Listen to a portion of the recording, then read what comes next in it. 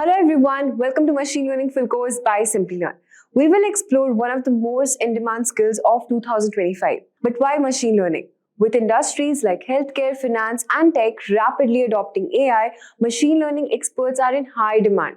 Companies need professionals who can build smart AI models, analyze data, and drive automation, offering salaries up to 10 to 25 lakhs per annum in India and $120,000 in the US. In this course, we'll cover everything from ML basics to advanced topics like deep learning and LLMs. So whether you're a beginner or looking to upskill, this guide will help you master machine learning and prepare for top AI careers. So let's dive in. But before we commence, if you're interested in mastering the future of technology, the professional certificate course in generative AI and machine learning is the perfect opportunity for you. Offered in collaboration with the E&I City Academy, IIT Kanpur, this 11-month live and interactive program provides hands-on expertise in cutting-edge areas like generative AI, machine learning, and tools such as ChatGPT, DALL-E 2, and Hugging Face. So find the course link in the description box below and in the pinned comments. Let's get started.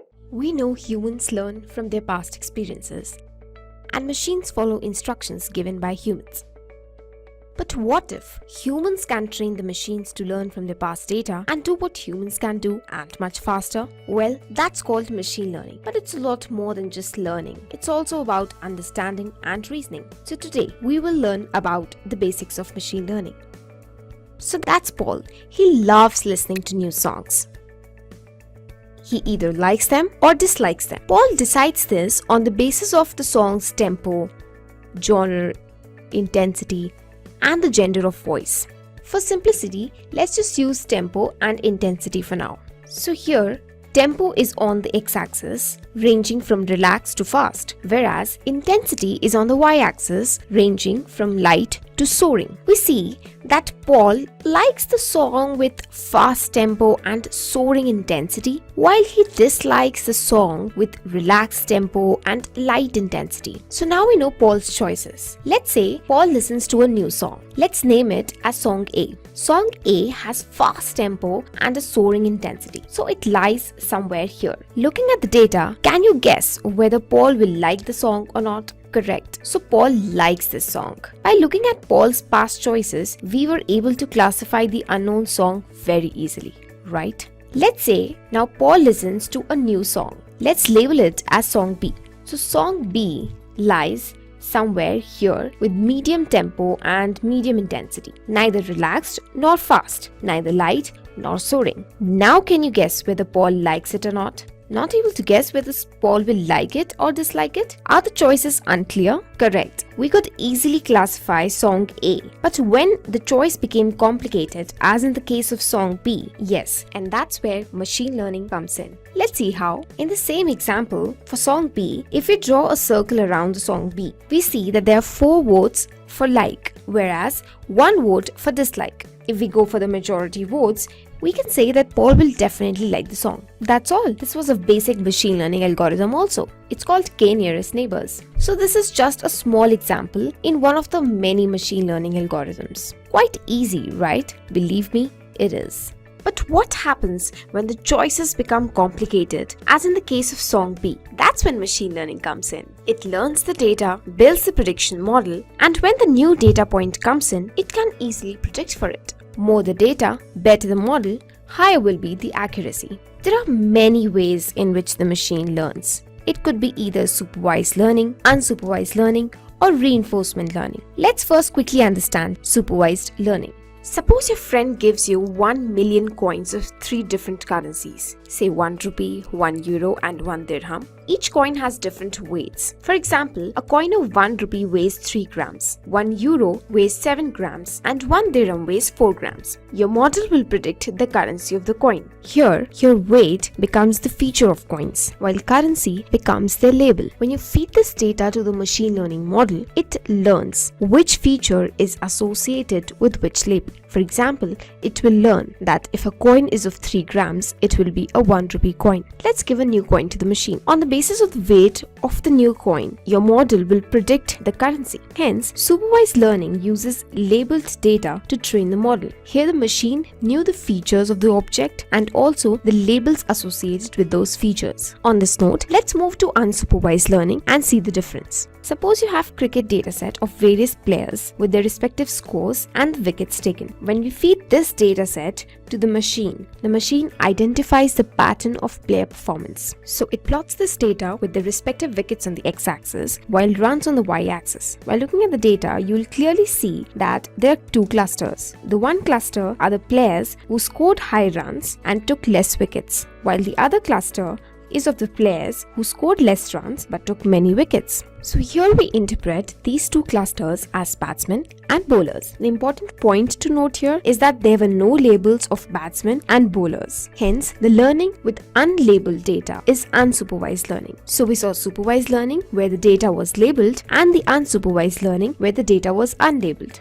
And then there is reinforcement learning, which is reward-based learning, or we can say that it works on the principle of feedback. Here, let's say you provide the system with an image of a dog and ask it to identify it. The system identifies it as a cat. So you give a negative feedback to the machine saying that it's a dog's image. The machine will learn from the feedback, and finally if it comes across any other image of a dog, it will be able to classify it correctly. That is reinforcement learning. To generalize machine learning model, let's see a flowchart. Input is given to a machine learning model, which then gives the output according to the algorithm applied. If it's right, we take the output as our final result. Else, we provide feedback to the training model and ask it to predict until it learns. I hope you've understood supervised and unsupervised learning. So let's have a quick quiz. You have to determine whether the given scenarios uses supervised or unsupervised learning. Simple, right? Scenario 1. Facebook recognizes your friend in a picture from an album of tagged photographs.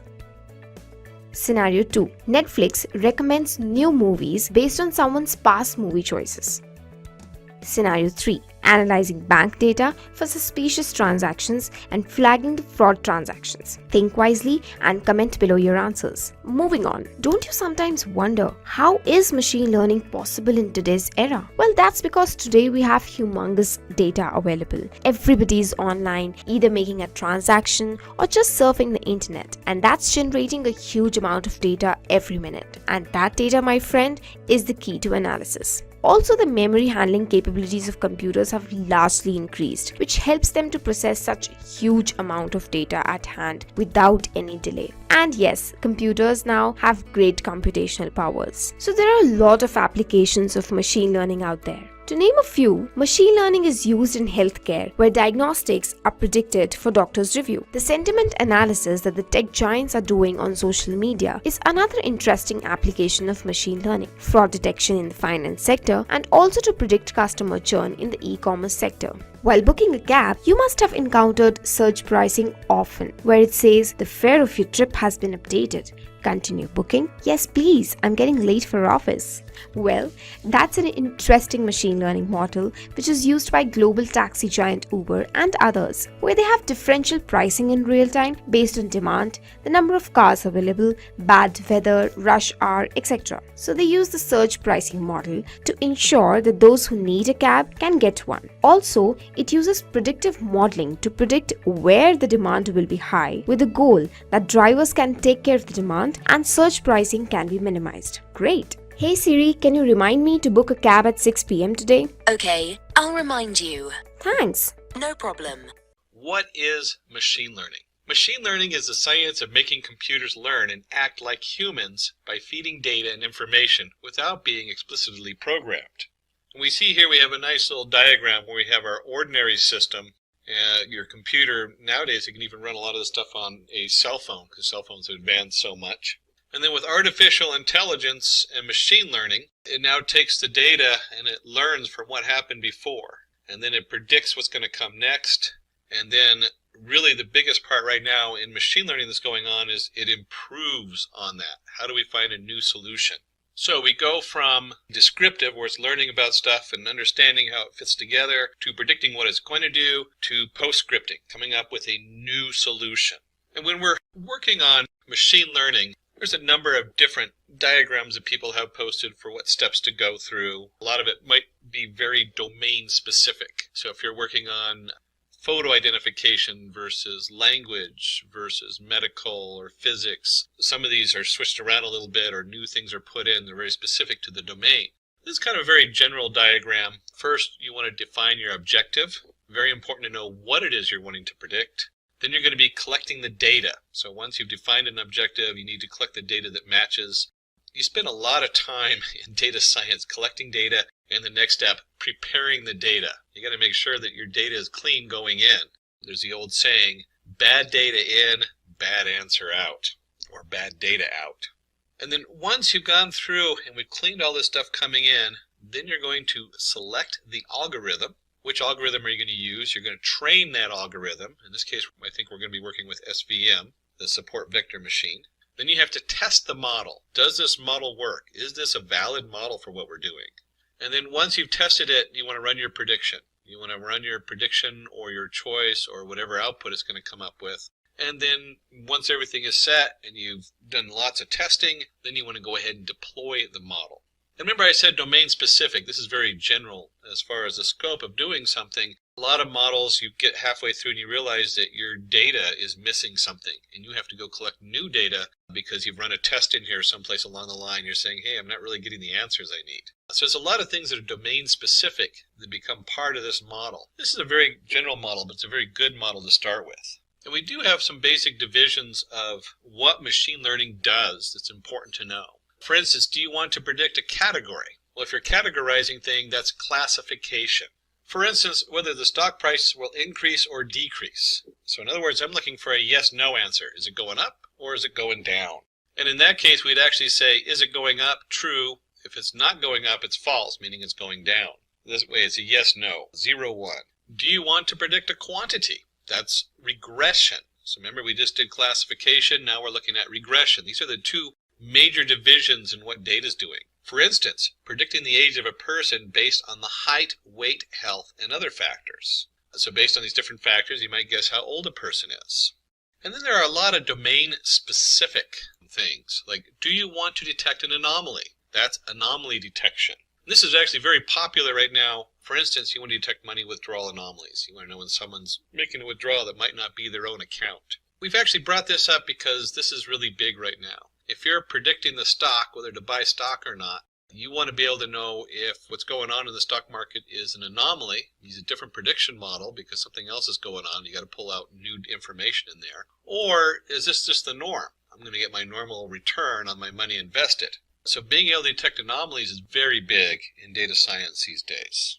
Another question that comes up, which is on what we call untrained data, is do you want to discover structure in unexplored data? And that's called clustering. For instance, finding groups of customers with similar behavior given a large database of customer data containing their demographics and past buying records. And in this case, we might notice that anybody who's wearing a certain set of shoes goes shopping at certain stores, or whatever it is, they're going to make certain purchases. By having that information, it helps us to market or group people together so that we can now explore that group and find out what it is that we want to market to them if you're in the marketing world.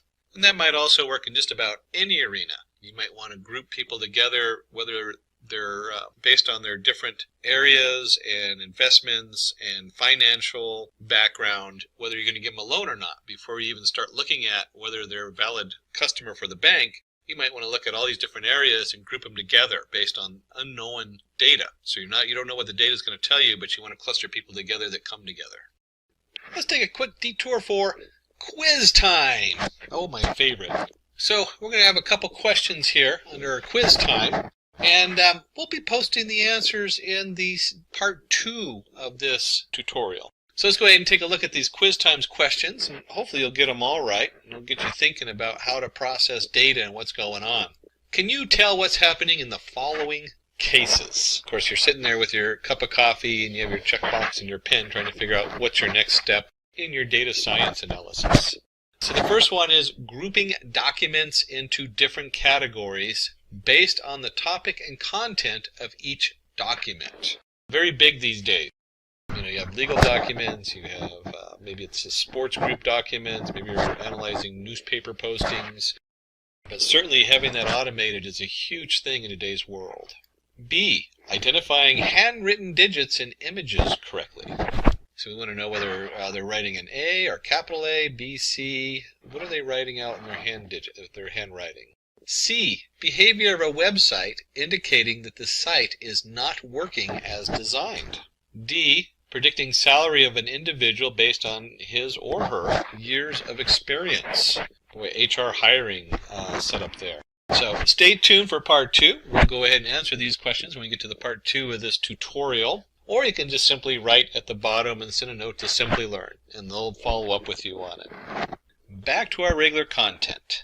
And these last few bring us into the next topic, which is another way of dividing our types of machine learning, and that is with supervised, unsupervised, and reinforcement learning.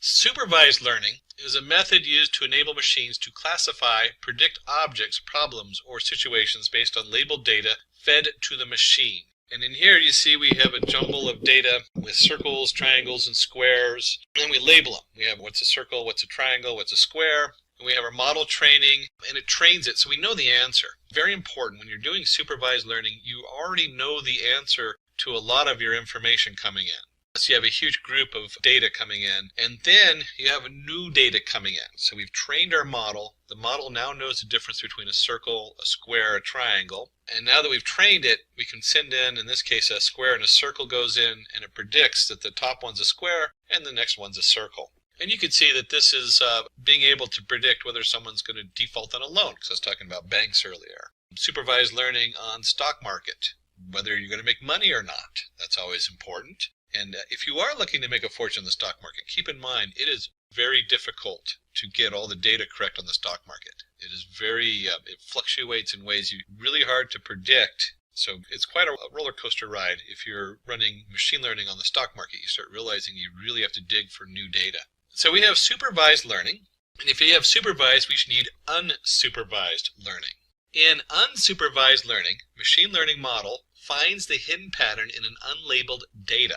So in this case, instead of telling it what the circle is, and what a triangle is, and what a square is, it goes in there and looks at them and says, for whatever reason, it groups them together. Maybe it'll group it by the number of corners. And it notices that a number of them all have 3 corners, a number of them all have 4 corners, and a number of them all have no corners. And it's able to filter those through and group them together. We talked about that earlier with looking at a group of people who are out shopping. We want to group them together to find out what they have in common. And of course, once you understand what people have in common, maybe you have one of them who's a customer at your store, or you have 5 of them are customer at your store, and they have a lot in common with 5 others who are not customers at your store. How do you market to those 5 who aren't customers at your store yet? They fit the demographics of who's going to shop there, and you'd like them to shop at your store, not the one next door. Of course, this is a simplified version. You can see very easily the difference between a triangle and a circle, which might not be so easy in marketing. Reinforcement learning. Reinforcement learning is an important type of machine learning where an agent learns how to behave in an environment by performing actions and seeing the result. And we have here where in this case, a baby. It's actually great that they used an infant for this slide because the reinforcement learning is very much in its infant stages. But it's also probably the biggest machine learning demand out there right now, or in the future, it's going to be coming up over the next few years, is reinforcement learning and how to make that work for us. And you can see here where we have our action. In the action in this one, it goes into the fire. Hopefully the baby it was just a little candle, not a giant fire pit like it looks like here. When the baby comes out, and the new state is the baby is sad and crying because they got burned on the fire. And then maybe they take another action. The baby's called the agent because it's the one taking the actions. And in this case, they didn't go into the fire. They went a different direction, and now the baby's happy and laughing and playing. Reinforcement learning is very easy to understand because that's how, as humans, that's one of the ways we learn. We learn whether it is, you burn yourself on the stove, don't do that anymore. Don't touch the stove. In the big picture, being able to have a machine learning program or an AI be able to do this is huge because now it's starting to learn how to learn. That's a big jump in the world of computer and machine learning. And we're going to go back and just kind of go back over supervised versus unsupervised learning. Understanding this is huge because this is going to come up in any project you're working on. We have in supervised learning, we have labeled data, we have direct feedback. So someone's already gone in there and said, yes, that's a triangle. No, that's not a triangle. And then you predict an outcome. So you have a nice prediction. This new set of data is coming in and we know what it's going to be. And then with unsupervised training, it's not labeled. So we really don't know what it is. There's no feedback. So we're not telling it whether it's right or wrong. We're not telling it whether it's a triangle or a square. We're not telling it to go left or right. All we do is we're finding hidden structure in the data. grouping the data together to find out what connects to each other. And then you can use these together. So imagine you have an image and you're not sure what you're looking for. So you go in and you have the unstructured data, find all these things that are connected together. And then somebody looks at those and labels them. Now you can take that labeled data and program something to predict what's in the picture. So you can see how they go back and forth, and you can start connecting all these different tools together to make a bigger picture. There are many interesting machine learning algorithms. Let's have a look at a few of them. Hopefully this gives you a little flavor of what's out there. And these are some of the most important ones that are currently being used. We'll take a look at linear regression, decision tree, and the support vector machine. Let's start with a closer look at linear regression. Linear regression is perhaps one of the most well-known and well-understood algorithms in statistics and machine learning. Linear regression is a linear model. For example, a model that assumes a linear relationship between the input variables x and the single output variable y. And you'll see this if you remember from your algebra classes, y equals mx plus c. Imagine we are predicting distance traveled y from speed x. Our linear regression model representation for this problem would be y equals m times x plus c, or distance equals m times speed plus c, where m is the coefficient and c is the y-intercept. And we're going to look at two different variations of this. First, we're going to start with time is constant. And you can see we have a bicyclist. He's got his safety gear on, thank goodness. Speed equals 10 meters per second. And so over a certain amount of time, his distance equals 36 kilometers. We have a second bicyclist who's going twice the speed, or 20 meters per second. And you can guess if he's going twice the speed and time is a constant, then he's going to go twice the distance. And that's easily to compute. 36 times 2, you get 72 kilometers. And so if you had the question of how fast would somebody who's going 3 times that speed, or 30 meters per second is, you can easily compute the distance in our head. We can do that without needing a computer. But we want to do this for more complicated data. So it's kind of nice to compare the two. But let's just take a look at that and what that looks like in a graph. So in a linear regression model, we have our distance to the speed, and we have our m equals the VE slope of the line. And we'll notice that the line has a plus slope. And as the speed increases, distance also increases. Hence, the variables have a positive relationship. And so your speed of the person, which equals y equals mx plus c, distance traveled in a fixed interval of time. And we could very easily compute, either following the line or just knowing it's 3 times 10 meters per second, that this is roughly 102 kilometers distance that this third bicyclist has traveled. One of the key definitions on here is positive relationship.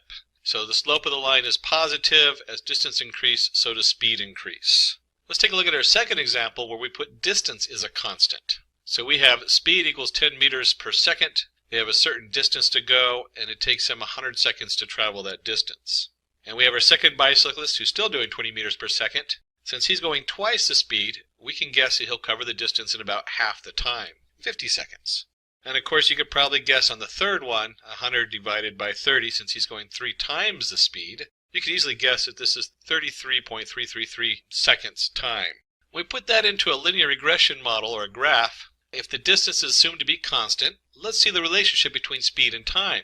And as time goes up, the amount of speed to go that same distance goes down. So now your m equals a minus VE slope of the line. As the speed increases, time decreases. Hence, the variable has a negative relationship. Again, there's our definition. Positive relationship and negative relationship dependent on the slope of the line. And with a simple formula like this, and even a significant amount of data, let's see with the mathematical implementation of linear regression. And we'll take this data. So suppose we have this data set where we have x equals 1, 2, 3, 4, 5, standard series, and the y value is 3, 2, 2, 4, 3. When we take that and we go ahead and plot these points on a graph, you can see there's kind of a nice scattering, and you could probably eyeball a line through the middle of it. But we're going to calculate that exact line for linear regression. And the first thing we do is we come up here and we have the mean of xi. And remember, mean is basically the average. So we added 5 plus 4 plus 3 plus 2 plus 1 and divide by 5. And that simply comes out as 3. And then we'll do the same for y. We'll go ahead and add up all those numbers and divide by 5. And we end up with the mean value of y of I equals 2.8. where the xi references it's an average or means value, and the yi also equals a means value of y. And when we plot that, you'll see that we can put in the y equals 2.8 and the x equals 3 in there on our graph. We kind of gave it a little different color so you could sort it out with the dashed lines on it. And it's important to note that when we do the linear regression model should go through that dot. Now let's find our regression equation to find the best fit line. Remember, we go ahead and take our y equals mx plus c, so we're looking for m and c. So to find this equation for our data, we need to find our slope of m and our coefficient of c. And we have y equals mx plus c, where m equals the sum of x minus x average times y minus y average, or y means and x means, over the sum of x minus x means squared. That's how we get the slope of the value of the line. And we can easily do that by creating some columns here where we have x, y. Computers are really good about iterating through data, and so we can easily compute this and fill in a graph of data. And in our graph, you can easily see that if we have our x value of 1, and if you remember the xi, or the means value, is 3, 1 minus 3 equals a negative 2, and 2 minus 3 equals a negative 1, so on and so forth. And we can easily fill in the column of x minus xi, y minus yi, and then from those we can compute x minus xi squared and x minus xi times y minus yi. And you can guess it that the next step is to go ahead and sum the different columns for the answers we need. So we get a total of 10 for our x minus xi squared, and a total of 2 for x minus xi times y minus yi. And we plug those in, we get 2/10, which equals 0.2. So now we know the slope of our line equals 0.2. So we can calculate the value of c. That'd be the next step, is we need to know where it crosses the y-axis. And if you remember, I mentioned earlier that the linear regression line has to pass through the means value, the one that we showed earlier. We can just flip back up there to that graph, and you can see right here there's our means value, which is 3, x equals 3 and y equals 2.8. And since we know that value, we can simply plug that into our formula, y equals 0.2x plus c. So we plug that in, we get 2.8 equals 0.2 times 3 plus c, and you can just solve for c. So now we know that our coefficient equals 2.2. And once we have all that, we can go ahead and plot our regression line. Y equals 0.2 times x plus 2.2. And then from this equation, we can compute new values. So let's predict the values of y using x equals 1, 2, 3, 4, 5 and plot the points. Remember, the 1, 2, 3, 4, 5 was our original x values. So now we're going to see what y thinks they are, not what they actually are. And when we plug those in, we get y of designated with y of p. You can see that x equals 1 equals 2.4, x equals 2 equals 2.6, and so on and so on. So we have our y predicted values of what we think it's going to be when we plug those numbers in. And when we plot the predicted values along with the actual values, we can see the difference. And this is one of the things that's very important with linear regression in any of these models, is to understand the error. And so we can calculate the error on all of our different values. And you can see over here we plotted x and y predict. And we draw in a little line so you can sort of see what the error looks like there between the different points. So our goal is to reduce this error. We want to minimize that error value on our linear regression model. Minimizing the distance. There are lots of ways to minimize the distance between the line and the data points, like sum of squared errors, sum of absolute errors, root mean square error, etc. We keep moving this line through the data points to make sure the best fit line has the least square distance between the data points and the regression line. So to recap with a very simple linear regression model, we first figure out the formula of our line through the middle, and then we slowly adjust the line to minimize the error. Keep in mind, this is a very simple formula. The math gets, even though the math is very much the same, it gets much more complex as we add in different dimensions. So this is only 2 dimensions, y equals mx plus c, but you can take that out to x, z, I, j, q, all the different features in there, and they can plot a linear regression model on all of those using the different formulas to minimize the error. Let's go ahead and take a look at decision trees, a very different way to solve problems in the linear regression model. Decision tree is a tree-shaped algorithm used to determine a course of action. Each branch of a tree represents a possible decision, occurrence, or reaction. We have data which tells us if it is a good day to play golf. And if we were to open this data up in a general spreadsheet, you can see we have the outlook, whether it's rainy, overcast, sunny, temperature, hot, mild, cool, humidity, windy, and did I like to play golf that day, yes or no. So we're taking a census. And certainly I wouldn't want a computer telling me when I should go play golf or not. But you can imagine if you got up in the night before, you're trying to plan your day, and it comes up and says tomorrow would be a good day for golf for you in the morning and not a good day in the afternoon or something like that. This becomes very beneficial, and we see this in a lot of applications coming out now where it gives you suggestions and lets you know what would fit the match for you for the next day or the next purchase or the next whatever, next meal out. In this case, is tomorrow a good day for playing golf based on the weather coming in? And so we come up and let's determine if you should play golf when the day is sunny and windy. So we found out the forecast tomorrow is going to be sunny and windy. And suppose we draw our tree like this. We're going to have our humidity, and then we have our normal, which is if you have a normal humidity, you're going to go play golf. And if the humidity is really high, then we look at the outlook. And if the outlook is sunny, overcast, or rainy, it's going to change what you choose to do. So if you know that it's a very high humidity and it's sunny, you're probably not going to play golf because you're going to be out there miserable, fighting off the mosquitoes that are out joining you to play golf with you. Maybe if it's rainy, you probably don't want to play in the rain. But if it's slightly overcast and you get just the right shadow, that's a good day to play golf and be outside, out on the green. Now in this example, you can probably make your own tree pretty easily because it's a very simple set of data going in. But the question is, how do you know what to split? Where do you split your data? What if this is much more complicated data where it's not something that you would particularly understand? Like studying cancer, they take about 36 measurements of the cancerous cells, and then each one of those measurements represents how bulbous it is, how extended it is, how sharp the edges are. Something that as a human we would have no understanding of. So how do we decide how to split that data up? And is that the right decision tree? So that's a question that's going to come up. Is this the right decision tree? For that, we should calculate entropy and information gain. Two important vocabulary words there are the entropy and the information gain. Entropy. Entropy is a measure of randomness or impurity in the data set. Entropy should be low. So we want the chaos to be as low as possible. We don't want to look at it and be confused by the images or what's going on there with mixed data. And the information gain. It is a measure of decrease in entropy after the data set is split, also known as entropy reduction. Information gain should be high, so we want our information that we get out of the split to be as high as possible. Let's take a look at entropy from the mathematical side.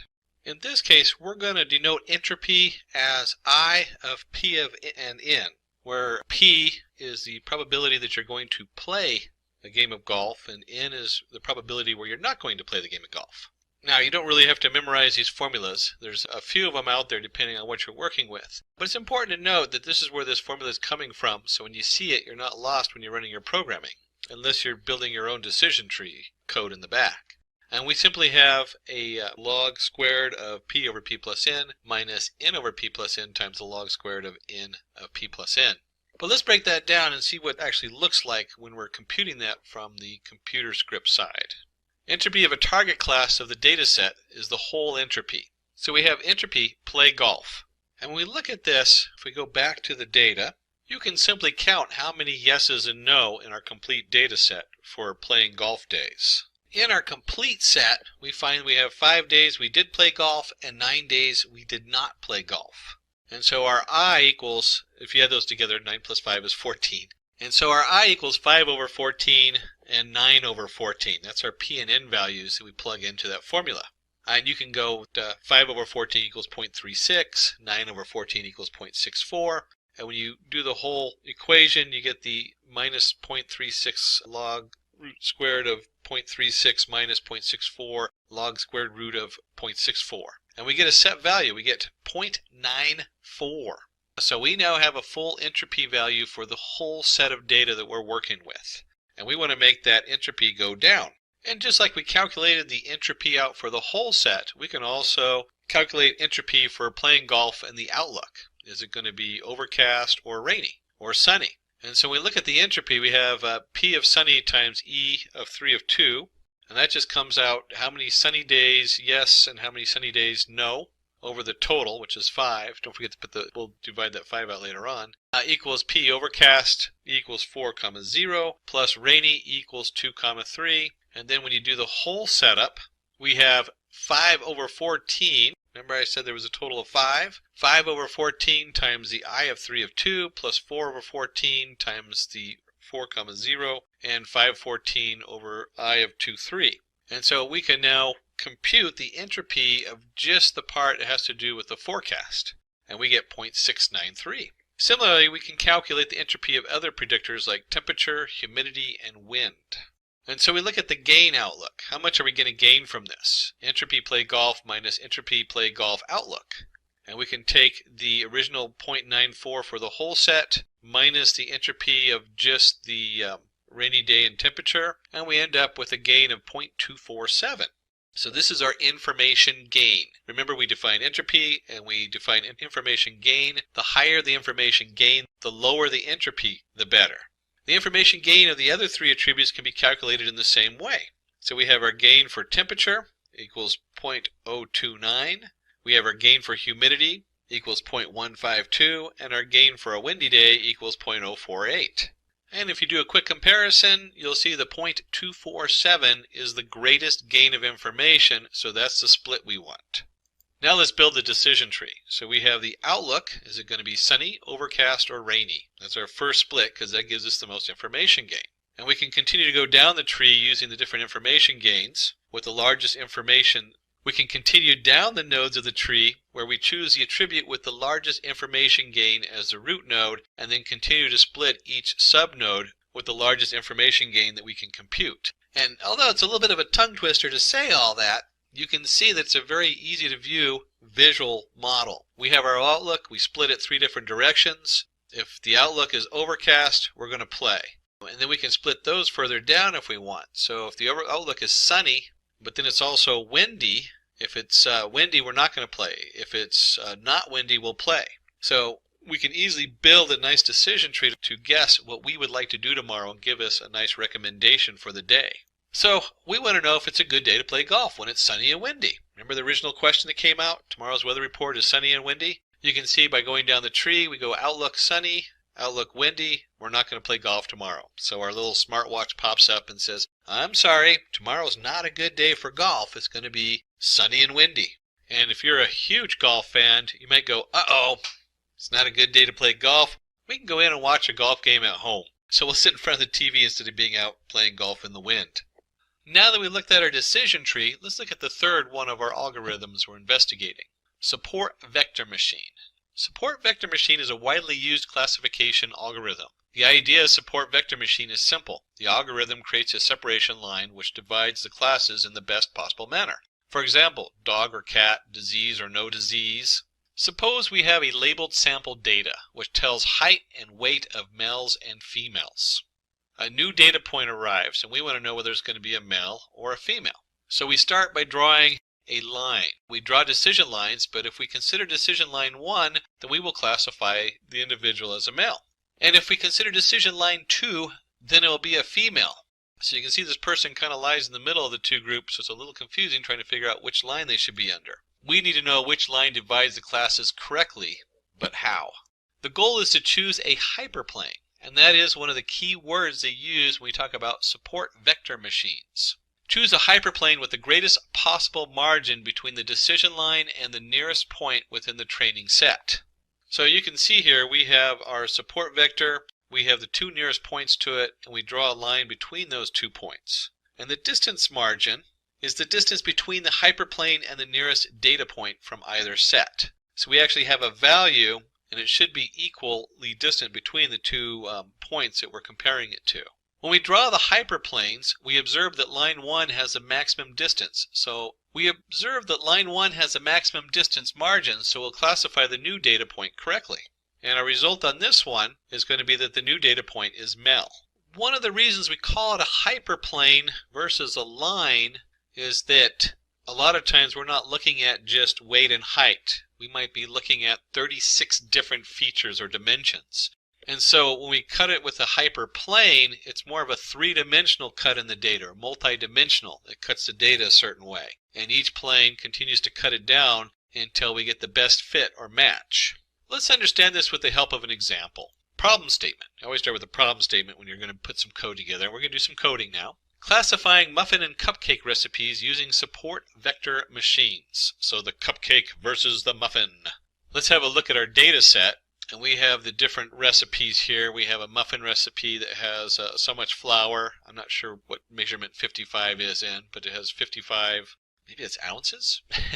But it has a certain amount of flour, a certain amount of milk, sugar, butter, egg, baking powder, vanilla, and salt. And so based on these measurements, we want to guess whether we're making a muffin or a cupcake. And you can see in this one, we don't have just two features. We don't just have height and weight as we did before between the male and female. In here, we have a number of features.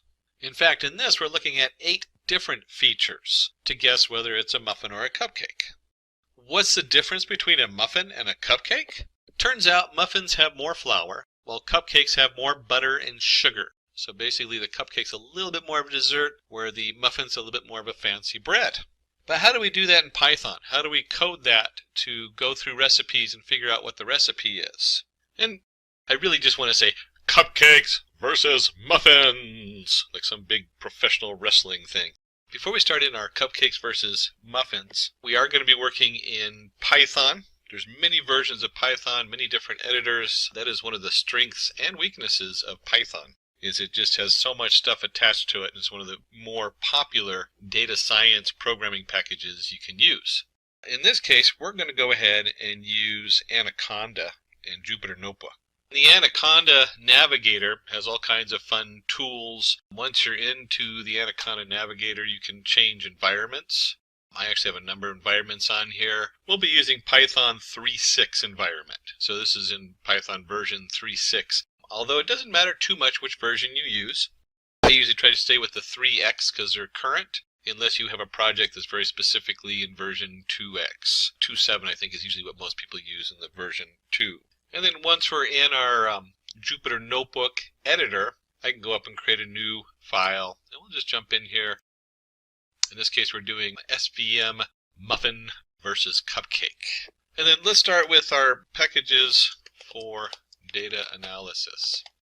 And we almost always use there's a few very standard packages we use. We use import numpy. That's for number Python. And they usually denote it as NP. That's very common. And then we're going to import pandas as PD. And numpy deals with number arrays. There's a lot of cool things you can do with the numpy setup as far as multiplying all the values in an array, in a numpy array, data array. Pandas, I can't remember if we're using it actually in this data set. I think we do as an import. It makes a nice data frame. And the difference between a data frame and a numpy array is that a data frame is more like your Excel spreadsheet. You have columns, you have indexes, so you have different ways of referencing it, easily viewing it, and there's additional features you can run on a data frame. And Pandas kind of sits on numpy, so you need them both in there. And then finally, we're working with the support vector machine. So from sklearn, we're going to use the sklearn model, import SVM, support vector machine. And then as a data scientist, you should always try to visualize your data. Some data obviously is too complicated or doesn't make any sense to the human. But if it's possible, it's good to take a second look at it so that you can actually see what you're doing. Now for that, we're going to use two packages. We're going to import matplotlibary.pyplot as PLT. Again, very common. And we're going to import Seaborn as SNS. And we'll go ahead and set the font scale in the SNS right in our import line. That's what this semicolon followed by a line of data. We're going to set the SNS. And these are great because the Seaborn sits on top of matplotlibary, just like Pandas sits on NumPy. So it adds a lot more features and uses and control. We're obviously not going to get into matplotlibary and Seaborn. That'd be its own tutorial. We're really just focusing on the SVM, the support vector machine from sklearn. And since we're in Jupyter Notebook, we have to add a special line in here for our matplotlibary. And that's your percentage sign or ampersand matplotlibary in line. Now, if you're doing this in just a straight code project. A lot of times I use like Notepad++, and I'll run it from there. You don't have to have that line in there because it'll just pop up as its own window on your computer, depending on how your computer's set up. Because we're running this in the Jupyter Notebook as a browser setup, this tells it to display all of our graphics right below on the page. So that's what that line is for. I remember the first time I ran this, I didn't know that, and I had to go look that up years ago. It was quite a headache. So Matplotlib inline is just because we're running this on the web setup. And we can go ahead and run this, make sure all our modules are in. They're all imported, which is great. If you don't have them import, you'll need to go ahead and pip, use the PIP or however you do it. There's a lot of other install packages out there, although pip is the most common. And you have to make sure these are all installed on your Python setup. The next step, of course, is we got to look at the data. You can't run a model for predicting data if you don't have actual data. So to do that, let me go ahead and open this up and take a look. And we have our cupcakes versus muffins. And it's a CSV file, or .csv, meaning that it's comma-separated variable. And it's going to open it up in a nice spreadsheet for me. And you can see up here we have the type. We have muffin, muffin, muffin, cupcake, cupcake, cupcake. And then it's broken up into flour, milk, sugar, butter, egg, baking powder, vanilla, and salt. So what we can do is we can go ahead and look at this data also in our Python. Let us create a variable recipes equals, we're going to use our pandas module, .read CSV. Remember, it's a comma-separated variable. And the file name happened to be cupcakes versus muffins. Oops, I got double brackets there. Do it this way. There we go. Cupcakes versus muffins. Because the program I loaded, or the place I saved this particular Python program is in the same folder, we can get by with just the file name. But remember, if you're storing it in a different location, you have to also put down the full path on there. And then because we're in pandas, we're going to go ahead and you can actually, inline you can do this, but let me do the full print. You can just type in recipes.head in the Jupyter Notebook. But if you're running in code in a different script, you need to go ahead and type out the whole print recipes.head. And pandas knows that that's going to do the first 5 lines of data. And if we flip back on over to the spreadsheet where we opened up our CSV file, you can see where it starts on line 2. This one calls it 0, and then 2, 3, 4, 5, 6 is going to match. Go and close that out because we don't need that anymore. And it always starts at 0.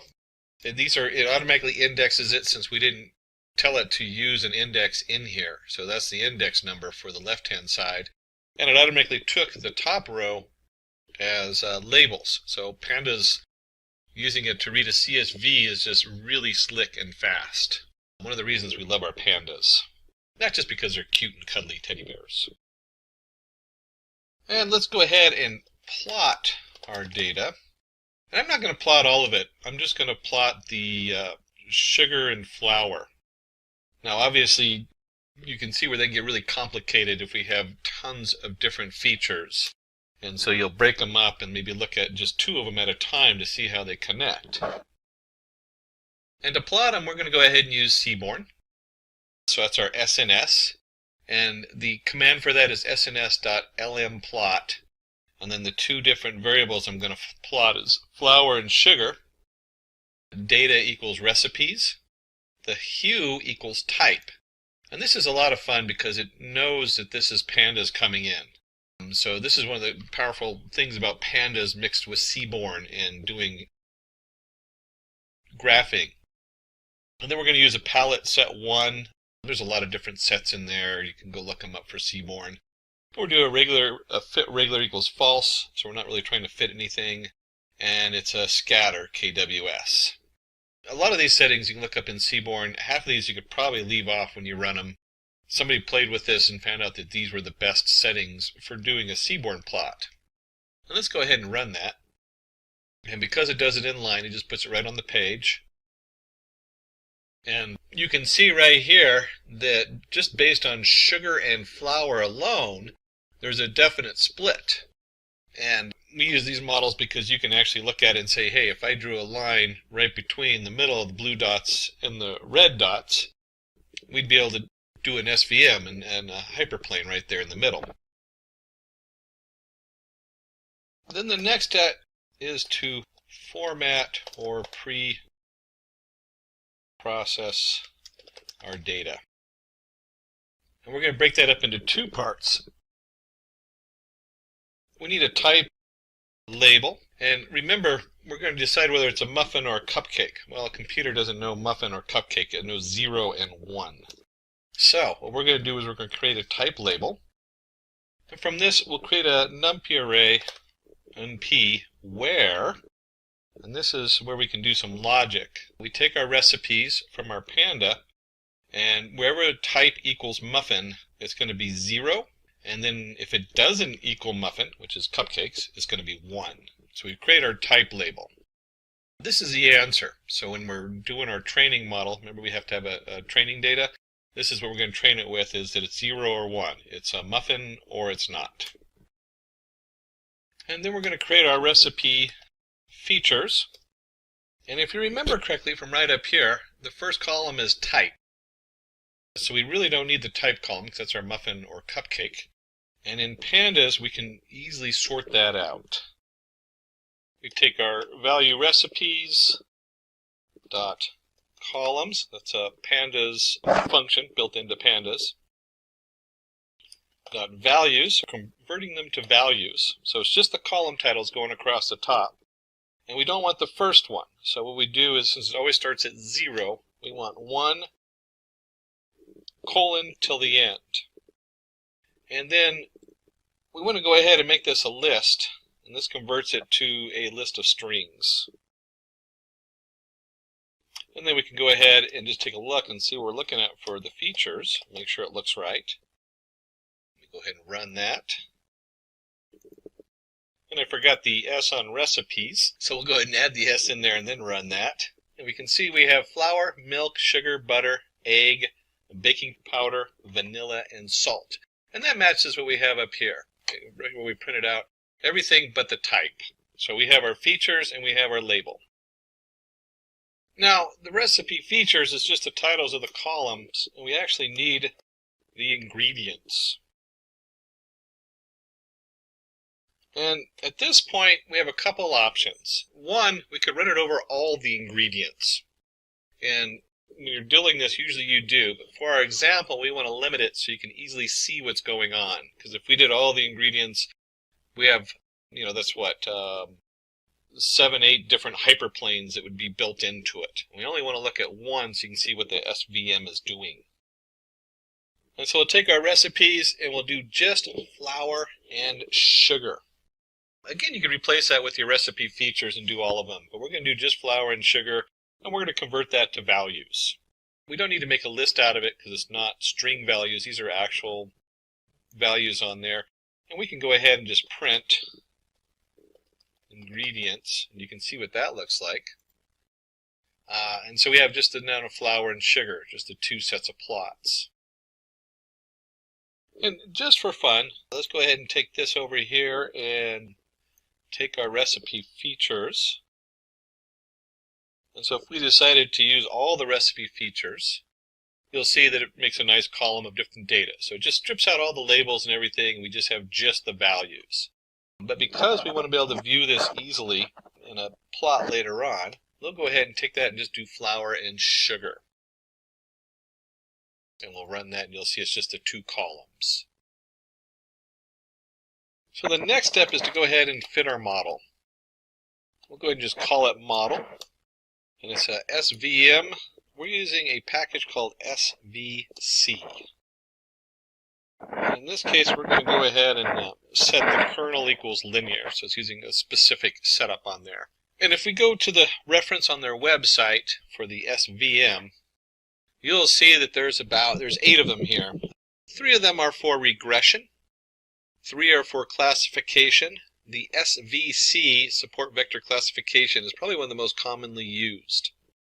And then there's also one for detecting outliers, and another one that has to do with something a little bit more specific on the model. But SVC and SVR are the 2 most commonly used, standing for support vector classifier and support vector regression. Remember, regression is an actual value, a float value or whatever you're trying to work on. And SBC is a classifier, so it's a yes, no, true, false. But for this, we want to know 0, 1, muffin, cupcake. We go ahead and create our model. And once we have our model created, we're going to do model.fit. And this is very common, especially in the sklearn. All their models are followed with the fit command.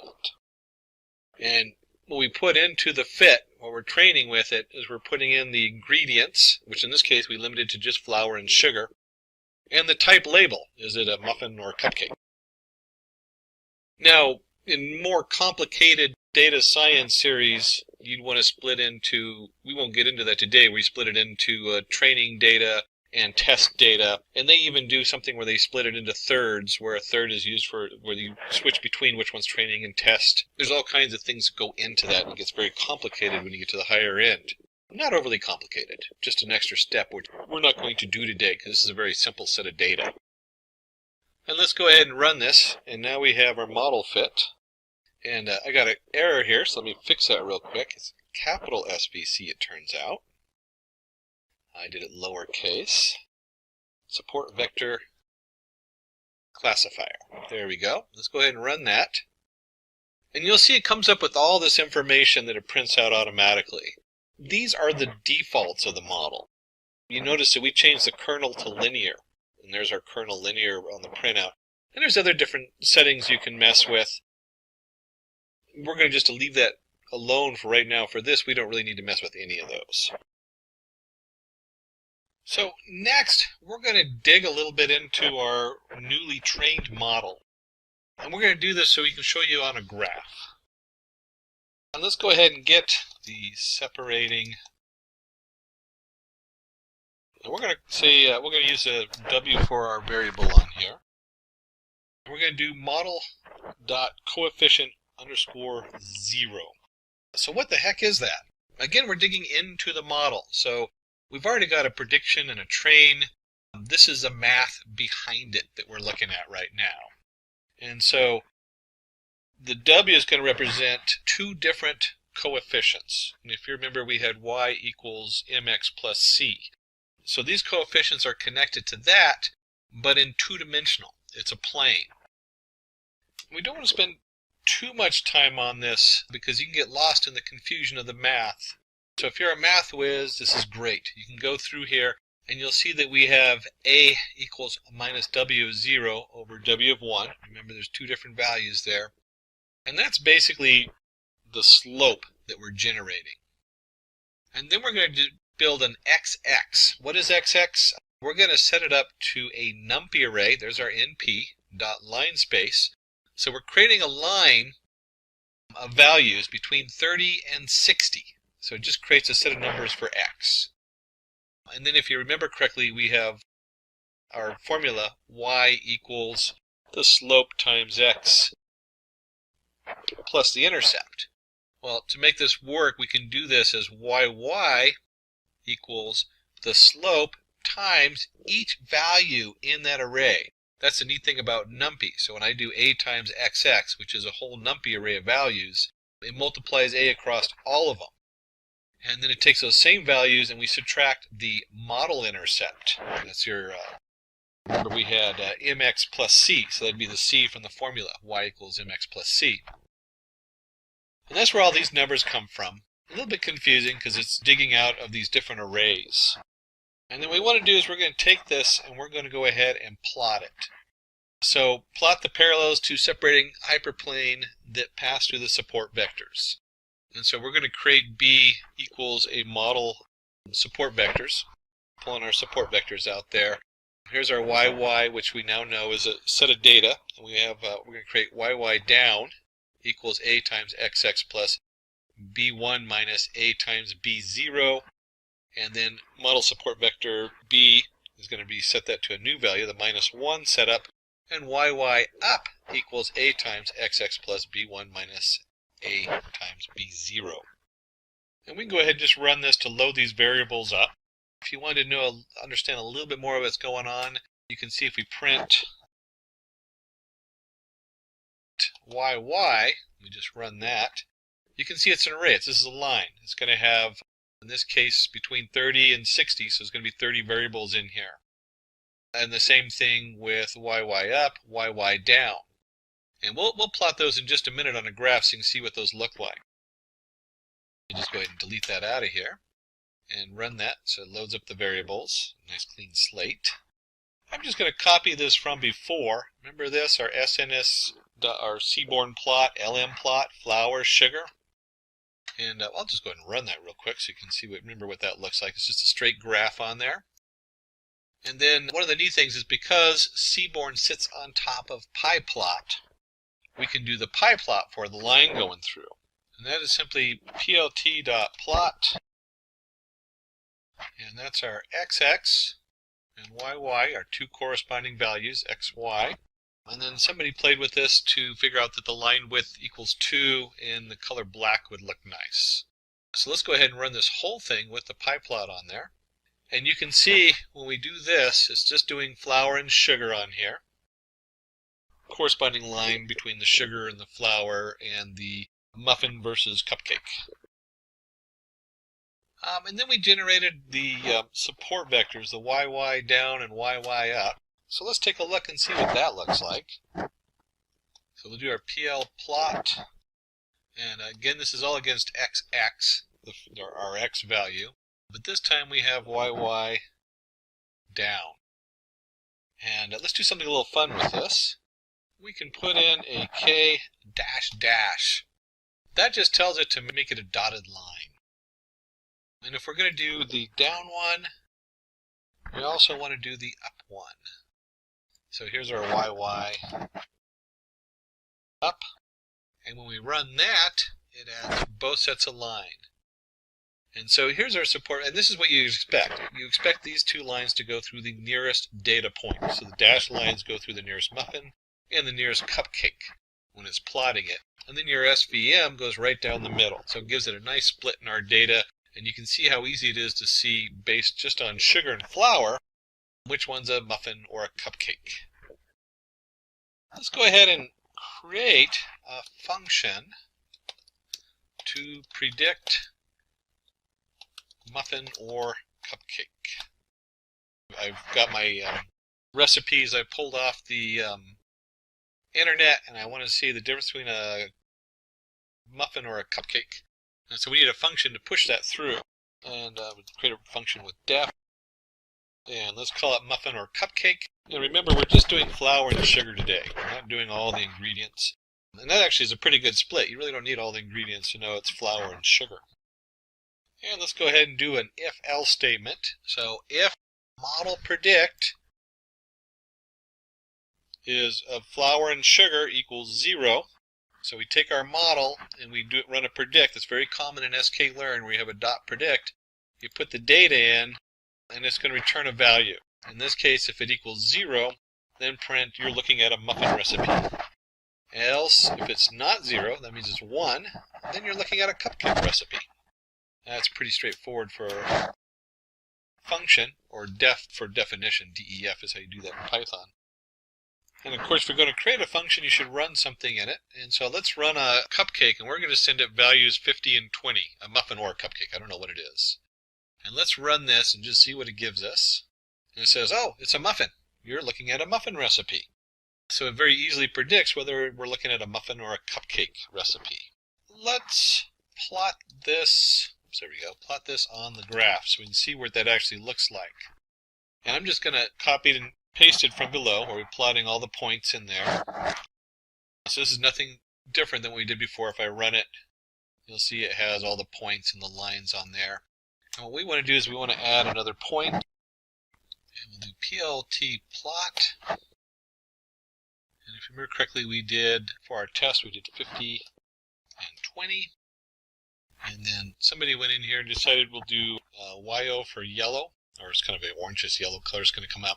Marker size 9. Those are settings you can play with. Somebody else played with them to come up with the right setup so it looks good. And you can see there it is graphed, clearly a muffin. In this case, in cupcakes versus muffins, the muffin has won. And if you'd like to do your own muffin cupcake contender series, you certainly can send a note down below, and the team at Simplilearn will send you over the data they use for the muffin and cupcake. And that's true of any of the data. We didn't actually run a plot on it earlier. We had men versus women. You can also request that information to run it on your data setup so you can test that out. So to go back over our setup, we went ahead for our support vector machine code. We did a predict 40 parts flour, 20 parts sugar. I think it was different than the one we did, whether it's a muffin or a cupcake. Hence, we have built a classifier using SVM, which is able to classify if a recipe is of a cupcake or a muffin, which wraps up our cupcake versus muffin. So what is deep learning? Deep learning is a subset of machine learning, which itself is a branch of artificial intelligence. Unlike traditional machine learning models, which require manual feature extraction, deep learning models automatically discovers representation from raw data. So this is made possible through neural networks, particularly deep neural networks, which consist of multiple layers of interconnected nodes. So these neural networks are inspired by the structure and the function of human brain. Each layer in the network transforms the input data into more abstract and composite representation. For instance, in image recognition, the initial layer might detect simple features like edges and textures, while the deeper layer recognizes more complex structure like shapes and objects. So one of the key advantages of deep learning is its ability to handle large amount of unstructured data, such as images, audios, and text, making it extremely powerful for various applications. So stay tuned as we delve deeper into how these neural networks are trained, the types of deep learning models, and some exciting applications that are shaping our future. Types of deep learning. Deep learning AI can be applied supervised, unsupervised, and reinforcement machine learning using various methods for each. The first one, supervised machine learning. In supervised learning, the neural network learns to make prediction or classify that data using labeled datasets. Both input features and target variables are provided, and the network learns by minimizing the error between its prediction and the actual targets. A process called backpropagation. CNN and RNN are the common deep learning algorithms used for tasks like image classification, sentiment analysis, and language translation. The second one, unsupervised machine learning. In unsupervised machine learning, the neural network discovers patterns or clusters in unlabeled datasets without target variables. It identifies hidden pattern or relationship within the data. Algorithms like autoencoders and generative models are used for tasks such as clustering, dimensionality reduction, and anomaly detection. The third one, reinforcement machine learning. In this, an agent learns to make decisions in an environment to maximize a reward signal. The agent takes action, observes the records, and learns policies to maximize cumulative rewards over time. Deep reinforcement learning algorithms like deep Q networks and deep deterministic polygradient are used for tasks such as robotics and gameplay. Moving forward, let's see what are the artificial neural networks. Artificial neural networks, ANNs, inspired by the structure and the function of human neurons, consist of interconnected layers of artificial neurals or units. The input layer receives data from the external resources and it passes to one or more hidden layers. Each neuron in these layers computes a weighted sum of inputs and transfers the result to the next layer. During training, the weight of these connections are adjusted to optimize the network's performance. A fully connected artificial neural network includes an input layer or more hidden layers and an output layer. Each neuron in a hidden layer receives input from the previous layer and sends its output to the next layer. So this process continues until the final output layer produces the network response. So moving forward, let's see types of neural networks. So deep learning models can automatically learn features from data, making them ideal to tasks like image recognition, speech recognition, and natural language processing.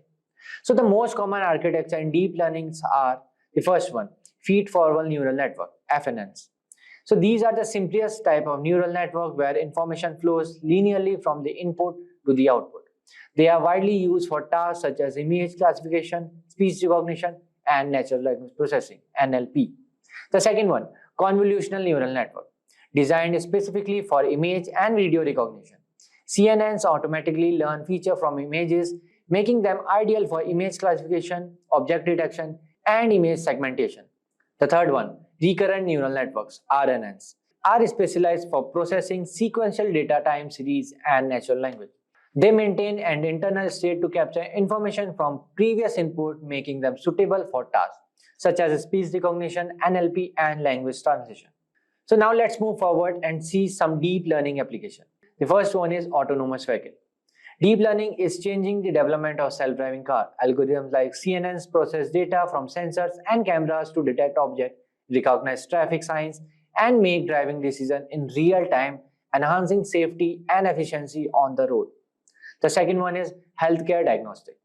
Deep learning models are being used to analyze medical images such as X-rays, MRIs, and CT scans with high accuracy. They help in early detection and diagnosis of diseases like cancer, improving treatment outcomes and saving lives. The third one is NLP. Recent advancement in NLP powered by deep learning models like Transformer, ChatGPT have led to more sophisticated and human-like text generation, translation, and sentiment analysis. So applications include virtual assistant, chatbots, and automated customer service. The fourth one, deepfake technology. So deep learning techniques are used to create highly realistic synthetic media known as deepfakes. While this technology has entertainment and creative application, it also raises ethical concern regarding misinformation and digital manipulation. The fifth one, predictive maintenance. In industries like manufacturing and aviation, deep learning models predict equipment failures before they occur by analyzing sensor data. Their proactive approach reduces downtime, lowers maintenance cost, and improves operational efficiency. So now let's move forward and see some advantages and disadvantages of deep learning. So first one is high computational requirements. So deep learning requires significant data and computational resources for training, whereas advantage is high accuracy, achieves state-of-the-art performance in tasks like image recognition and natural language processing. Whereas deep learning needs large labeled datasets, often require extensive labeled dataset for training, which can be costly and time consuming together. So second advantage of deep learning is automated feature engineering. Automatically discovers and learn relevant features from data without manual intervention.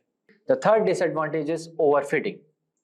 So deep learning can overfit to training data, leading to poor performance on new unseen data. Whereas the third deep learning advantage is scalability.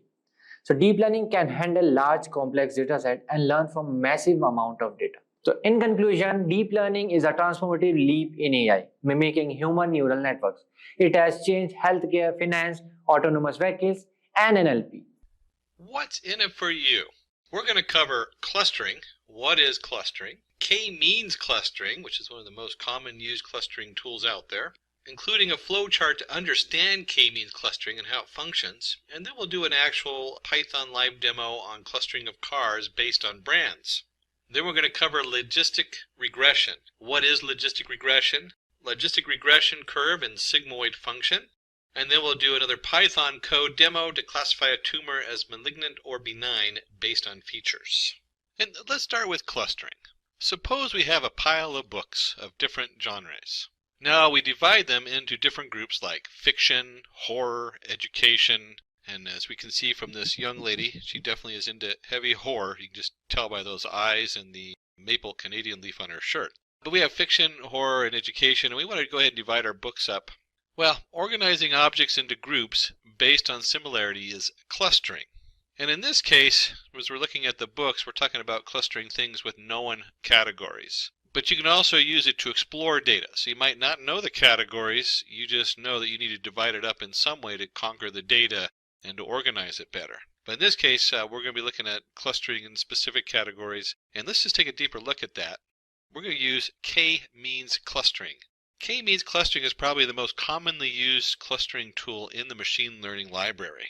K-means clustering is an example of unsupervised learning. If you remember from our previous thing, it is used when you have unlabeled data. So we don't know the answer yet. We have a bunch of data that we want to cluster into different groups. Define clusters in the data based on feature similarity. So we've introduced a couple terms here. We've already talked about unsupervised learning and unlabeled data. So we don't know the answer yet. We're just going to group stuff together and see if we can find an answer of how things connect. We've also introduced feature similarity, features being different features of the data. Now with books, we can easily see fiction and horror and history books, but a lot of times with data, some of that information isn't so easy to see right when we first look at it. And so K-means is one of those tools where we can start finding things that connect, that match with each other. Suppose we have these data points and want to assign them into a cluster. Now when I look at these data points, I would probably group them into two clusters just by looking at them. I'd say two of these group of data kind of come together. But in k-means, we pick k clusters and assign random centroids to clusters, where the k clusters represents two different clusters. We pick k clusters and assign random centroids to the clusters, then we compute distance from objects to the centroids. Now we form new clusters based on minimum distances and calculate the centroids. So we figure out what the best distance is for the centroid, then we move the centroid and recalculate those distances. Repeat previous two steps iteratively till the cluster centroids stop changing their positions and become static. Repeat previous two steps iteratively till the cluster centroids stop changing and the positions become static. Once the clusters become static, then k-means clustering algorithm is said to be converged. And there's another term we see throughout machine learning is converged. That means whatever math we're using to figure out the answer has come to a solution, or it's converged on an answer. Shall we see the flow chart to understand? Make a little bit more sense by putting it into a nice easy step-by-step. So we start, we choose k, we'll look at the elbow method in just a moment. We assign random centroids to clusters, and sometimes you pick the centroids, because you might look at the data in a graph and say, oh, these are probably the central points. Then we compute the distance from the objects to the centroids. We take that and we form new clusters based on minimum distance and calculate their centroids. Then we compute the distance from objects to the new centroids. And then we go back and repeat those last two steps. We calculate the distances. So as we're doing it, it brings into the new centroid, and then we move the centroid around and we figure out which objects are closest to each centroid. So the objects can switch from one centroid to the other as the centroids are moved around. And we continue that until it is converged. Let's see an example of this. Suppose we have this data set of 7 individuals and their score on two topics, A and B. So here's our subject, in this case referring to the person taking the test. And then we have subject A where we see what they've scored on their first subject, and we have subject B and we can see what they score on the second subject. Now let's take two farthest apart points as initial cluster centroids. Now remember, we talked about selecting them randomly, or we can also just put them in different points and pick the furthest one apart so they move together. Either one works okay, depending on what kind of data you're working on and what you know about it.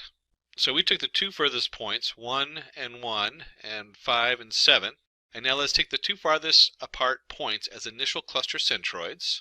Each point is then assigned to the closest cluster with respect to the distance from the centroids. So we take each one of these points in there, we measure that distance, and you can see that if we measured each of those distances, and you use the Pythagorean theorem for a triangle in this case, because you know the x and the y, and you can figure out the diagonal line from that. Or you can just take a ruler and put it on your monitor. That'd be kind of silly, but it would work if you're just eyeballing it. You can see how they naturally come together in certain areas. Now we again calculate the centroids of each cluster. So cluster 1 and then cluster 2, and we look at each individual dot. There's 1, 2, 3, we're in one cluster. The centroid then moves over. It becomes 1.8, 2.3. So remember it was at 1 and 1? Well, the very center of the data we're looking at would put it at the roughly 2, 2, but 1.8 and 2.3. And the second one, if we wanted to make the overall mean vector, the average vector of all the different distances to that centroid, we come up with 4, 1 and 5, 4. So we've now moved the centroids. We compare each individual's distance to its own cluster, mean, and to that of the opposite cluster, and we find, we can build a nice chart on here, that as we move that centroid around, we now have a new different kind of clustering of groups, and using Euclidean distance between the points and the mean, we get the same formula. You see new formulas coming up. So we have our individual dots, distance to the mean centroid of the cluster, and distance to the mean centroid of the cluster. Only individual 3 is nearer to the mean of the opposite cluster, cluster 2, than its own cluster 1. And you can see here in the diagram where we've kind of circled that 1 in the middle. So when we've moved the centroids of the clusters over, one of the points shifted to the other cluster because it's closer to that group of individuals. Thus, individual 3 is relocated to cluster 2, resulting in a new partition. And we regenerate all those numbers of how close they are to the different clusters. For the new clusters, we will find the actual cluster centroids. So now we move the centroids over. And you can see that we've now formed two very distinct clusters on here. On comparing the distance of each individual's distance to its own cluster mean and to that of the opposite cluster, we find that the data points are stable, hence we have our final clusters. Now, if you remember, I brought up a concept earlier, k-mean on the k-means algorithm. Choosing the right value of k will help in less number of iterations. And to find the appropriate number of clusters in a data set, we use the elbow method. And within sum of squares, WSS, is defined as the sum of the squared distance between each member of the cluster and its centroid. And so you see what we've done here is we have the number of clusters. And as you do the same k-means algorithm over the different clusters, and you calculate what that centroid looks like, and you find the optimal, you can actually find the optimal number of clusters using the elbow of the graph, is called as the elbow method. And on this, we guessed at 2 just by looking at the data. But as you can see, the slope, you actually just look for right there where the elbow is in the slope, and you have a clear answer that we want 2 different, to start with k-means equals 2. A lot of times people end up computing k-means equals 2, 3, 4, 5 until they find the value which fits on the elbow joint. Sometimes you can just look at the data, and if you're really good with that specific domain, remember domain, I mentioned that last time, you'll know that where to pick those numbers or where to start guessing at what that k value is. So let's take this, and we're going to use a use case using k-means clustering to cluster cars into brands using parameters such as horsepower, cubic inches, make, year, etc. So we're going to use the dataset cars data, having information about 3 brands of cars, Toyota, Honda, and Nissan. We'll go back to my favorite tool, the Anaconda Navigator with the Jupyter Notebook. And let's go ahead and flip over to our Jupyter Notebook. And in our Jupyter Notebook, I'm going to go ahead and just paste the basic code that we usually start a lot of these off with. We're not going to go too much into this code because we've already discussed NumPy, we've already discussed Matplotlib, and pandas. NumPy being the number array, pandas being the pandas data frame, and Matplot for the graphing. And don't forget, since if you're using the Jupyter Notebook, you do need the Matplotlib inline so that it plots everything on the screen. If you're using a different Python editor, then you probably don't need that because it'll have a pop-up window on your computer. And we'll go ahead and run this just to load our libraries and our setup into here.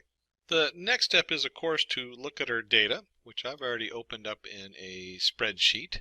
And you can see here we have the miles per gallon, cylinders, cubic inches, horsepower, weight pounds, how heavy it is, time it takes to get to 60. My card is probably on this one at about 80 or 90. What year it is. So this is, you can actually see this is kind of older cars, and then the brand, Toyota, Honda, Nissan. So the different cars are coming from all the way from 1971, if we scroll down, to the 80s. We have between the 70s and 80s a number of cars that they've put out. And let's, when we come back here, we're going to do importing the data. So we'll go ahead and do dataset equals. And we'll use pandas to read this in, and it's from a CSV file. Remember, you can always post this in the comments and request the data files for these, either in the comments here on the YouTube video or go to Simplilearn.com and request that. The cars CSV, I put it in the same folder as the code that I've stored. So my Python code is stored in the same folder, so I don't have to put the full path.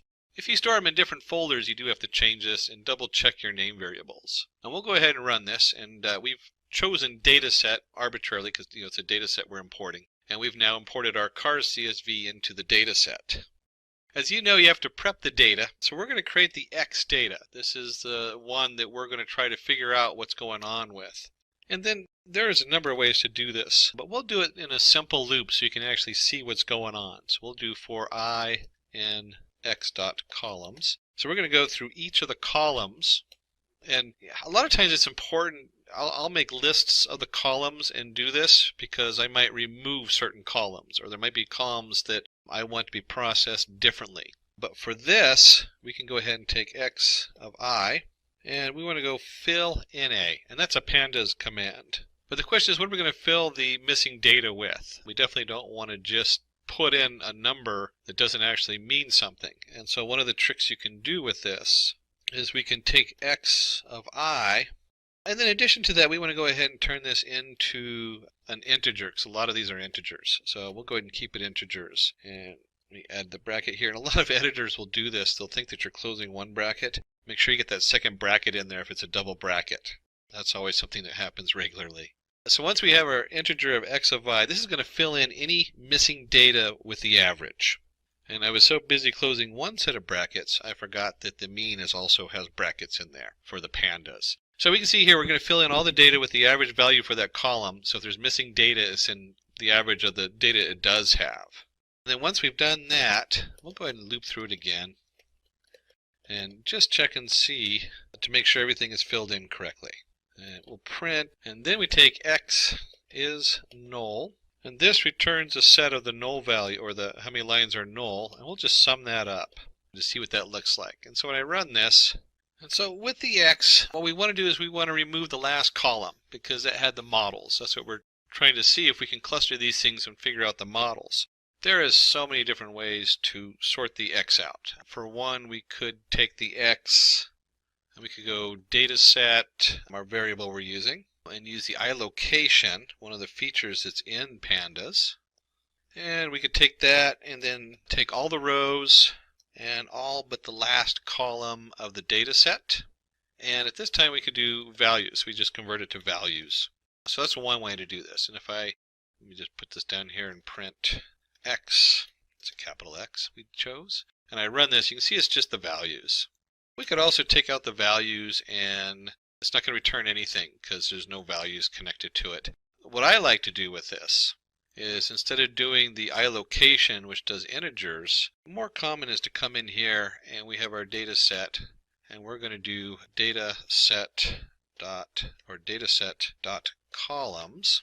And remember, that lists all the columns. So if I come in here, let me just mark that as red, and I print dataset.columns,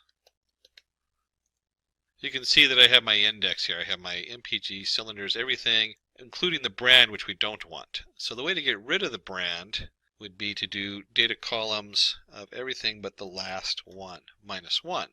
So now if I print this, you'll see the brand disappears.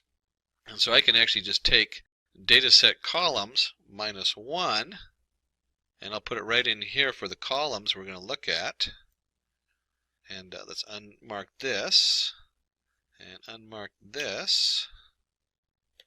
And now if I do an x.head, I now have a new data frame, and you can see right here we have all the different columns except for the brand at the end of the year.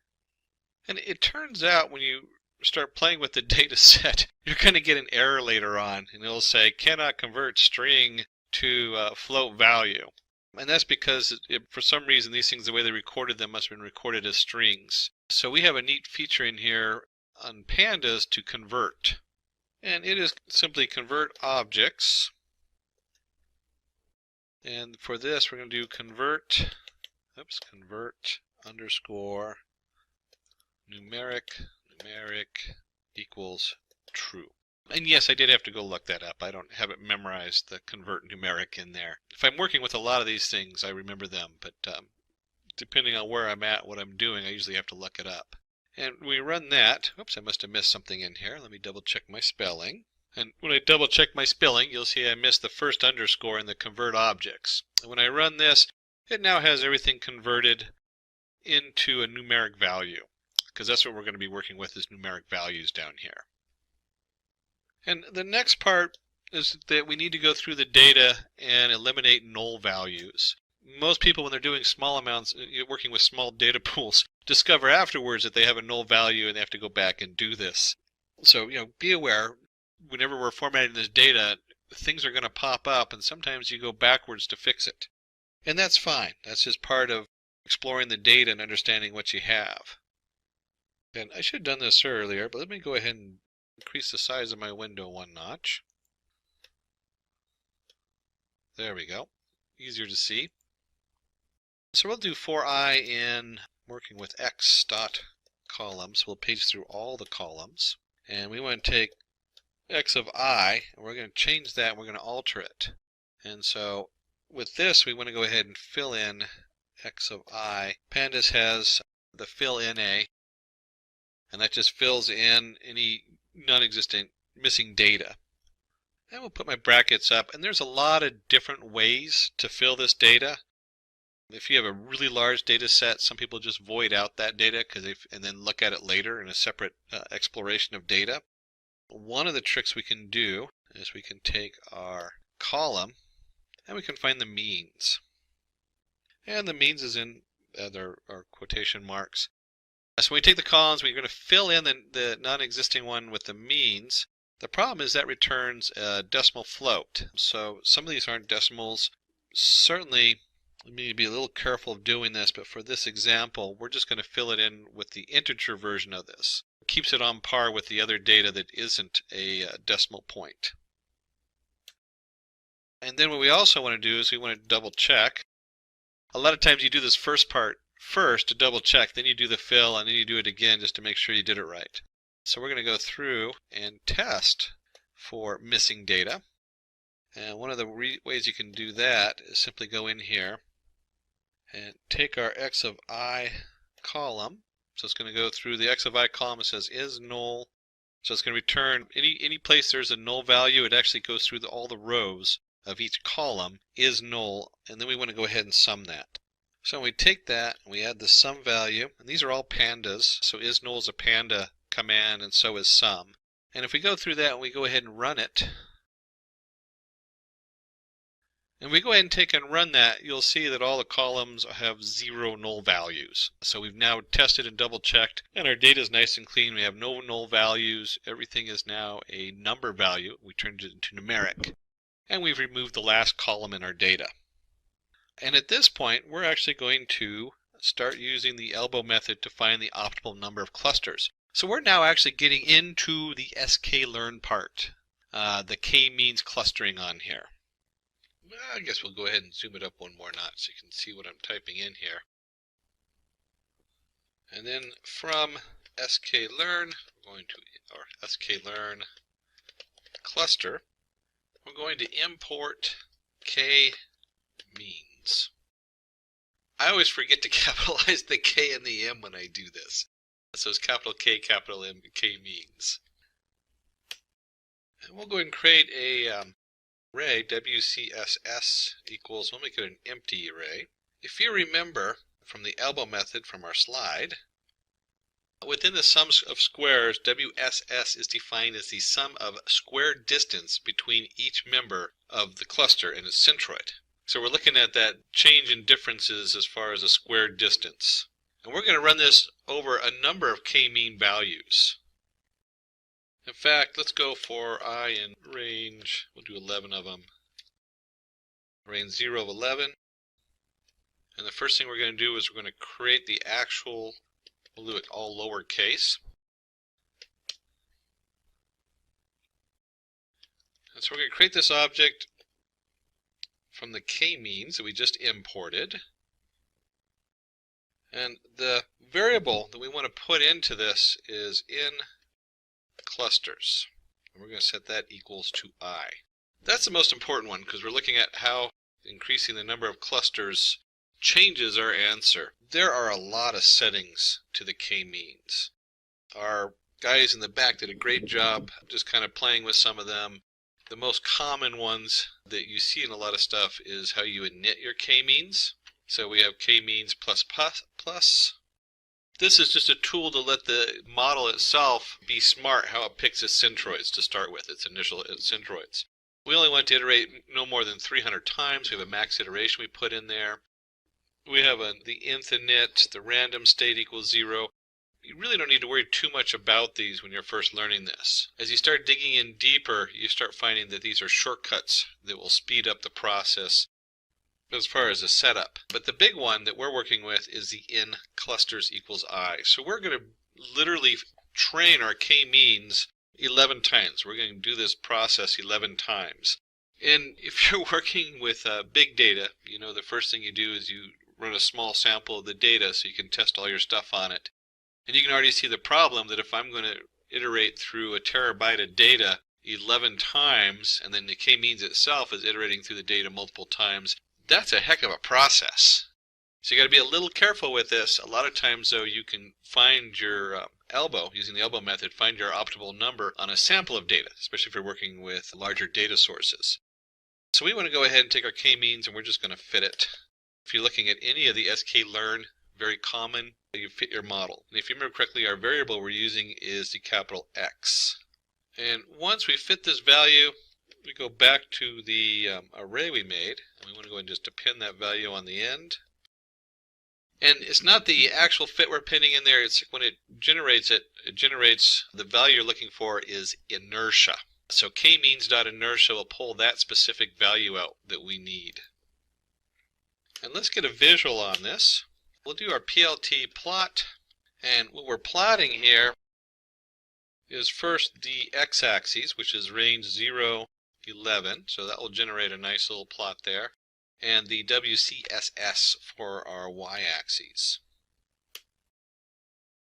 It's always nice to give our plot a title, and let's see, we'll just give it the elbow method for the title, and let's get some labels. So let's go ahead and do PLT X label, and what we'll do number of clusters for that, and PLT Y label, and for that we can do, there we go, WCSS, since that's what we're doing on the plot on there. And finally we want to go ahead and display our graph, which is simply PLT dot show. There we go. And because we have it set to inline, it'll appear inline. Hopefully I didn't make a type error on there. And you can see we get a very nice graph. You can see a very nice elbow joint there at 2, and again right around 3 and 4, and then after that there's not very much. Now, as a data scientist, if I was looking at this, I would do either 3 or 4, and I'd actually try both of them to see what the output looked like.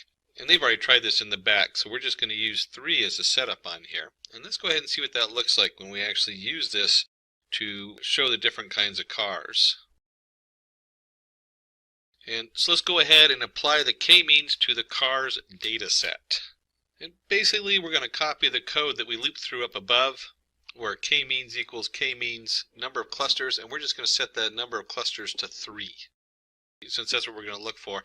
And you could do 3 and 4 on this and graph them just to see how they come up differently. It'd be kind of curious to look at that. But for this we're just going to set it to 3. Go ahead and create our own variable y k-means for our answers. And we're going to set that equal to, whoops, a double equal there, to k-means, but we're not going to do a fit. We're going to do a fit predict is the setup you want to use. And when you're using untrained models, you'll see a slightly different, because usually you see fit and then you see just the predict. But we want to both fit and predict the k-means on this. And that's fit underscore predict, and then our capital X is the data we're working with. And before we plot this data, we're going to do a little pandas trick. We're going to take our x value and we're going to set x as matrix. So we're converting this into a nice rows and columns kind of setup, but we're going to have columns equals none, so it's just going to be a matrix of data in here. And let's go ahead and run that. Like a little warning. You'll see these warnings pop up because things are always being updated. So there's like minor changes in the versions and future versions. Instead of matrix, now it's more common to set it dot values instead of doing as matrix. But as matrix works just fine for right now, and you'll want to update that later on. But let's go ahead and dive in and plot this and see what that looks like. And before we dive into plotting this data, I always like to take a look and see what I am plotting. So let's take a look at y k-means, and I'm just going to print that out down here. And we see we have an array of answers. We have 2, 1, 0, 2, 1, 2. So it's clustering these different rows of data based on the 3 different spaces it thinks it's going to be. And then let's go ahead and print x and see what we have for x. And we'll see that x is an array, it's a matrix, so we have our different values in the array. And what we're going to do, it's very hard to plot all the different values in the array. So we're only going to be looking at the first 2, or positions 0 and 1. And if you were doing a full presentation in front of the board meeting, you might actually do a little different and dig a little deeper into the different aspects, because this is all the different columns we looked at. But we'll only look at columns 1 and 2 for this to make it easy. So let's go ahead and clear this data out of here, and let's bring up our plot. And we're going to do a scatter plot here. So PLT scatter, and this looks a little complicated, so let's explain what's going on with this. We're going to take the x values, and we're only interested in y of k-means equals 0, the first cluster. Okay? And then we're going to take value 0 for the x-axis, and then we're going to do the same thing here. We're only interested in k-means equals 0, but we're going to take the second column. So we're only looking at the first two columns in our answer, or in the data. And then the guys in the back played with this a little bit to make it pretty. And they discovered that it looks good if it has a size equals 100. That's the size of the dots.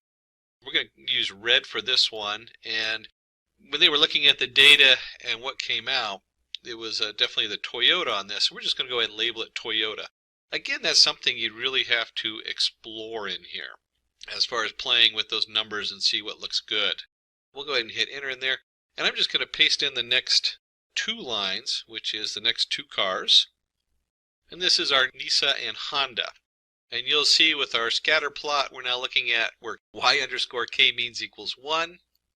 And we want the 0 column, and yk means equals 2. Again, we're looking at just the first two columns, 0 and 1. And each of these rows then corresponds to Nissan and Honda. And I'll go ahead and hit enter on there. And finally, let's take a look and put the centroids on there. Again, we're going to do a scatter plot. And on the centroids, you can just pull that from our k-means, the model we created, dot cluster centers, and we're going to just do all of them in the first number and all of them in the second number, which is 0, 1, because you always start with 0 and 1. And then they were playing with the size and everything to make it look good. We'll do a size of 300. We're going to make the color yellow, and we'll label them. It's always good to have some good labels, centroids. And then we do want to do a title, PLT title, and pop up there. PLT title, because you always want to make your graphs look pretty, and we'll call it clusters of car make. And one of the features of the plot library is you can add a legend. It'll automatically bring in it since we've already labeled the different aspects of the legend with Toyota, Nissan, and Honda. And finally, we want to go ahead and show, so we can actually see it. And remember, it's inline, so if you're using a different editor that's not the Jupyter Notebook, you'll get a pop-up of this. And you should have a nice set of clusters here. So we can look at this, and we have clusters of Honda in green, Toyota in red, Nissan in purple. And you can see where they put the centroids to separate them. Now, when we're looking at this, we can also plot a lot of other different data on here because we only looked at the first two columns. This is just column 1 and 2. Or 0, 1 as you label them in computer scripting. But you can see here we have nice clusters of car make, and we were able to pull out the data, and you can see how just these two columns form very distinct clusters of data. So if you were exploring new data, you might take a look and say, well, what makes these different?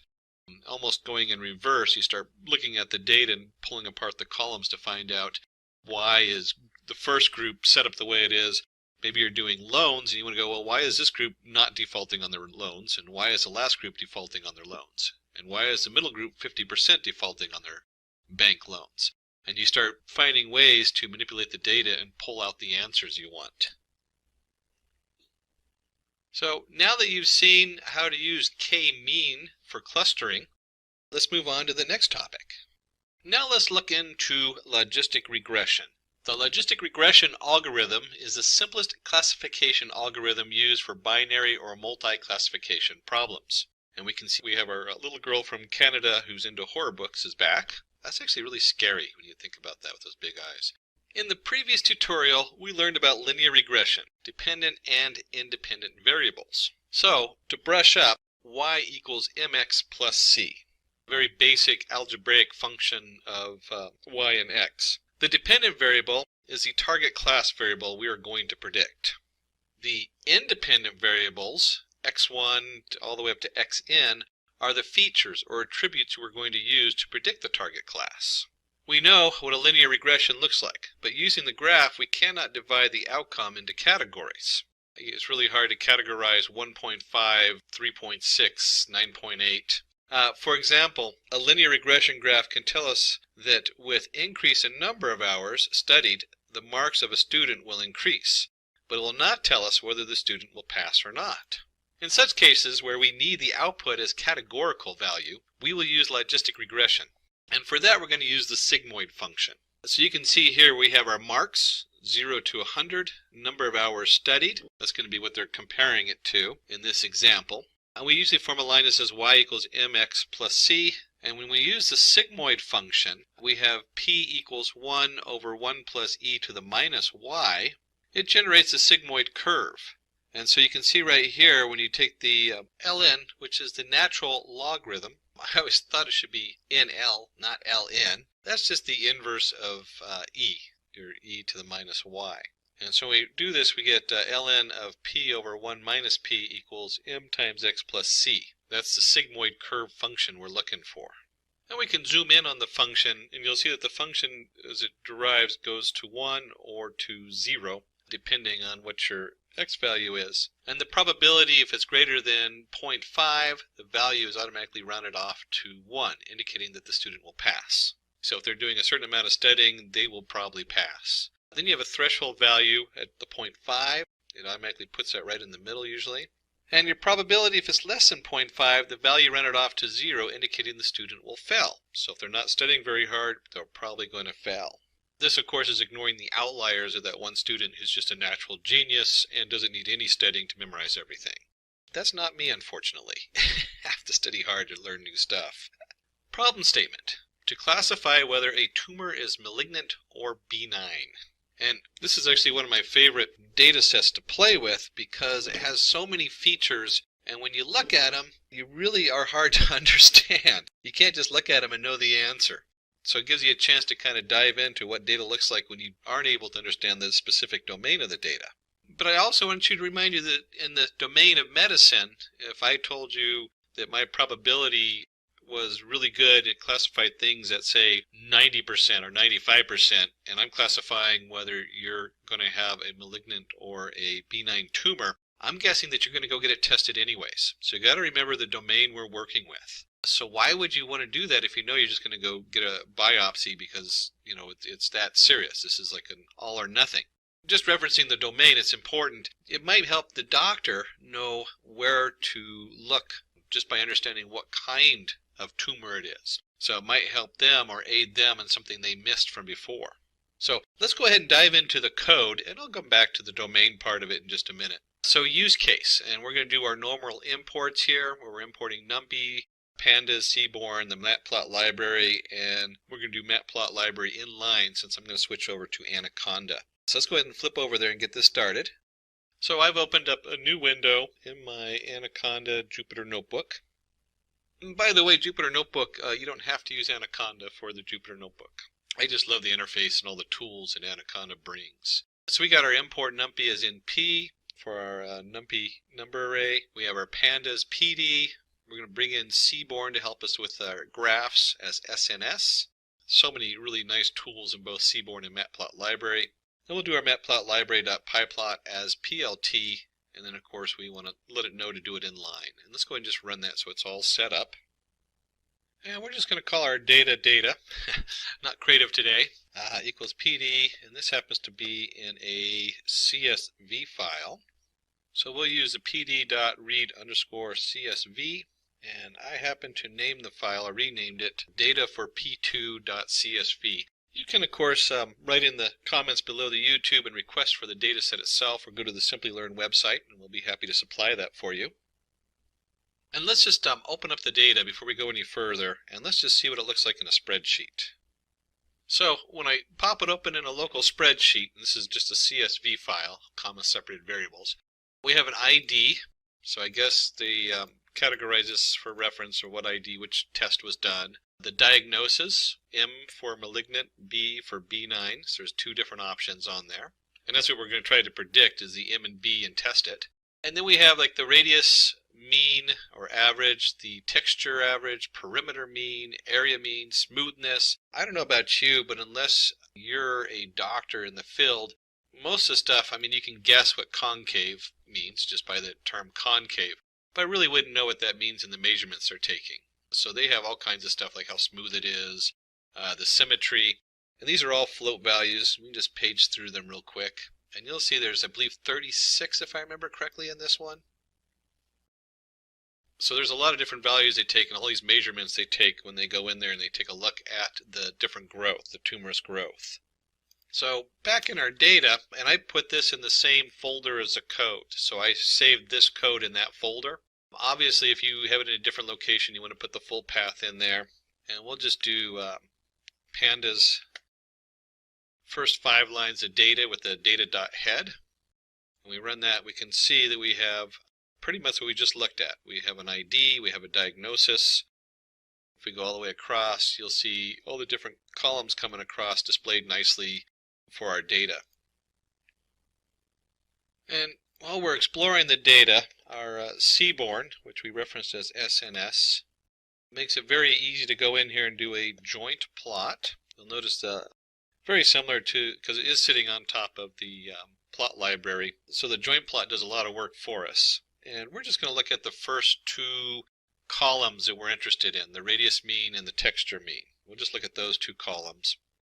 And data equals data. So that tells it which 2 columns we're plotting and that we're going to use the data that we pulled in. And let's just run that. And it generates a really nice graph on here. And there's all kinds of cool things on this graph to look at. I mean, we have the texture mean and the radius mean, obviously the axes. You can also see, and one of the cool things on here is you can also see the histogram. They show that for the radius mean. Where is the most common radius mean come up and where the most common texture is. So we're looking at on each growth its average texture and on each radius its average radius on there. It gets a little confusing because we're talking about the individual objects average, and then we can also look over here and see the histogram showing us the median or how common each measurement is.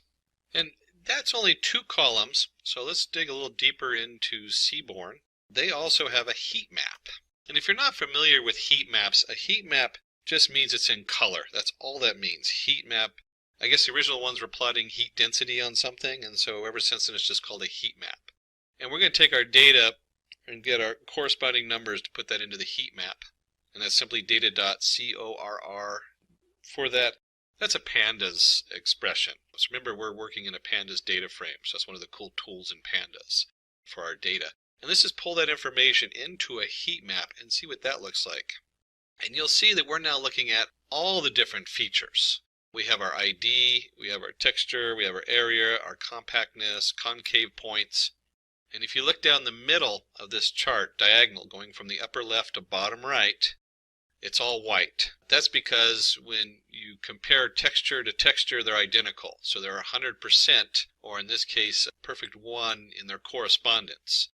And you'll see that when you look at, say, area, or right below it, it has almost a black on there when you compare it to texture. So these have almost no corresponding data. They don't really form a linear graph or something that you can look at and say how connected they are. They're very scattered data.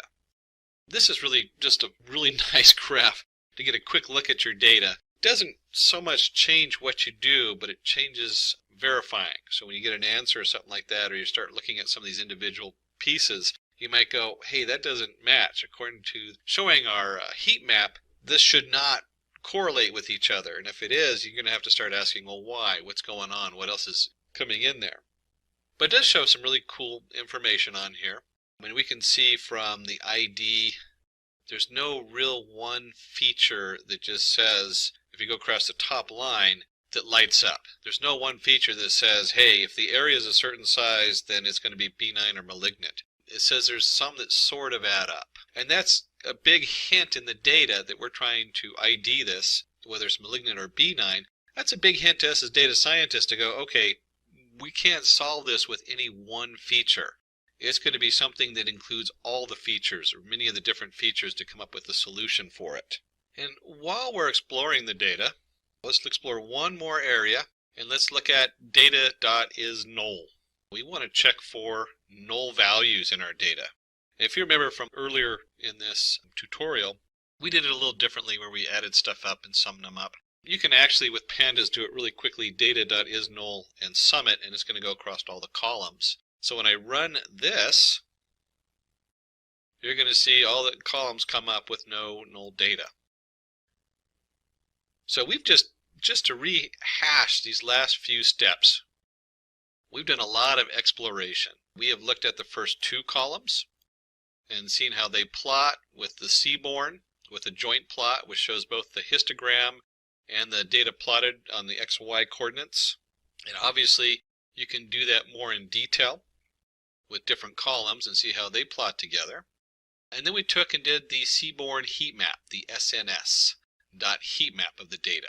And you can see right here where it did a nice job showing us some bright spots where stuff correlates with each other and forms a very nice combination or points of scattering points. And you can also see areas that don't. And then finally we went ahead and checked the data. Is the data null value? Do we have any missing data in there? Very important step because it'll crash later on.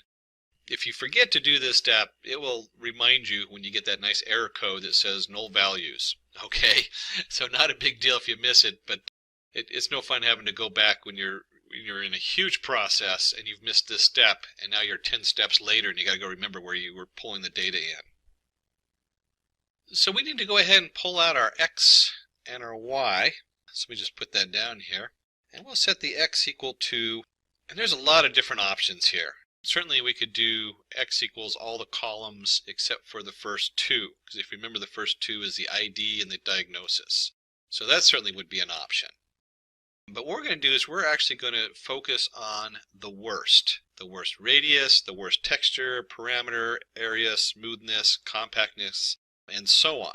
One of the reasons to start dividing your data up when you're looking at this information is sometimes the data will be the same data coming in. So if I have two measurements coming into my model, it might overweigh them. It might overpower the other measurements because it's basically taking that information in twice. That's a little bit past the scope of this tutorial.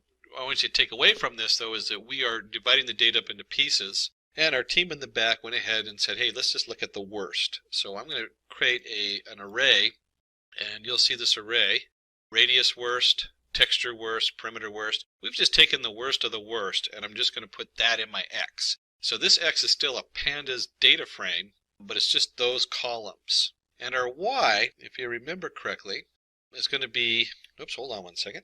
It's not X, it's data. There we go. So X equals data, and then it's a list of the different columns, the worst of the worst. And if we're going to take that, then we have to have our answer for our Y, for the stuff we know. And if you remember correctly, we're just going to be looking at the diagnosis. That's all we care about is what is it diagnosed? Is it benign or malignant? And since it's a single column, we can just do diagnosis. Oh, I forgot to put the brackets. There we go. Okay. So it's just diagnosis on there. And we can also real quickly do like x dot head if you want to see what that looks like. And y dot head. And run this. And you'll see it only does the last one. I forgot about that if you don't do print. You can see that the y dot head is just MMM because the first ones are all malignant. And if I run this, the x dot head is just the first 5 values of radius worst, texture worst, parameter worst, area worst, and so on. I'll go ahead and take that out. So moving down to the next step, we've built our two data sets, our answer and then the features we want to look at. In data science, it's very important to test your model. So we do that by splitting the data. And from sklearn model selection, we're going to import train test split. So we're going to split it into two groups. There are so many ways to do this. I noticed in one of the more modern ways, they actually split it into 3 groups. And then you model each group and test it against the other groups. So you have all kinds of, and there's reasons for that, which is past the scope of this, and for this particular example isn't necessary. For this, we're just going to split it into 2 groups, one to train our data and one to test our data. And the sklearn model selection, we have train test split. You could write your own quick code to do this where you just randomly divide the data up into 2 groups, but they do it for us nicely. And we can actually do it in one statement with this, where we're going to generate 4 variables, capital X train, capital X test. So we have our training data we're going to use to fit the model, and then we need something to test it. And then we have our Y train, so we're going to train the answer, and then we have our test. So this is the stuff we want to see how good it did on our model. And we'll go ahead and take our train test split that we just imported, And we're going to do X and our Y, our two different data that's going in for our split. And then the guys in the back came up and wanted us to go ahead and use a test size equals 0.3. That's test underscore size. Random state, it's always nice to kind of switch your random state around, but not that important. What this means is that the test size is we're going to take 30% of the data and we're going to put that into our test variables, our Y test and our X test. And we're going to do 70% into the X train and the Y train. So we're going to use 70% of the data to train our model and 30% to test it. Let's go ahead and run that and load those up. So now we have all our stuff split up and all our data ready to go.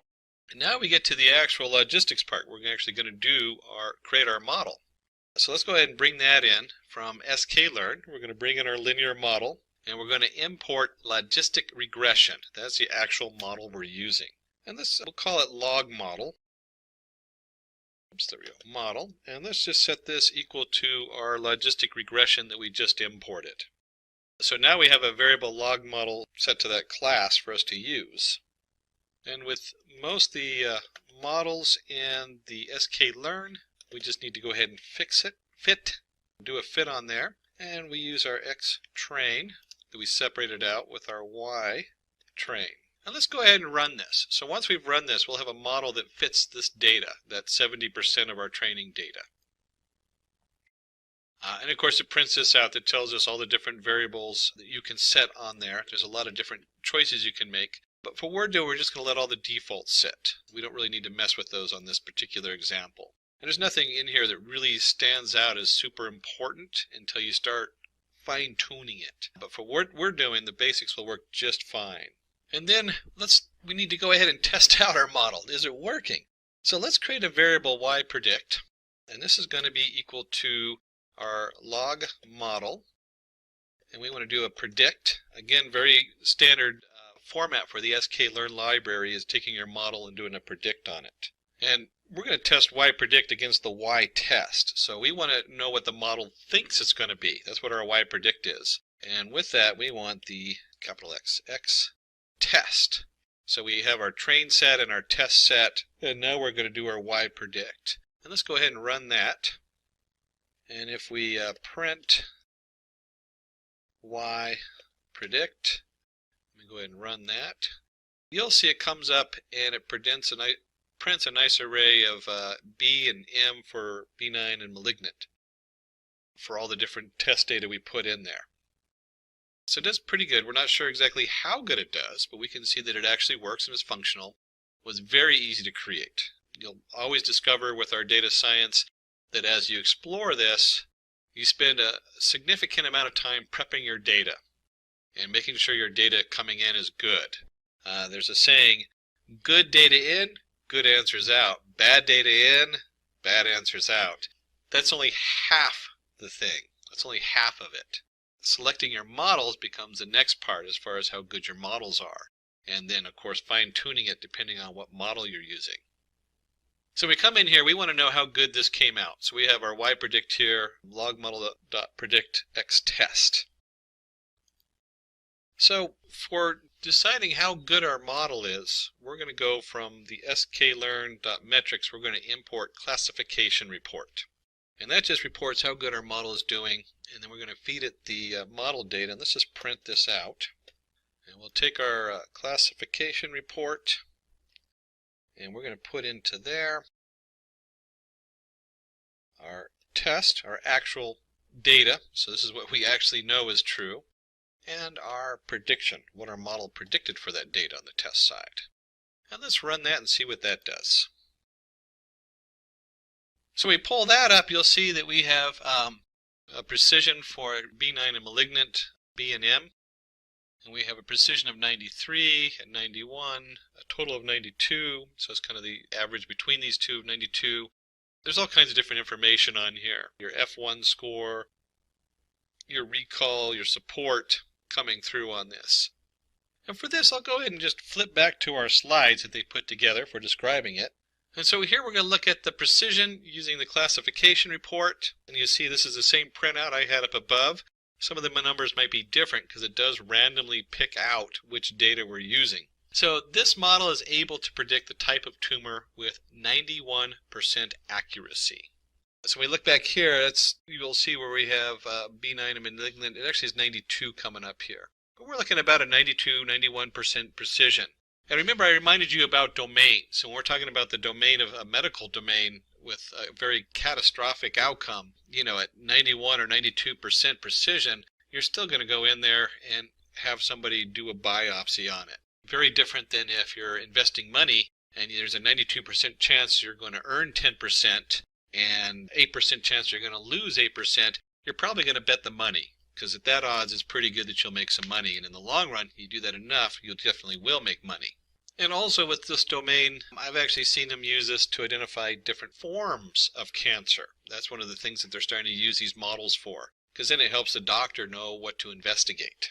So that wraps up this section. We're going to go in there and let's discuss the answer to the quiz asked in Machine Learning Tutorial Part 1. Can you tell what's happening in the following cases? Grouping documents into different categories based on the topic and content of each document.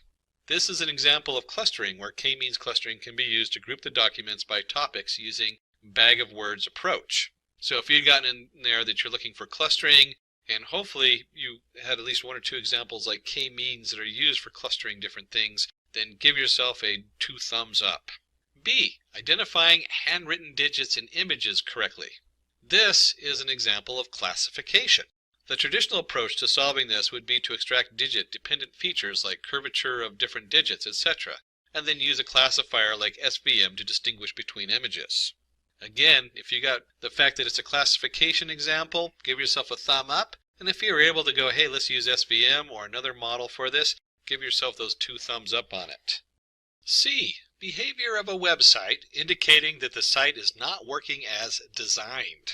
This is an example of anomaly detection. In this case, the algorithm learns what is normal and what is not normal, usually by observing the logs of the website. Give yourself a thumbs up if you got that one. And just for a bonus, can you think of another example of anomaly detection? One of the ones I use it for in my own business is detecting anomalies in stock markets. Stock markets are very fickle and they behave very erratic. So finding those erratic areas and then finding ways to track down why they're erratic. Was something released in social media? Was something released? You can see where knowing where that anomaly is can help you to figure out what the answer is to it in another area. D. Predicting salary of an individual based on his or her years of experience. This is an example of regression. This problem can be mathematically defined as a function between independent, years of experience, and dependent variables, salary of an individual. And if you guessed that this was a regression model, give yourself a thumbs up. And if you're able to remember that it is between independent and dependent variables and that terms, give yourself 2 thumbs up. The principal component analysis, we're going to cover dimensionality reduction, principal component analysis, what is it? Important PCA terminologies, and you'll see it abbreviated normally as PCA, principal component analysis, PCA properties, PCA example, and then we'll pull up some Python code in our Jupyter Notebook and have some hands-on demo on the PCA and how it's used. Dimensionality reduction. Dimensionality reduction refers to the technique that reduces the number of input variables in a data set. And so you can see on the table on the right shows the orders made at an automobile parts retailer. The retailer sells different automobile parts from different companies. And you can see we have company BPEX, Isomax, and they have the item, the tire, the axle, an order ID, a price number, and a quantity. In order to predict the future sales, we find out that using correlation analysis that we just need 3 attributes. Therefore, we have reduced the number of attributes from 5 to 3. And clearly we don't really care about the part number. I don't think the part number would have an effect on how many tires are bought. And even the store, who's buying them, probably does not have an effect on that. In this case, that's what they've actually done, is remove those. And we just have the item, the tire, the price, and the quantity. One of the things you should be taking away from this is, in the scheme of things, we are in the descriptive phase. We're describing the data, and we're pre-processing the data. What can we do to clean it up? Why dimensionality reduction? Well, number one, less dimensions for a given data set means less computation or training time. That can be really important if you're trying a number of different models and you're rerunning them over and over again. And even if you have 7 gigabytes of data, that can start taking days to go through all those different models. So this is huge. This is probably the hugest part as far as reducing our data set. Redundancy is removed after removing similar entries from the data set. Again, pre-processing, some of our models, like a neural network, if you put in 2 of the same data, it might give them a higher weight than they would if it was just one. So we want to get rid of that redundancy. It also increases the processing time if you have multiple data coming in. Space required to store the data is reduced. So if we're committing this into a big data pool, we might not send the company that bought it. Why would we want to store 2 whole extra columns when we add it into that pool of data? Makes the data easy for plotting in 2D and 3D plots. This is my favorite part. Very important. You're in your shareholder meeting.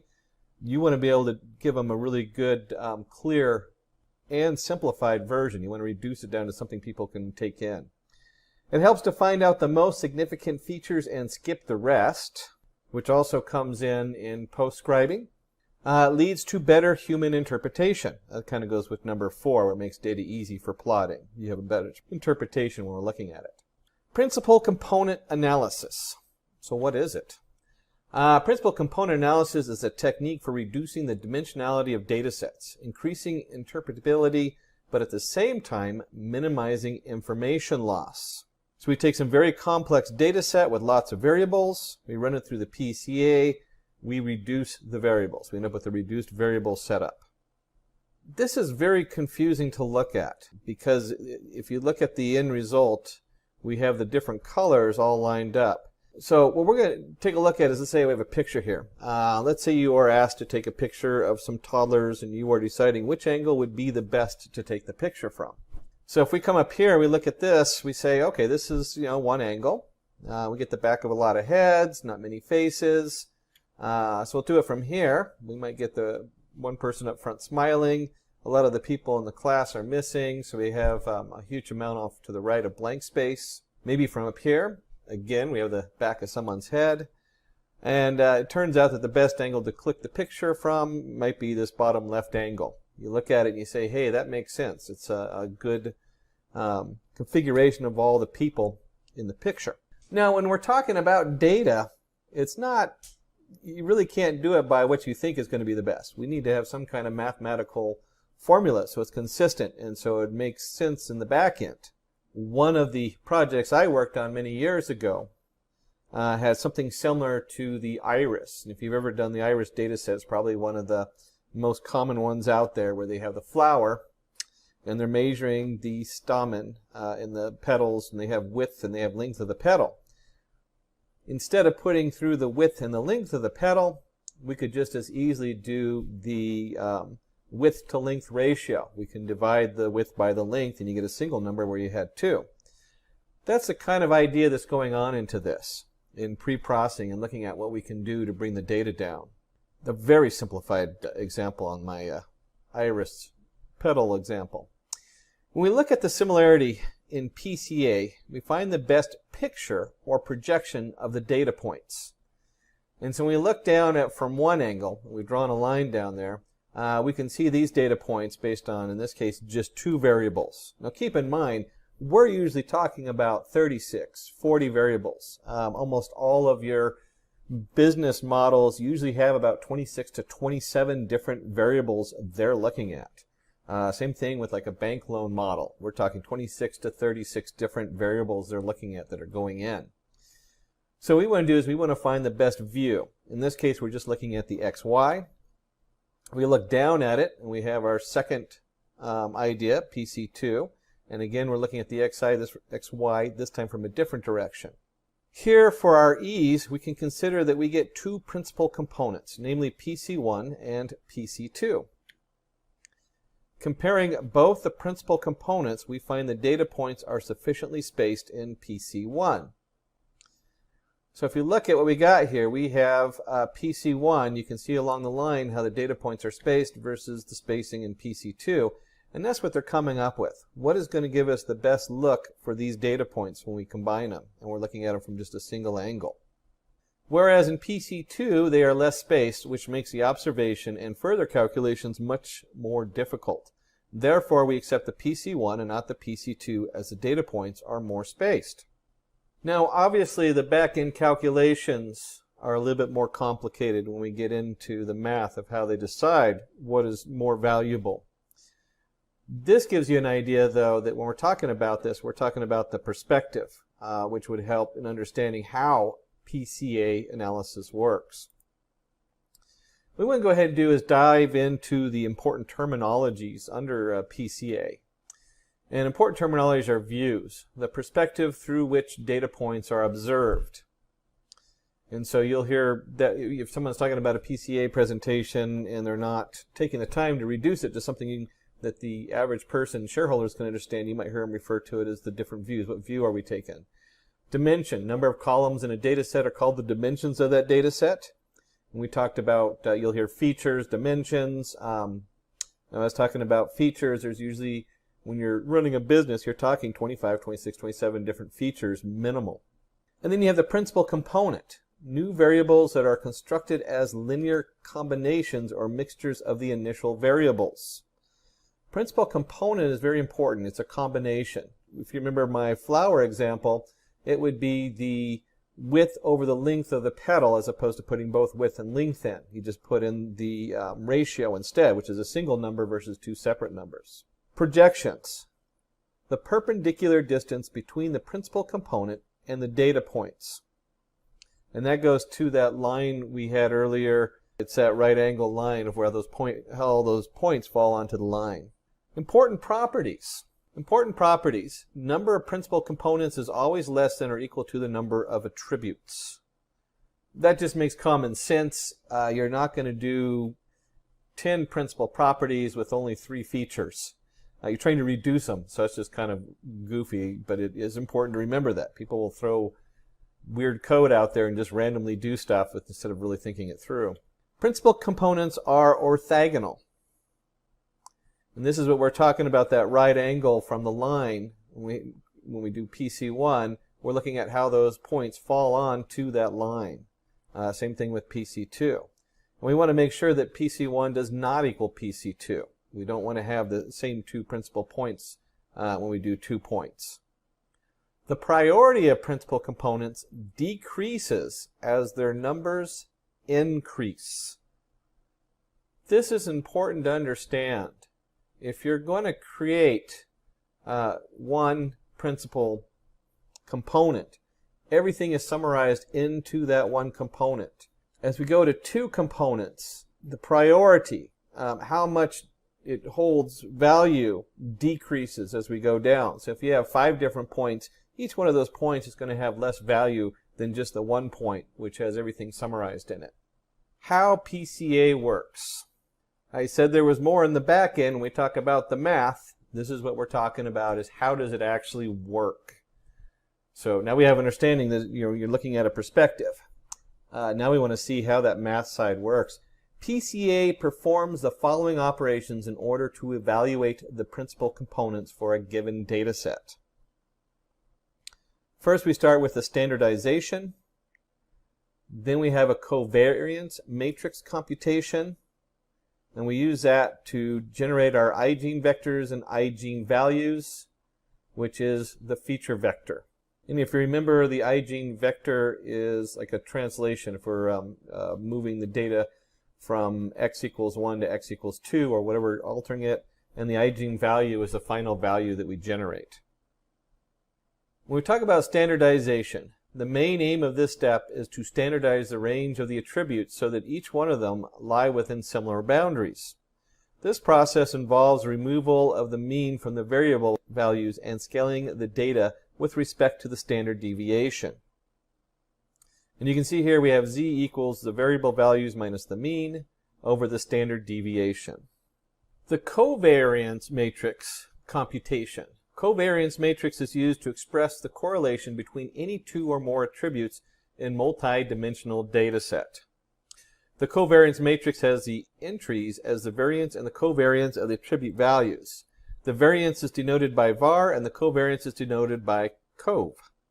On the right, we can see the covariance matrix for two attributes and their values. When we do a hands-on and look at the code, we'll do a display of this so you can see what we're talking about and what that looks like. For now, you can just notice that this is a matrix that we're generating with the variance and then the covariance of x to y. On the right side, we can see the covariance table for more than two attributes in a multi-dimensional data set. This is what I was talking about. We usually are looking at not just one feature or two features. We're usually looking at 25, 30 features going on. And so if we do a setup like this, we should see all those different features as the different variables. Covariance matrix tells us how the two or more variables are related. Positive covariance indicate that the value of one variable is directly proportional to the other variable. Negative covariance indicate that the value of one variable is inversely proportional to the other variable. That is always important to note whenever we're doing any of these matrices, that we're going to be looking at that positive and negative, whether it's inverted or not. And then we have the eigenvalues and the eigenvectors. Eigenvalues and eigenvectors are the mathematical value that are extracted from the covariance table. They are responsible for the generation of a new set of variables from the old set of variables, which further lead to the construction of the principal components. Eigenvectors do not change directions after linear transformation. Eigenvalues are the scalars or the magnitude of the eigenvectors. And again, this is just transforming that data. So we're going to change the vector b to the b prime as denoted on the chart. And so when we have like multiple variables, how do we calculate that new variable? And then we have feature vectors. Feature vectors is simply a matrix that has eigenvectors of the components that we decide to keep as the columns. Here we decide whether we must keep or discard the less significant principal components that we have generated in the above steps. This becomes really important as we start looking at the back end of this, and we'll do this in the demo.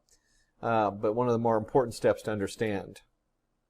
And so we have the PCA example. Consider matrix X with n rows or observations and k columns or variables.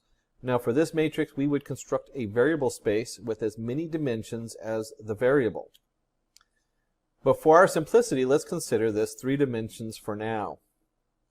Now each observation, row of the matrix X, is placed in the k-dimensional variable space, such that the rows in the data table form a swarm of points in this space. Now we find the mean of all the observations and then place it along the data points on the plot. The first principal component is a line that best accounts for the shape of the point swarm. It represents the maximal variance direction in the data. Each observation may be projected onto this line in order to get a coordinate value along the PC1. This value is known as a score. Usually only one principal component is insufficient to model the systematic variation for a data set. Thus, a second principal axis is created. The second principal component is oriented such that it reflects the second largest source of variation in the data. While being orthogonal to PC1, PC2 also passes through the average point. Let's go ahead and pull this up and just see what that means inside our Python scripting. I'm going to use the Anaconda Navigator, and I will be in Python 3.6 for this example. I believe there's even like a 3.9 out. I tend to stay in 3.6 because a lot of the models I use, especially with the neural networks, are stable in 3.6. And then we open up our Jupyter. I'm in Chrome, and we go ahead and create a new Python 3. And for ease of use, our team in the back was nice enough to put this together for me. And we'll go ahead and start with the libraries. The first thing I like to do whenever I'm looking at any new setup, well, you know what, let's do the libraries first. We're going to do our basic libraries, which is matplotlib library, the PLT from the matplotlib library. Pandas, our data frame, PD, numpy, our numbers array, NP, Seaborn for graphing, SNS, that goes with the plot that actually sits on Matplot library, so the Seaborn sits on there. And then we have our ampersand, because we're in Jupyter Notebook, Matplot library inline. The newer version actually doesn't require that, but I put it in there anyway just because I'm so used to it. And then we want to go ahead and take a look at the data. And in this case, we're going to pull in, certainly you can have lots of fun with different data, but we're going to use the cancer data set. And one of the reasons the cancer data set is it has like 36, 35 different features. So it's kind of fun to use that as our base for this. And we'll go ahead and run this and look at our keys. And the first thing we notice in our keys for the cancer data set is we have our data, we have our target, our frame, target names, description, feature names, and file name. So what we're looking for in all this is, well, let's take a look at the description. Let's go in here and pull up the description on here. I'm not going to spend a huge amount of time on the description because we don't want to get into a medical domain. We want to focus on our PCA setup. What's important is you start looking at what the different attributes are, what they mean. If you were in the medical field, you'd want to note all these different things, what they're measuring, where it's coming from. You can actually see the actual different measurements they're taking. No missing attributes. We page all the way to the bottom. And you're going to have your data, in this case our target. And if you dig deep enough to the target, let's actually do this. Let's go ahead and print target names.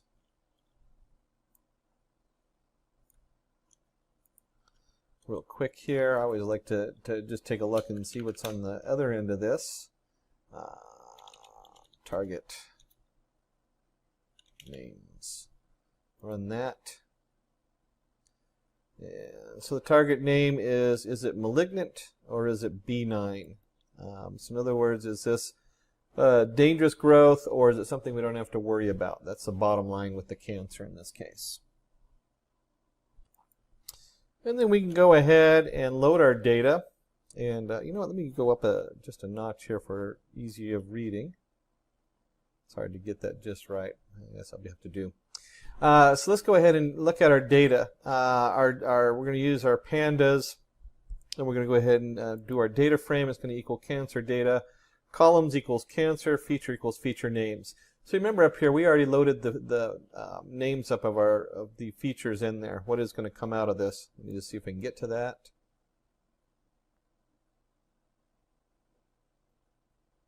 It's at the top of target names. That's just this list of names here in the setup. And we can go ahead and run this code, and it'll print the head. And you can see here we have the mean radius, the mean texture, mean perimeter. I don't know about you, this is a wonderful data set if you're playing with it, because like most of the data that comes in, half the time we don't even know what we're looking at. We're just handed a bunch of stuff as a data scientist going, what the heck is this? And so this is a good place to start because this has a number of different features in there and we have no idea what these features mean or where they come from. We want to just look at the data and figure that out. And now we actually are getting into the PCA side of it. As we've noticed before, it is difficult to visualize high-dimensional data. We can use PCA to find the first two principal components and visualize the data, this new two-dimensional space, with a single scatter plot. Before we do this, we need to go ahead and scale our data. Now, I haven't run this to see if you really have to scale the data on this, but as just a general runtime, I almost do that as the first step of any modeling, even if it's pre-modeling as we're doing here. In neural networks, that is so important. With PCA visualization, it's already going to scale it when we do the means and deviation inside the PCA. But just in case, it's always good to scale it. And then we're going to take our PCA with the scikit-learn uses very similar process to other pre-processing functions that come with scikit-learn. We instantiate a PCA object, find the principal components using the fit method, then apply the rotation and dimensionality reduction by calling transform. We can also specify how many components we want to keep when creating the PCA object. And so the code for this, oops, getting a little bit ahead. Let me go ahead and run this code. So the code for this is from sklearn decomposition import PCA. PCA equals PCA, in components equals 2. And that's really important to note that, because we're only going to want to look at 2 components. I would never go over 4 components, especially if you're going to demo this with somebody else. If you're showing this to the shareholders, the whole idea is to reduce it to something people can see. And then the PCA fit, we're going to is going to take the scaled data that we generated up here, and then you can see we've created our PCA model with in components equals 2. Now, whenever I use a new tool, I like to go in there and actually see what I'm using. So let's go to the Scikit webpage for the PCA. And you can see in here, here's our call statement. It describes what all the different setups you have on there. Probably the biggest one to look at would be, well, the biggest one is your components. How many components do you want, which you have to put in there pretty much. And then you also might look at the SVD solver. It's on auto right now, but you can override that and do different things with it. It does a pretty good job as it is. And if we go down, all the way down to, here we go, to our methods, if you notice we have fit and we have fit transform. Nowhere in here is predict, because this is not used for prediction. It's used to look at the data. Again, we're in the describe setup. We're fitting the data. We're taking a look at it. We've already looked at our minimum maximum. We've already looked at what's in each quarter. We've done a full description of the data. This is part of describing the data. That's the biggest thing I take away when I come zooming in here. And of course, they have examples of it down here if you forget. And the biggest one, of course, is the number of components. And then, I mean, the rest you can play with. The actual solver, whether you're doing a full or randomized, there's different things. It does pretty good on the auto. And now we can transform this data to its first 2 principal components. And so we have our XPCA. We're going to set that equal to PCA transform scaled data. So there we go. There's our first transformation. And let's just go ahead and print the scaled data shape and the XPCA data shape. And the reason we want to do this is just to show us what's going on here. We've taken 30 features. I think I said 36 or something like that, but it's 30. And we've compressed it down to 2 features. And we decided we wanted 2 features, and that's where this comes from. We still have 569 data sets. I mean data rows, not data sets. We still have 569 rows of data, but instead of computing 30 features, we're now only doing our model on 2 features. So let's go ahead and plot these and take a look and see what's going on. And we're just going to use our PLT figure. We're going to set the figure size on here. Here's our scatter plot, XPCA, X underscore PCA of 1. These are our 2 different perceptions we're using. And then you'll see right here, C for color, cancer equals target. And so remember, we have 0, we have 1. And if I remember correctly, 0 was malignant, 1 was benign. So everything in the 0 column is going to be 1 color, and the other color is going to be 1. And then we're going to use the plasma map, just kind of telling you what color it is. Add some labels, first principal component, second principal component. And we'll go ahead and run this. And you can see here, instead of having a chart, one of those heat maps with 30 different columns in it, we can look at this and say, hey, this one actually did a pretty good job of separating the data. And a couple things when I'm looking at this that I notice is, first, we have a very clear area where it's clumped together, where it's going to be benign. And we have a huge area. It's still clumped together, more spread out, where it's going to be malignant. Or I think I had that backwards. And then in the middle, because we're dealing with something, in this particular case, cancer, we would try to separate, I would be exploring how to separate this middle group out. In other words, there's an area where everything overlaps, and we're not going to have a clear result on it. Just because those are the people you want to go in there and have extra tests, or treat it differently, versus going in and saying just cutting into the cancer so that the body absorbs it and it dissipates, versus actively going in there, removing it, testing it, going through chemo and all the different things. That's a big difference, you know, as far as what's going to happen here. And that middle line where they overlap is going to be huge. That's domain specific. Going back to the data, we can see here, clearly by using these two components, we can easily separate these two classes. So the next step is, what does that mean? Interpreting the components.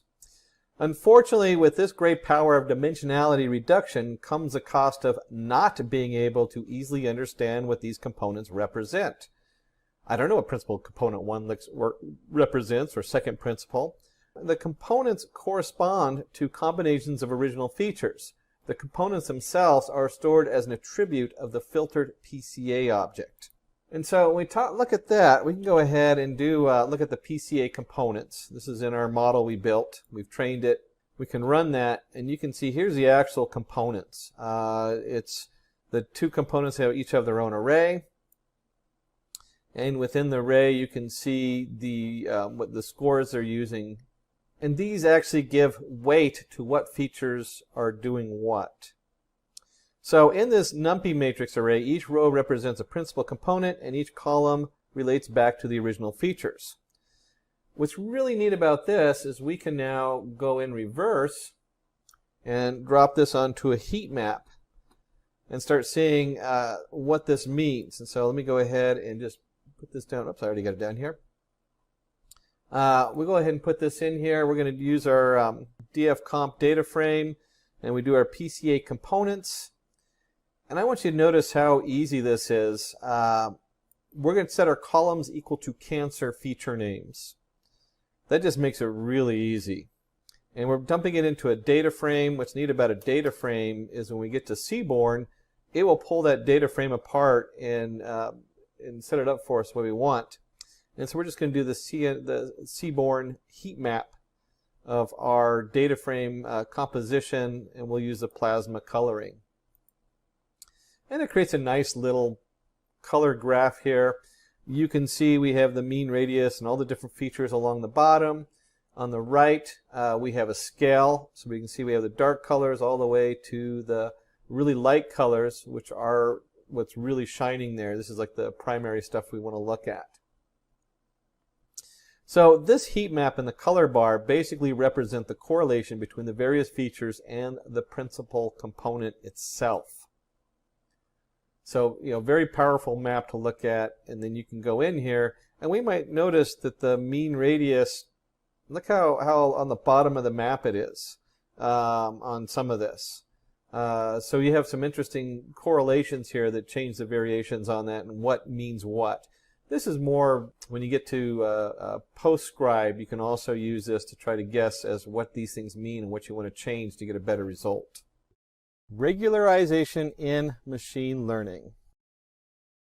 So our agenda on this one is fitting the data, understanding linear regression, bias and variance, what is overfitting, what is underfitting, and those are like the biggest things right now in data science is overfitting and underfitting. What does that mean? And what is regularization? And then we'll do a quick hands-on demo to take a look at this. So fitting the data. Let's start with fitting the data. And we talk about what is data fitting. It's a process of plotting a series of data points and drawing the best fit line to understand the relationship between the variables. And this is what we called data fitting. And you can see here we have a couple of lines we've drawn on this graph. We're going to go in a little deeper on there. So we might have, in this case, just 2 dimensions. We have an efficiency of the car, and we have the distance traveled in 1,000 kilometers. And so what is data fitting? Well, it's a linear relationship. And a linear relationship Very specifically, linear means line. The line used to represent the relationship is a straight line that passes through the data points, and the variables have a linear relationship. Linear regression. So let's start with how linear regression works. A linear regression finds the line that best fits the data point and gives a relationship between the two variables. And so you can see here we have the efficiency of the car versus the distance traveled, and you can see this nice straight line drawn through there. And when you talk about multiple variables, all you're doing is putting this instead of a line, it now becomes a plane.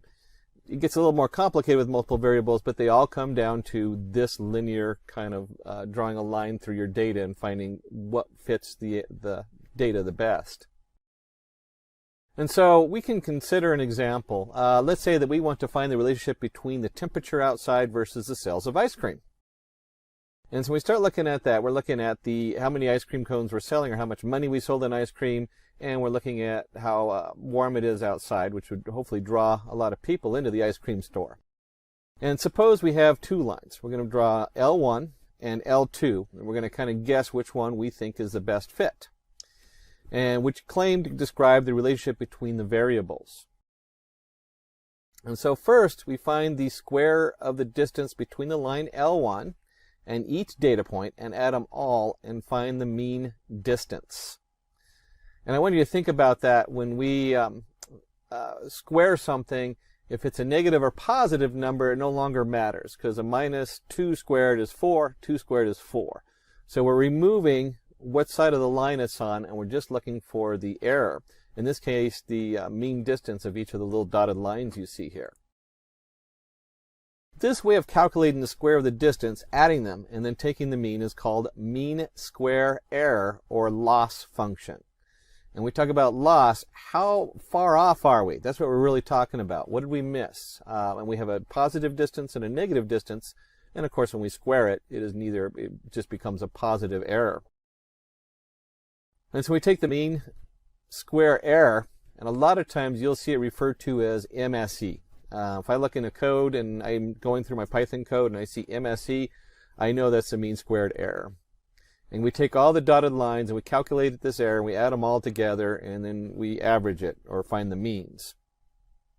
And in this case, they ran a demo on this, and it was 1,127.27 for our L1 line.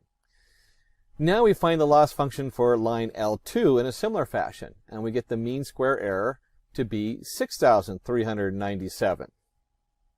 And it's computed the same way. So maybe you put this line just way outside the data range, and this is the error you get. By analyzing our results, we find that the loss function, or the mean square error, is less for L1 than L2. Hence, L1 is the best fit line. This process describes a lot of machine learning processes. So we're going to keep guessing and get as close as we can to find the right answer. We have to have some way to calculate this and figure out which one's the best, and the mean square error is one of the better fits for doing this and most commonly used. We really want to talk about bias and variance.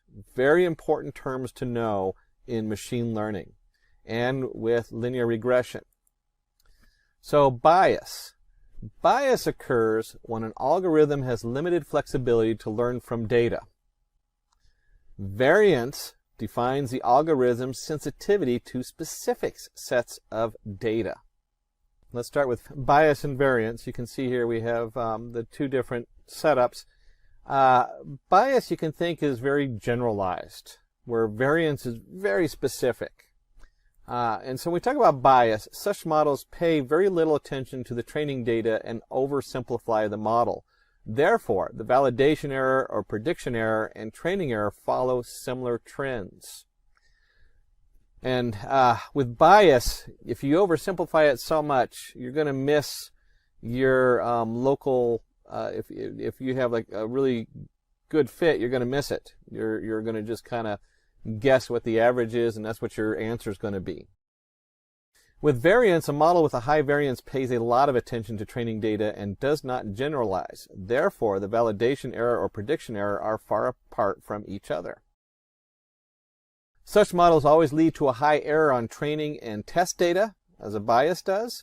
Where a variance, such models usually perform very well on training data but have high error rates on test data. And I want you to think about this. When we're talking about a bias, the error is going to be high both when you're training it and you're testing it. Why? Because we're just kind of getting an average. We're not really fitting it close. With variance, we're fitting it so close that the test data does really good. It's going to nail it every time. If you're doing categorical testing, that's a car, that's a truck, that's a bicycle. But with variance, suddenly a truck has to have certain features, and it might have to be red because you had so many red pictures. So if it's an 18-wheeler, it has to be red. If it's blue, then it has to be a bicycle. That's the kind of variance we're talking about, where it picks up on something and it cannot get the right answer unless it gets a very specific data. And we see that so that as you're testing it, your models, and you programmed it, you got to look for how I trained it, what is coming out, and if it's not looking good on either bias or if it's not looking good on the training or on the test data, then you're biasing your data. If it really looks good on the training data, then that's going to be your variance. You've overfitted the data. And those are very important things to know when you are building your models in regression of any kind or any kind of setup for predicting. So in dart games, if all the data fall on a particular pointer, this can be considered as a biased throw, and the player aims for the particular score. For variance, if all the darts fall on different pointers and no two darts fall on the same pointer, then this can be considered as a varied throw, and the player aims for various scores. Again, the bias sums everything up in one point, kind of averages it together, where the variance really looks for the individual predictions coming out. So let's go ahead and talk about overfitting. When we talk about overfitting, it's a scenario where the machine learning model tries to learn from the details along with the noise, and the data tries to fit each data point on the curve.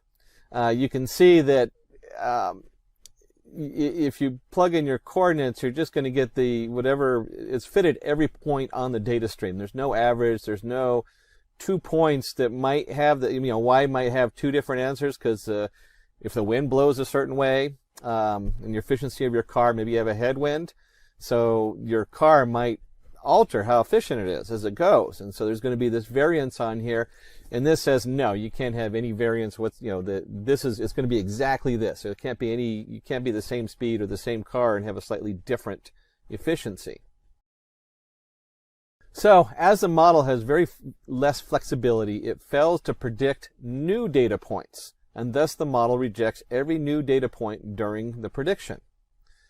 So you'll get like a really high error on here. And so reasons for overfitting. Data used for training is not cleaned and contains noise, garbage values in it. You can spend so much time cleaning your data, and it's so important. It's so important that if you have something wrong with the data coming in, it needs to be addressed. Whether it's the source of the data, maybe they use in medical different measuring tools, so you now have to adjust for data that came in from hospital A versus hospital B, or even off of machine A and machine B that's testing something, and those numbers are coming in wrong. The model has a high variance. Again, wind is a good example. I was talking about that with the car. You may have 100 tests, but because the wind's blowing, it's all over the place. Size of training data used is not enough, so a small amount of data is going to also cause this problem. You only have a few points and you try to plot everything. The model is too complex. This comes up a lot. We put too many pieces together, and how they interact can't even be tracked. And so you have to go back, break it up, and find out actually what correlates and what doesn't. So what is underfitting? A scenario where machine learning models can neither learn the relationship between the data points nor predict or classify a new data point. And you can see here we have our efficiency of our car and our line drawn, and it's just going to be way off for both the training and the predicting data. As the model doesn't fully learn the patterns, it accepts every new data point during the prediction. So instead of looking for a general pattern, we just kind of accept everything. Data used for training is not cleaned and contains noise, garbage, and values. Again, underfitting and overfitting, same issue. You got to clean your data. The model has a high bias. We've seen this in all kinds of things, from the most common is the driving cars to facial identification or whatever it is. The model itself, when they build it, might have a bias towards one thing. And this would be an underfitted model, would have that bias because it's averaged it out. So if you have 5 people from India and 10 people from Africa and 20 people from the US, you've created a bias because it's looking at the 20 people, and you only have a small amount of data to work with. Size of training data used is not enough. That goes with the size I was just talking about. So we have a model with a high bias, we have size of training data used is not enough. The model is too simple. Again, this is one straight line through all the data when it has a slight shift to it for other reasons. So what is a good fit? A linear curve that best fits the data is neither overfitting or underfitting models, but is just right. And of course we have the nice examples here where we have overfitting, lines going up and down, every point's trying to be included. Underfitting, the line really is off from where the data is, and then a good fit is got to get rid of that, minimize that error coming through. Regularization is taking the guesswork out. You're looking at this graph and you're going, oh, which one is that, really overfit or is that underfit? That's pretty hard to tell. So we talk about regularization. Regularization techniques are used to calibrate the linear regression models and to minimize the adjusted loss function and prevent overfitting or underfitting. So what that means, in this case, we're going to go ahead and take a look at a couple different things. We're going to look at regularization, which will start with a linear model. We'll look at the ridge regularization and the lasso regularization. And these models are just like we did the MLP, the multi-layered positron in the sklearn module. You could bring in the ridge module and you can bring in the lasso module. So when we talk about ridge regression, it modifies the overfitted or underfitted models by adding the penalty equivalent to the sum of the squares of the magnitude of the coefficients. And so we have a cost function equals loss equals lambda times the sum of w squared, or the absolute value of w, depending on how you're doing it. Now remember, we talked about error, whether we either square it or we absolute value it, because that removes the plus or minus sign on there. And there's reasons to do it either way, but it is more common to square the value. And then we have our, in this case, the lambda is going to be the penalty for the errors. We've thrown in a Greek character for you just to confuse everybody. And w is the slope of the curve of the line. So we're going to look at this, and we're going to draw a line. This is going to be like a linear regression model. So if you had in sklearn, you could import just a standard linear regression model. It would plot this line across whatever data we're working on. And we look at this, and of course we're just extrapolating this. I know they use some specific data, but you don't want to get into the actual domain. And so for a linear regression line, let's consider 2 points that are on the line.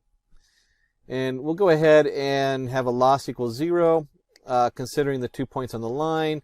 We'll go ahead and do lambda equals 1. We'll set our w is going to be 1.4. Then the cost function equals 0 plus 1 times 1.4 squared, which equals 1.96. So really don't get caught up too much in the math on this, other than understanding that this is something that's very easy for a computer to calculate. And if you ever see the loss plus the lambda times w, the sum is w squared.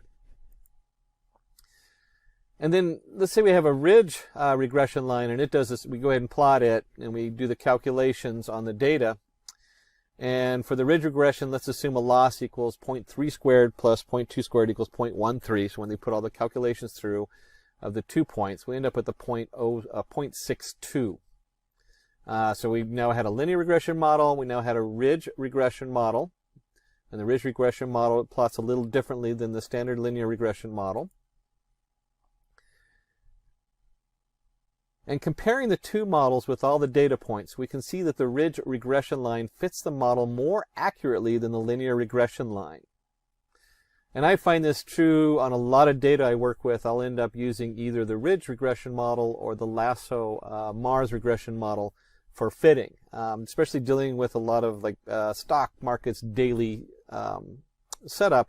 They come out slightly better. You get a slightly better fit. And so we have our lasso. We just talked about lasso coming in here. And the cost function equals, instead of doing a squared, we're just going to do the absolute value. And so if you remember, this is where ridge regression changes. Where's my ridge regression model? We're squaring the value here. And if you look at this, we're not squaring the value. We're just finding the absolute value on here. And so the loss of the squared individuals. And here is our lambda symbol again, penalty for errors, and W equals the slope of the curve. And comparing the two models with all the data points, we can see that the lasso regression line fits the model more accurately than the linear regression line.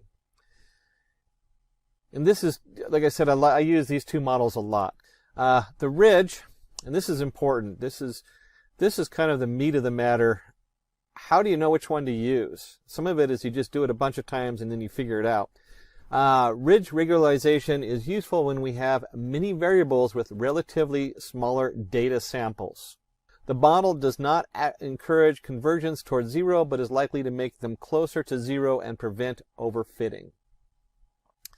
The Lasser regularization model is preferred when we are fitting a linear model with fewer variables. So in the iris thing, we had 4 or 5 variables as we measured the different leaf pieces. You might be doing the measurements on the cancer project, which has 36 different variables.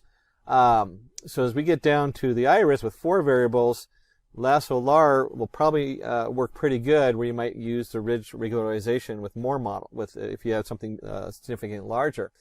And it encourages the coefficients of the variables to go towards zero because of the shape of the constraint, which is an absolute value. And with any of this, we want to go ahead and do a demo in Lasso and ridge regression. So let's take a look and see what that looks like in our code and bring up our Jupyter notebook. We'll start with our imports. Pandas is PD, import numpy is np, import matplotlib as plt. Sklearn, we're going to import our data sets. It's kind of more generic. We usually just import one data set instead of all of them, but quick and dirty when you're putting some of these together. We have our sklearn model selection. We're going to import our train test split for splitting our data up, and then we'll bring in our linear regression model. And we'll go ahead and run these just to load them up, and then load our data set. We were just talking about that. You could just have imported the load Boston and Boston data set in there instead of loading all the data sets. And then once we've loaded our data set, we want to go ahead and take a look at that data and see what we got here.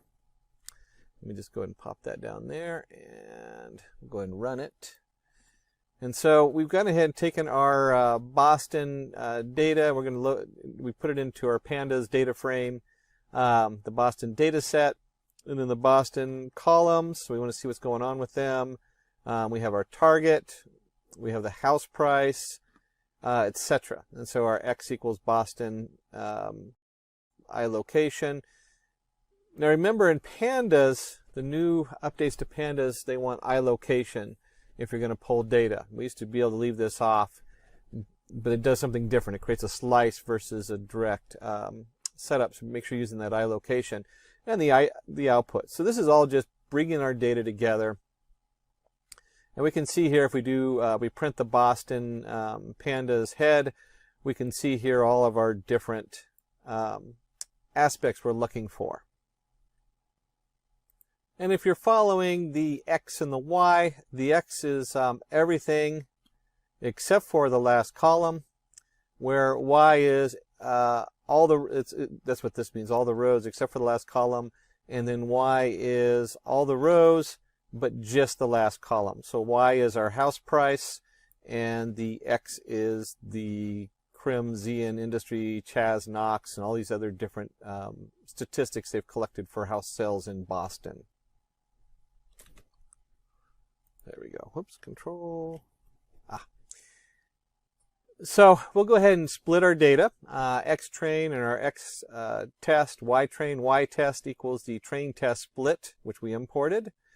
And we have our Boston. You could have easily used the X and Y on here as opposed to Boston I location. And we'll create our test size. We're going to take 25% of the data and put it in as a test. And then we'll go ahead and run this. Need an extra drink there. So we have our train and test, and then of course to print the train data shape. I love doing this kind of thing whenever I'm working with this data. Print out the shape, make sure everything looks correct, so that we have 127 by 13 and 127 by 1, 379 by 13. They should match. And if the data sets are not quite matching, then you know something's wrong and you're going to get all those errors. I don't know how many times I've gone through here and it's dropped a row on one of them and not on the other, or something weird has happened when I'm cleaning the data. This is pretty straightforward and simple because the data comes in a nice pre-package and is all clean for you. So let's go ahead and apply the multiple linear regression model. And we'll call this LREG, linear regression. And we're going to go ahead and fit that linear regression model to X train and Y train. Then we'll generate the prediction on the test set. So here's our LREG Y predict with our X test going into the prediction. And let's calculate that mean square error, MSE. I told you you'll see MSE used a lot. People use it in variables and things like that. It's pretty common. And we get our mean squared error equals, this is just the basic formula we've already been talking about. What's the difference squared? Then we look for the average of that. And we'll go ahead and just run this. And you can see when we get through the end of this, we have our mean square error on test, we have our total, and then we have each column coming down. And at this point, unless you really know the data you're working with, it's not going to mean a whole lot. So if it's in your domain, you might know what you're looking at when you see these kinds of numbers coming up. But if it's not, it's just a bunch of numbers, and that's okay. At least that's okay for this demo. And then we're going to go ahead and plot these so we can see what's going on. And this is always kind of fun. It's always nice to have a nice visual of what you're looking at. And you can see here, when we plot the coefficient scores on here, and the guys in the back did a great job putting some pretty colors together, making it look nice, and setting up the columns. You can see here, your Knox has like just a huge coefficient. When I look at a table like this, I look for what has very little different coefficients. They're not using a huge change, and what has huge changes. And that flags you for all kinds of things as you're working with the data, but it depends so much on the domain you're working with. These are great things, though, as just a quick look to see what's going on with your data and what you're looking for. And of course, once we look at this, now our motive is to reduce the coefficient score. So now we want to take these and bring them down as much as we can. And for that, we're going to work with the ridge regression on here. So let's start by going ahead and we're going to import our ridge model, the ridge regression from the sklearn library or the scikit. And we're going to go ahead and train the model. So here's our ridge, R equals alpha equals 1. And I mentioned that earlier. When I work with the ridge model, you'll see alpha equals 1. If you set alpha equal to 0, that's a standard linear regression model. So you have alpha equals 1, 2, 3, 4, and you usually use 1, 2, or 3, 4, and a standard integer on there. And we'll go ahead and fit the ridge model on there with our X train and our Y train data, generate a prediction for that, for our X test, and we'll calculate the mean square error, just like we did before. This should all look familiar. And we'll go ahead and print that out, and we'll look at the ridge coefficients for our data and see what that looks like. Now, if I jump up and down between these two, you'll get a headache. You'll still see the Knox value. Let's just look at the Knox, because that was the biggest value. It's a -9 here. And if we go back up here, the Knox value is a -18. So right off the bat, I'm seeing a huge change in the biggest coefficient there. So if we're going to do that nice setup, we want to go ahead and just print it and see what that looks like.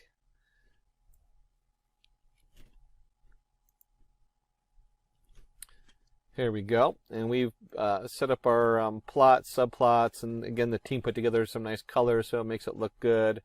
And we're doing an X bar based on the columns, and our L regress coefficients, color equals color, X spine bottom, and so forth.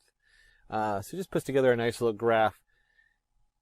And you're starting to see, this, when you compare this, if you put it on the same graph as this one up here, this is up here at -18. This is at -9. And so this graph is half the size of the graph above. The same thing with these values here. They might look the same, but they're actually all almost half the value on here. And then finally, you can do the same thing for the lasso regression. This would all look very similar as far as what we worked on before. And I'm just going to go ahead and print that on here and run it. And again, let's go up to Knox. Look where Knox is. It's all the way down to 0. And if we look at our next biggest coefficient, it's -0.8. And really, here's our 22.73. We go up here, 16.7. And we go up here and we look at the same number, 16.69. And so we look at this, if I was running this and working on a project with this, I would look at these numbers. I start with the 16.69, come down here and compare it to 16.78. 6.9 is better than 7.8. So from the very beginning, we might start looking at this first model for overall predicting. But there's other factors involved. We might know that the Knox value is central and the other ones aren't quite as good. And so we might start looking at just certain setups, like what is this particular coefficient, because it might have a certain meaning to us and so forth. And so you got to look at all those different items in there. Again, but the bottom dollar is our first model did better than our other two models. Our mean square error on the test set continues to come down on this. We're going to cover reinforcement learning today. And what's in it for you? We'll start with why reinforcement learning. We'll look at what is reinforcement learning. We'll see what the different kinds of learning strategies are that are being used today in computer models under supervised versus unsupervised versus reinforcement. We'll cover important terms specific to reinforcement learning. We'll talk about Markov's decision process, and we'll take a look at a reinforcement learning example. Well, we'll teach a tic-tac-toe how to play. Why reinforcement learning? Training a machine learning model requires a lot of data, which might not always be available to us. Further, the data provided might not be reliable. Learning from a small subset of actions will not help expand the vast realm of solutions that may work for a particular problem. You can see here we have the robot learning to walk. Very complicated setup when you're learning how to walk, and you'll start asking questions like, if I'm taking one step forward and left, well, what happens if I pick up a 50-pound object? How does that change how a robot would walk? These things are very difficult to program because there's no actual information on it until it's actually tried out. Learning from a small subset of actions will not help expand the vast realm of solutions that may work for a particular problem. And we'll see here it learned how to walk. This is going to slow the growth that technology is capable of. Machines need to learn to perform actions by themselves and not just learn off humans. And you see the objective climb a mountain. A real interesting point here is that as human beings, we can go into a very unknown environment and we can adjust for it and kind of explore and play with it. Most of the models, the non-reinforcement models in computer machine learning, aren't able to do that very well. There's a couple of them that can be used or integrated. To see how it goes is what we're talking about with reinforcement learning. So what is reinforcement learning? Reinforcement learning is a sub-branch of machine learning that trains a model to return an optimum solution for a problem by taking a sequence of decisions by itself. Consider a robot learning to go from one place to another. The robot is given a scenario and must arrive at a solution by itself. The robot can take different paths to reach the destination. It will know the best path by the time taken on each path. It might even come up with a unique solution all by itself. And that's really important as we're looking for unique solutions. We want the best solution, but you can't find it unless you try it. So when we're looking at our different systems, our different model, we have supervised versus unsupervised versus reinforcement learning. And with the supervised learning, that is probably the most controlled environment. We have a lot of different supervised learning models, whether it's linear regression, neural networks, there's all kinds of things in between, decision trees. The data provided is labeled data with output values specified. And this is important because when we talk about supervised learning, you already know the answer for all this information. You already know the picture has a motorcycle in it. So you're supervised learning. You already know that the outcome for tomorrow, for going back a week, you're looking at stock, you can already have like the graph of what the next day looks like. So you have an answer for it.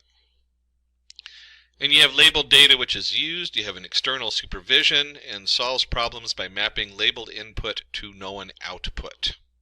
So very controlled. Unsupervised learning, and unsupervised learning is really interesting because it's now taking part in many other models. They start with you can actually insert an unsupervised learning model in almost either supervised or reinforcement learning as part of the system, which is really cool. Data provided is unlabeled data. The outputs are not specified. Machine makes its own predictions. Used to solve association with clustering problems. Unlabeled data is used. No supervision. Solves problems by understanding patterns and discovering output. So you can look at this and you can think some of these things go with each other. They belong together. So it's looking for what connects in different ways. And there's a lot of different algorithms that look at this. When you start getting into those, there's some really cool images that come up of what unsupervised learning is. How it can pick out, say, the area of a donut. One model will see the area of the donut, and the other one will divide it into 3 sections based on its location versus what's next to it. So there's a lot of stuff that goes in with unsupervised learning. And then we're looking at reinforcement learning. Probably the biggest industry in today's market in machine learning, or growing market. It's very infant stage as far as how it works and what it's going to be capable of. The machine learns from its environment using rewards and errors. Used to solve reward-based problems. No predefined data is used. No supervision. Follows trial and error problem solving approach. So again, we have a random, at first you start with a random, I try this, it works, and this is my reward. Doesn't work very well maybe, or maybe it doesn't even get you where you're trying to get it to do, and you get your reward back, and then it looks at that and says, well, let's try something else, and it starts to play with these different things, finding the best route. So let's take a look at important terms in today's reinforcement model. And this has become pretty standardized over the last few years, so these are really good to know. We have the agent.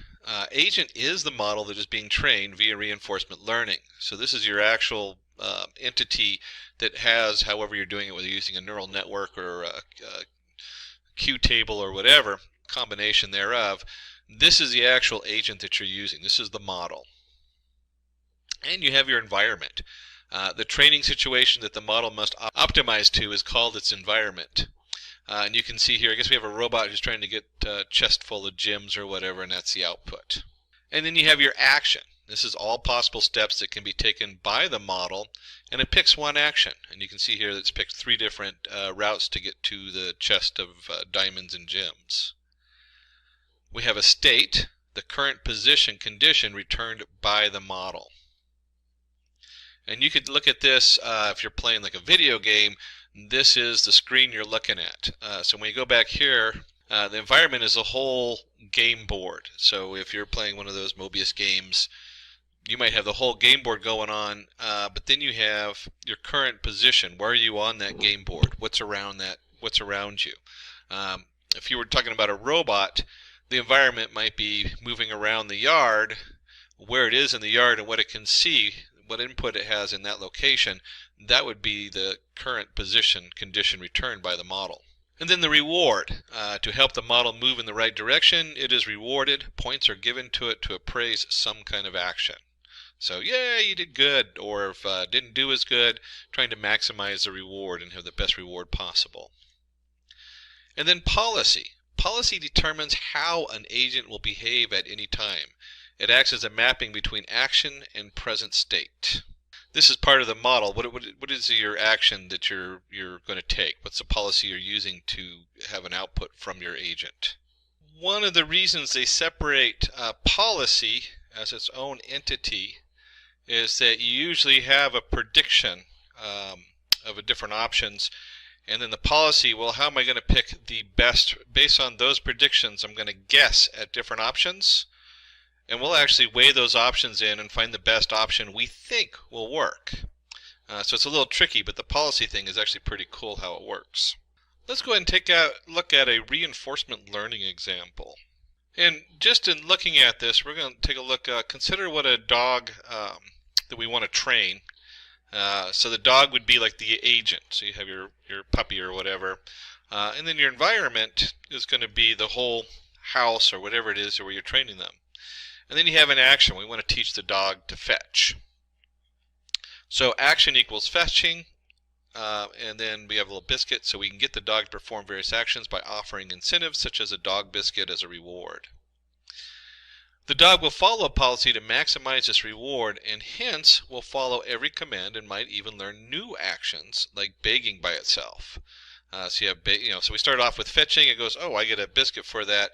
It tries something else, and you get a handshake or begging or something like that, and it goes, oh, this is also reward based, and so it kind of explores things to find out what will bring it as biscuit.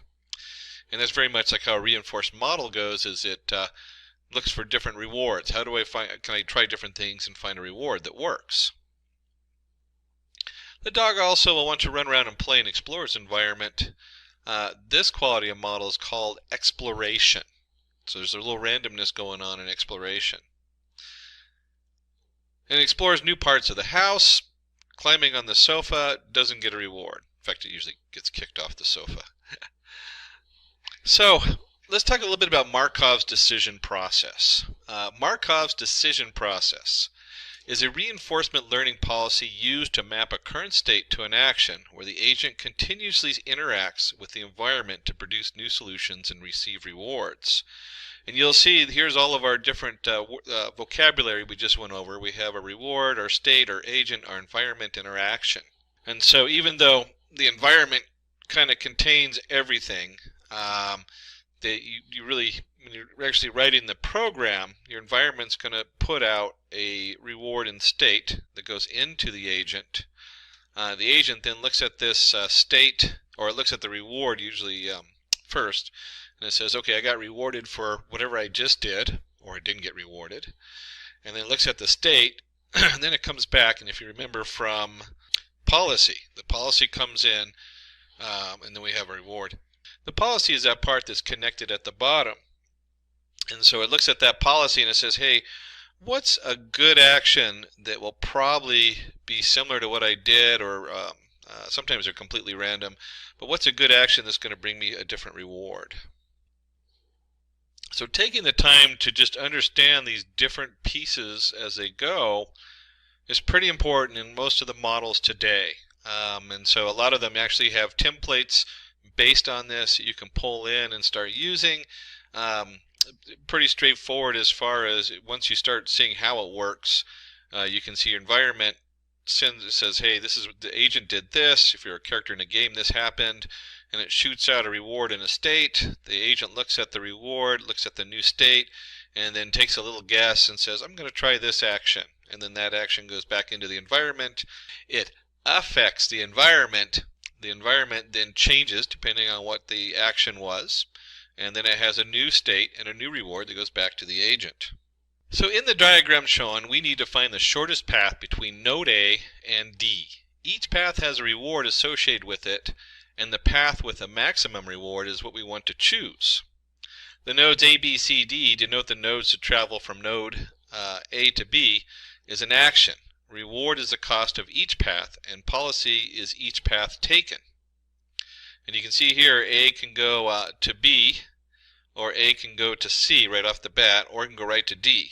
And if you explored all three of these, you would find that A going to D was a 0 reward, A going to C and D would generate a different reward, or you could go A, C, B, D. There's a lot of options here. And so when we start looking at this diagram, you start to realize that even though today's reinforced learning models do really good at finding an answer, they end up trying almost all the different directions you see.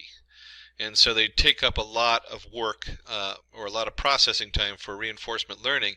They're right now in their infant stage, and they're really good at solving simple problems. And we'll take a look at one of those in just a minute in a tic-tac-toe game. But you can see here, once it's gone through these and it's explored, it's going to find the ACD is the best reward. It gets a full 30 points for it.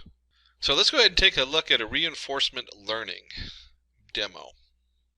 In this demo, we're going to use reinforcement learning to make a tic-tac-toe game. You will be playing this game against the machine learning model. And we'll go ahead, and we're doing it in Python. So let's go ahead and go through, not always, I actually have a lot of Python tools. Let's go through Anaconda, which will open up a Jupyter notebook. Seems like a lot of steps, but it's worth it to keep all my stuff separate, and it also has a nice display when you're in the Jupyter notebook for doing Python. So here's our Anaconda navigator. I open up the notebook, which is going to take me to a web page, and I've gone in here and created a new Python folder. In this case, I've already done it and enabled it to change the name to tic-tac-toe. And then for this example, we're going to go ahead and import a couple things. We're going to import numpy as np. We'll go ahead and import pickle. Numpy, of course, is our number array, and then pickle is just a nice way sometimes for storing different information, different states that we're going to go through on here. And so we're going to create a class called state. We're going to start with that. And there's a lot of lines of code to this class that we're going to put in here. Don't let that scare you too much. There's not as much here. It looks like there's going to be a lot here, but there really is just a lot of setup going on in our class state. And so we have up here, we're going to initialize it. We have our board. It's a tic-tac-toe board, so we're only dealing with 9 spots on the board. We have player 1, player 2 is end. We're going to create a board hash. We'll look at that in just a minute. We're just going to store some information in there. Symbol of player equals 1. So there's a few things going on as far as the initialization. Then something simple, we're just going to get the hash of the board. We're going to get the information from the board on there, which is columns and rows. We want to know when a winner occurs, so if you get 3 in a row, that's what this whole section here is for. Let me go ahead and scroll up a little bit. And you can get a copy of this code if you send a note over to Simplilearn. We'll send you over this particular file, and you can play with it yourself and see how it's put together. I don't want to spend a huge amount of time on this because this is just some real general Python coding. But you can see here we're just going through all the rows, and you add them together, and if it equals 3 in a row. Same thing with columns. Diagonal, so you got to check the diagonal. That's what all this stuff does here, so it just goes through the different areas. Actually, let me go ahead and put, there we go. And then it comes down here and we do our sum, and it says true, -3 just says did somebody win, or is it a tie? So you got to add up all the numbers on there anyway, just in case they're all filled up. And next we also need to know available positions. These are ones that no one's ever used before. This way when you try something, or the computer tries something, it's not going to give it an illegal move. That's what the available positions is doing. Then we want to update our state. And so you have your position going in. We're just sending in the position that you just chose. And you'll see there's a little user interface we put in there. You can pick the row and column in there. And again, I mean, this is a lot of code. So really it's kind of a thing you'd want to go through and play with a little bit and just read through it, get a copy of it. A great way to understand how this works. And here is a given reward. So we're going to give a reward, result equals self winner.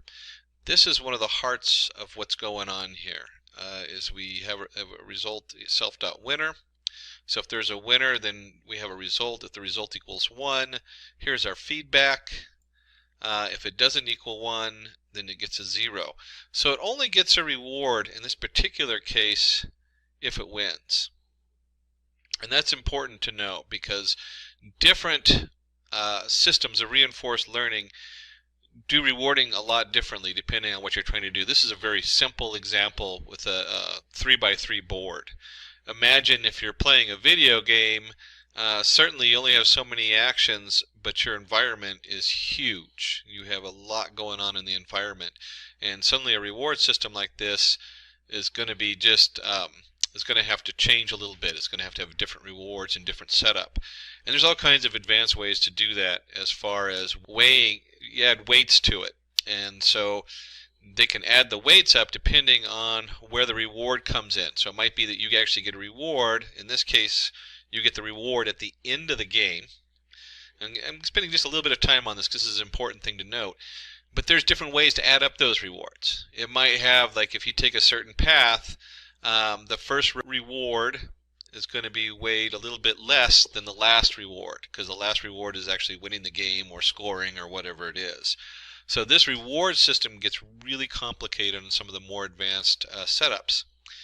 In this case, though, you can see right here that they give a 0.1 and a 0.5 reward just for picking the right value and something that's actually valid instead of picking an invalid value.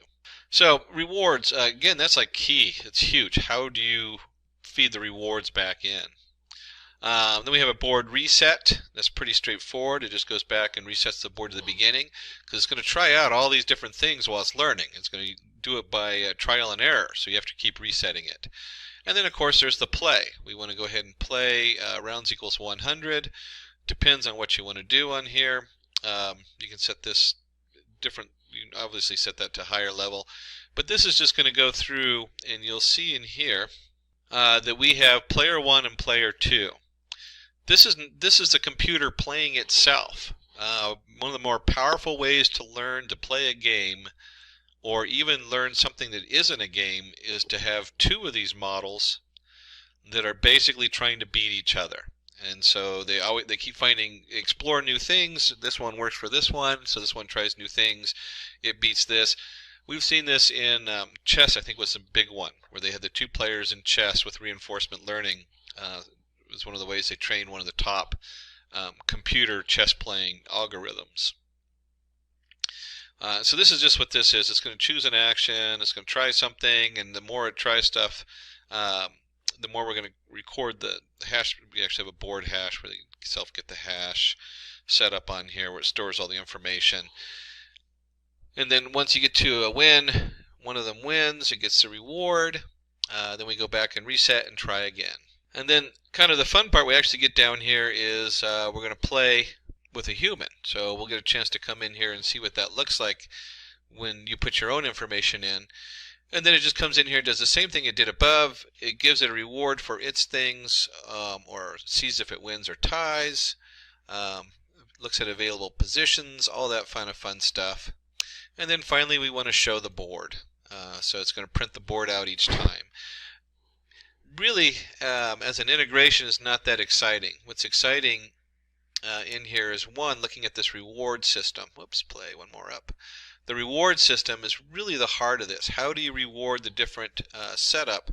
And the other one is when it's playing, it's got to take an action. And so what it chooses for an action is also the heart of reinforcement learning. How do we choose that action? And those are really key to right now where reinforcement learning is in today's technology, is figuring this out. How do we reward it, and how do we guess the next best action? So we have our environment, and you can see the environment is or the state, which is kind of like what's going on. We're going to return the state depending on what happens. And we want to go ahead and create our agent, in this case our player. So each one is, let me go and grab that. And so we look at a class player. This is where a lot of the magic is really going on, is how is this player figuring out how to maneuver around the board, and then the board of course returns a state that it can look at and a reward. So we want to take a look at this. We have name, self-state, this is class player, and when we say class player, we're not talking about a human player, we're talking about just the computer players. And this is kind of interesting, so remember I told you depending on what you're doing there's going to be a decay gamma, explore rate. These are what I'm talking about, is how do we train it. As you try different moves, it gets to the end, the first move is important, but it's not as important as the last one. And so you could say that the last one has the heaviest weight, and then as you get there, the first one, let's see, the first move gives you a 5 reward, the second gives you a 2 reward, and the third one gives you a 10 reward, because that's the final ending. You got it. The 10's going to count more than the first step. And here's our, we're going to get the board information coming in, and then choose an action. This was the second part that I was talking about that was so important. So once you have your training going on, we have to do a little randomness, and you can see right here is our NP random uniform. So it's picking out a random number. Take a random action.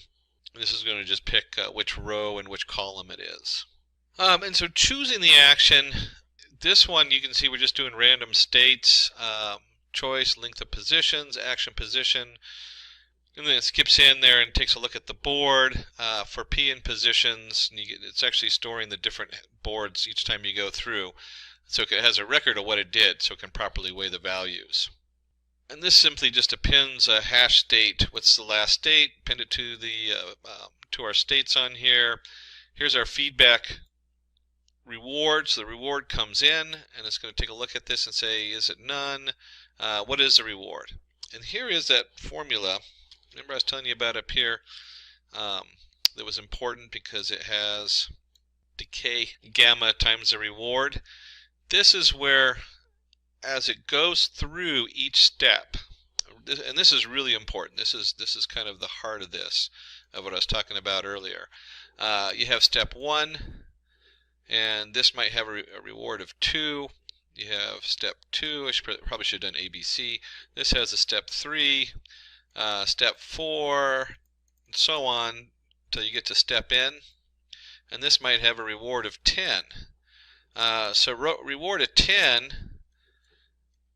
we're going to add that, but we're not adding, let's say this one right here, let's say this reward here right before 10 was, let's say it's also 10. That just makes the math easy.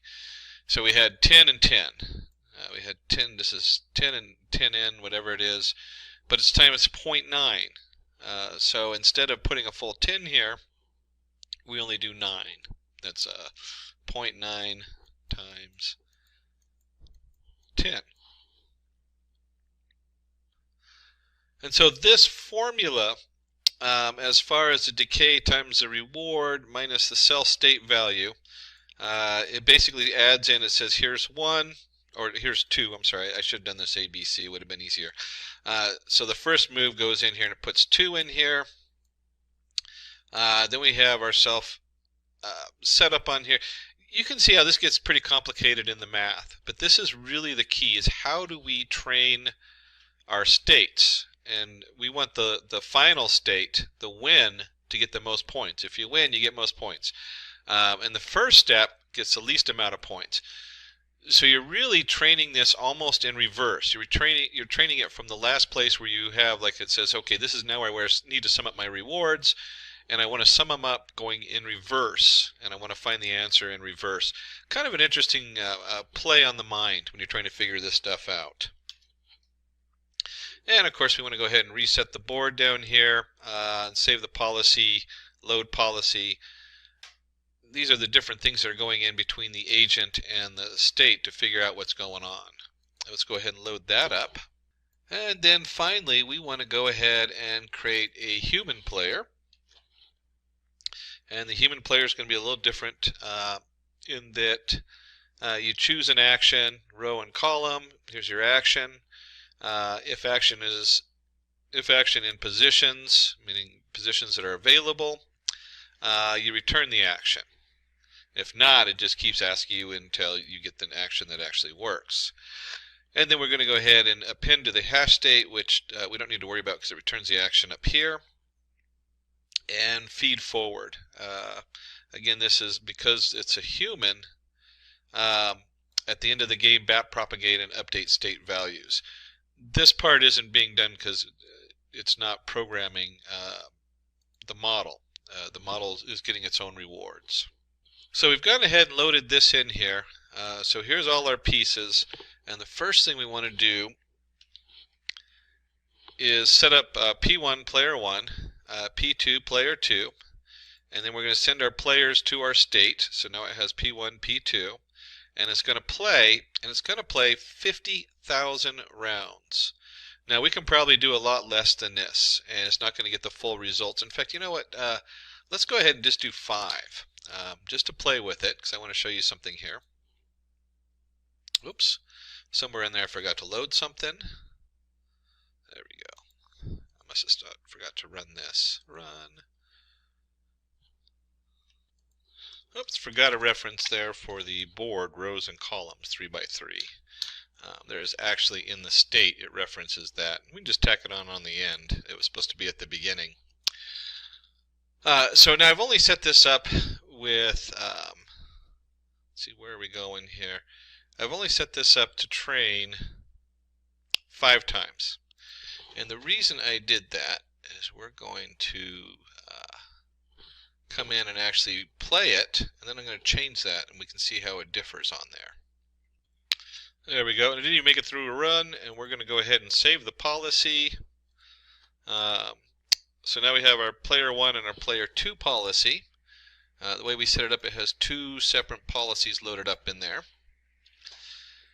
And then we're going to come in here and we're going to do player 1 is going to be the computer, experience rate 0, load policy 1, human player human, and we're going to go ahead and play this. Now remember, I only went through it just 1 round of training, in fact minimal training. And so it puts an X there, and I'm going to go ahead and do row 0, column 1. You can see this is very basic on here. And so I put in my 0, and then I'm going to go 0, block it, 0, 0. And you can see right here, it let me win. Just like that, I was able to win. 0, 2, and woo, human wins. So I only trained it 5 times. We're going to run this again, and this time, instead of 5, let's do 5,000 or 50,000. I think that's what the guys in the back had. And this takes a while to train it. This is where reinforcement learning really falls apart. Look how simple this game is. We're talking about a 3 by 3 set of columns. And so for me to train it on this, I could do a Q table which would go much quicker. You could build a quick Q table with almost all the different options on there, and you would probably get the same result much quicker. We're just using this as an example. So when we look at reinforcement learning, you need to be very careful what you apply it to. It sounds like a good deal until you do like a large neural network where you're doing, you set the neural network to a learning increment of 1. So every time it goes through, it learns. And then you do your actions. So you pick from the learning setup, and you actually try actions on the learning setup until you get what you think is going to be the best action. So you actually feed what you think is right back through the neural network. There's a whole layer there, which is really fun to play with. And then it has an output. Well, think of all those processes. I mean, that is just a huge amount of work it's going to do. Let's go ahead and skip ahead here. Give it a moment. It's going to take a minute or two to go ahead and run. Now, to train it, we went ahead and let it run, and it took a while. This took, I got a pretty powerful processor, and it took about 5 minutes plus to run it. And we'll go ahead and run our player setup on here. Oops, it brought in the last, whoops, it brought in the last round. So give me just a moment to redo the policy save. There we go. I forgot to save the policy back in there. And then go ahead and run our player again.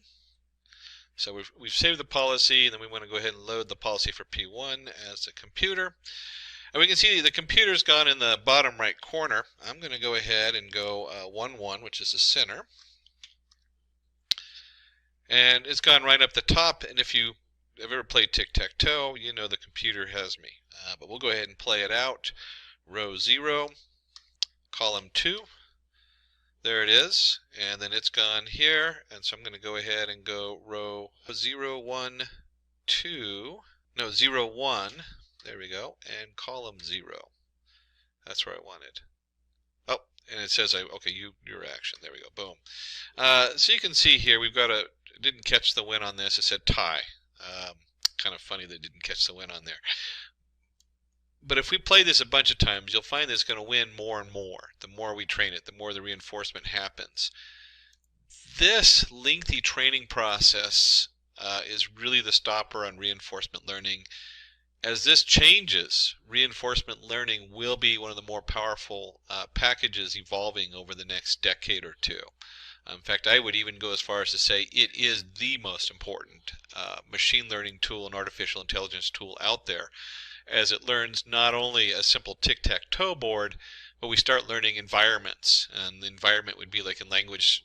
If you're translating a language or something from one language to the other, so much of it is lost if you don't know the context it's in, what's the environments it's in. And so being able to attach environment and context and all those things together is going to require reinforcement learning to do. Today we are going to explore k-nearest neighbors or KNN, which is one of the most popular algorithms in data science. Python is a powerful tool for data science, and KNN is great for classifying data by predicting the category of sample based on its closest neighbor. This algorithm is used in many fields like healthcare, finance, and agriculture, helping us make decisions based on data. The best part, it is really easy to use. You just need to pick a number for k and choose a distance function to compare data points. However, KNN has its downsides. It doesn't work well with the large data set, and it requires proper scaling of the data to get accurate result. In this video, we will show you how KNN works with real data set. The IRIS dataset will walk you through simple Python code and demonstrate how to find the best k value to maximize your model's accuracy. So stay tuned to see KNN in action. So welcome to the demo part. So I am here using Google Colab. So you can use any of your favorite IDE like Jupyter Notebook, IntelliJ, Visual Code Studio, anything. Okay. So let me rename this file as KNN classification.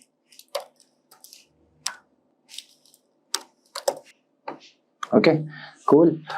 So let me tell you that KNN can be used for the classification, regression, predictive problems. So KNN falls in the supervised learning family of algorithms. Okay, so we will measure the distance between the k neighbors, and the first step will be we'll choose the number of k of neighbors. Then we'll take the k nearest neighbors of the new data point according to your distance metric, and the step 3 will be among these k neighbors, count the number of data points of each category. Okay, step 4, we will assign the new data points to the category where you counted the most neighbors. Okay, so let's start. First, let's import some library. Import numpy as np, and let's import pandas as pd. So everyone knows what is numpy and the pandas. Okay, so NumPy is a library for the Python programming language, adding support for large multi-dimensional arrays. Okay, along with the large collection of high-level mathematical functions. And whereas Pandas is a software library written for the Python programming language for the data manipulation and analysis. All the data frames and data structure it offers for the manipulating numerical tables. Okay, and the time series, you can say. So moving forward, we'll import our data set. So you can download the data set from the description box below. Okay, data set equals to pd.read underscore csv. The data name is iris.csv. Okay, this is how you read your data in Python. Okay, yeah, data set is loaded. So data set dot shape. Okay, yeah. So data set dot shape is used for how many numbers of rows and columns present in your data set. Okay, 150 rows and 6 columns. So let me tell you brief about data set, this iris data set. So iris data set include 3 iris species with 50 samples each, as well as some properties about each flower. So one flower species is linearly separable from the other two, you can say, but the other two are not linearly separable from each other. Okay, and this shape, I told you, we can get a quick idea of how many instances of rows and columns are present in our data set. So let's see our data set dot head. So head is used for by you can see top 5 rows of your data set using head, and if you will use tail instead of head, you can see the last 5 rows of your data set. Cool. Okay, so columns are id, sepal length, sepal width, petal width, and the species. Cool. Then moving forward, let's describe our data sets. So these are the basic function, okay, of Python, you can say. So data set dot describe, what describes do is it will give you count of all the rows, mean value, standard deviation value, minimum value, what is the 25%, okay, of all the values in the particular row, what is the 50%, what is the 75%, what is the maximum is 150, you can say. Okay, and 25% of 150 is 38.25, this, okay, of all the columns. If it is normal character, so it won't give you any data. Okay, cool. Yeah. So moving forward, let's now take a look at the number of instances row belong to each classes. Okay, so we will write data set dot group by species dot size. Okay, species S is capital, that's why it's showing the error. Yeah, so you can see iris setosa are 50, iris versicolor are 50, and virginica is 50. Okay, and the data type is integer. Cool. So as we can see, data set contains 6 columns like id, sepal length, sepal width, and petal length, petal width, and species. The actual features are described by columns 1 to 4. The last columns labels of samples. Okay, so firstly we need to split data into 2 arrays like x features and y labels. So how we will do this? By writing code like feature underscore columns equals to sepal length, sepal width, petal length, petal width. Just remember you are writing correct name. Okay, then x equals to dataset feature underscore columns, okay, dot values. Then y equals to dataset species dot values. Cool. Then let me run it. So this is how we can split the data set, okay, into 2 arrays, x and the y. Okay, in x there are feature columns, these 4 columns are there, and in y species column is there. Okay, and what is the species column? This setosa, virginica, and all this. Cool. Then now we will do label encoding. So as you can see, labels are categorical. K-numbers classifier does not accept string labels. So we need to use label encoder to transform them into numbers. Okay. Then iris setosa correspond to 0, iris versicolor correspond to 1, and iris virginica correspond to 2. Okay. 0, 1, 2. Cool. So how can we write from sklearn dot pre-processing import label encoder. Okay, so what we'll do, label encoder, transform them into numbers. Okay, so I will write L equals to label encoder.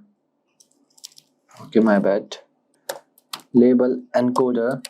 Okay, then y equals to elifate dot transform y. Okay, so now I will run it. Yeah, correct. So splitting data set into training set and the test set now. Okay, so now we'll split data set into training set and test set to check later on whether or not a classifier work correctly or not.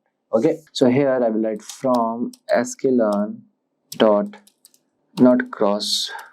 I will write here sklearn dot model selection import train test split. So what is train test split? Train test split is a model validation procedure that reveals how your model performs on your new data. Okay, and what is xtrain, xtest, ytrain, ytest in Python? Okay, let me first write it and then I will let you know. Okay, then I will write here xtrain comma xtest comma ytrain comma ytest. Okay, equals to train test split, then x comma y comma test size 0.2 and the random is this. Okay, some error came. Okay, underscore model selection. Yeah, cool. So what is xtrain, xtest, ytrain, ytest? Okay, so xtrain and ytrain sets are used for training and fitting the model. Okay, so the xtest and the ytest are the set used for testing the model and it's predicting the right outputs label. Okay, so here you can see test size is 0.2, means 80% is for testing, 80% is for training and 20% is for testing for the new data. Cool.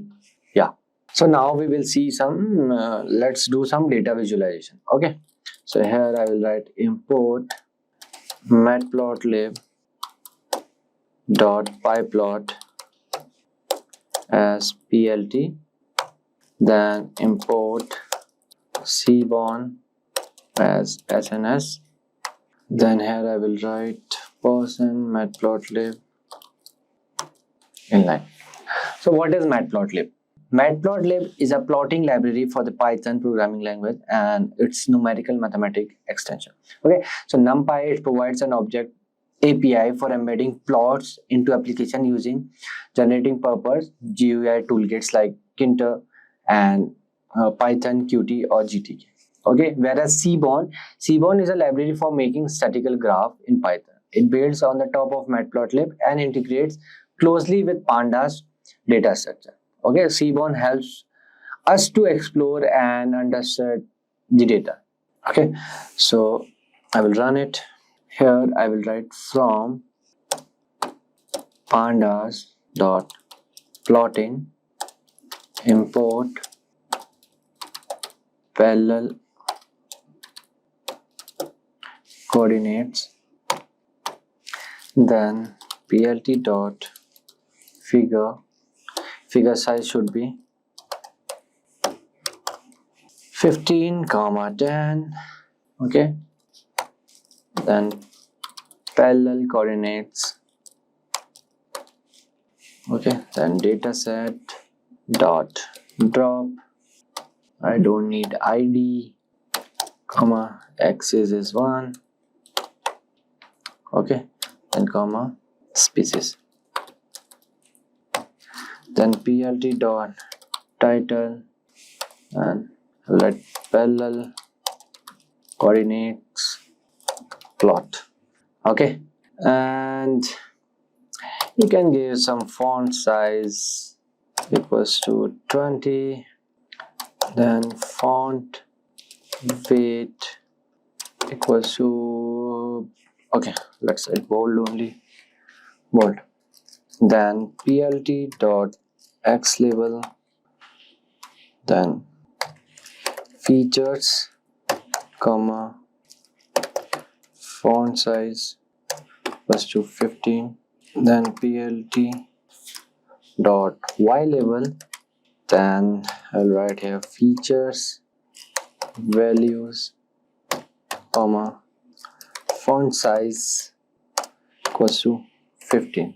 Okay, then plt dot legend, then loc equals to 1, comma, I will write here frame on equals to true, comma, shadow equals to true, comma, face color equals to white, T should be capital, and comma, edge color equals to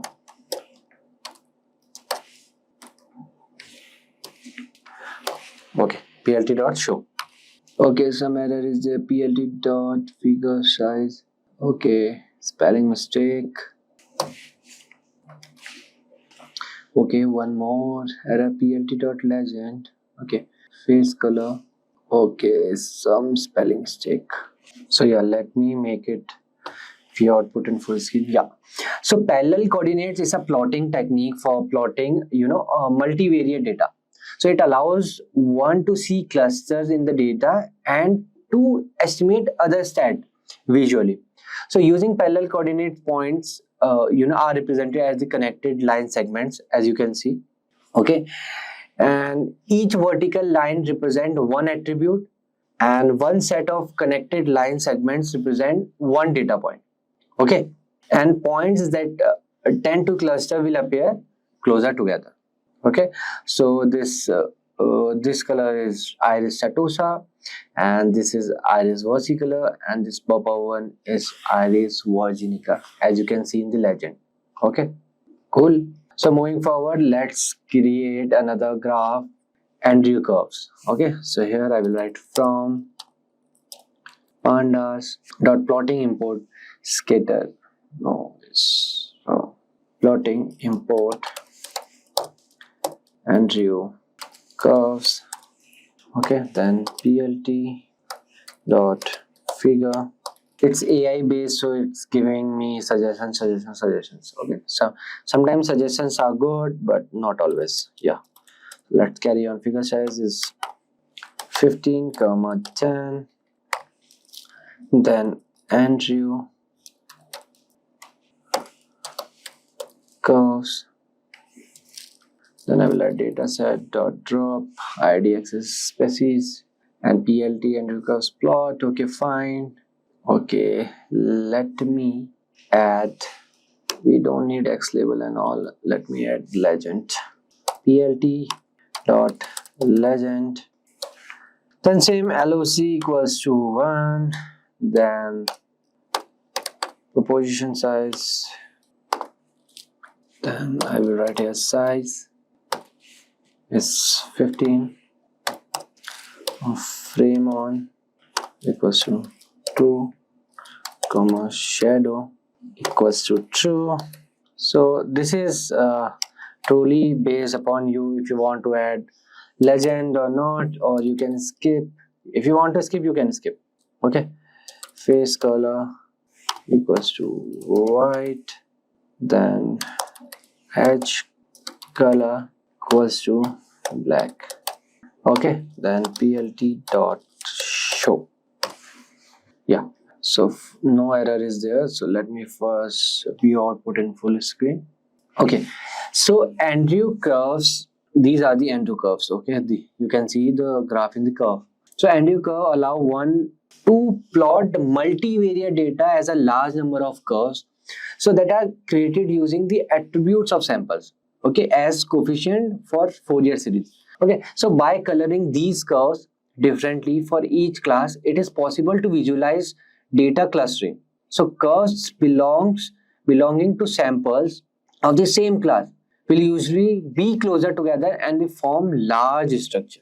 Okay, as you can see here. And this is the legend why we are setting the forecolor is should be white, and yeah, and the edge color should be black. Okay, and frame on shadow should be there, you can see the shadow. Okay, like this. If you want to skip, you can skip this part, legend part. Okay, but oh, like it's good to have, it's good practice to have this. Cool. So let's create one small pair plot. Okay, so I will write here plt dot figure, then I will write SNS dot pair plot, then I will write dataset dot drop. We'll drop again ID, we don't need, axis is 1, then I will write hue equals to species, size equals to 3, then markers equals to OSD. Yeah, cool. Then plt dot show, it's running. Yeah, so first let me make it to full screen. Yeah, so here pairwise is useful when you want to visualize the distribution of the variable or the relationship between the multiple variables separately within subsets of your data set. Okay, so here this blue one is Setosa, versicolor, and the Virginica. Okay, so these are some graph you can say, or here you can see sepal length. Okay, so green one is Virginica and versicolor are almost having same sepal length. Okay, and here are the different types of graphs. Okay, if you don't want to let's say if you don't know how to read this graph, you can use this graph, or you can use this graph, either you can use this graph. Okay, that's the power of pairwise plots you can say. And the sepal width centimeter. Okay, Setosa, no, okay, Virginica and versicolor again having almost same sepal width. Okay, and here as well. Okay, this Setosa is in different form. Okay, yeah, so we'll create one small pair of one small graph, then we'll move forward. Okay, I will write here plt dot, so now we are creating box plot figure. Okay, then dataset dot drop, then again id comma axis should be 1 dot box plot. Okay, then figure size I chose this. Yeah, let's run it. Yeah, again see, this is the box plot. Petal length same, petal width, sepal length, sepal width. Okay, according to width it is showing, like from this to this width we have the versicolor, and from this to this width, this length, sorry, sepal length, we have that Virginica lies here, Iris Virginica, and from here to here Iris Setosa lies. Okay, the sepal length. Cool. And like you can use 3D models, you can use different types of charts. Okay, I did 4, and 4 are enough to read the data set. Okay, so now we will do some KNN classification. Okay, we will make prediction and we will see the accuracy of our data set. Okay, so now what I will do, I will write here from sklearn dot neighbors import k neighbors. Okay, right from sklearn dot neighbors import k neighbor classifier. Okay, then I will write here from sklearn dot matrix import confusion matrix comma accuracy score. Okay, then I will write from sklearn dot model selection import cross value score.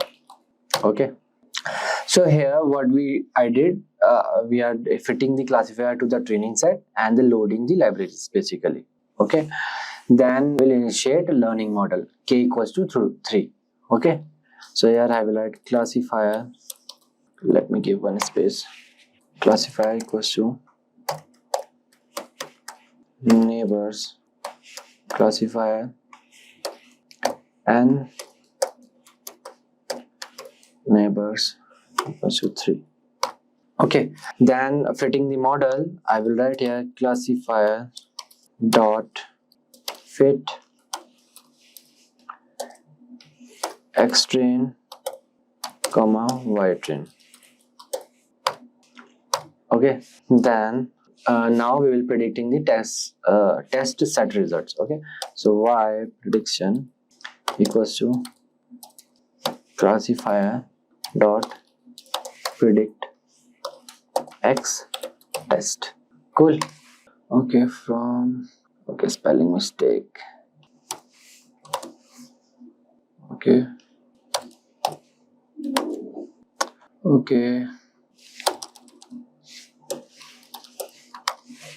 yeah, I guess it's fine now. So now let's evaluate the prediction. So here I will build the confusion matrix. Okay, so here I will write cm confusion matrix equals to confusion underscore matrix y test comma y prediction. Okay, then here I will write cm. Okay, so what is confusion matrix basically? So confusion matrix is a table that shows how well a model performs by comparing its prediction to the actual values. Okay, so what it shows, a confusion matrix displays the number of correct and incorrect prediction of each class in models. Cool. Either it can give you true positive, true negative, false positive, false negative. Either it can give you 0 or 1. Okay, so yeah, moving forward, let's calculate the model accuracy. This is the main part. If the model accuracy is low, it means your analysis of classification is not good. Okay, so accuracy, it should be more than 80 at least. Accuracy equals to accuracy underscore score y test comma y prediction into 100, otherwise it will give me in points. So I will write print model Canon model accuracy is I will write plus str, I will round it. Okay, accuracy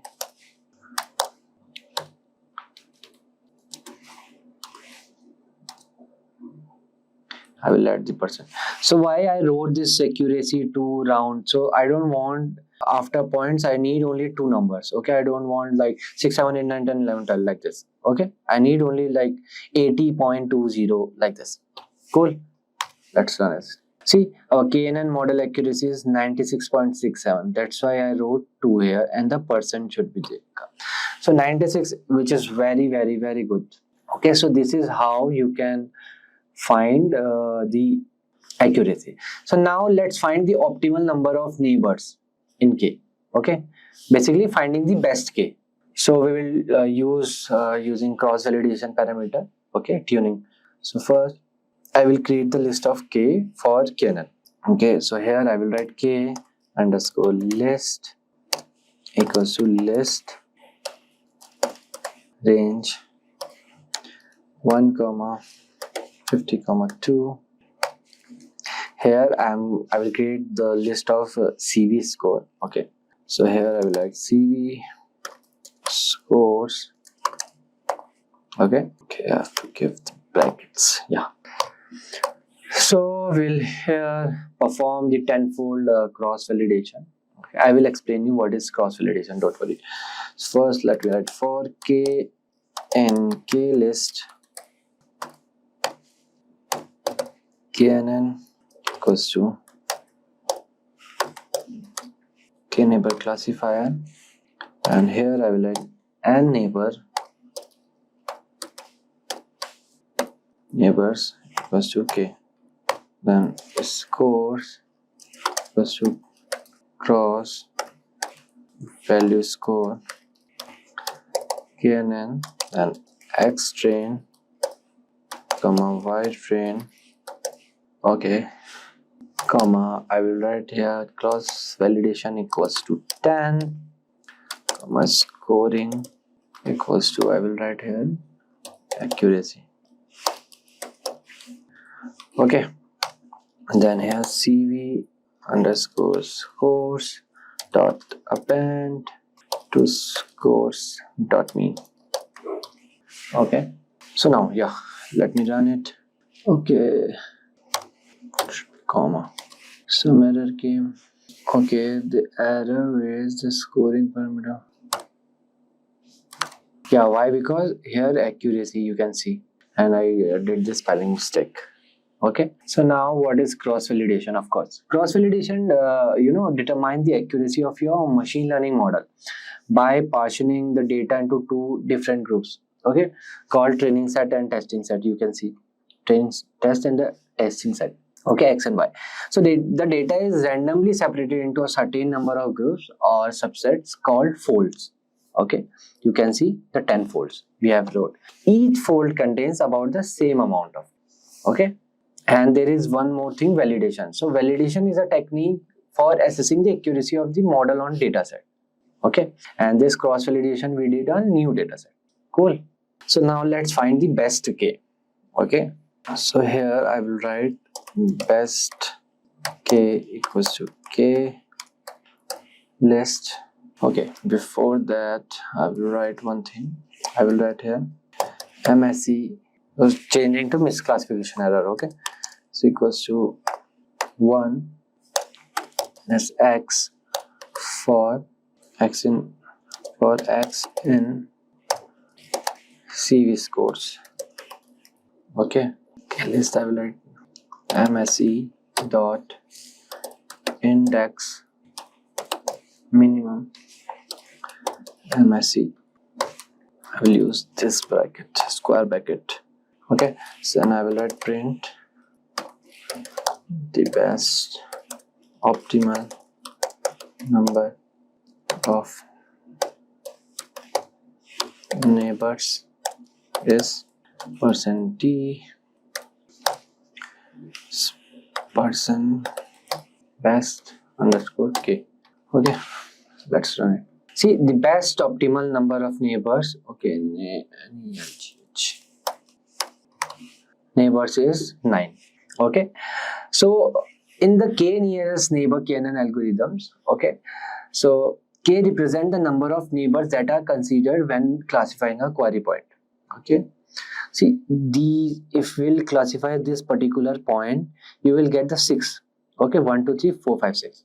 Okay, and let me show you. If you will classify this portion only, so you will get 1 2 3 4 5 6 points like this. Okay, so the best optimal number of neighbor is 9.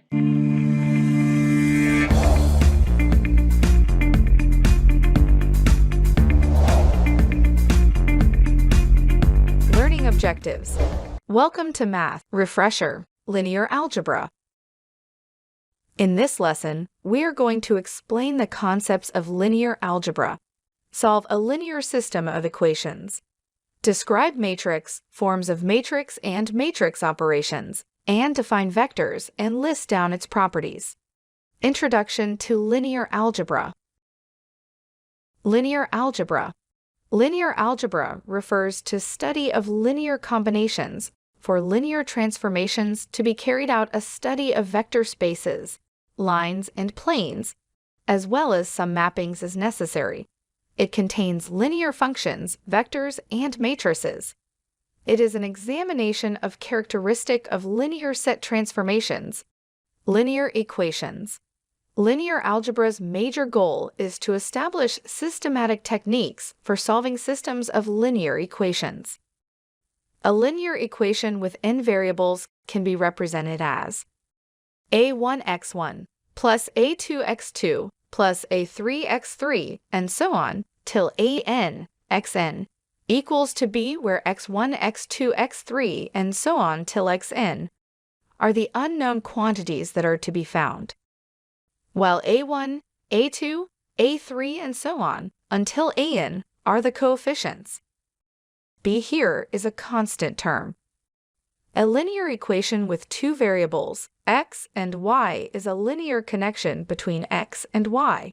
The value of one variable, often y, is determined by the value of the other, that is x. The independent variable in this situation is x, while the term dependent variable refers to y.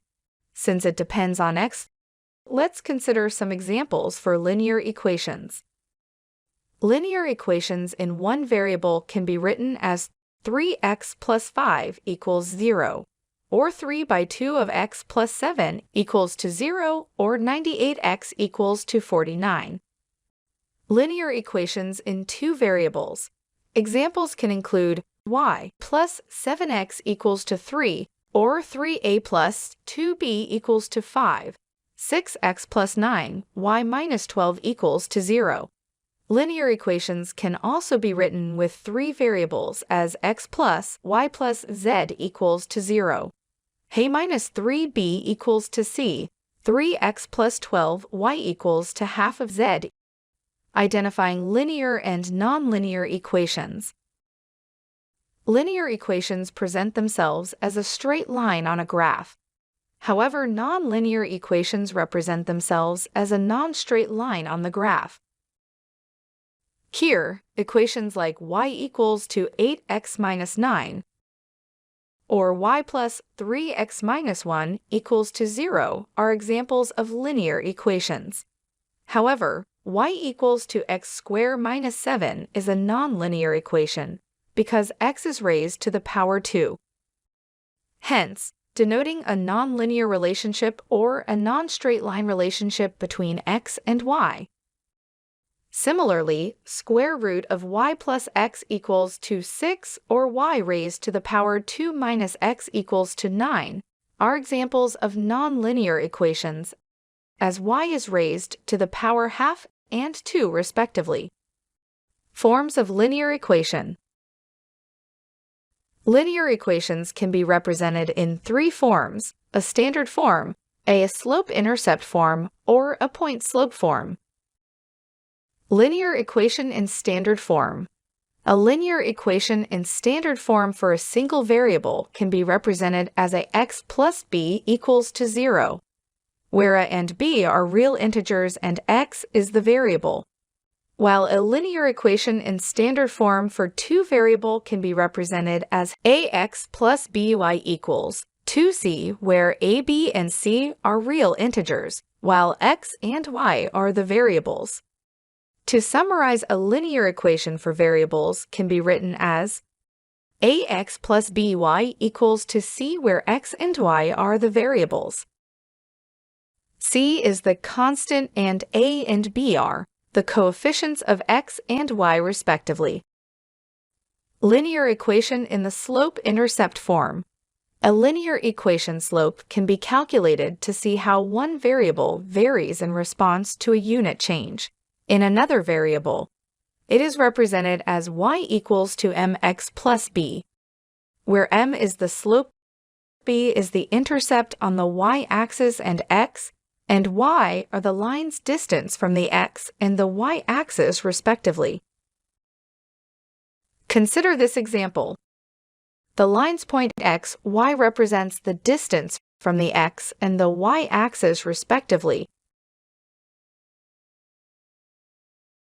while the line intercept on the y-axis is at point 0, b. Linear equation slope. The slope indicates how steep a line is with respect to y-axis.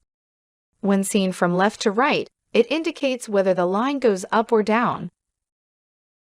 The slope describes how independent variable has been changed, while the dependent variable is changing. Types of slope. There are 4 types of slopes based on the relationship between the two variables x and y. The first is the positive slope here as x increases. Y is also increasing in a negative slope as x increases. Y decreases. If a line is parallel to x-axis, it is a 0 slope. On the other hand, if the line is parallel to y-axis, then the slope is undefined. Linear equation in point-slope form. A straight line is represented in point-slope form by its slope, and a point on the line. It is represented as y minus y1 equals to m of x minus x1, where x1 and y1 are the coordinates of the point. Linear equation forms, some examples.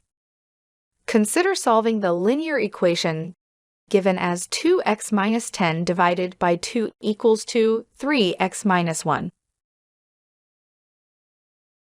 First, we will clear the fraction. In this example, we can see only left-hand side we have 2x minus 10 divided by 2. If from the numerator we take 2 as common, we will be left with 2 times x minus 5 divided by 2, hence x minus 5 on the left-hand side. On the right-hand side, we still have 3 times x minus 1. Now, as a part of next step, we simplified both sides of the equation that is open up the brackets. When we do that on the right side, we end up getting 3x minus 3 by multiplying 3 to x minus 1. Solving further, we can write as x equals to 3x plus 2. Finally, we try to clear the fraction to solve for x. We can rearrange the equation as x minus 3x equals to 2. Solving it further, we get minus 2x equals to 2. And then we solve for x as minus 1. System of linear equation. A system of linear equations is a finite collection of linear equations, usually involving the same variables. It can be represented as a11x1 plus a12x2, and so on equals to b1, a21x1 plus a22x2, so on equals to b2, and so on. Here this example is for n variables. A system of m equations. A linear system can have unlimited number of solutions. One solution or no solution at all. In case of a single linear equation, a consistent linear system has a solution, while an inconsistent linear system has no solution. Solving a linear equation. Solving linear system of equations. Various methods can be used to solve linear system of equations, which include graphic method, substitution method, linear combination or elimination method, or a matrix method. Graphing method. Let's try and solve these two linear equations using the graphic method. The first equation is defined as y equals 0.5x plus 2, and the second equation is y equals to minus 2x minus 3. The two equations, as we can see, are in the slope-intercept form. The first line has a slope of 0.5 and a y-intercept of positive 2, while the second line has a slope of negative 2 and a y-intercept of negative 3. Let's have a look at these lines through a plot. Here, the blue line is the first line represented by y equals to 0.5x plus 2. And the red line is represented by y equals to negative 2x negative 3. These two lines intersect at a point at negative 2, 1. Hence we can say that x equals to negative 2 and y equals to 1. Solving systems of linear equation using substitution. For substitution, we start by putting one of the equations in the form of variable equals to. We then substitute that variable in the other equation in its place. Take the other equation to solve. If there are more than two variables involved, we repeat the process from steps 1 through 3. Let's consider an example. Let's consider the equation 3x plus 2, y equals to 19 and x plus y equals to 8. We could begin with any equation and variable. In this case, Let's look at the second equation with variable y. We start with subtracting x from both sides of x plus y equals to 8. And we end up getting y equals to 8 minus x. The first equation still retains its form. Now we take the value of y, that is 8 minus x, and substitute in the first equation in place of y.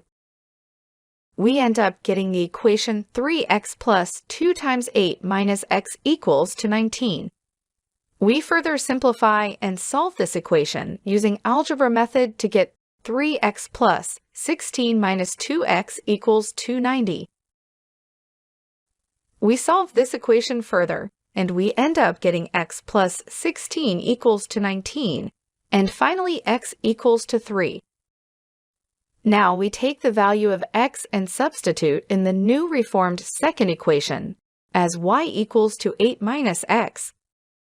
That gives us y equals to 8 minus 3, hence y equals to 5. The final answer remains x equals to 3 and y equals to 5. Solving systems of linear equation using elimination. In this case, we start by multiplying an equation by a constant anything other than 0. We then add or subtract an equation onto the other equation. Let's consider the same example of 3x plus 2, y equals to 19 and x plus y equals 8. We first start by multiplying the second equation by 2, and we get 2x plus 2, y equals 216. Now we subtract the second equation from the first equation. That is 3x minus 2x. 2y minus 2y, and 19 minus 60. On solving this, we end up getting x equals to 3. Now using these steps of substitution, we put the value of x in the original second equation, that is x plus y equals to 8, and achieve a value of y equals to 5. Hence the answer remains x equals to 3 and y equals to 5. We can verify the solution by using the graph. Here again, the blue line represents the point at which 3x plus 2, y equals to 19 is true, while the red line represents the point where x plus y equals to 8 is true. The solution is found at the point where x equals to 3 and y equals to 5. This is the point where both lines intersect. Introduction to matrices. Matrix. A matrix is rectangular array or table with rows and columns of numbers, symbols, expressions used to represent a mathematical object or an attribute. For example, here A is a matrix of 2 rows and 3 columns, as 2, 1, 3, minus 1, 2, and 4. Well, B is a squared matrix with 2 rows and 2 columns given as 2, 1, 3, 4. Matrix size. The matrix size is expressed as m cross n, where m is the number of rows, and n is the number of columns. A matrix with 2 rows and 3 columns can be referred to as 2 by 3 matrix or a 2 cross 3 matrix, or a matrix of dimension 2 cross 3. Notation of a matrix. A matrix with m rows and n columns can be presented as this. Here each element will be identified by its row number and column number. For example, the element over here is in the 3rd row and the 1st column. Hence, it is identified as a 3-1. Forms of matrix. The matrix is termed as a squared matrix. If n equals to m, that is, the number of rows and number of columns are equal. An element's entry in the matrix of from A, I is located on the diagonal. Hay is called a diagonal matrix if Hay ij equals to 0. When I is not equals to j, that is in a square matrix. Apart from diagonal at all places, we have 0 as a value. Matrix operations. Addition. Addition of two matrices is adding their corresponding elements, as in A11 plus B11, A12 plus B12, A21 plus B21, A22 plus B22, and so on. Consider the example over here. We have a matrix A as 22, 32, 11, 16, and matrix B as 13, 8, 13, and 16. Matrix A is of the order 2 cross 2, and matrix B is also of the same order, 2 cross 2. Hence, the corresponding elements can be quickly added as 22 plus 13, 32 plus 8, 11 plus 13, and 16 plus 16, giving us the result in matrix of 35, 40, 24, and 32. Addition rules. Only matrices with the same size can be added. That is, the two matrices should have same number of rows and same number of columns. Matrix addition follows commutative property. That means A plus B is equals to B plus A. Subtraction. Matrix subtraction is same as matrix addition. It is subtracting the corresponding values. Let's consider the same example of matrix A and B. The result of A minus B can be given as 22 minus 13. That is A11 minus B11. 32 minus 8.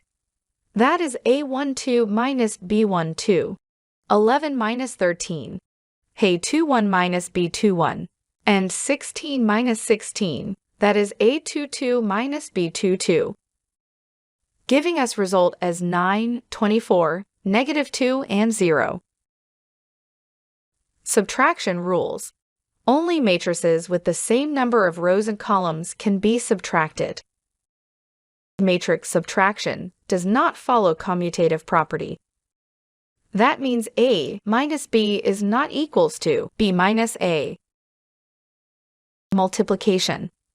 Matrix multiplication results in what is called as a product matrix. In matrix multiplication, each row of the first matrix is multiplied to each column of the second matrix. To compute each of these elements in the matrix, the values are then added. For example, consider the matrix A and B. To get the first element, we will multiply the first row of matrix A to the first column of matrix B, and then add the individual elements, that is 22, multiplied to 13, and 32, multiplied to 13, and then add them up to get this particular element. For the second element, we multiply the first row of A to the second column of B, hence getting 22 multiplied to 8 plus 32 multiplied to 16. Similarly, we compute all the remaining elements, that is the second row multiplied to the first column, and added 11 multiplied to 13 plus 16 multiplied to 13, and the second row now multiplied to the second column, that is 11 multiplied to 8 plus 16 multiplied to 16. This gives us the resulting matrix as 702, 688, 351, and 344. Multiplication rules. Let us say C equals to AB. Here, C is our product matrix, which can be computed as summation over A at ij dot bjk. For a matrix of size ij, matrix B of size jk, to calculate the value of each member in the I cross K matrix of C. The matrix product AB is defined only when the number of columns in A equals to the number of rows in B.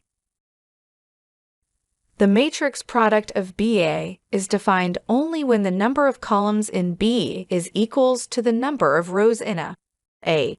B is not always equals to B.A. Transpose.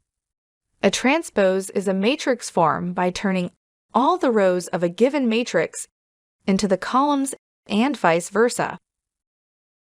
The transpose of a matrix A is denoted as AT. For example, if the matrix A is 22, 32, 11, and 16, the transpose of A would be 22, 11, 32, and 16. Here we can see the row has been converted to column. Inverse. If it is a non-singular square matrix, there exists n cross n matrix, a minus one known as A's inverse, that satisfies A.A inverse equals to A inverse dot A equals to I, where I is the identity matrix. And identity matrix is characterized as a diagonals 1 and all other elements are 0.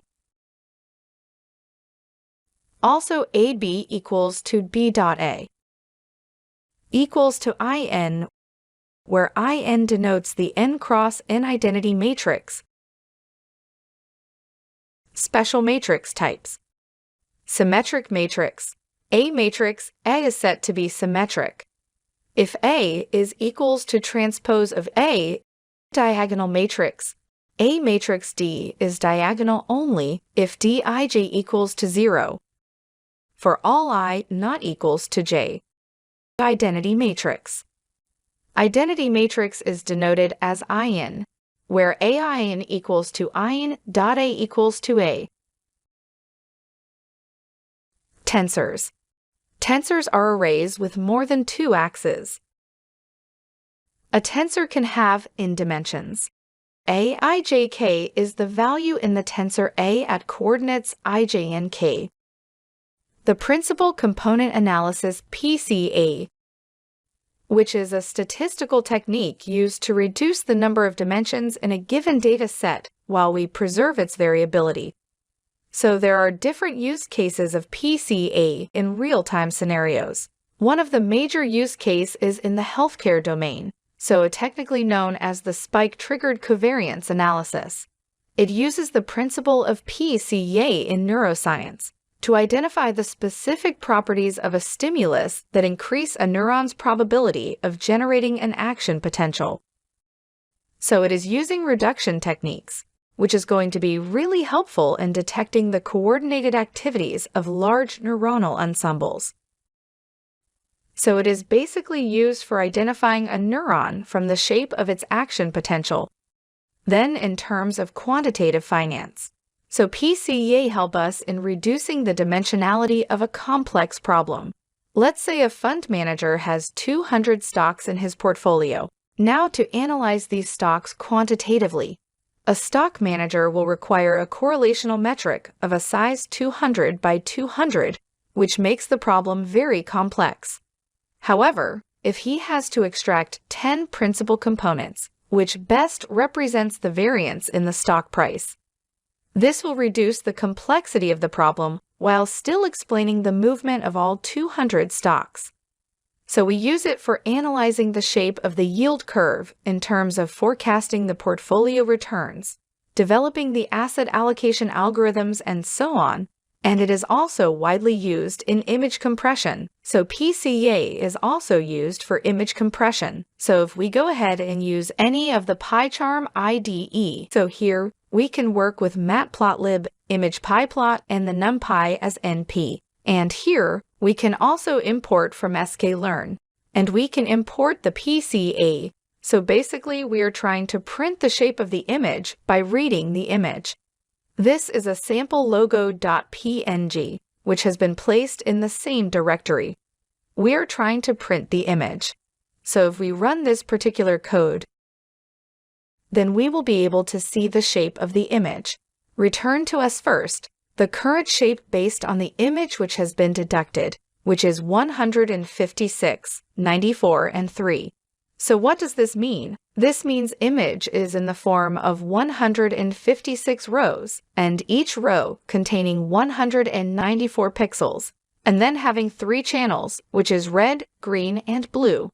So we had to resize the image so that it is in a format required for PCA input, which is 196 by 3, which is going to be 582. So here we can see we have performed a simple operation as image_r, where we are using the NumPy library for reshaping the image. And then we are printing the shape of the image again. So here we can see 156 and 582 has been returned as a response.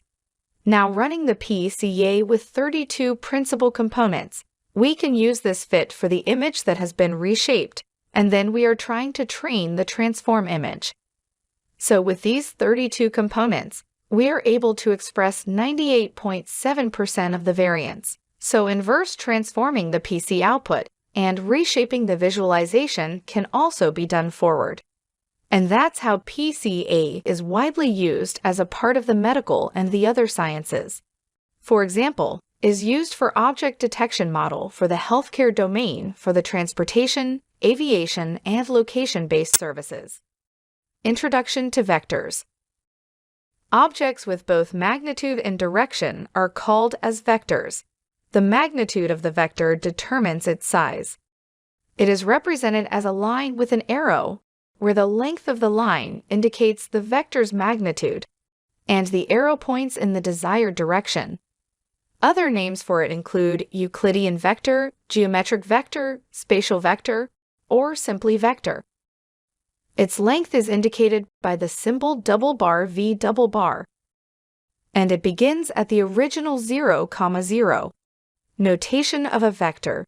A vector can be represented in a standard form as A equals to AI cap plus BJ cap plus CK cap, where A, B, and C are numeric values.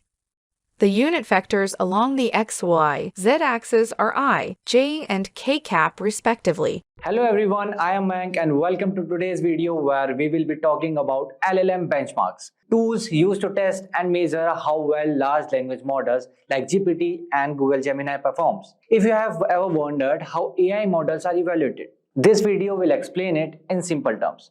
LLM benchmarks are used to check how good these models are at tasks like coding, answering questions, and translating languages or summarizing text. These tests use sample data and specific measurement to see how well the model performs. For example, the model might be tested with a few examples, like few short learning, or none at all, like zero short learning, to see how it handles new tasks. So now the question arises, why are these benchmarks important? They help developers understand where a model is strong and where it needs improvement.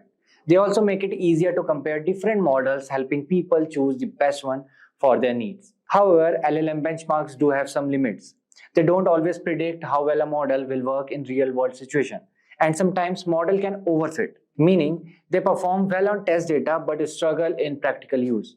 We will also cover how LLM leaderboards rank different models based on their benchmark scores, giving us a clear picture of which models are performing the best. So stay tuned as we dive into how LLM benchmarks work and why they are so important for advancing AI. So without any further ado, let's get started. So what are LLM benchmarks? LLM benchmarks are standardized tools used to evaluate the performance of large language models. They provide a structured way to test LLMs on a specific task or question, using sample data and predefined metrics to measure their capabilities. These benchmarks assess various skills such as coding, common sense reasoning, and NLP tasks like machine translation, question answering, and text summarization. The importance of LLM benchmark lies in their role in advancing model development. They track the progress of an LLM, offering quantitative insights into where the model performs well and where improvement is needed. This feedback is crucial for guiding the fine-tuning process, allowing researchers and developers to enhance model performance. Additionally, benchmarks offers an objective comparison between different LLMs, helping developers and organizations choose the best model for their needs. So how LLM benchmarks work? LLM benchmarks follow a clear and systematic process. They present a task for LLM to complete, evaluate its performance using specific metrics, and assign a score based on how well the model performs. So here is a breakdown of how this process works. The first one is setup.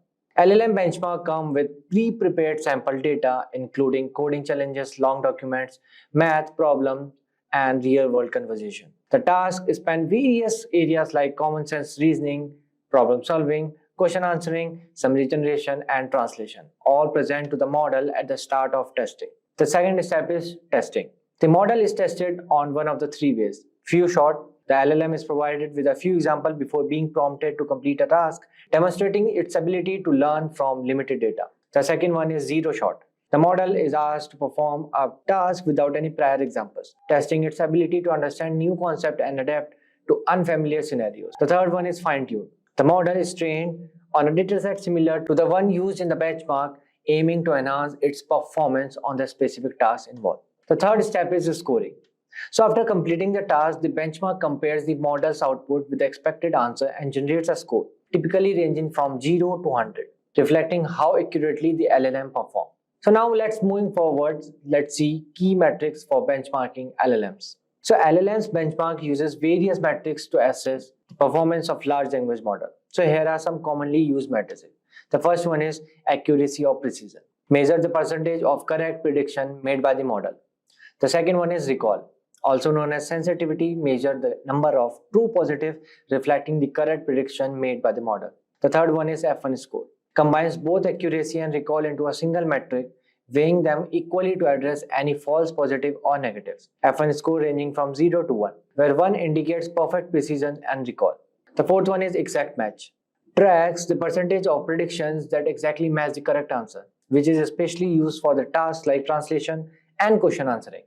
The fifth one is perplexity gauges. Here it will tell you how well a model predicts the next word or token. A lower perplexity score indicates better task comprehension by the model. The sixth one is BLUE, bilingual evaluation understudy. Is used for evaluating machine translation by comparing n-grams, sequence of adjacent text element, between the model's output and the human-produced translation.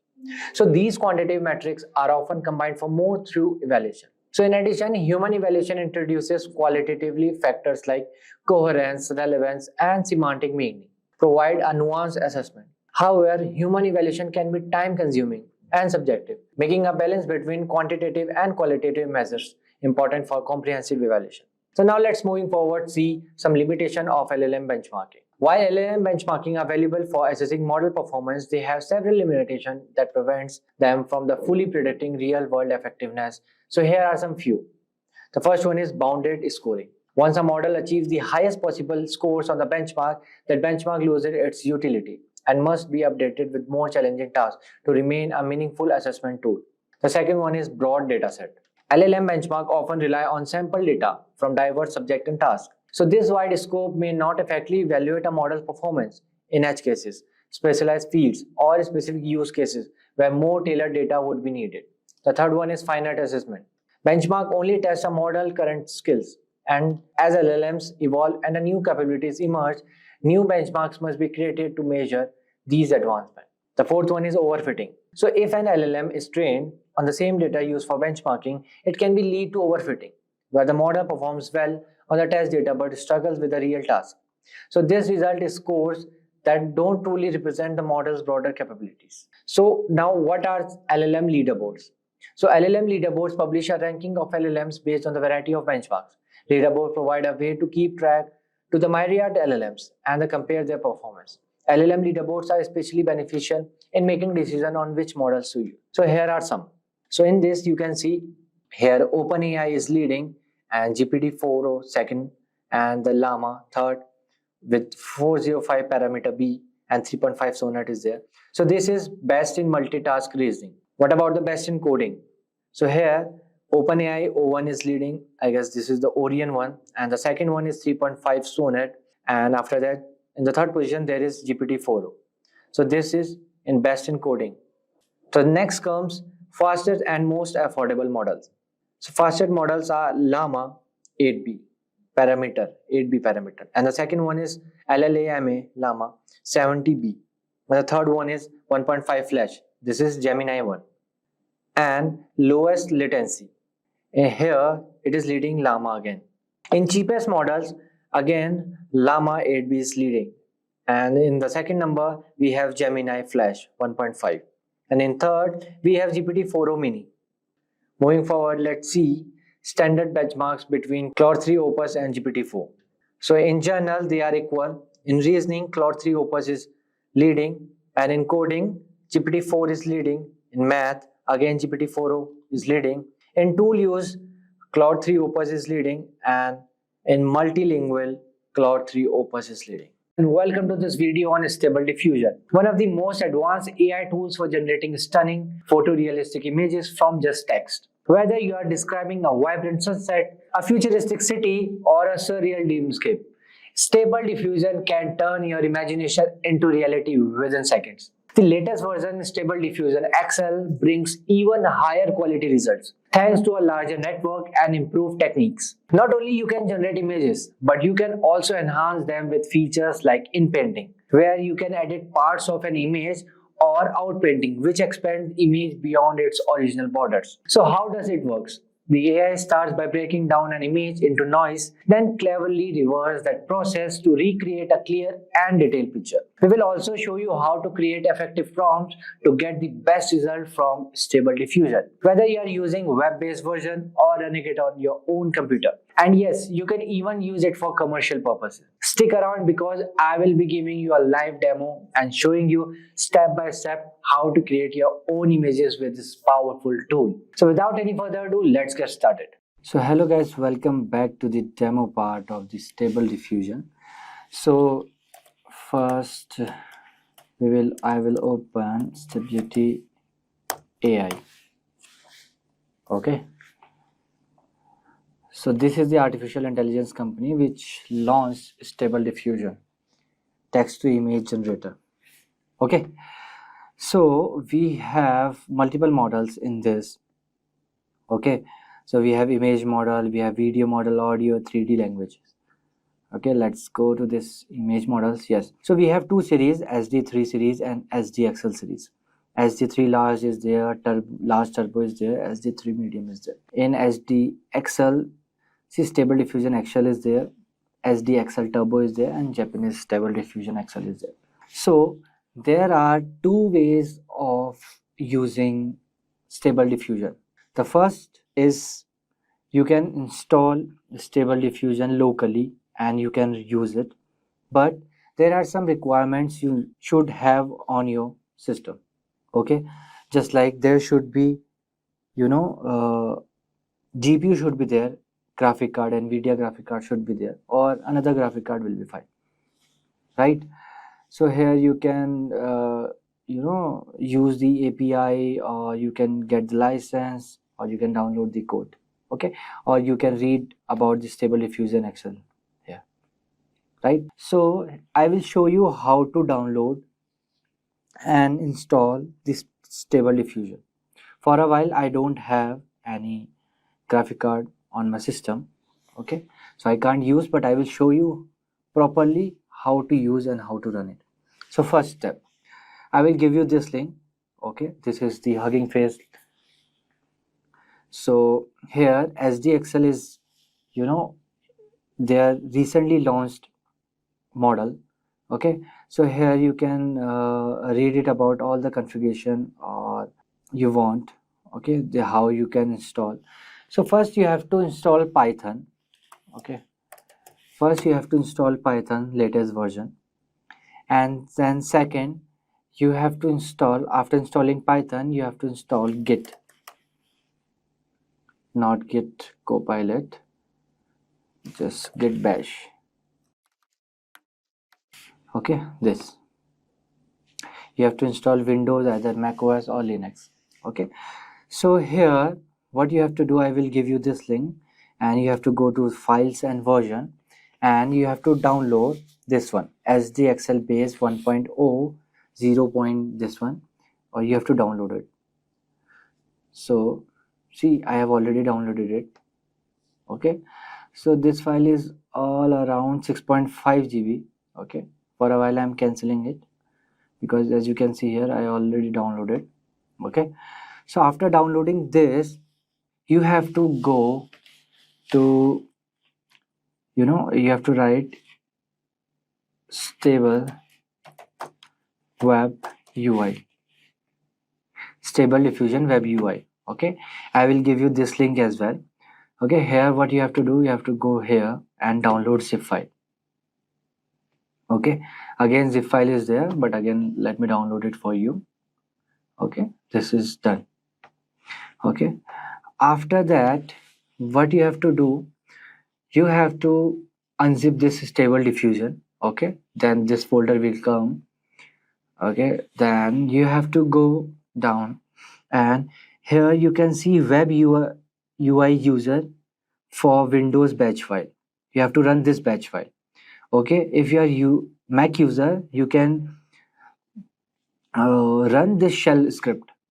Okay, so I will install this. I have already installed, but you have to just double click this and everything will be installed. Okay, so it will launch one page. After installing this, it will take like half an hour because it will download multiple files of 4455 GB. Okay, for a while let me run it. See, this page will come. So as you can see here, I am running Stable Diffusion locally 127.0 this. Okay, this is local. So here, so now we downloaded first file, right? If you remember, we downloaded this file. So what you have to do, you have to go to downloads, then you have to copy this file, downloaded file, then you have to go here. Here you have to go to models, then here you have to Stable Diffusion, then you can copy paste here your file.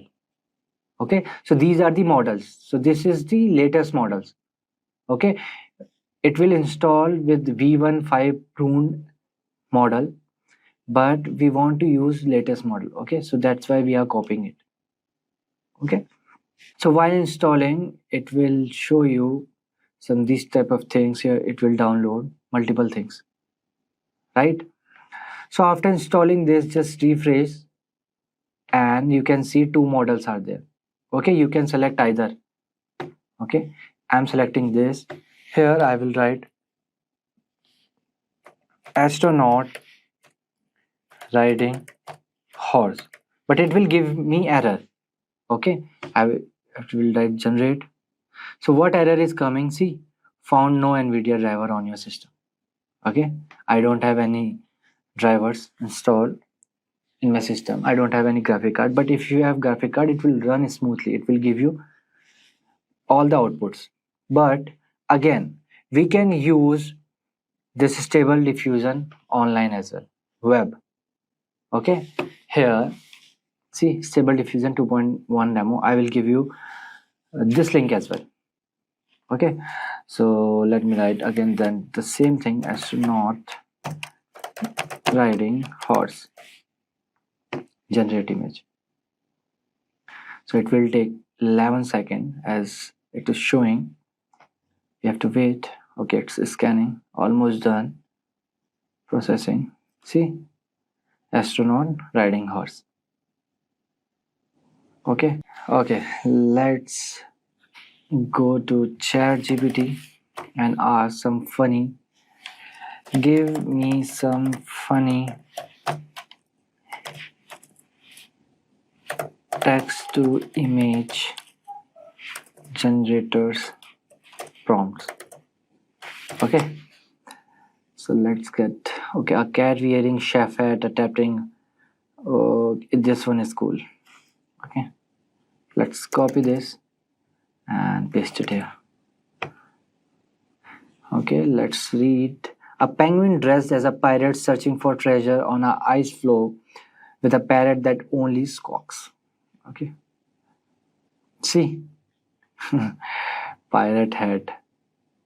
See, pirate hat. Okay, let's try something else.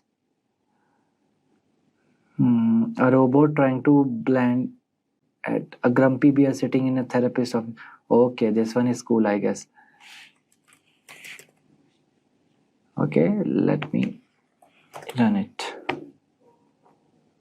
Again, it will take some 11 seconds. But this, if you run locally, this will work definitely. I'm sure.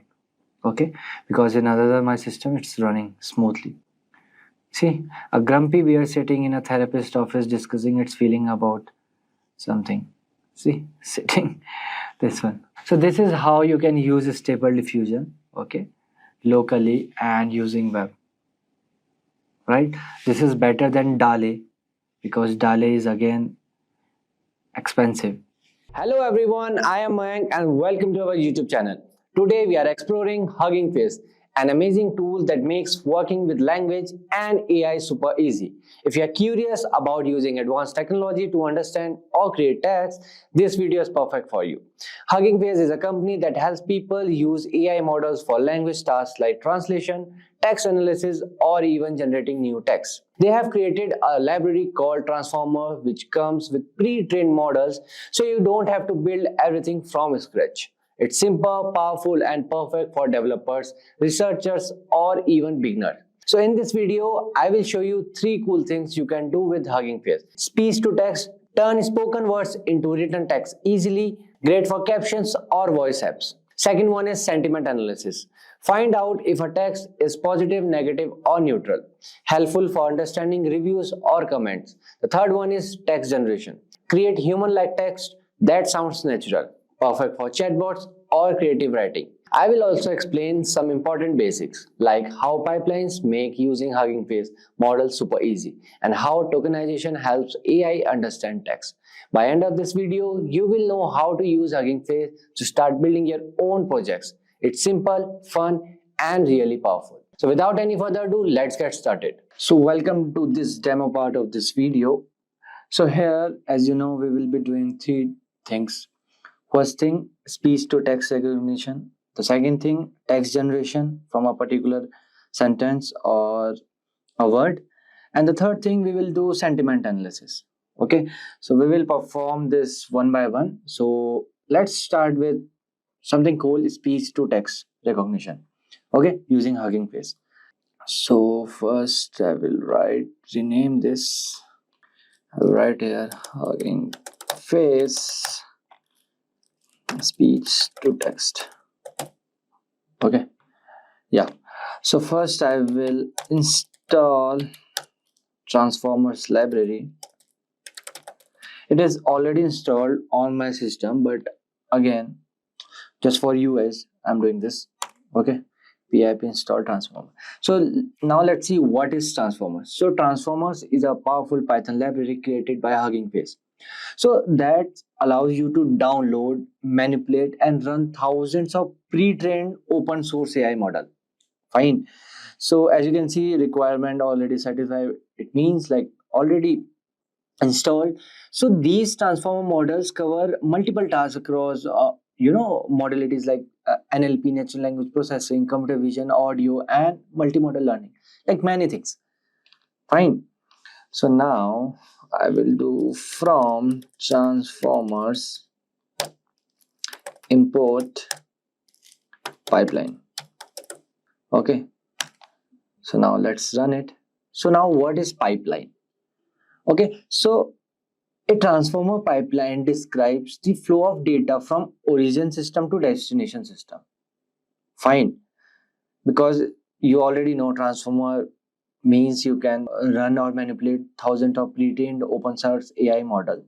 So pipeline describes the flow of data from origin system to destination system and defines how to transform the data along the way. Okay, so let's check the versions transformers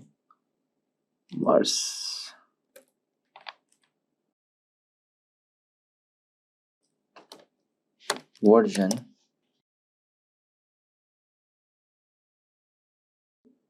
Okay, that long tab. Okay, why it is coming? Import transformers. Yeah, so we have currently 4.42.4 version of the transformer. Okay, so I'm using Google Colab. Okay, so you can use either Jupyter Notebook, Visual Code Studio, or Colab. Okay, so now let's import libraries. Import Librosa.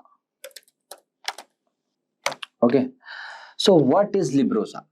So Librosa is a Python package for audio and music analysis, right? Because we are doing speech to text, so we need this. So it provides various functions to quickly extract key audio features and matrices from the audio files. Okay, and this Librosa can also be used to analyze and manipulate audio files in a variety of formats such as WAV wave, MP3, M4A, and like that. Okay, so next we will import Torch. I hope everyone know Torch. So Torch is nothing PyTorch. It is a machine learning library based on the Torch library used for applications such as computer vision and NLP. And originally it was developed by the Meta AI and now the part of Linux Foundation, umbrella. Let's import one more thing. Import. So now let's import IPython. Okay, capital IPython dot display as display. So now you will be wondering what is this IPython display. Okay, so it is an interactive command line for the terminal for Python, and it can provide a IPython terminal and the web-based notebook platform for Python computing. And this IPython have more advanced features than the Python standard interpreter, and we quickly execute a single line of Python code. Nothing. Okay, for that I'm using this. And the next is from transformers import WAV to vectorizer for CTC and WAV to vectorizer to tokenizer. Okay, so now what is this? So WAV2 vectorizer for CTC is supported by the notebook on how to fine-tune a speech recognition model. Okay, and this tokenizer. So tokenizer is nothing. Tokenization is a conversion of a text into meaningful lexical tokens belonging to categories defined Alexa program. In case of NLP, so those categories include nouns, verbs, adjective, punctuation, etc. Okay, now, and the last library, let's import NumPy as NP. I hope everyone know NumPy. What is NumPy? Again, NumPy is a Python library used for working with arrays. It also has a function, for working in domain like linear algebra, Fourier transform, and matrices, and many others. Fine. I hope everyone know about these library which we have imported. Okay, so let's move forward. Right, tokenizer equals to 2 to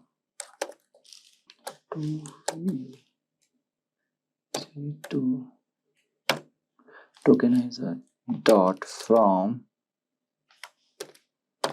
pre-trained. This is why I love this Google Colab. You will decide just some words and it will show the suggestions. Facebook. So this is again one pre-trained model. Okay, so we are just importing it. Base 960th. This is nothing, the name. Okay, then model equals to WAV2 for CTC dot from pre-trained, then Facebook WAV2 vectorizer 2, then base 960th. Fine. Now let's run it. So now you can see, so we are loading this. Okay, they are downloading. Okay, so you can ignore this warning. So now let's load the audio file. So here I will write audio, sampling rate equals to librosa dot load. Okay, so you know about librosa, right? Then I have v dot m4a. So I have already one speech or one audio, you can say. So I will play it, don't worry. Before the final output, I will show you 16,000. Okay, so now I will write okay,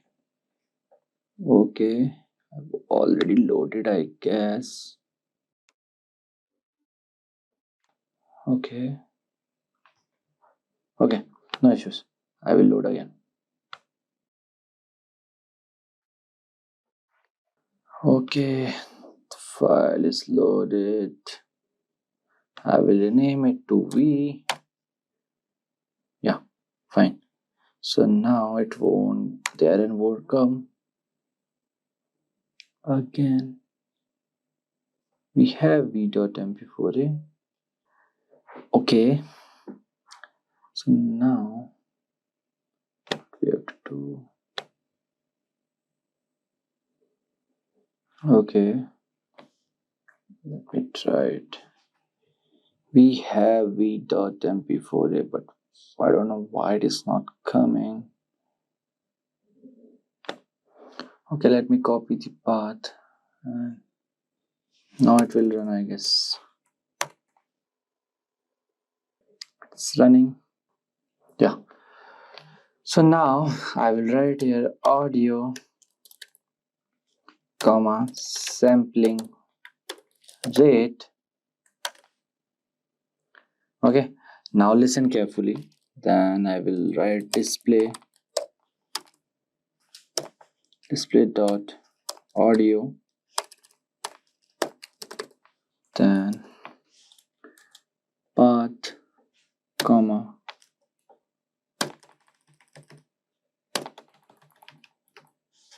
autoplay equals to true. Okay, Hello and welcome. This is an AI voice message. I guess you heard, but again let me play it again. Hello and welcome. This is an AI voice message. Okay, so it is saying ki, hello and welcome, this is an AI voice message. Fine. So now what I will do, I will input some values. Input values equals to tokenizer, then audio, comma, return tensors equals to pt. Fine. Dot input values. Okay, then here input values. Okay, input values. Okay, yeah. So now logits will come here. So we have to now store the logits, which means non-normalized predictions. Okay, so logits equals to model input values dot logits. Okay, then here I will write logits. Okay, it's running. Done. So now what we will do, we will store predicted IDs, then we will pass the logits to values to softmax to get the predictive value. Okay, so here I will write predicted IDs equals to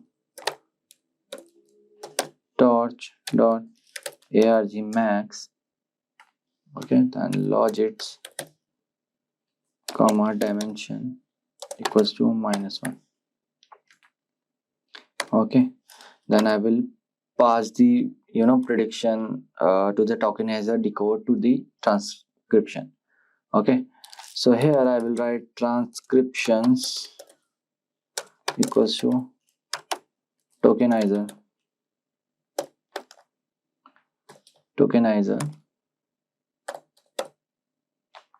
dot decode predicted IDs to 0. Running fine. So now let's see our output transcriptions. So now you can see hello and welcome. This is an AI voice message. So now let's play it again. Hello and welcome. This is an AI voice message. Amazing, right? So this is how you can use Hugging Face for the speech to text recognition. It's a very small code, line of code, as you can see. Okay, so now let's move forward and do the sentiment analysis, okay, or text generation. So let me open new drive. So yeah, so now I will write here, I will write sentiment slash text generation Hugging Face. Okay, so first of all, let's import the files. So first I will write import warnings, then warnings dot filter warnings. Okay, I will write here ignore, then we'll import numpy.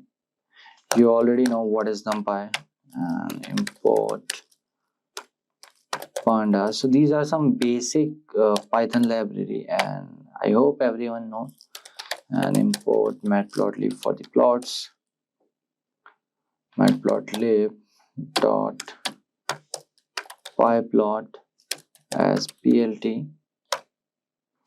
Then I will import cbon for the graphs, the statistics graph. Okay, sns, then sns dot set. So now we'll import sklearn model train test split. So sklearn is nothing, scikit-learn is probably the most useful library for machine learning Python. So this library contains a lot of efficient tools for machine learning and statistical modeling, including classification you can do, regression you can do, clustering you can do from this sklearn. Okay, from sklearn dot model selection import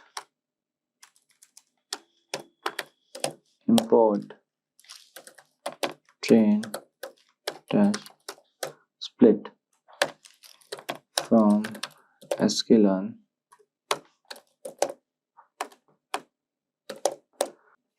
dot matrix import f1 score comma confusion matrix comma ROC AUC curve or score. So again we'll import teams from transformers, import pipeline, everyone know what is this, then import torch. Okay, now let's run it. You have too many active session, terminate existing to continue if you are interested in using one more session. Okay, wait. Yeah, fine now. Which one is open, bro? Terminate this. Terminate this. Terminate this. No. Okay, fine. So now let's do sentiment analysis. So we will explore sentiment analysis using a pre-trained transform model. Okay.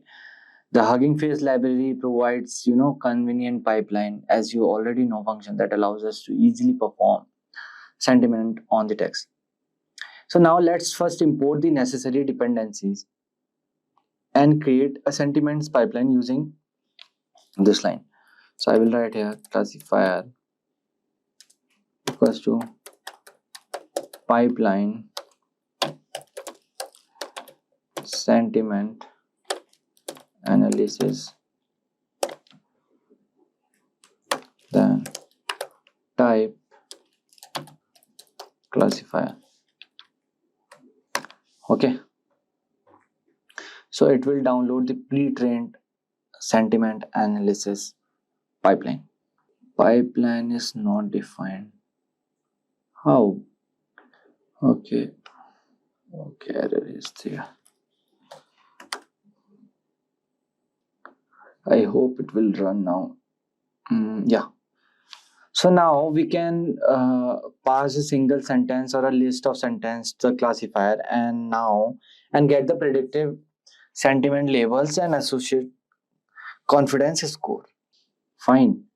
So now just for the testing classifier, so let's write this is a great movie. Okay, now let me run it. So now you can see here label positive. So label positive typically refers to the outcome or a class of interest that the model is designed to predict. So here we are just checking the sentiment analysis model. Okay, so this is why I wrote this. Okay, so let's check one more.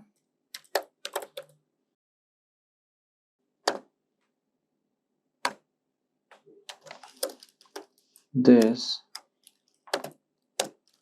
was a great course. Then I did not understood any of it. Now let's check this. Yeah, perfect. And the score, you can see the accuracy score 99%, which is almost close to 100%, and which is amazing. So now you have access to a GPU, so you can also utilize it for the faster processing by specifying the device using the parameter. Okay, so now what I will do first, I will wait. Yeah, fine. So now I will import dataset airline tweets equals to pd dot read. PD means pandas library, here we are using. Okay, now first import. I will import here itself. So I have tweets.csv. Okay, tweets.csv. Let it upload. Yeah, done. So now let me airline tweets dot head. Why dot head? Means it will show me the top 5 rows. Okay, 0 1 2 3 4 5. Okay, you can see tweet ID, airline sentiment, neutral, positive, neutral, negative, then this is this. Okay, so now let's do something. Okay, so what I will do, df means data frame airline tweets, then I will write airline sentiment. We have airline sentiment, this column, okay, comma, text. I need these two columns. Okay, df dot head 5. So yeah, so airline sentiment is neutral, and this is what this text is all about. Okay, because these two are the main things, text and the sentiment. So now let's make plot, count plot. Then I will write df comma x equals to airline sentiment, then palette equals to with its, then here I will write plt dot x label airline sentiment.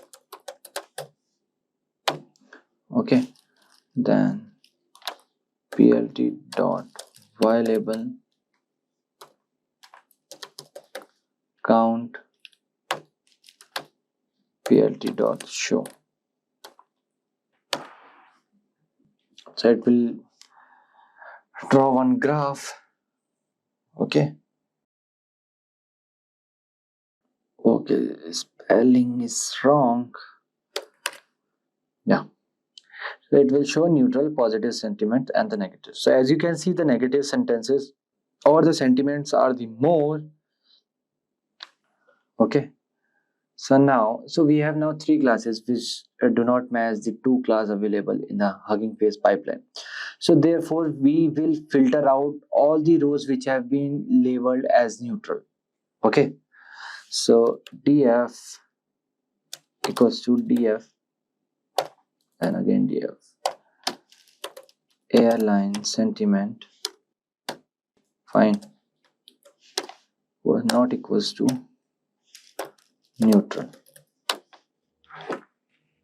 Okay, then df target equals to df airline sentiment dot map. Then I will write here positive 1 and the negative 0. Fine, negative will be 0. Okay, then print number of rows comma df dot shape. Okay,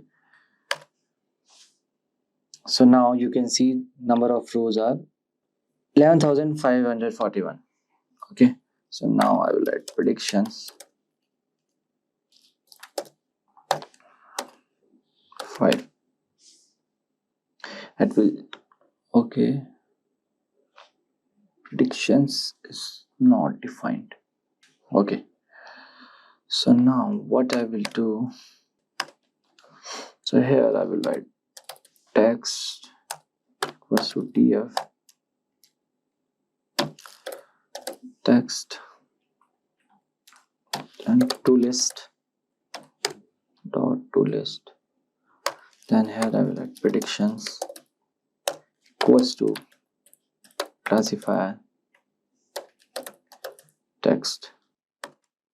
Okay, so here write probabilities equals to predictions, then score if predictions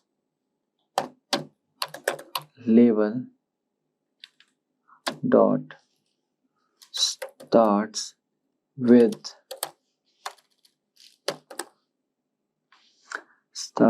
P means positive. Okay, else 1 minus prediction score. Prediction score.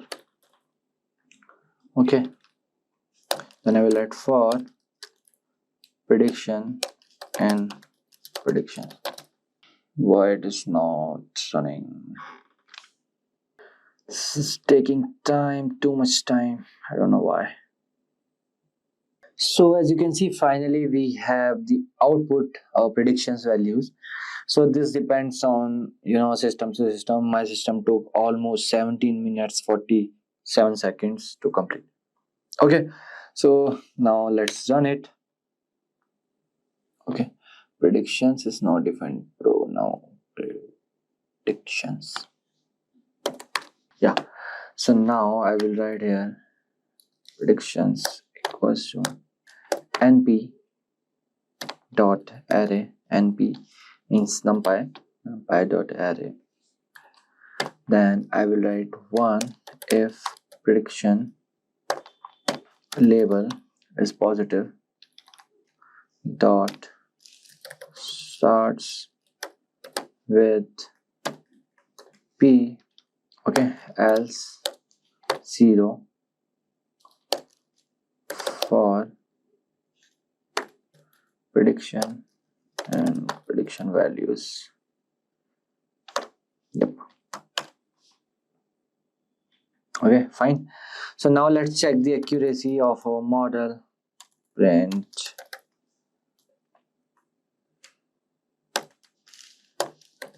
accuracy. Okay, then I will do round up the values. So here I will write np dot mean, then df, then the target, right?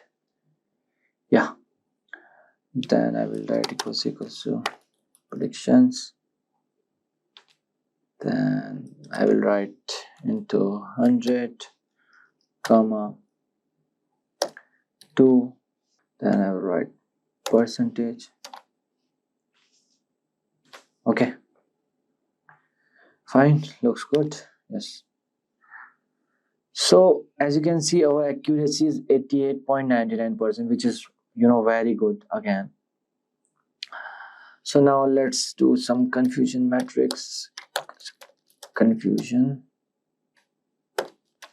matrix, then df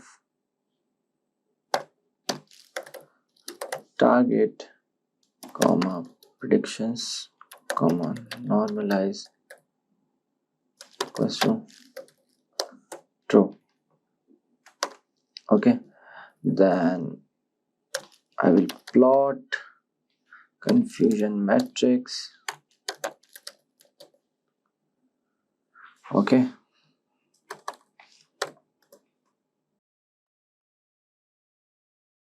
df then target comma predictions comma normalize equals to true. Okay, my bad. That here confusion matrix comma labels. Okay, so here I will plot a confusion matrix using Seaborn. Okay, so here I will use ARGS, which is confusion matrix np dot n array, so which is labels list. So I will write plt dot figure,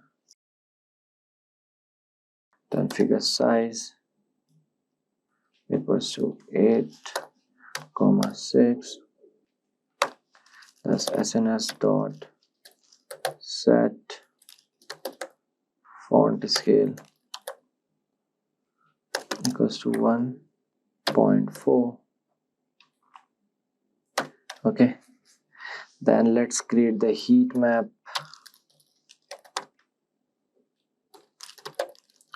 Diffusion matrix comma, and not will be true.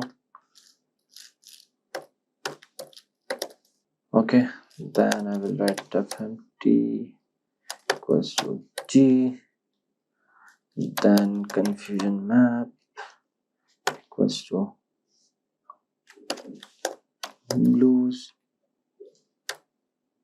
then x ticks labels equals to labels, then y ticks labels equals to labels. Okay, yes, so now I will write plt dot title will be confusion matrix, then plt dot x label will be predicted values, then plt dot y label will be actual values, then plt dot show. Okay, why the chart is not coming?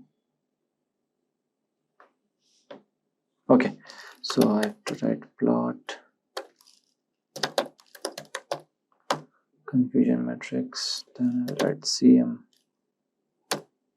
then negative, comma, positive. Okay, now the chart will come. Okay,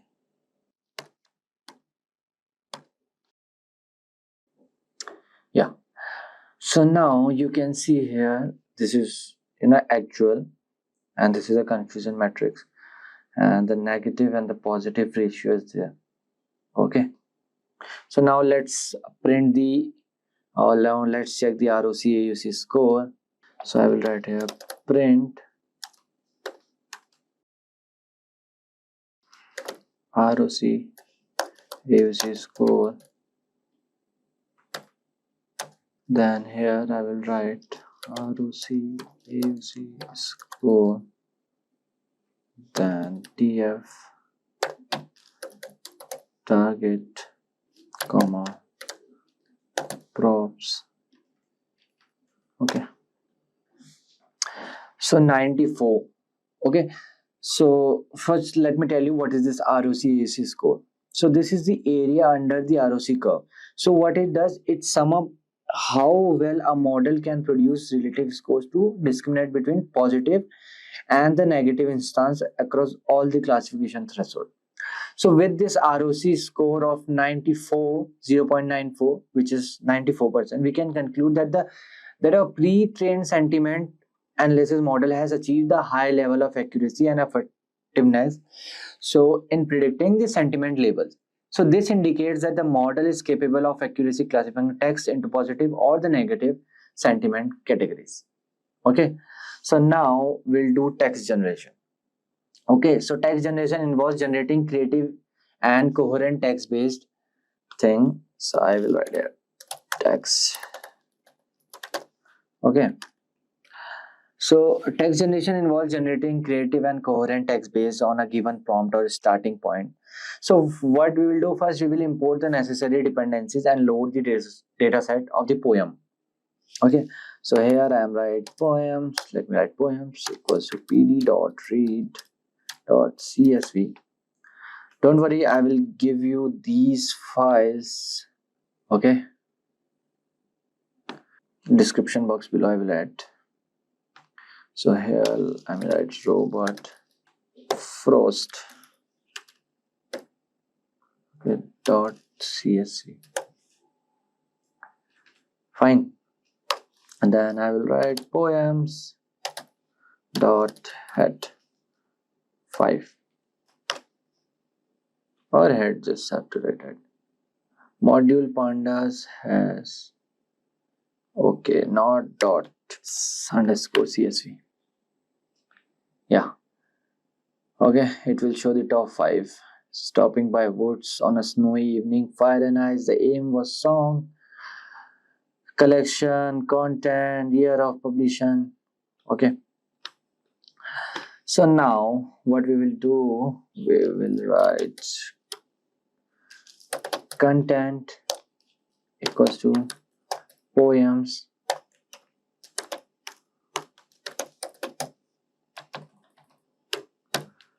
content dot drop na to list.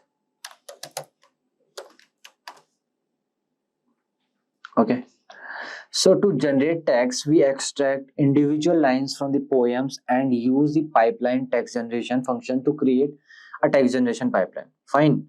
So here I will write lines equals to, then I will write for poem and content. Okay, for line and poem dot split into next line. Okay, then lines dot append, then I will write line dot right strip. To the right it will add. Okay, fine. So now lines equals to line for line and lines if length of line 0, then show me the lines 5.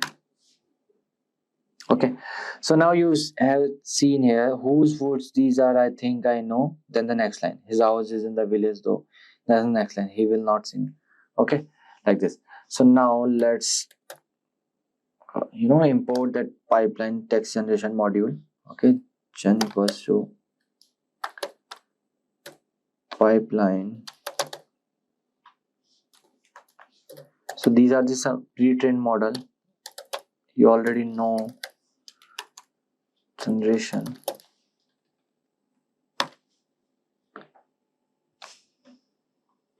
Okay, so now I will write here lines. Let's run it. Yeah, done. So in line 0 we have whose votes these are, I think I know. Okay, so now we can now generate text by providing a prompt and specifying the parameters such as max length and num return sequence. Okay, why? Because we have imported this text generation module. Okay, for example, see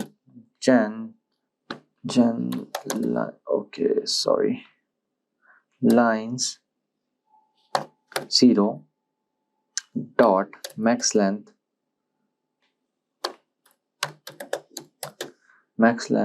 equals to 20. So now it will generate this to the maximum 20. Okay, till 20 word maximum length. Okay, check. Okay, okay, expression cannot contain perhaps double equals to where? Okay, wait, now it will run. So see, the line was this much only. Whose words these are, I think I know. Whose words these are, think I know. But here the generated text, I wish to go to church because I feel like. Okay, this is how you can do text generation. Now let's check for the more. Gen lines 1. Okay, then max length equals to 30 comma num return sequences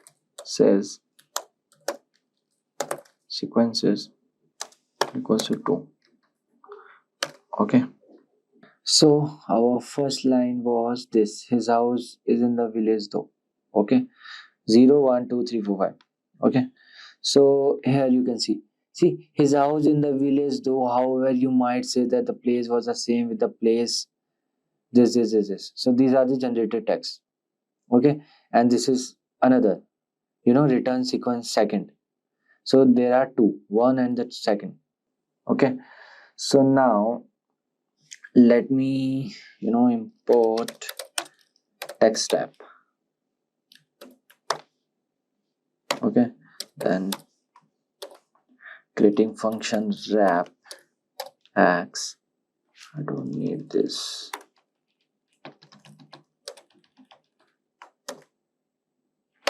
Then return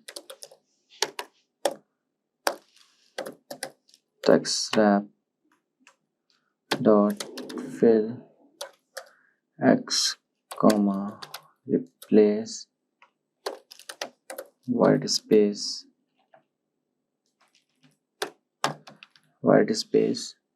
equals to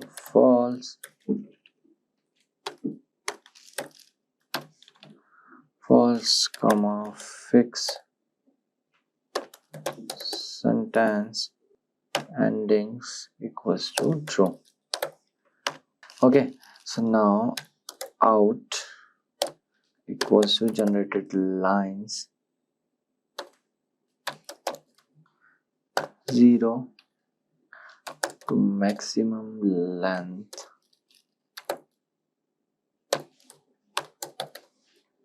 equals to 30. Then print wrap out to 0. Then generated text. Okay, so now we are setting the pad tokens to EOS tokens. Okay, so whose these are, I think I know, and this is the maximum 30 till 30. Okay, so now I will write here, okay, preview equals to, okay, so now what you can do, you can generate a prompt to generate text on a specific topic like this. Prompt equals to transformers have a wide variety of application in NLP. Okay, so this is my prompt. Okay, this I'm not importing from the data set. Okay, so I will write out equals to gen prompt comma max length equals to 100. Print wrap out. Okay, here I will write, anyways, here I will write generated text prompt.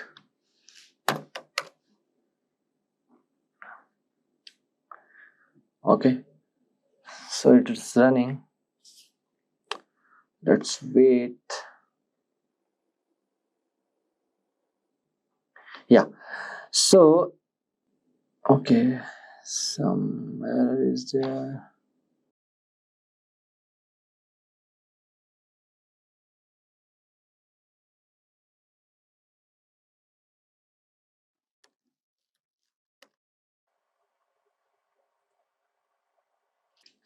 Okay, so here the issue is with 100 words. Will go till 50.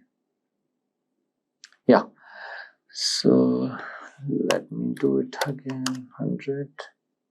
Yeah, so now you can see we can generate text using by giving a prompt. So we have covered 3 topics in this. First thing is speech to text using Hugging Face. Second thing is sentiment analysis using Hugging Face, and the third is text generation using Hugging Face.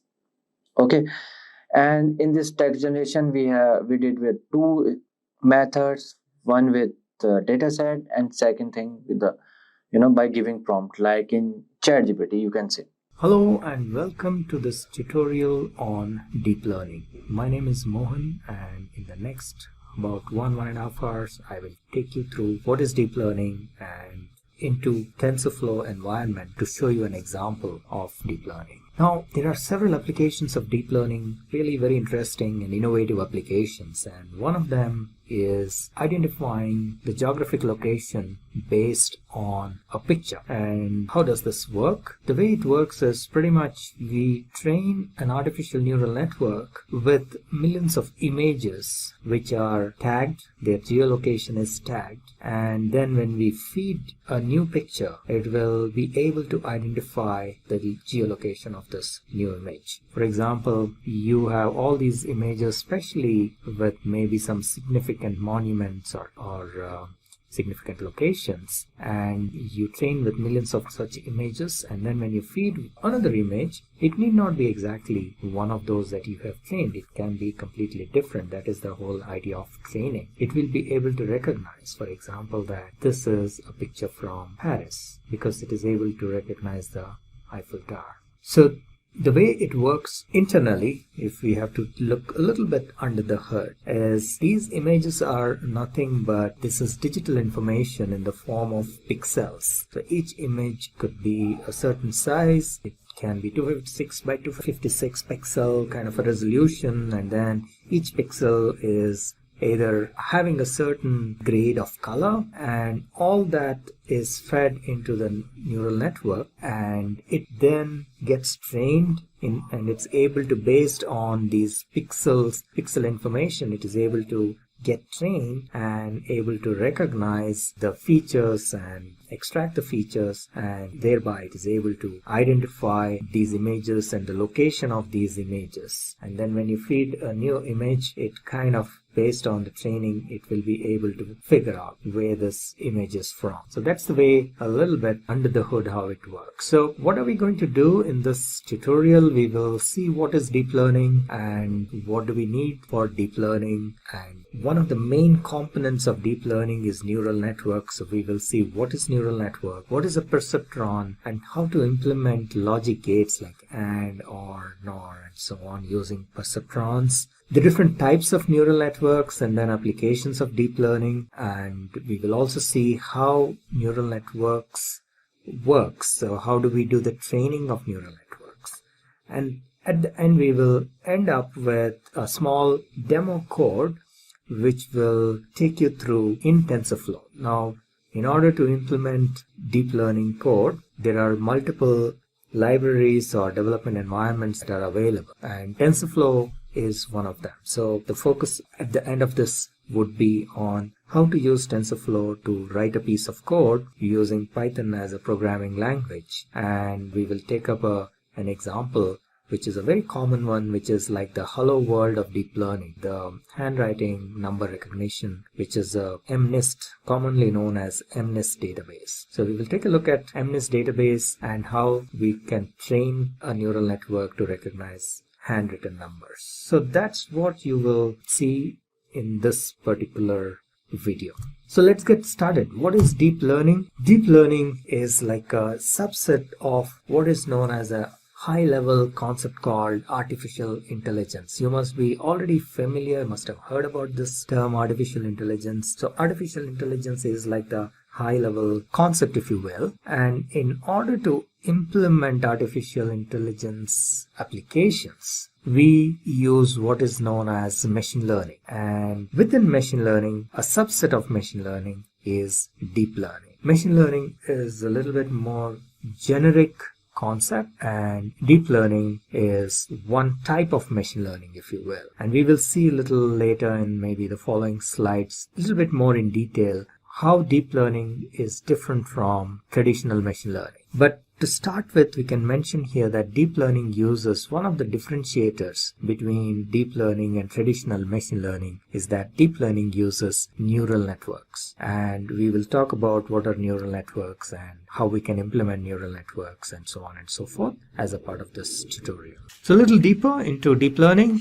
Deep learning primarily involves working with complicated unstructured data compared to traditional machine learning where we normally use structured data. In deep learning, the data would be primarily images or voice or maybe text file. And it is large amount of data as well. And deep learning can handle complex operations. It involves complex operations. And the other difference between traditional machine learning and deep learning is that the feature extraction happens pretty much automatically. In traditional machine learning, feature engineering is done manually. The data scientists have to do feature engineering, feature extraction. But in deep learning, that happens automatically. And of course, deep learning, for large amounts of data, complicated unstructured data, deep learning gives very good performance. Now, as I mentioned, one of the secret sources of deep learning is neural networks. Let's see what neural networks is. Neural networks is based on our biological neurons. The whole concept of deep learning and artificial intelligence is based on human brain, and human brain consists of billions of tiny stuff called neurons, and this is how a biological neuron looks, and this is how an artificial neuron looks. So neural networks is like a simulation of our human brain. Human brain has billions of biological neurons, and we are trying to simulate the human brain using artificial neurons. This is how a biological neuron looks. It has dendrites, and the corresponding component with an artificial neural network is, or an artificial neuron, are the inputs. They receive the inputs through dendrites. And then there is the cell nucleus, which is basically the processing unit in a way. So in artificial neuron also there is a piece which is an equivalent of this cell nucleus, and based on the weights and biases, we will see what exactly weights and biases are as we move. The input gets processed, and that results in an output. In a biological neuron, the output is sent through a synapse, and in an artificial neuron there is an equivalent of that in the form of an output. And biological neurons are also interconnected. So there are billions of neurons which are interconnected. In the same way, artificial neurons are also interconnected. So this output of this neuron will be fed as an input to another neuron, and so on. Now, in neural network, one of the very basic units is a perceptron. So what is a perceptron? A perceptron can be considered as one of the fundamental units of neural networks. It can consist at least of one neuron, but sometimes it can be more than one neuron. But you can create a perceptron with a single neuron, and it can be used to perform certain functions. It can be used as a basic binary classifier. It can be trained to do some basic binary classification, and this is how a basic perceptron looks like. And this is nothing but a neuron. You have inputs x1, x2, to xn, and there is a summation function, and then there is what is known as an activation function.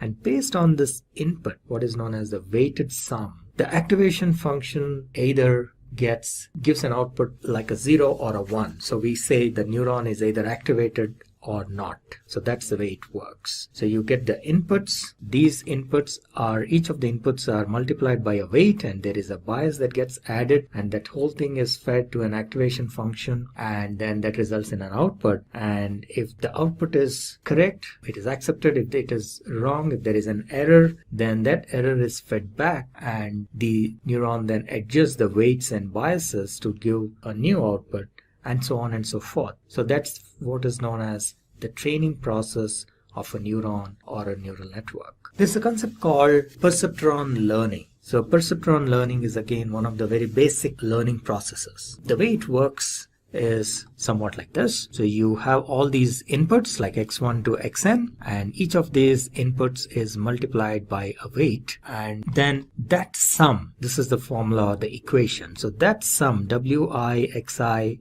sigma of that, which is the sum of all these product of x and w, is added up, and then a bias is added to that. The bias is not dependent on the input or the input values, but the bias is common for one neuron. However, the bias value keeps changing during the training process. Once the training is completed, the values of these weights, W1, W2 and so on, and the value of the bias gets fixed. So that is basically the whole training process, and that is what is known as the perceptron training. So the weights and biases keep changing till you get the accurate output, and the summation is of course passed through the activation function. As you see here, this WIXI summation plus B is passed through activation function, and then the neuron gets either fired or not, and based on that there will be an output. That output is compared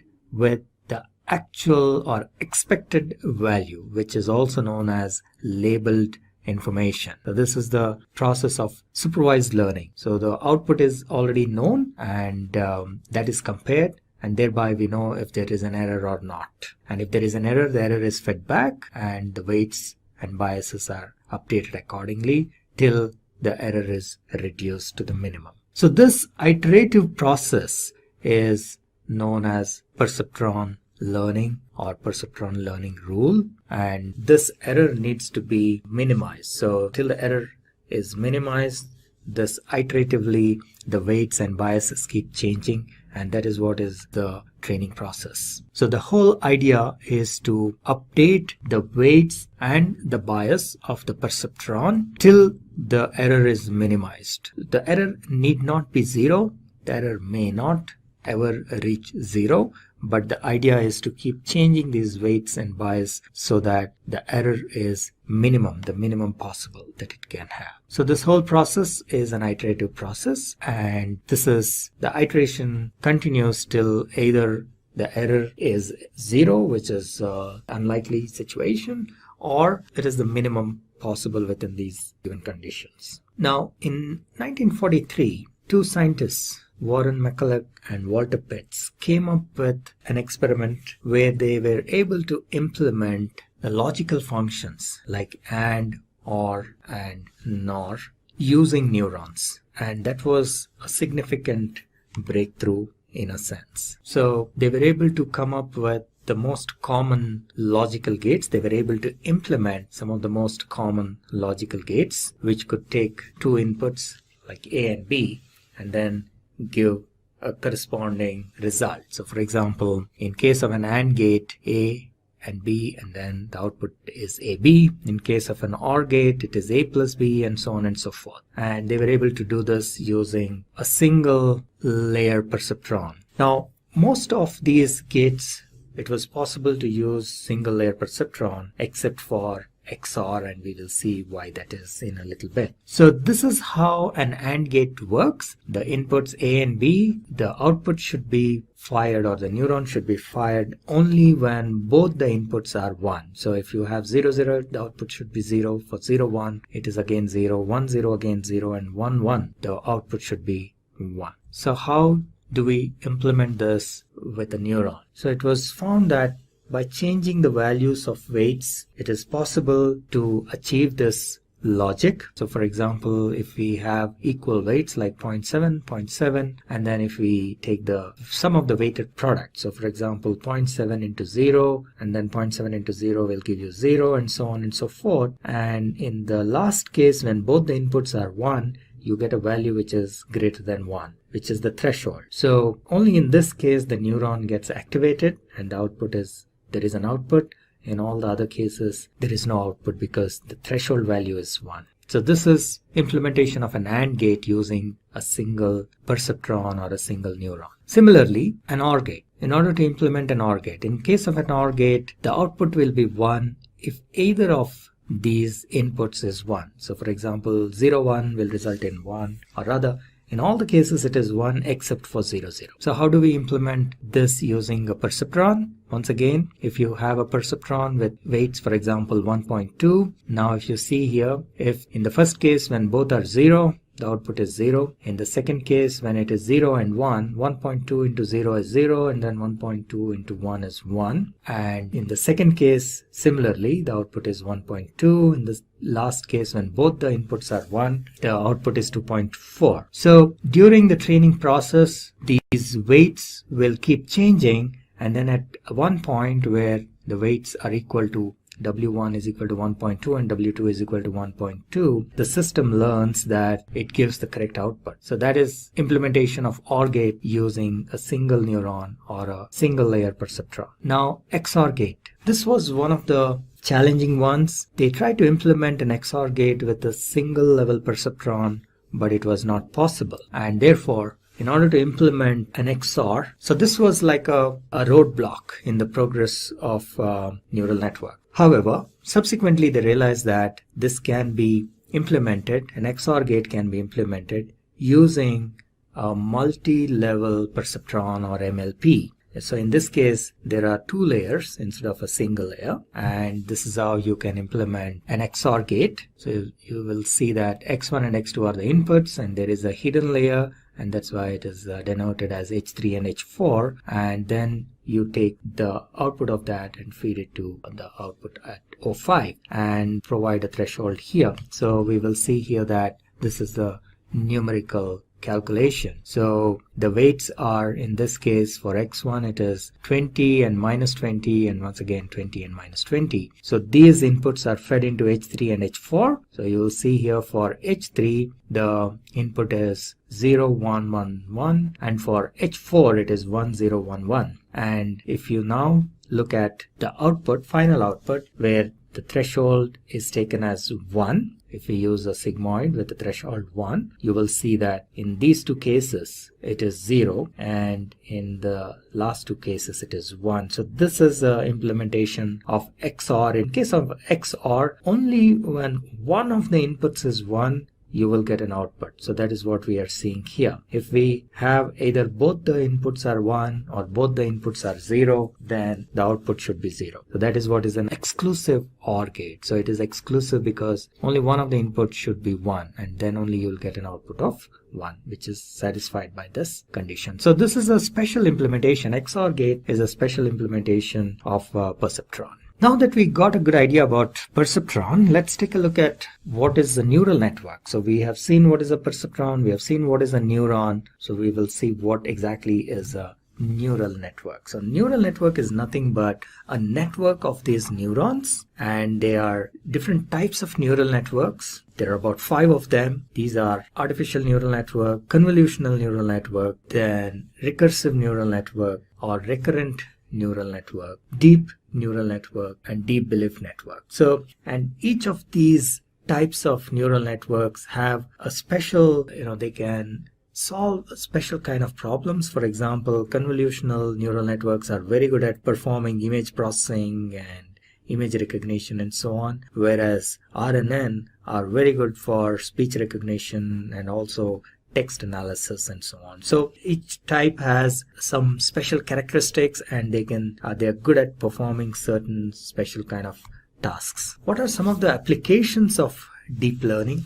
Deep learning is today used extensively in gaming. You must have heard about AlphaGo, which is a game created by a startup called DeepMind, which got acquired by Google. And AlphaGo is an AI which defeated the human world champion Lee Sedol in this game of Go. So gaming is an area where deep learning is being extensively used, and a lot of research happens in the area of gaming as well. In addition to that, nowadays there are neural networks or a special type called generative adversarial networks, which can be used for synthesizing either images or music or text and so on, and they can be used to compose music. So the neural network can be trained to compose a certain kind of music. And autonomous cars, you must be familiar with Google's self-driving car, and today a lot of automotive companies are investing in this space, and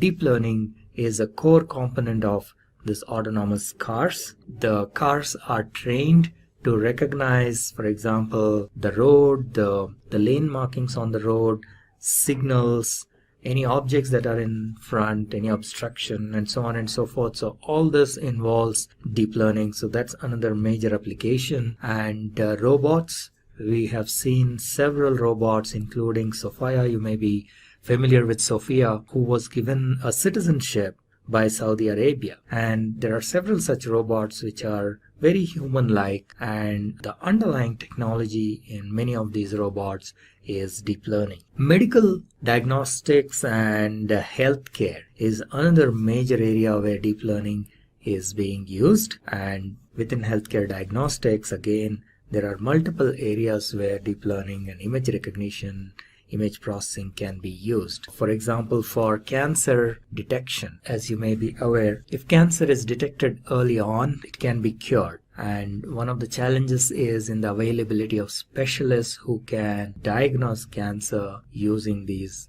diagnostic images and various scans and so on and so forth. So the idea is to train neural network to perform some of these activities so that the load on the cancer specialist doctors or oncologists comes down, and there is a lot of research happening here, and there are already quite a few applications that are claimed to be performing better than human beings in this space. It can be lung cancer, it can be breast cancer, and so on and so forth. So healthcare is a major area where deep learning is being applied. Let's take a look at the inner working of a neural network. So how does an artificial neural network, let's say, can we train a neural network to identify the shapes like squares and circles and triangles when these images are fed? So this is how it works. Any image is nothing but it is a digital information of the pixels. So in this particular case, let's say this is an image of 28 by 28 pixel, and this is an image of a square. There is a certain way in which the pixels are lit up, and so these pixels have a certain value, maybe from 0 to 256, and 0 indicates that it is black or it is dark, and 256 indicates it is white or lit up. So that is like an indication or a measure of how the pixels are lit up. And so this is an image is, let's say, consisting of information of 784 pixels. So all the information, what is inside this image, can be kind of compressed into these 784 pixels. The way each of these pixels is lit up provides information about what exactly is the image. So we can train neural networks to use that information and identify the images. So let's take a look how this works. So each neuron, the value, if it is close to 1, that means it is white, whereas if it is close to 0, that means it is black. Now this is an animation of how this whole thing works. So these pixels, one of the ways of doing it is we can flatten this image and take this complete 784 pixels and feed that as input to our neural network. The neural network can consist of probably several layers. There can be a few hidden layers, and then there is an input layer and an output layer. Now the input layer takes the 784 pixels as input, the values of each of these pixels, and then you get an output which can be of 3 types or 3 classes. One can be a square, a circle, or a triangle. Now during the training process, there will be initially, obviously you feed this image and it will probably say it's a circle or it will say it's a triangle. So as a part of the training process, we then send that error back, and the weights and the biases of these neurons are adjusted till it correctly identifies that this is a square. That is the whole training mechanism that happens out here. Now let's take a look at a circle. Same way. So you feed these 784 pixels. There is a certain pattern in which the pixels are lit up, and the neural network is trained to identify that pattern. And during the training process, once again, it would probably initially identify it incorrectly, saying this is a square or a triangle, and then that error is fed back and the weights and biases are adjusted finally till it finally gets the image correct. So that is the training process. So now we will take a look at same way a triangle. So now if you feed another image which is consisting of triangle. So this is the training process. Now we have trained our neural network to classify these images into a triangle or a circle and a square. So now this neural network can identify these three types of objects. Now if you feed another image, and it will be able to identify whether it's a square or a triangle or a circle. Now what is important to be observed is that when you feed a new image, it is not necessary that the image or the triangle is exactly in this position. Now the neural network actually identifies the patterns. So even if the triangle is, let's say, positioned here, not exactly in the middle but maybe at the corner or in the side, it would still identify that it is a triangle. And that is the whole idea behind pattern recognition. So how does this training process work? This is a quick view of how the training process works. So we have seen that a neuron consists of inputs. It receives inputs, and then there is a weighted sum, which is nothing but this xi, wi, summation of that plus the bias. And this is then fed to the activation function, and that in turn gives us a output. Now during the training process, initially obviously when you feed these images, when you send maybe a square, it will identify it as a triangle, and when you maybe feed a triangle, it will identify as a square, and so on. So that error information is fed back, and initially these weights can be random. Maybe all of them have 0 values, and then it will slowly keep changing. So as a part of the training process, the values of these weights w1, w2 up to wn keep changing in such a way that towards the end of the training process, it should be able to identify these images correctly. So till then the weights are adjusted, and that is known as the training process. So, and these weights are numeric values. It could be 0.5, 0.25, 0.35 and so on. It could be positive or it could be negative, and the value that is coming here is the pixel value. As we have seen, it can be anything between 0 to 1. You can scale it between 0 to 1 or 0 to 256, whichever way, 0 being black and 256 being white, and then all the other colors in between. So that is the input. So these are numerical values. This multiplication or the product wixi is a numerical value, and the bias is also a numerical value. We need to keep in mind that the bias is fixed for a neuron. It doesn't change with the inputs, whereas the weights are 1 per input. So that is one important point to be noted. So, but the bias also keeps changing. Initially it will again have a random value, but as a part of the training process, the weights, the values of the weights w1, w2, wn and the value of b will change, and ultimately once the training process is complete, these values are fixed for this particular neuron. W1, W2 up to Wn, and plus the value of the b is also fixed for this particular neuron. And in this way there will be multiple neurons, and there may be multiple levels of neurons here, and that's the way the training process works. So this is another example of multi-layer. So there are 2 hidden layers in between, and then you have the input layer, values coming from the input layer, then it goes through multiple layers, hidden layers, and then there is an output layer. And as you can see, there are weights and biases for each of these neurons in each layer, and all of them keeps changing during the training process. And at the end of the training process, all these weights have a certain value, and that is a trained model, and those values will be fixed once the training is completed. Alright, then there is something known as activation function. Neural networks consists of one of the components in neural networks is activation function, and every neuron has an activation function, and there are different types of activation functions that are used. It could be a ReLU, it could be sigmoid, and so on and so forth. And the activation function is what decides whether a neuron should be fired or not. So whether the output should be 0 or 1 is decided by the activation function. And the activation function in turn takes the input, which is the weighted sum. Remember we talked about wixi plus b. That weighted sum is fed as an input to the activation function, and then the output can be either a 0 or a 1. And there are different types of activation functions which are covered in an earlier video you might want to watch. Alright, so as a part of the training process, we feed the inputs, the labeled data or the training data, and then it gives an output, which is the predicted output by the network, which we indicate as y hat, and then there is a labeled data, because for supervised learning we already know what should be the output. So that is the actual output. And in the initial process before the training is complete, obviously there will be error.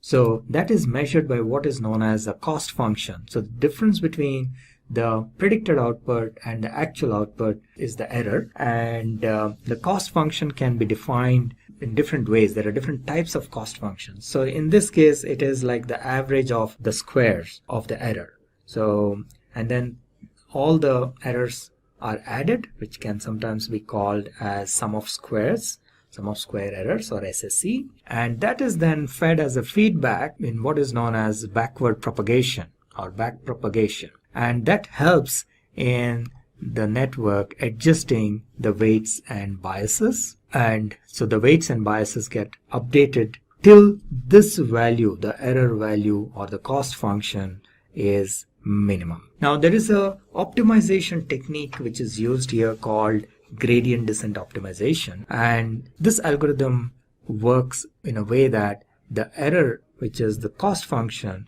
needs to be minimized. So there's a lot of mathematics that goes behind this. For example, they find the local minima, the global minima using the differentiation and so on and so forth. But the idea is this.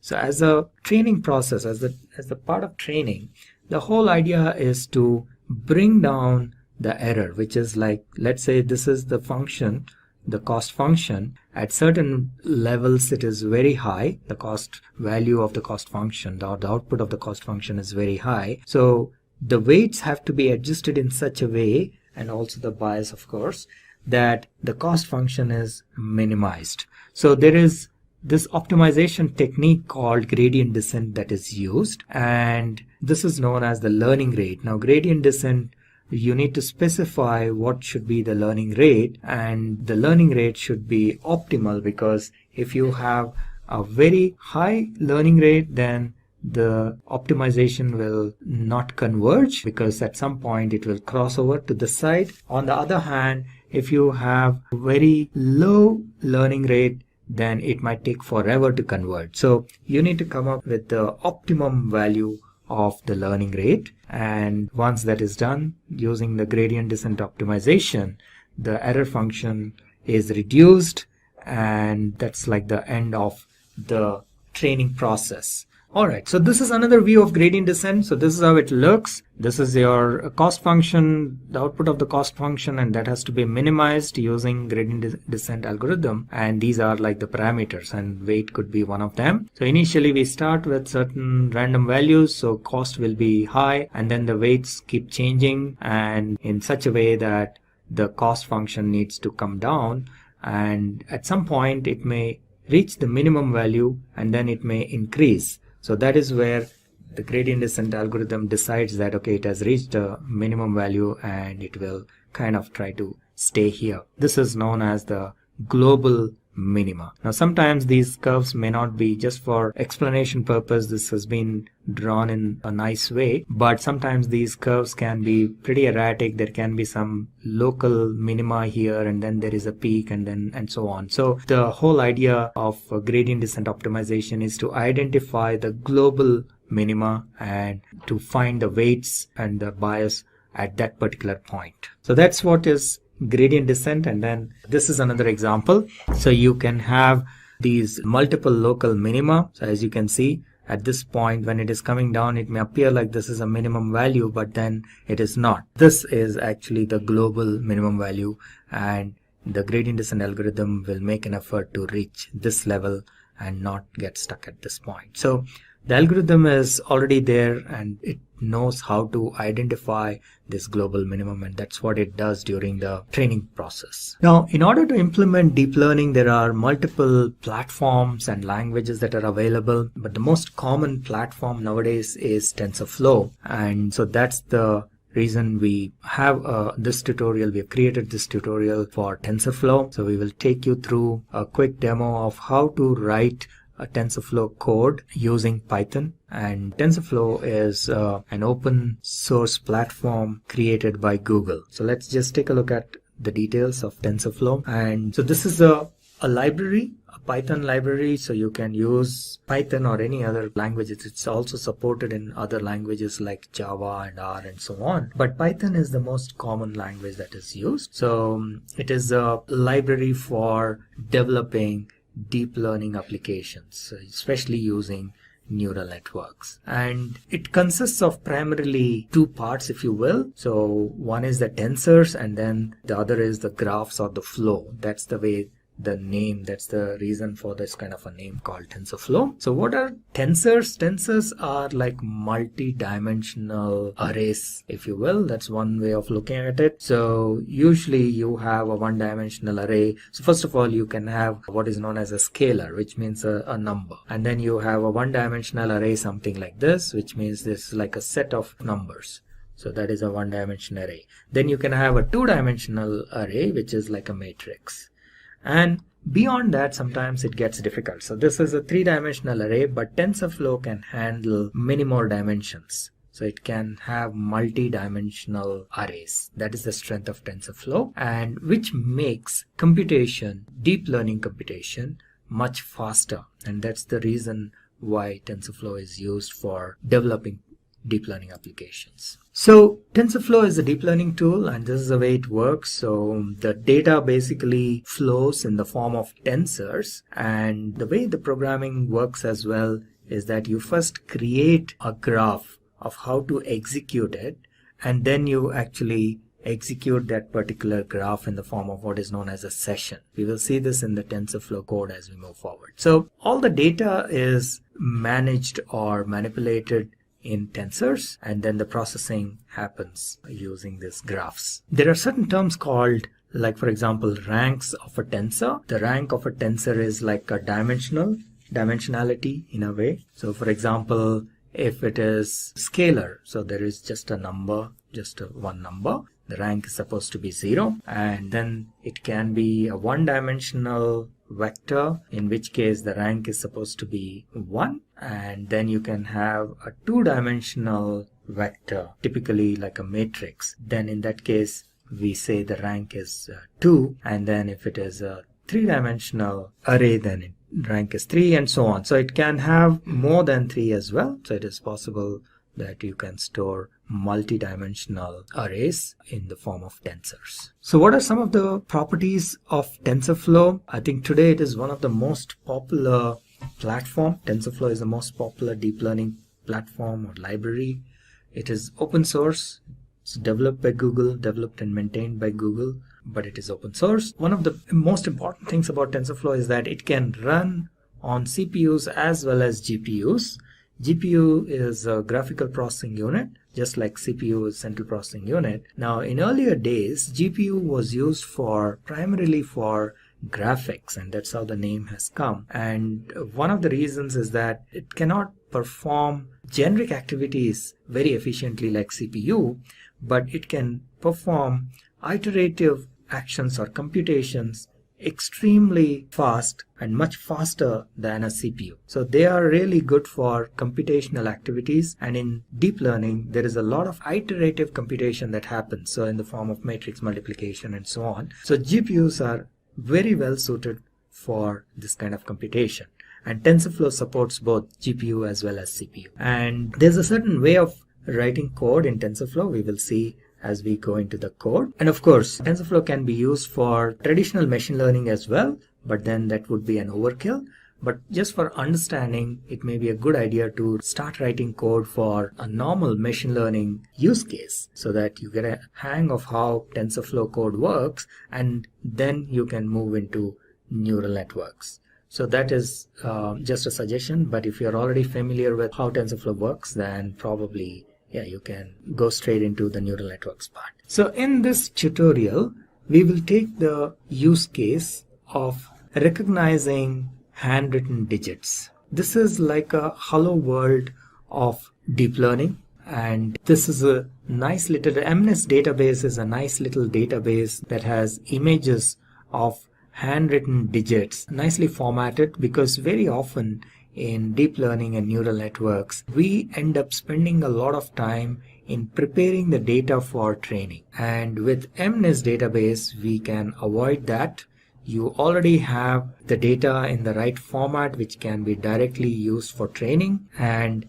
MNIST also offers a bunch of built-in utility functions that we can straight away use and call those functions without worrying about writing our own functions. And that's one of the reasons why MNIST database is very popular for training purposes. Initially, when people want to learn about deep learning and TensorFlow, this is the database that is used. And it has a collection of 70,000 handwritten digits, and a large part of them are for training. Then you have test, just like in any machine learning process, and then you have validation. And all of them are labeled.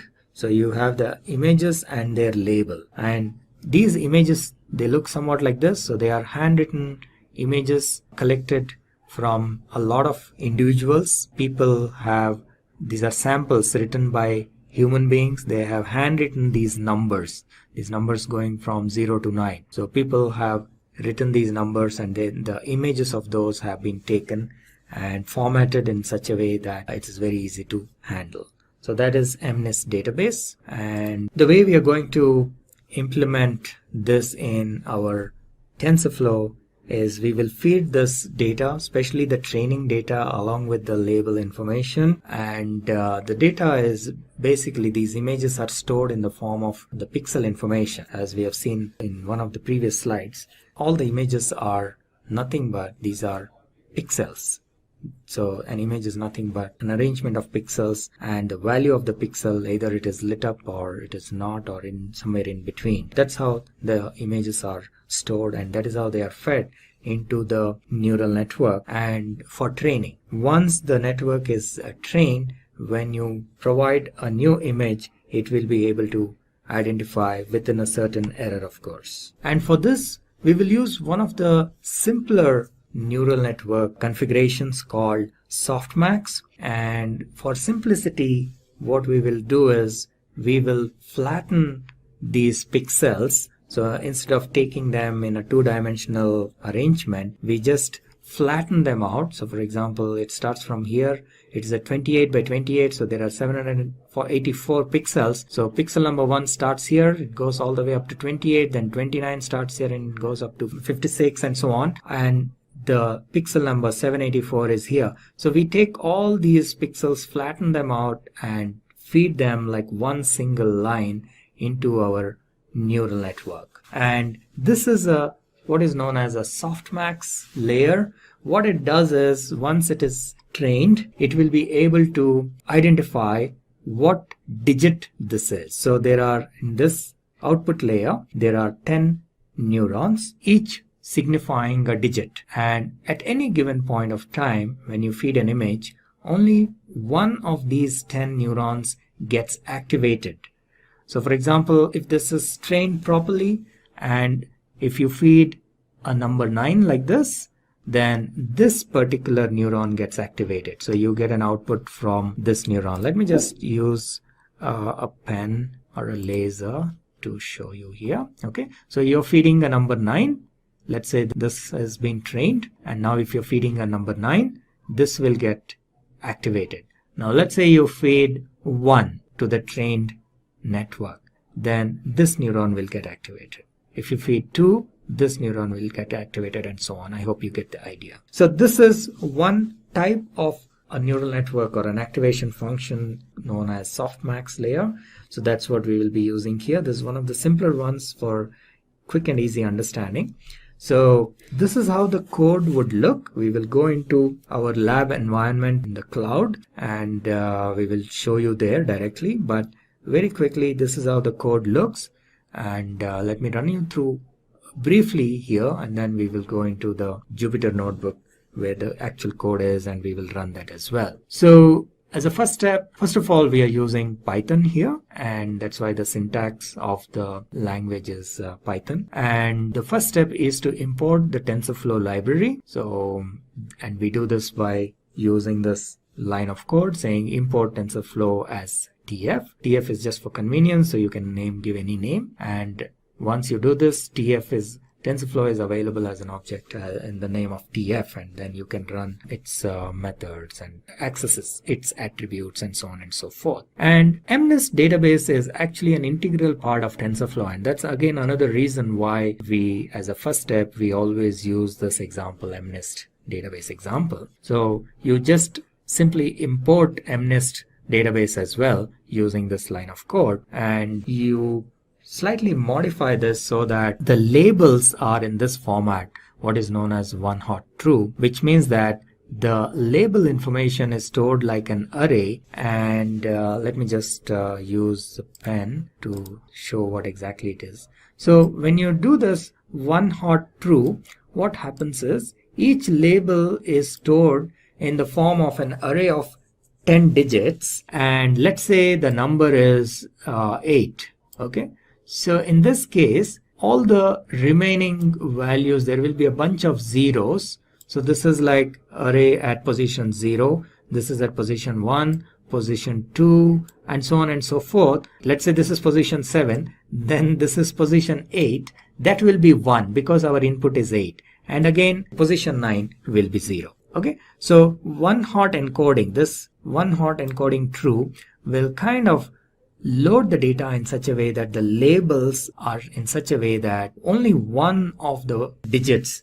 has a value of 1, and that indicates. So based on which digit is 1, we know what is the label. So in this case, the 8th position is 1, therefore we know this sample data, the value is 8. Similarly, if you have a 2 here, let's say, then the labeled information will be somewhat like this. So you have your labels. So you have this as 0, the 0th position. The first position is also 0. The second position is 1 because this indicates number 2. And then you have third as 0 and so on. Okay, so that is the significance of this one hot true. All right, and then we can check how the data is looking by displaying the data. And as I mentioned earlier, this is pretty much in the form of digital form, like numbers. So all these are like pixel values, so you will not really see an image in this format, but there is a way to visualize that image. I will show you in a bit. And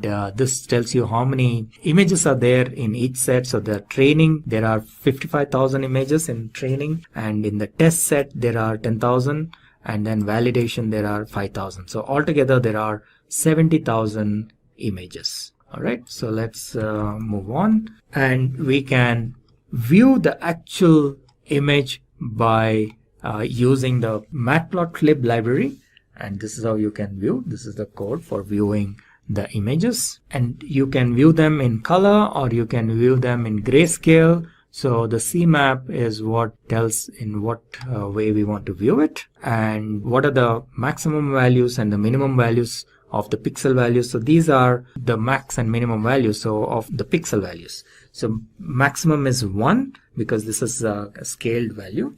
So 1 means it is white, and 0 means it is black, and in between is, it can be anywhere in between black and white. And the way to train the model, there is a certain way in which you write your TensorFlow code. And the first step is to create some placeholders, and then you create a model. In this case, we will use the softmax model, one of the simplest ones. And placeholders are primarily to get the data from outside into the neural network. So this is a very common mechanism that is used. And then, of course, you will have variables, which are your, remember, these are your weights and biases. So for, in our case, there are 10 neurons, and each neuron actually has 784 because each neuron takes all the inputs. If we go back to our slide here, actually every neuron takes all the 784 inputs. Right? This is the first neuron. It receives all the 784. This is the second neuron. This also receives all the 780. So each of these inputs needs to be multiplied with a weight, and that's what we are talking about here. So this is a matrix of 784 values for each of the neurons, and so it is like a 10 by 784 matrix because there are 10 neurons.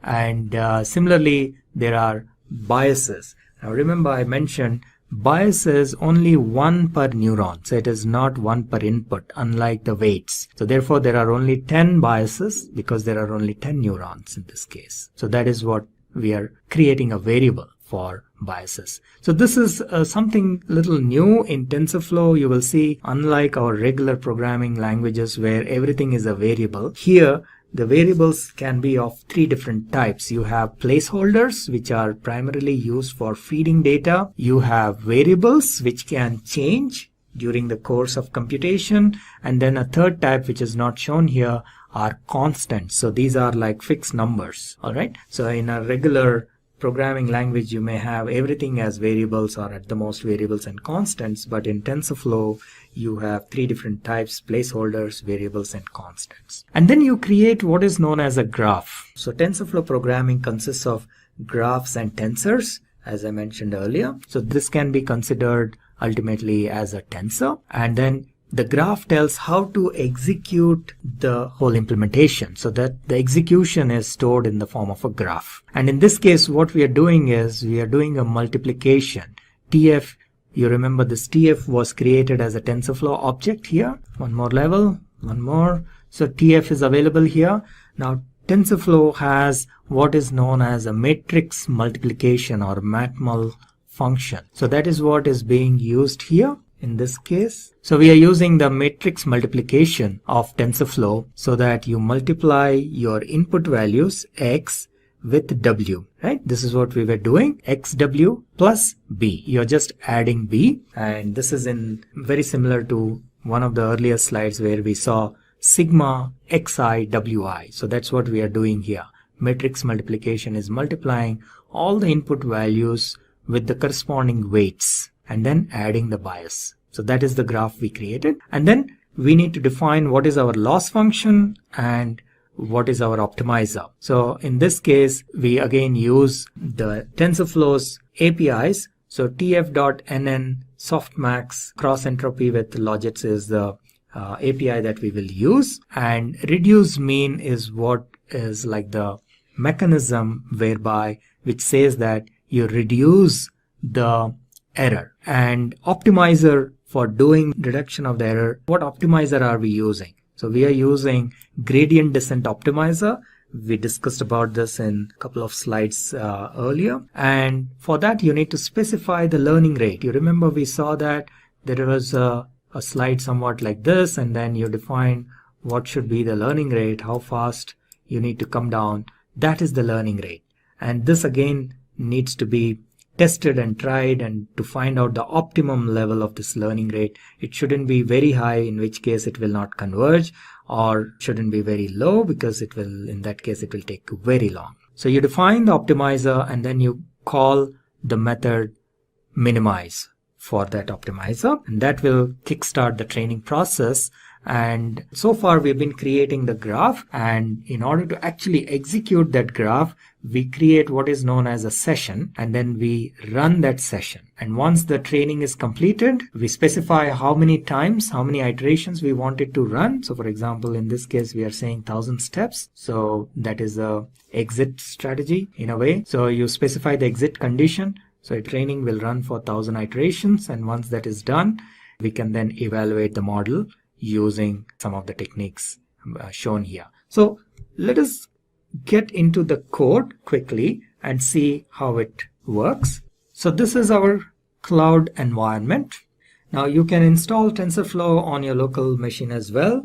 I'm showing this demo on our existing cloud, but you can also install TensorFlow on your local machine, and there is a separate video on how to set up your TensorFlow environment. You can watch that if you want to install your local environment. Or you can go for any cloud service, like for example Google Cloud, Amazon, or Cloud Labs. Any of these you can use and run and try the code. Okay, so it has got started. We will log in. Alright, so this is our deep learning tutorial code, and this is our TensorFlow environment. And so let's get started. the first, we have seen a little bit of a code walkthrough in the slides as well. Now you will see the actual code in action. So the first thing we need to do is import TensorFlow, and then we will import the data, and we need to adjust the data in such a way that the one hot is encoding is set to true, one hot encoding, right? As I explained earlier. So in this case, the label values will be shown appropriately. And if we just check what is the type of the data, so you can see that this is a data sets, Python data sets. And if we check the number of images, the way it looks, so this is how it looks. It is an array of type float 32. Similarly, the number, if you want to see what is the number of training images, there are 55,000, then there are test images 10,000, and then validation images 5,000. Now let's take a quick look at the data itself, visualization. So we will use matplotlib for this. And if we take a look at the shape, now shape gives us like the dimension of the tensors or the arrays, if you will. So in this case, the training data set, if we see the size of the training data set using the method shape, it says there are 55,000 and 55,000 by 784. So remember, the 784 is nothing but the 28 by 28, 28 into 28. So that is equal to 784. So that's what it is showing. Now we can take just one image and just see what is the first image and see what is the shape. So again, size, obviously it is only 784. Similarly, you can look at the image itself, the data of the first image itself. So this is how it shows. So large part of it will probably be zeros, because as you can imagine, in the image only certain areas are written, rest is blank. So that's why you will mostly see zeros, either it is black or white. But then there are these values are, so the values are actually, they are scaled, so their values are between 0 and 1. Okay, so this is what you're seeing. So certain locations there are some values, and then other locations there are zeros. So that is how the data is stored and loaded.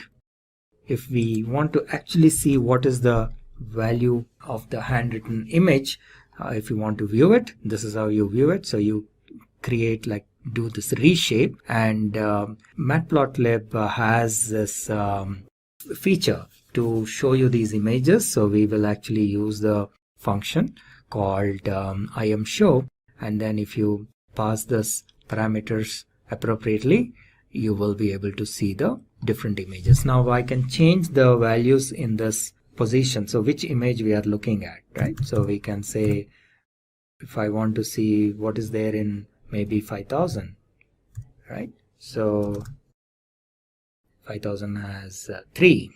Similarly, you can just say 5. What is in 5? 5 has 8. What is in 50?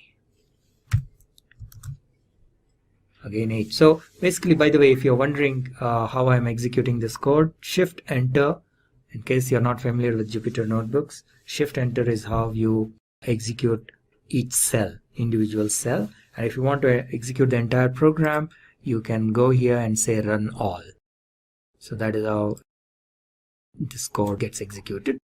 And here again, we can check what is the maximum value and what is the minimum value of this pixel values. As I mentioned, it is scaled, so therefore it is between, the values lie between 1 and 0. Now this is where we create our model. The first thing is to create the required placeholders and variables, and that's what we are doing here, as we have seen in the slides. So we create one placeholder and we create two variables, which is for the weights and biases. These two variables are actually matrices, so each variable has 784 by 10 actual values. Okay, so one for this 10 is for each neuron, there are 10 neurons, and 784 is for the pixel values inputs that are given, which is 28 into 28.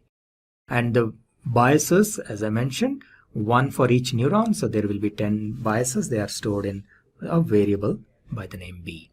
And this is the graph, which is basically the multiplication of these matrix multiplication of x into w, and then the bias is added for each of the neurons. And the whole idea is to minimize the error. So let me just execute. I think this code is executed. Then we define what is the y value is basically the label value. So this is another placeholder. We had x as one placeholder and y underscore true as a second placeholder, and this will have values in the form of 10 digit arrays. And since we said one hot encoded, the position which has a 1 value indicates what is the label for that particular number. All right. Then we have cross entropy, which is nothing but the loss function. And we have the optimizer. We have chosen gradient descent as our optimizer. Then the training process itself. So the training process is nothing but to minimize the cross entropy, which is again nothing but the loss function. So we define all of this in the form of a graph. So up to here, remember what we have done is we have not exactly executed any TensorFlow code till now. We are just preparing the graph, the execution plan. That's how the TensorFlow code works. So the whole structure and format of this code will be completely different from how we normally do programming. So even with people with programming experience may find this a little difficult to understand it, and it needs quite a bit of practice. So you may want to view this video also maybe a couple of times to understand this flow, because the way TensorFlow programming is done is slightly different from the normal programming. Some of you who, let's say, have done maybe Spark programming to some extent will be able to easily understand this. But even in Spark, the programming, the code itself is pretty straightforward. Behind the scenes, the execution happens slightly differently. But in TensorFlow, even the code has to be written in a completely different way. So the code doesn't get executed in the same way as you have written. So that's something you need to understand, and a little bit of practice is needed for this. So far what we have done up to here is creating the variables and feeding the variables, and or rather not feeding but setting up the variables and the graph. That's all. Defining maybe the what kind of a network you want to use. For example, we want to use softmax and so on. So you have created the variables, how to load the data, loaded the data, viewed the data, and prepared everything, but you have not yet executed anything in TensorFlow. Now the next step is the execution in TensorFlow. So the first step for doing any execution in TensorFlow is to initialize the variables. So anytime you have any variables defined in your code, you have to run this piece of code always. So you need to basically create what is known as a node for initializing. So this is a node. You still are not yet executing anything here. You just created a node for the initialization. So let us go ahead and create that. And here onwards is where you will actually execute your code in TensorFlow.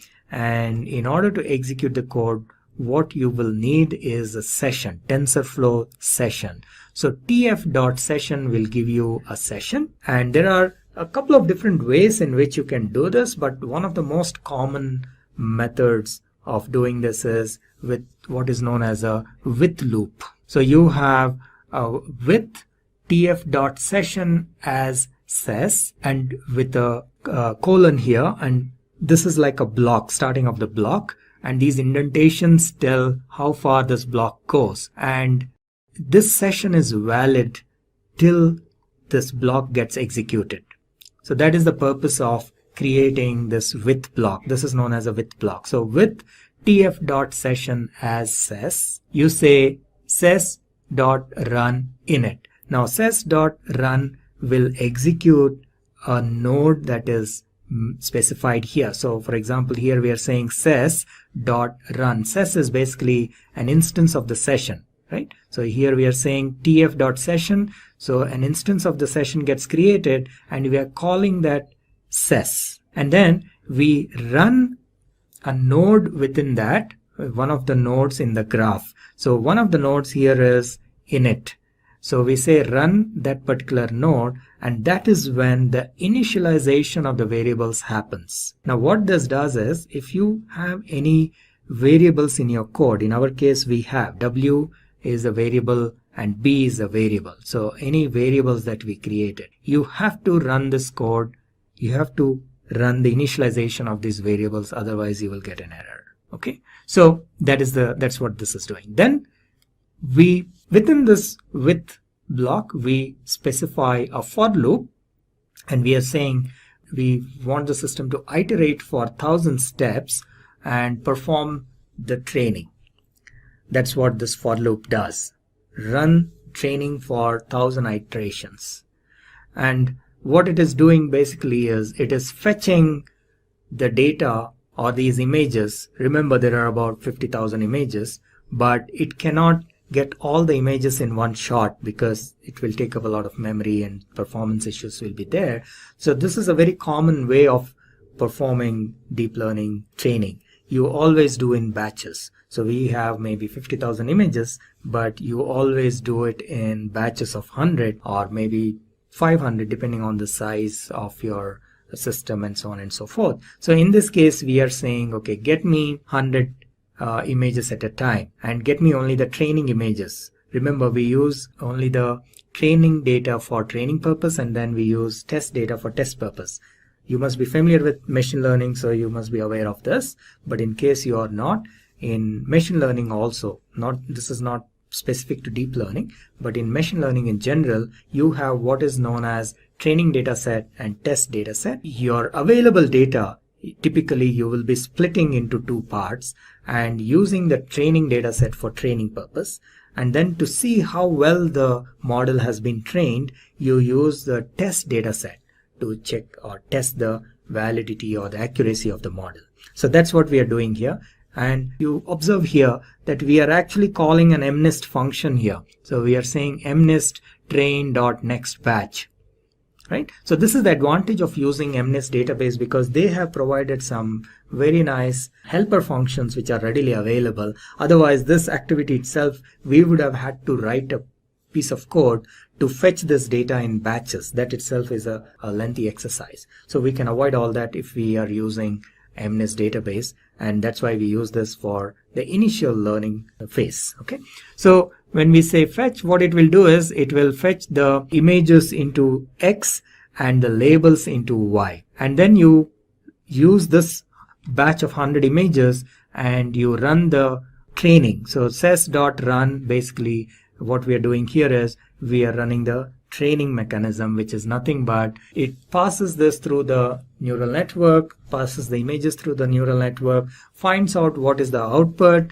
and if the output, obviously initially it will be wrong, so all that feedback is given back to the neural network, and thereby all the W's and B's get updated till it reaches 1000 iterations. In this case, the exit criteria is 1000, but you can also specify probably accuracy rate or something like that for as an exit criteria. So here it just says that, okay, this particular image was wrongly predicted, so you need to update your weights and biases. That's the feedback given to each neuron, and that is run for 1000 iterations.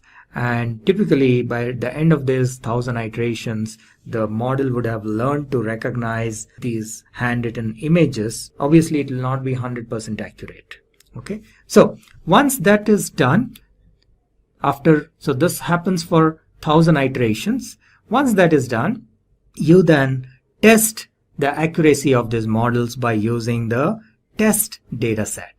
Right? So this is what we are trying to do here. The code may appear a little complicated because if you're seeing this for the first time, you need to understand the various methods of TensorFlow and so on. But it is basically comparing the output with what is actually there. That's all it is doing. So you have your test data and you're trying to find out what is the actual value and what is the predicted value and seeing whether they are equal or not, tf.equal, right? And how many of them are correct and so on and so forth.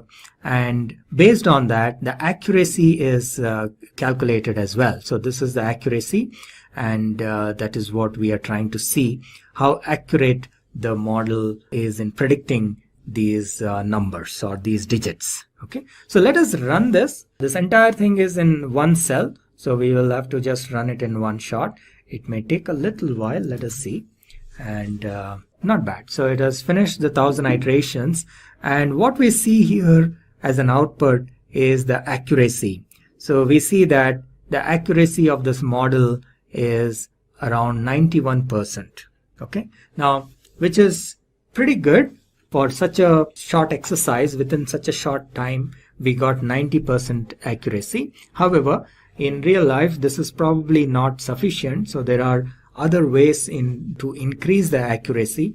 We will see probably in some of the later tutorials how to improve this accuracy, how to change maybe the hyperparameters like number of neurons or number of layers and so on and so forth, and so that this accuracy can be increased beyond 90%. Hello and welcome to the TensorFlow Object Detection API tutorial. In this video, I will walk you through the TensorFlow code to perform object detection in a video. So let's get started. This part is basically you're importing all the libraries. We need a lot of these libraries, for example, NumPy, we need image IO, datetime, and pill, and so on and so forth, and of course matplotlib. So we import all these libraries, and then there are a bunch of variables which have some paths for the files and folders. So this is regular stuff. Let's keep moving. Then we import the matplotlib and make it inline, and a few more imports. All right. And then these are some warnings. We can just ignore them. So if I run this code once again, it will go away.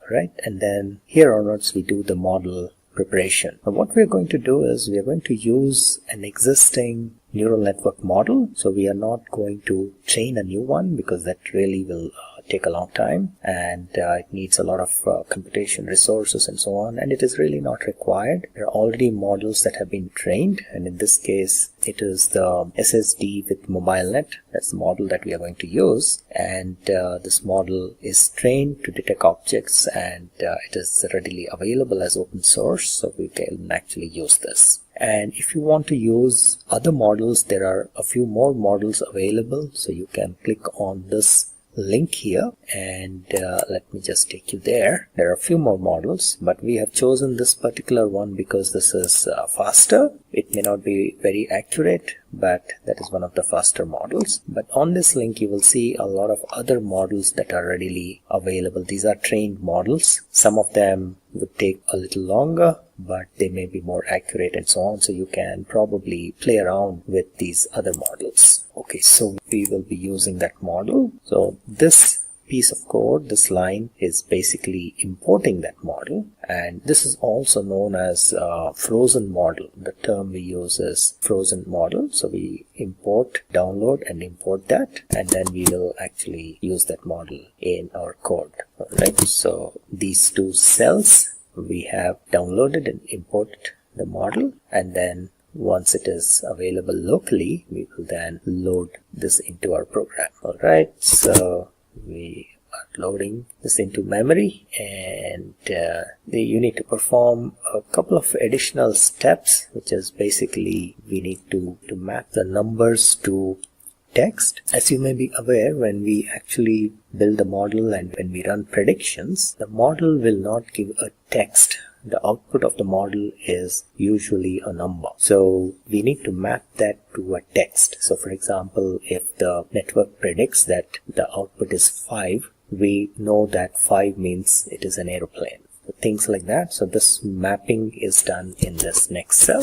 Alright, so let's keep moving. And then we have a helper code which will basically load the data or load the images and transform into NumPy arrays. This is also used in doing object detection in images. So we are actually going to reuse, because video is nothing but it consists of frames, which in turn are images. So we are going to pretty much reuse the same code which we used for doing object detection in images. So this is where the actual detection starts. So here, this is the path for where the images are stored. So this is here once again we are reusing the code which we wrote for detecting objects in an image. So this is the path where the images were stored, and this is the extension, and this was done for about 2 or 3 images. So we will continue to use this, and if we go down, I'll skip this section. So this is the cell where we are actually loading the video and converting it into frames, and then using frame by frame we are detecting the objects in the image. So in this code what we are doing basically is there are a few lines of code. What they do is basically once they find an object, a box will be drawn around those each of those objects, and the input file, the name of the input video file is traffic. It is the extension is MP4, and we have this video reader. It's an excellent object which is basically part of this class called image.io, so we can read and write videos using that. And the video that we are going to use is traffic.mp4. You can use any MP4 file, but in our case I picked up video which has like cars. So let me just show you. So this is in this object detection folder. I have this MP4 file. I'll just quickly play this video. It's a little slow. Yeah, okay. So here we go. This is the video. It's a short one, relatively small video, so that for this particular demo. And what it will do is once we run our code, it will detect each of these cars and it will annotate them as cars. So in this particular video we only have cars. We can later on see with another video. I think I have cat here, so we can also try with that, but let's first check with this traffic video. So let me go back. So we will be reading this frame by frame, and no, actually we will be reading the video file, but then we will be analyzing it frame by frame, and we will be reading them at 10 frames per second. That is the rate we are mentioning here, and analyzing it and then annotating and then writing it back. So you will see that we will have a video file named something like this, traffic_annotated, and we will see the annotated video. So let's go back and run through this piece of code, and then we will come back and see the annotated video. This might take a little while, so I will pause the video after running this particular cell and then come back to show you the results. Alright, so let's go ahead and run it. So it is running now, and it is also important that at the end you close the video writer, so that it is similar to a file pointer. When you open a file, you should also make sure you close it so that it doesn't hog the resources. So it's very similar. So at the end of it, the last piece or last line of code should be video_writer.close. Alright, so I'll pause and then I'll come back. Okay, so I will see you in a little bit. Alright, so now as you can see here, the processing is done. The hourglass has disappeared. That means the video has been processed. So let's go back and check the annotated video. I'll go back to my file manager. So this was the original traffic.mp4, and now you have here traffic_annotated mp4. So let's go and run this and see how it looks.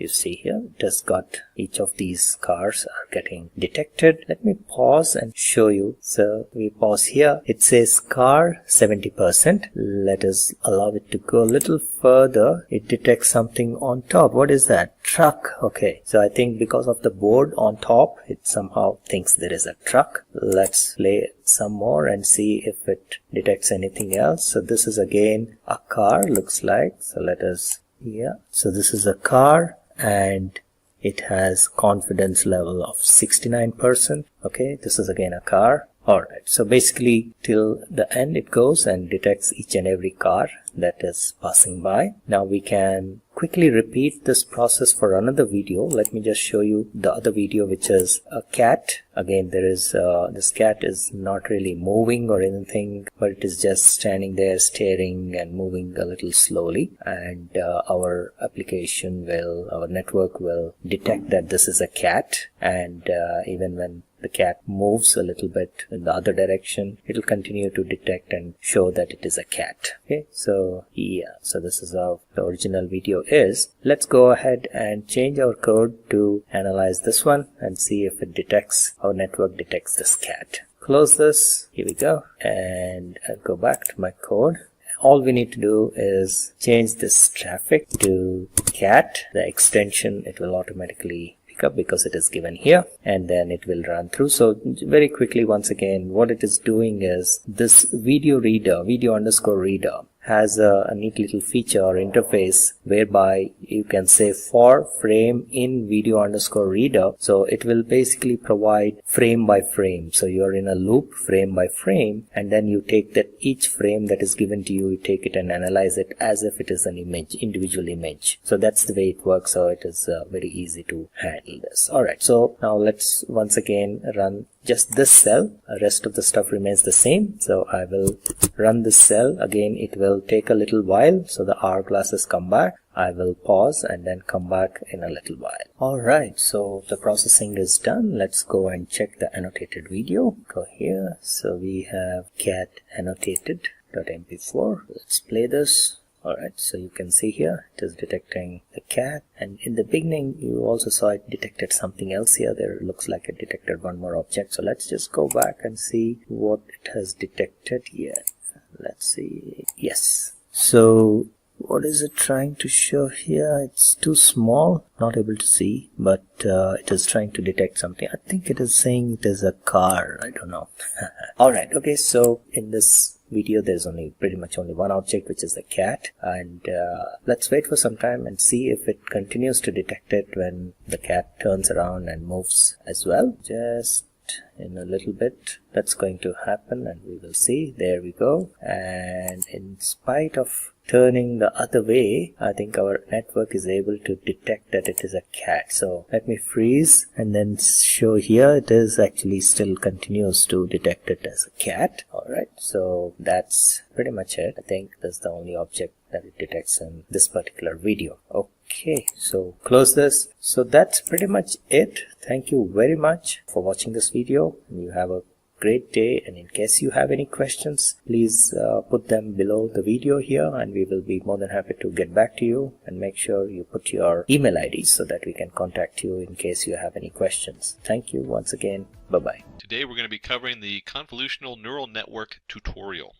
Do you know how deep learning recognizes the objects in an image? And really, this particular neural network is how image recognition works. It's very central, one of the biggest building blocks for image recognition. It does it using convolution neural network. And over here we have the basic picture of a hummingbird. Pixels of an image fed as input. You have your input layer coming in, so it takes that graphic and puts it into the input layer. You have all your hidden layers. And then you have your output layer, and your output layer, one of those is going to light up and say, oh, it's a bird. We're going to go into depth. We're going to actually go back and forth on this a number of times today.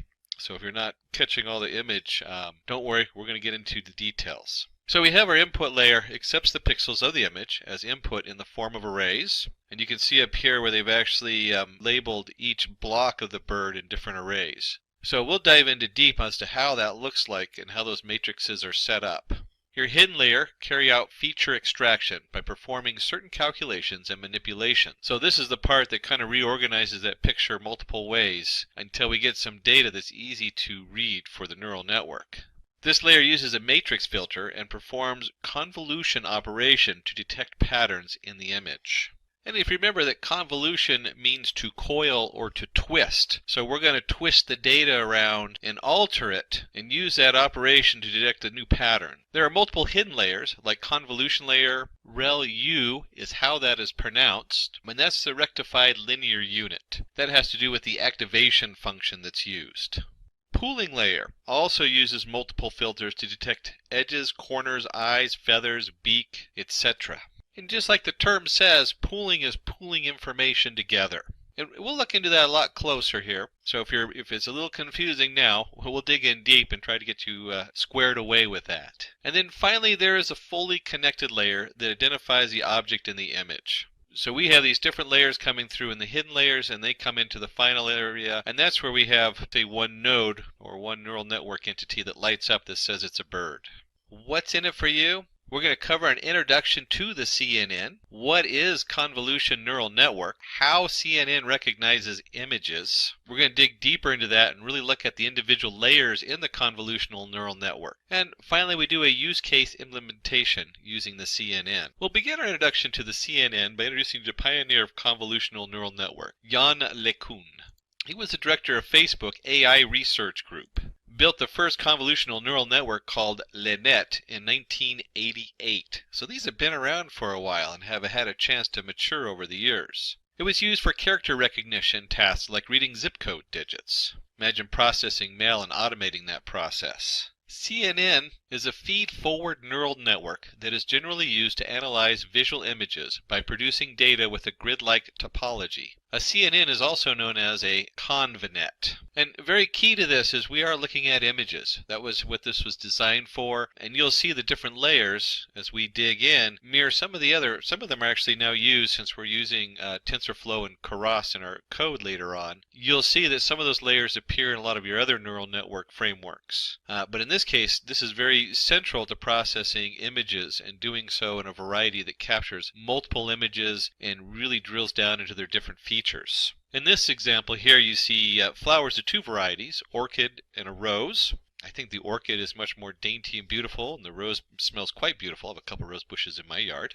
They go into the input layer. That data is then sent to all the different nodes in the next layer, one of the hidden layers, based on its different weights and its setup. It then comes out and gives those a new value. Those values then are multiplied by their weights and go to the next hidden layer, and so on. And then you have the output layer, and one of those nodes comes out and says it's an orchid, and the other one comes out and says it's a rose, depending on how well it was trained. What separates the CNN, or the convolutional neural network, from other neural networks is a convolutional operation. Forms the basis of any convolutional neural network. In a CNN, every image is represented in the form of arrays of pixel values. So here we have a real image of the digit 8. That then gets put onto its pixel values, represented in the form of an array. In this case, you have a two-dimensional array. And then you can see in the final end form, we transform the digit 8 into its representational form of pixels of zeros and ones, where the ones represent, in this case, the black part of the 8, and the zeros represent the white background. To understand the convolution neural network, or how that convolutional operation works, we're going to take a sidestep and look at matrices. In this case, we're going to simplify it, and we're going to take two matrices, A and B, of one dimension. Now, kind of separate this from your thinking as we learn that you want to focus just on the matrix aspect of this. And then we'll bring that back together and see what that looks like when we put the pieces for the convolutional operation. Here we've set up two arrays. We have, in this case, they're a single dimension matrix. And we have A equals 5, 3, 7, 5, 9, 7. And we have B equals 1, 2, 3. So in the convolution, as it comes in there, it's going to look at these two, and we're going to start by multiplying them, A times B. And so we multiply the arrays element-wise, and we get 5, 6, 6, where 5 is the 5 times 1, 6 is 3 times 2, and then the other 6 is 2 times 3. And since the two arrays aren't the same size, they're not the same setup, we're going to just truncate the first one, and we're going to look at the second array multiplied just by the first three elements of the first array. Now that's going to be a little confusing. Remember, a computer gets to repeat these processes hundreds of times, so we're not going to just forget those other numbers later on. We'll bring those back in. And then we have the sum of the product. In this case, 5 plus 6 plus 6 equals 17. So in our A times B, our very first digit in that matrix of A times B is 17. And if you remember, I said we're not going to forget the other digits. So we now have 3, 2, 5. We move one set over, and we take 3, 2, 5, and we multiply that times B. And you'll see that 3 times 1 is 3, 2 times 2 is 4, and so on and so on. We sum it up, so now we have the second digit of our A times B product in the matrix. And we continue on with that same thing, so on and so on. So then we would go from 375 to 759 to 597. This short matrix that we have for A, we've now covered all the different entities in A that match 3 different levels of B. Now, in a little bit, we're going to cover where we use this math at, this multiplying of matrices and how that works. But it's important to understand that we're going through the matrix and multiplying the different parts to it to match the smaller matrix with the larger matrix. I know a lot of people get lost at is, what's going on here with these matrices? Ooh, scary math. Not really that scary when you break it down. We're looking at a section of A and we're comparing it to B. So when you break that down in your mind like that, you realize, okay, so I'm just taking these two matrices and comparing them, and I'm bringing the value down into one matrix, A times B. We're reducing that information in a way that will help the computer see different aspects. Let's go ahead and flip over again back to our images. Here we are back to our images. Talking about going to the most basic two-dimensional image you can get to. Consider the following two images. The image for the symbol backslash. When you press the backslash, the above image is processed. And you can see there for the image for the forward slash is the opposite. So when we click the forward slash button, that flips. Very basic. We have 4 pixels going in. Can't get any more basic than that. Here we have a little bit more complicated picture. We take a real image of a smiley face. Then we represent that in the form of black and white pixels. So if this was an image in the computer, it's black and white. And like we saw before, we convert this into the zeros and ones. So where the other one would have just been a matrix of just 4 dots, now we have a significantly larger image coming in. So don't worry, we're going to bring this all together here in just a little bit. Layers in convolutional neural network. When we're looking at this, we have our convolution layer. And that really is the central aspect of processing images in the convolutional neural network. That's why we have it. And then that's going to be feeding in. And you have your ReLU layer, which is, as we talked about, the rectified linear unit. We'll talk about that a little bit later. The ReLU is how that layer is activated, is the math behind it, what makes the neurons fire. You'll see that in a lot of other neural networks.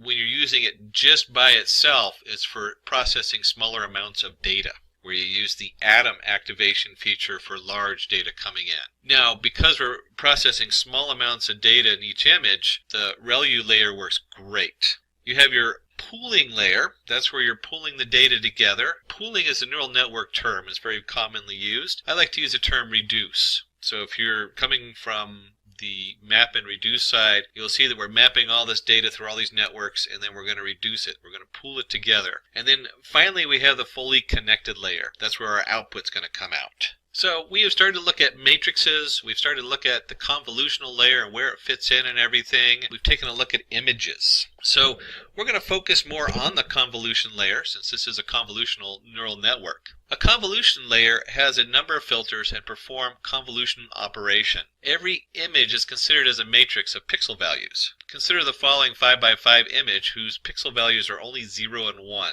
Now obviously when we're dealing with color, there's all kinds of things that come in on color processing, but we want to keep it simple and just keep it black and white. And so we have our image pixels, so we're sliding the filter matrix over the image and computing the dot product to detect the patterns. And right here, you're going to ask, where does this filter come from? This is a bit confusing because the filter is going to be derived later on. We build the filters when we program or train our model. So you don't need to worry what the filter actually is, but you do need to understand how a convolution layer works, is what is the filter doing. Filter, and you'll have many filters. You don't have just one filter. You'll have lots of filters that are going to look for different aspects. And so the filter might be looking for just edges, it might be looking for different parts. We'll cover that in a little bit more detail in a minute. Right now we're just focusing on how the filter works as a matrix. Remember earlier we talked about multiplying matrices together? And here we have our two-dimensional matrix. And you can see we take the filter and we multiply it in the upper left image, and you can see right here 1 times 1, 1 times 0, 1 times 1. We multiply those all together, then sum them, and we end up with a convolved feature of 4. We're going to take that and sliding the filter matrix over the image and computing the dot product to detect patterns. So we're just going to slide this over. We're going to predict the first one and slide it over 1 notch, predict the second one, and so on all the way through until we have a new matrix. And this matrix, which is the same size as the filter, has reduced the image, and whatever filter, whatever that's filtering out, is going to be looking at just those features reduced down to a smaller matrix. So once the feature maps are extracted, the next step is to move them to the ReLU layer. So the ReLU layer, the next step, first is going to perform an element-wise operation. So each of those maps coming in, if there's negative pixels, so it sets all the negative pixels to 0. And you can see this nice graph where it just zeroes out the negatives, and then you have a value that goes from 0 up to whatever value is coming out of the matrix. This introduces nonlinearity to the network. So up until now, we say linearity, we're talking about the fact that the feature has a value. So it's a linear feature. This feature came up and it has, let's say the feature is the edge of the beak. It's like, or that backslash that we saw.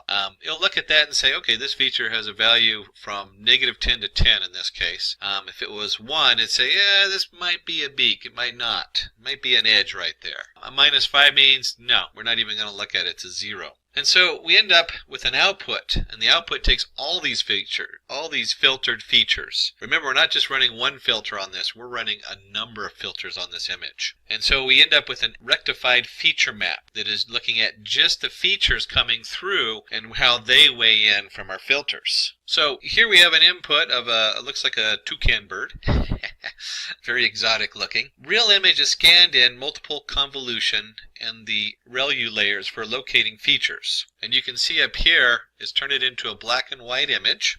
And in this case, we're looking in the upper right-hand corner for a feature, and that box scans over. A lot of times it doesn't scan 1 pixel at a time. A lot of times it will skip by 2 or 3 or 4 pixels to speed up the process. That's one of the ways you can compensate if you don't have enough resources on your computation for large images. And it's not just one filter that slowly goes across the image. You have multiple filters that have been programmed in there. So you're looking at a lot of different filters going over the different aspects of the image and just sliding across there and forming a new matrix. One more aspect to note about the ReLU layer is we're not just having one ReLU coming in. So not only do we have multiple features going through, but we're generating multiple ReLU layers for locating the features. That's very important to note.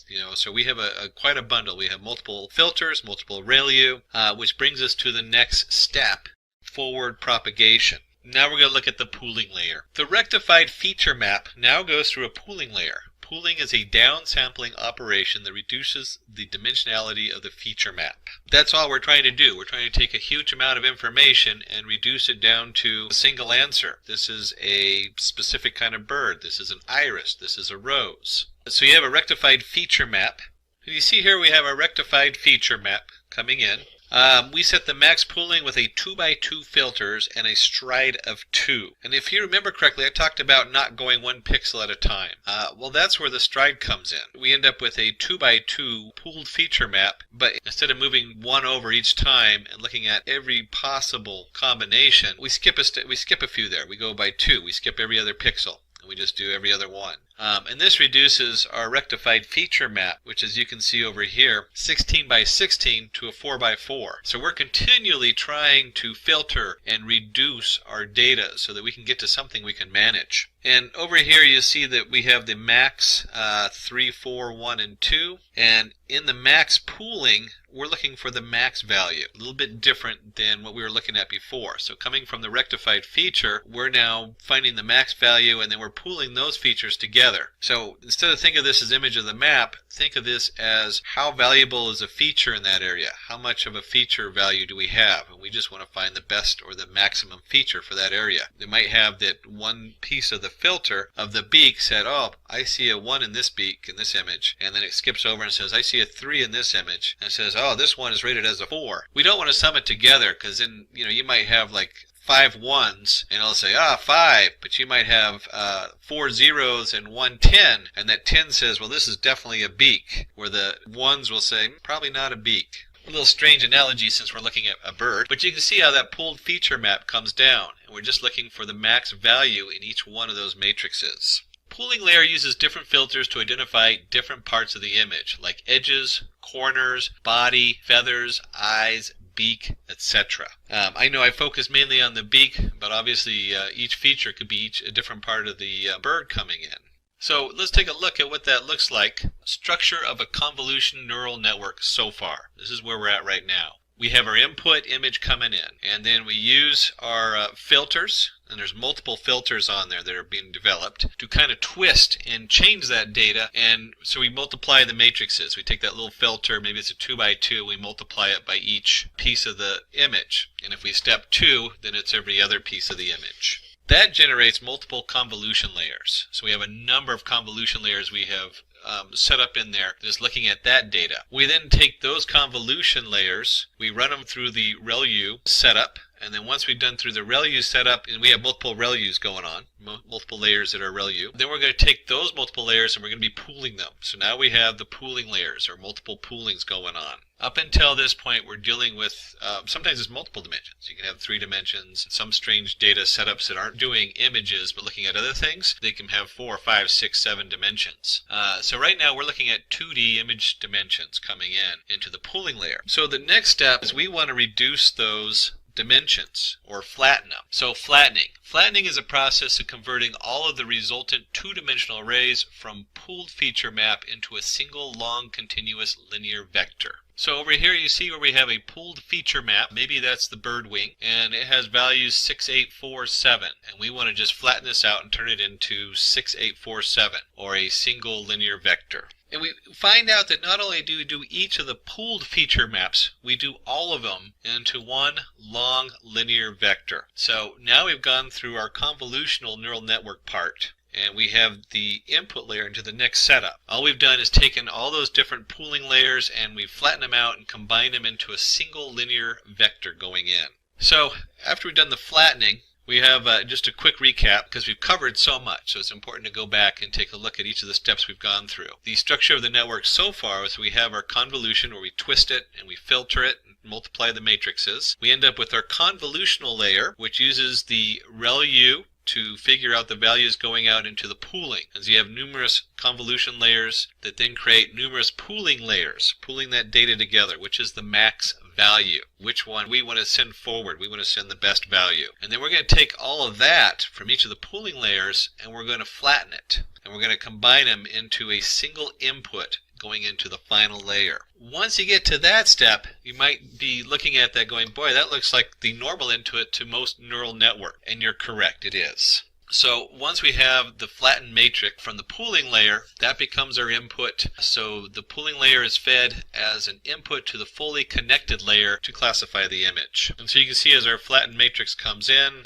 this case we have the pixels from the flattened matrix fed as an input back to our toucan, or whatever that kind of bird that is. I need one of these to identify what kind of bird that is. It comes into our forward propagation network. And that will then have the different weights coming down across. And then finally it selects that that's a bird and that it's not a dog or a cat in this case. Even though it's not labeled, the final layer there in red is our output layer, our final output layer that says bird, cat, or dog. So quick recap of everything we've covered so far. We have our input image, which is twisted and multiplied. The filters are multiplied times the the 2 matrices multiplied all the filters to create our convolution layer. Our convolution layers, there's multiple layers in there because it's all building multiple layers off the different filters. Then goes through the ReLU as its activation, and that creates our pooling. And so once we get into the pooling layer, we then on the pooling look for who's the best, what's the max value coming in from our convolution. And then we take that layer and we flatten it, and then it goes into a fully connected layer, our fully connected neural network, and then to the output. And here we can see the entire process, how the CNN recognizes a bird. This is kind of nice because it's showing the little pixels and where they're going. You can see the filter is generating this convolution network, and that filter shows up in the bottom part of the convolution network. And then based on that, it uses the ReLU for the pooling. The pooling then find out which one's the best, and so on, all the way to the fully connected layer at the end, or the classification in the output layer. So that'd be a classification neural network at the end.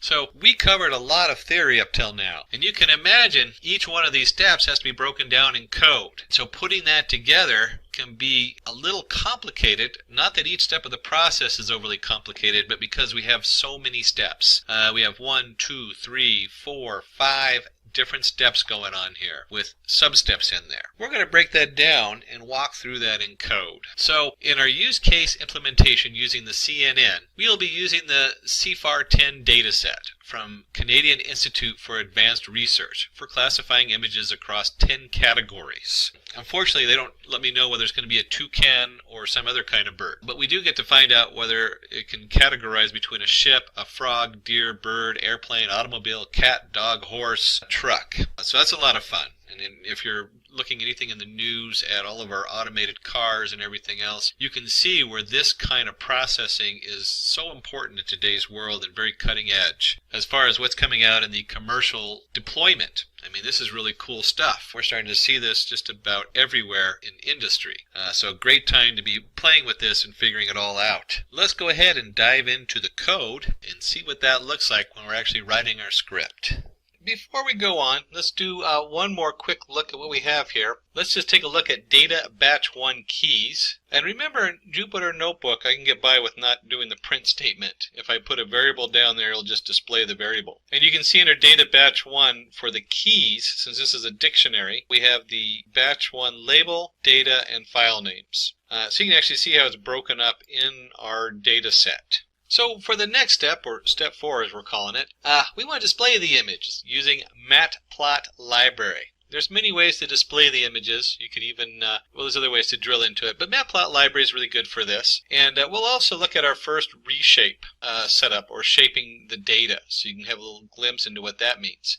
So we're going to start by importing our matplot, and of course, since I am doing Jupyter Notebook, I need to do the matplot inline command, so it shows up on my page. So here we go. We're going to import matplotlib.pyplot as PLT. And if you remember Matplotlib, the pyplot is like a canvas that we paint stuff onto.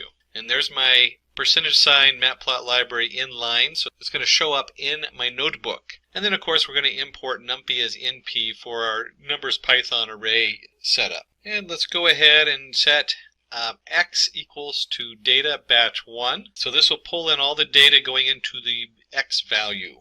And then, because this is just a long stream of binary data, we need to go a little bit of reshaping. So in here we have to go ahead and reshape the data. We have 10,000 images. Okay, that looks correct. And this is kind of an interesting thing. It took me a little bit I had to go research this myself to figure out what's going on with this data. And what it is it's a 32 by 32 picture. And let me do this. Let me go ahead and do a drawing pad on here. So we have 32 bits by 32 bits, and it's in color. So there's 3 bits of color. Now, I don't know why the data is particularly like this. It probably has to do with how they originally encoded it. But most pictures put the 3 afterward. So what we're doing here is we're going to take the shape, we're going to take the data, which is just a long stream of information, and we're going to break it up into 10,000 pieces, and those 10,000 pieces then are broken into 3 pieces each, and those 3 pieces then are 32 by 32. You could look at this like an old-fashioned projector where they have the red screen, or the red projector, the blue projector, and the green projector, and they add them all together, and each one of those is a 32 by 32 bit. So that's probably how this was originally formatted, was in that kind of ideal. Things have changed, so we're going to transpose it, and we're going to take the 3, which was here, and we're going to put it at the end. So the first part is reshaping the data from a single line of bit data, or whatever format it is, into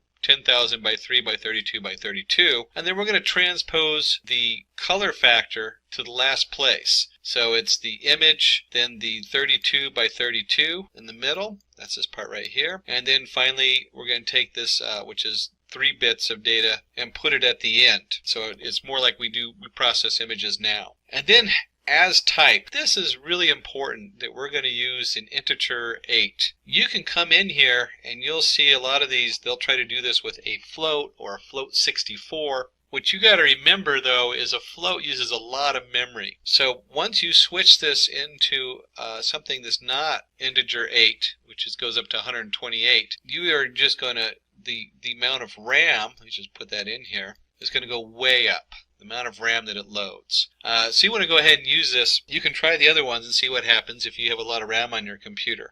But for this exercise, this will work just fine. And let's go ahead and take that and run this. So now our X variable is all loaded and it has all the images in it from the batch 1, data batch 1. And just to show what we were talking about with the as type on there, if we go ahead and take X0 and just look for its max value, let me go ahead and run that. You'll see it doesn't, oops, I said 128, it's 255. You'll see it doesn't go over 255 because it's basically an ASCII character is what we're keeping that down to. We're keeping those values down. So they're only 255, 0 to 255 versus float value, which would bring this up exponentially in size. And since we're using the Matplot library, we can do, oops, that's not what I wanted. Since we're using the matplot library, we can take our canvas and just do a plt.im for image show, and let's just take a look at what x0 looks like. And it comes in, I'm not sure what that is, but you can see it's a very low grade image broken down to the minimal pixels on there. And if we did the same thing, let's see what 1 looks like. Hopefully it's a little easier to see. Run on there, not enter. Let's hit the run on that. And we can see this is probably a semi-truck. That's a good guess on there. And I can just go back up here instead of typing the same line in over and over. And we'll look at 3. That looks like a dump truck unloading, and so on. You can do any of the 10,000 images. We can just jump to 55. Looks like some kind of animal looking at us there, probably a dog. And just for fun, let's do just one more run on there, and we can see a nice car for our image number 4. So you can see we paste through all the different images. It's very easy to look at them, and they've been reshaped to fit our view and what the matplot library uses for its format. So the next step is we're going to start creating some helper functions. We'll start by a one-hot encoder to help us when we're processing the data. Remember that your labels, they can't just be words. They have to switch it, and we use the one-hot encoder to do that. And then we'll also create a class CFAR helper, so it's going to have an init and a setup for the images. And then finally we'll go ahead and run that code so you can see what that looks like. And then we get into the fun part where we're actually going to start creating our model, our actual neural network model. So let's start by creating our one-hot encoder. We're going to create our own here, and it's going to return an out. And we'll have our vector coming in and our values equal 10. What this means is that we have the 10 values, the 10 possible labels. And remember, we don't look at the labels as a number, because a car isn't one more than a horse. That'd be just kind of bizarre to have horse equals 0, car equals 1, plane equals 2, cat equals 3. So a cat plus a car equals what? So instead, we create a numpy array of zeros. And there's going to be 10 values, so we have 10 different values in there. So you have 0 or 1. 1 means it's a cat, 0 means it's not a cat. In the next line it might be that 1 means it's a car, 0 means it's not a car. So instead of having one output with a value of 0 to 10, you have 10 outputs with the values of 0 to 1. That's what the one-hot encoder is doing here. And we're going to utilize this in code in just a minute. So let's go ahead and take a look at the next helpers. We have a few of these helper functions we're going to build. And when you're working with a very complicated Python project, dividing it up into separate definitions and classes is very important. Otherwise, it just becomes really ungainly to work with. So let's go ahead and put in our next helper, which is a class. And there's a lot in this class, so we'll break it down here. And let's just start, oops, we can put a space right in there. There we go. Now this is a little bit more readable. Add a second space. So we're going to create our class, the Cipher Helper. And we'll start by initializing it. Now, there's a lot going on in here. So let's start with the init part. Self.I equals 0. That'll come in a little bit. We'll come back to that in the lower part. We want to initialize our training batches. So when we went through this, there was like a meta batch. We don't need the meta batch, but we do need the data batch 1, 2, 3, 4, 5, and we do not want the testing batch in here. This is just the self all train batches. So we're going to make an array of all those different images. And then of course we left the test batch out, so we have our self.test batch. We're going to initialize the training images and the training labels, and also the test images and the test labels. So this is just to initialize these variables in here.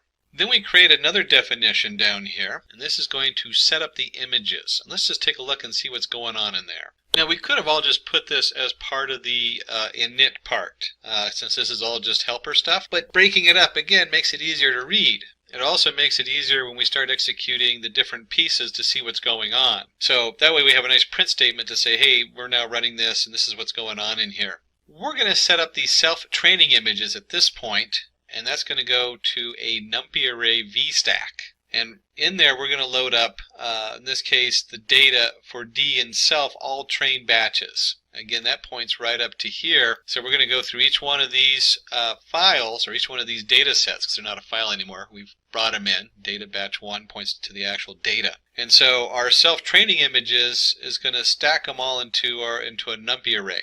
And then it's always nice to get the training length, and that's just a total number of self-training images in there. And then we're going to take the self-training images. And let me switch marker colors because I am getting a little too much on the markers up here.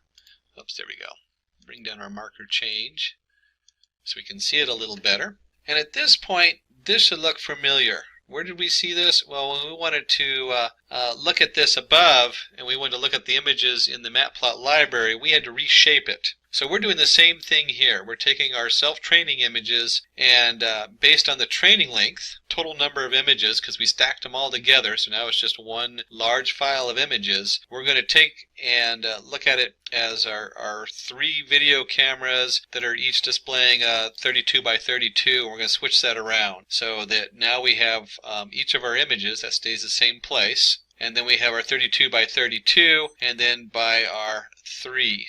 Our 3 different values for the color. And of course we want to go ahead and they run this where we say divide by 255. That was from earlier. It just brings all the data into 0 to 1. That's what this is doing. So we're turning this into a 0 to 1 array, which is all the pictures 32 by 32 by 3. And then we're going to take the self-training labels and we're going to pump those through our one-hot encoder we just made, and we're going to stack them together. And again, we're converting this into an array that goes from, instead of having horse equals 1, dog equals 2, and then horse plus dog would equal 3, which would be cat. Now, it's going to be an array of 10 where each one is 0 to 1. Then we want to go ahead and set up our test images and labels. And when we're doing this, you're going to see it's the same thing we just did with the rest of them. We just changed colors right here. This is no different than what we were doing up here with our training set. We're going to stack the different images. We're going to get the length of them so we know how many images are in there. You certainly could add them by hand, but it's nice to let the computer do it, especially if it ever changes on the other end and you're using other data. And again, we reshape them and transpose them, and we also do the one-hot encoder. Same thing we just did on our training images. So now our test images are in the same format. So now we have a definition which sets up all our images in there. And then the next step is to go ahead and batch them, or next batch. And let's do another breakout here for batches, because this is really important to understand.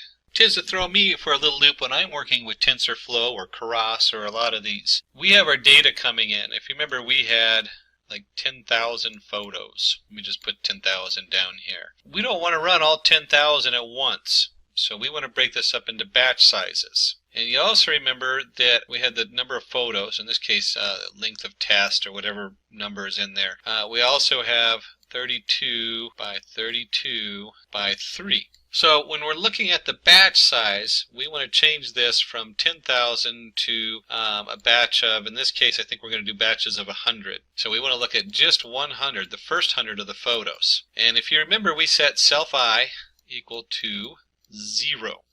So what we're looking at here is we're going to create X. We're going to get the next batch from the very initialized. We've already initialized it for 0. So we're going to look at X from 0 to batch size, which we set to 100. So just the first 100 images. And then we're going to reshape that into, and this is important to let the data know, that we're looking at 100 by 32 by 32 by 3. Now, we've already formatted it to the 32 by 32 by 3. This just sets everything up correctly so that X has the data in there in the correct order and the correct shape. And then the Y, just like the X, is our labels. So our training labels, again, they go from 0 to batch size. In this case, they do self-I plus batch size because the self-I is going to keep changing. And then finally, we increment the self-I because we have 0. So the next time we call it, we're going to get the next batch size. And so basically, we have X and Y.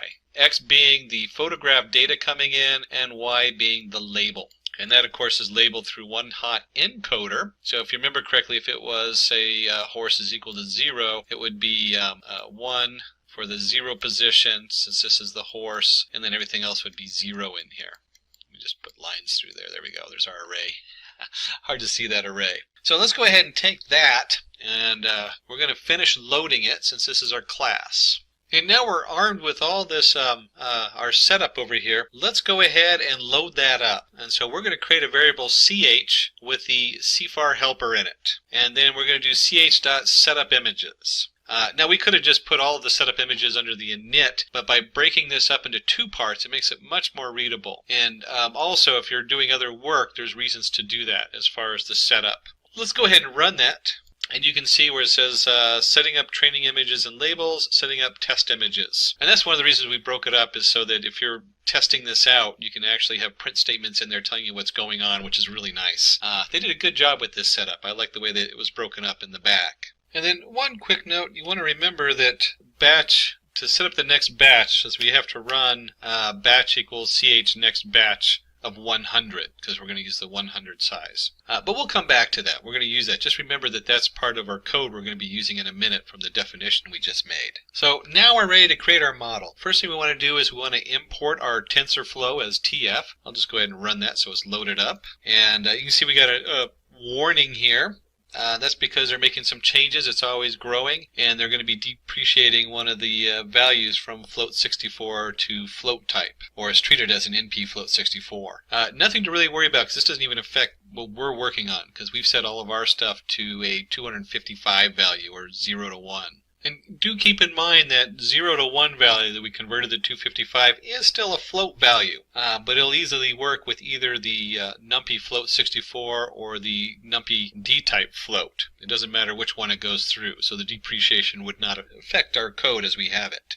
And in our TensorFlow, we'll go ahead, let me just increase the size in there just a moment so you can get a better view of the what we're typing in. We're going to set a couple placeholders here. And so we're going to set x equals TF placeholder TF float 32. We just talked about the float 64 versus the NumPy float. We're actually just going to keep this at float 32. More than significant number of decimals for what we're working with. And since it's a placeholder, we're going to set the shape equal to, and we've set it equal to none, because at this point we're just holding the place on there. We'll be setting up as we run the batches. That's what that first value is. And then 32 by 32 by 3, that's what we reshaped our data to fit in. And then we have our y true equals placeholder TF float 32, and the shape equals none, comma 10. 10 is the 10 different labels we have, so it's an array of 10. And then let's create one more placeholder. We'll call this hold prob, or hold probability. And we're going to use this. We don't have to have a shape or anything for this. This placeholder is for what we call dropout. If you remember from our theory before, we drop out so many nodes is looking at, or the different values going through, which helps decrease bias. So we need to go ahead and put a placeholder for that also. And we'll run this, so it's all loaded up in there. So we have our 3 different placeholders. And since we're in TensorFlow, when you use Keras, it does some of this automatically, but we're in TensorFlow direct. Keras sits on TensorFlow. We're going to go ahead and create some more helper functions. We're going to create something to help us initialize the weights, initialize our bias. If you remember that each layer has to have a bias going in. We're going to go ahead and work on our conversional 2D, our max pool, so we have our pooling layer, our convolutional layer, and then our normal full layer. So we're going to go ahead and put those all into definitions, and let's see what that looks like in code. And you can also grab some of these helper functions from the MNIST, the NIST setup. Let me just put that in there if you're under the TensorFlow. So a lot of these are already in there, but we're going to go ahead and do our own. And we're going to create our init weights. And one of the reasons we're doing this is so that you can actually start thinking about what's going on in the back end. So even though there's ways to do this with an automation, sometimes these have to be tweaked and you have to put in your own setup in here. Now we're not going to be doing that. We're just going to recreate them for our code. And let's take a look at this. We have our weights, and so what comes in is going to be the shape, and what comes out is going to be random numbers. So we're going to go ahead and just init some random numbers based on the shape with a standard deviation of 0.1. Kind of a fun way to do that. And then the TF variable, init random distribution. So we're just creating a random distribution on there. That's all that is for the weights. Now, you might change that. You might have a higher standard deviation. In some cases, you actually load preset weights. That's pretty rare. Usually you're testing that against another model or something like that, and you want to see how those weights configure with each other. Now remember, we have our bias, so we need to go ahead and initialize the bias with a constant. In this case, we're using 0.1. A lot of times the bias is just put in as 1, and then you have your weights to add on to that. But we're going to set this as 0.1. So we want to return a convolutional 2D, in this case a neural network. This is would be a layer on here. What's going on with the Con2D is we're taking our data coming in,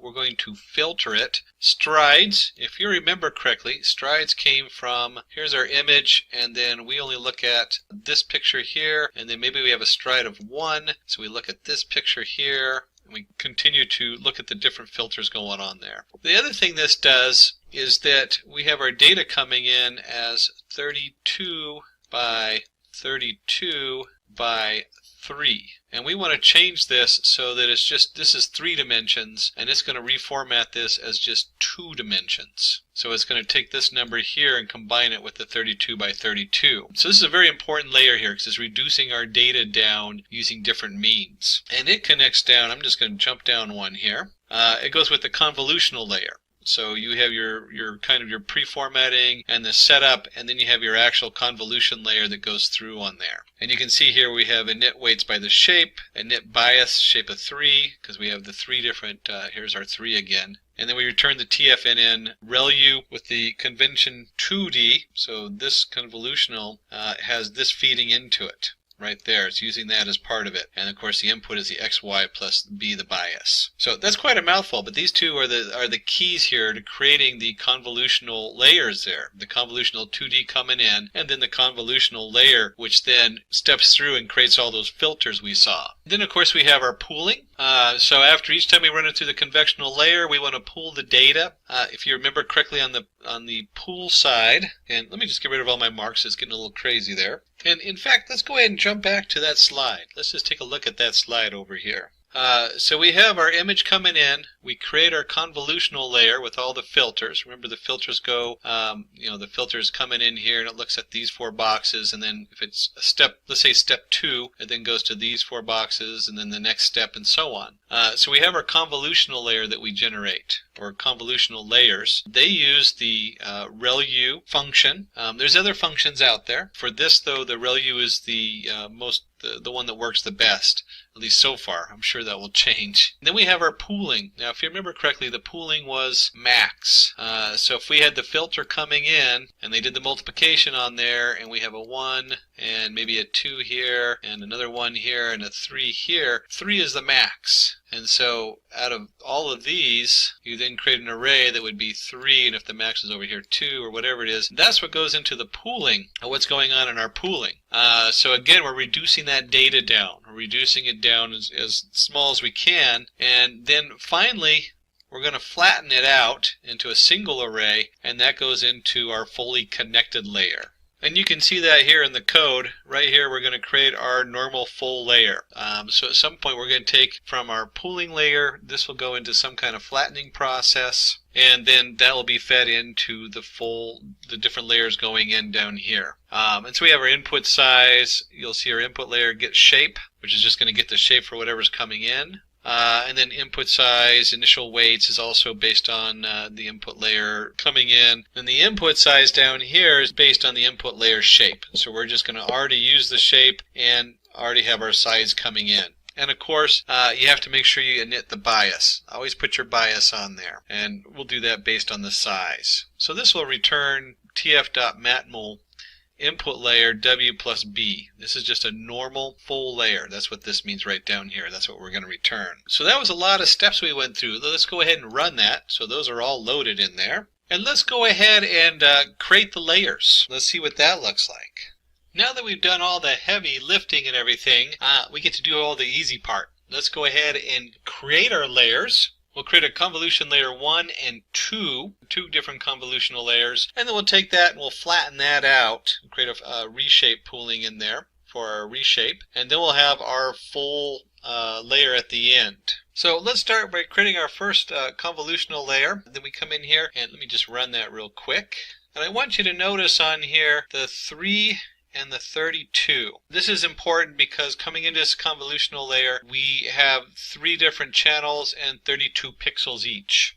So that has to be in there. The 4 and 4 you can play with. This is your filter size. So if you remember, you have a filter and you have your image, and the filter slowly steps over and filters out this image depending on what your step is. For this particular setup, 4 is just fine. That should work pretty good for what we're doing and for the size of the image. And then, of course, at the end, once you have your convolutional layer set up, you also need to pool it. And you'll see that the pooling is automatically set up so that it would see the different shape based on what's coming in. So here we have max 2 by 2, and we put in the convolutional one that we just created, the convolutional layer we just created goes right back into it. And that right up here, as you can see, is the X. It's coming in from here, so it knows to look at the first model and set the data accordingly, set that up so it matches. And we went ahead and ran this already. I think I ran it. Let me go and run it again. And if we're going to do one layer, let's go ahead and do a second layer down here. And it's we'll call it Convo 2. It's also a convolutional layer on this. And you'll see that we're feeding convolutional 1 in, the pooling. So it goes from convolutional 1 into convolutional 1 pooling, from convolutional 1 pooling into convolutional 2, and then from convolutional 2 into convolutional 2 pooling. And we'll go ahead and take this and run this. So these variables are all loaded into memory. And for our flattened layer, let's go ahead and we'll do, since we have 64 coming out of here and we have 4 by 4 going in, let's do 8 by 8 by 64. So let's do 4096. This is going to be the flat layer. So that's how many bits are coming through on the flat layer. And we'll reshape this. So we'll reshape our Convo 2 pooling, and that will feed into here, the Convo 2 pooling, and then we're going to set it up as a single layer that's 4096 in size.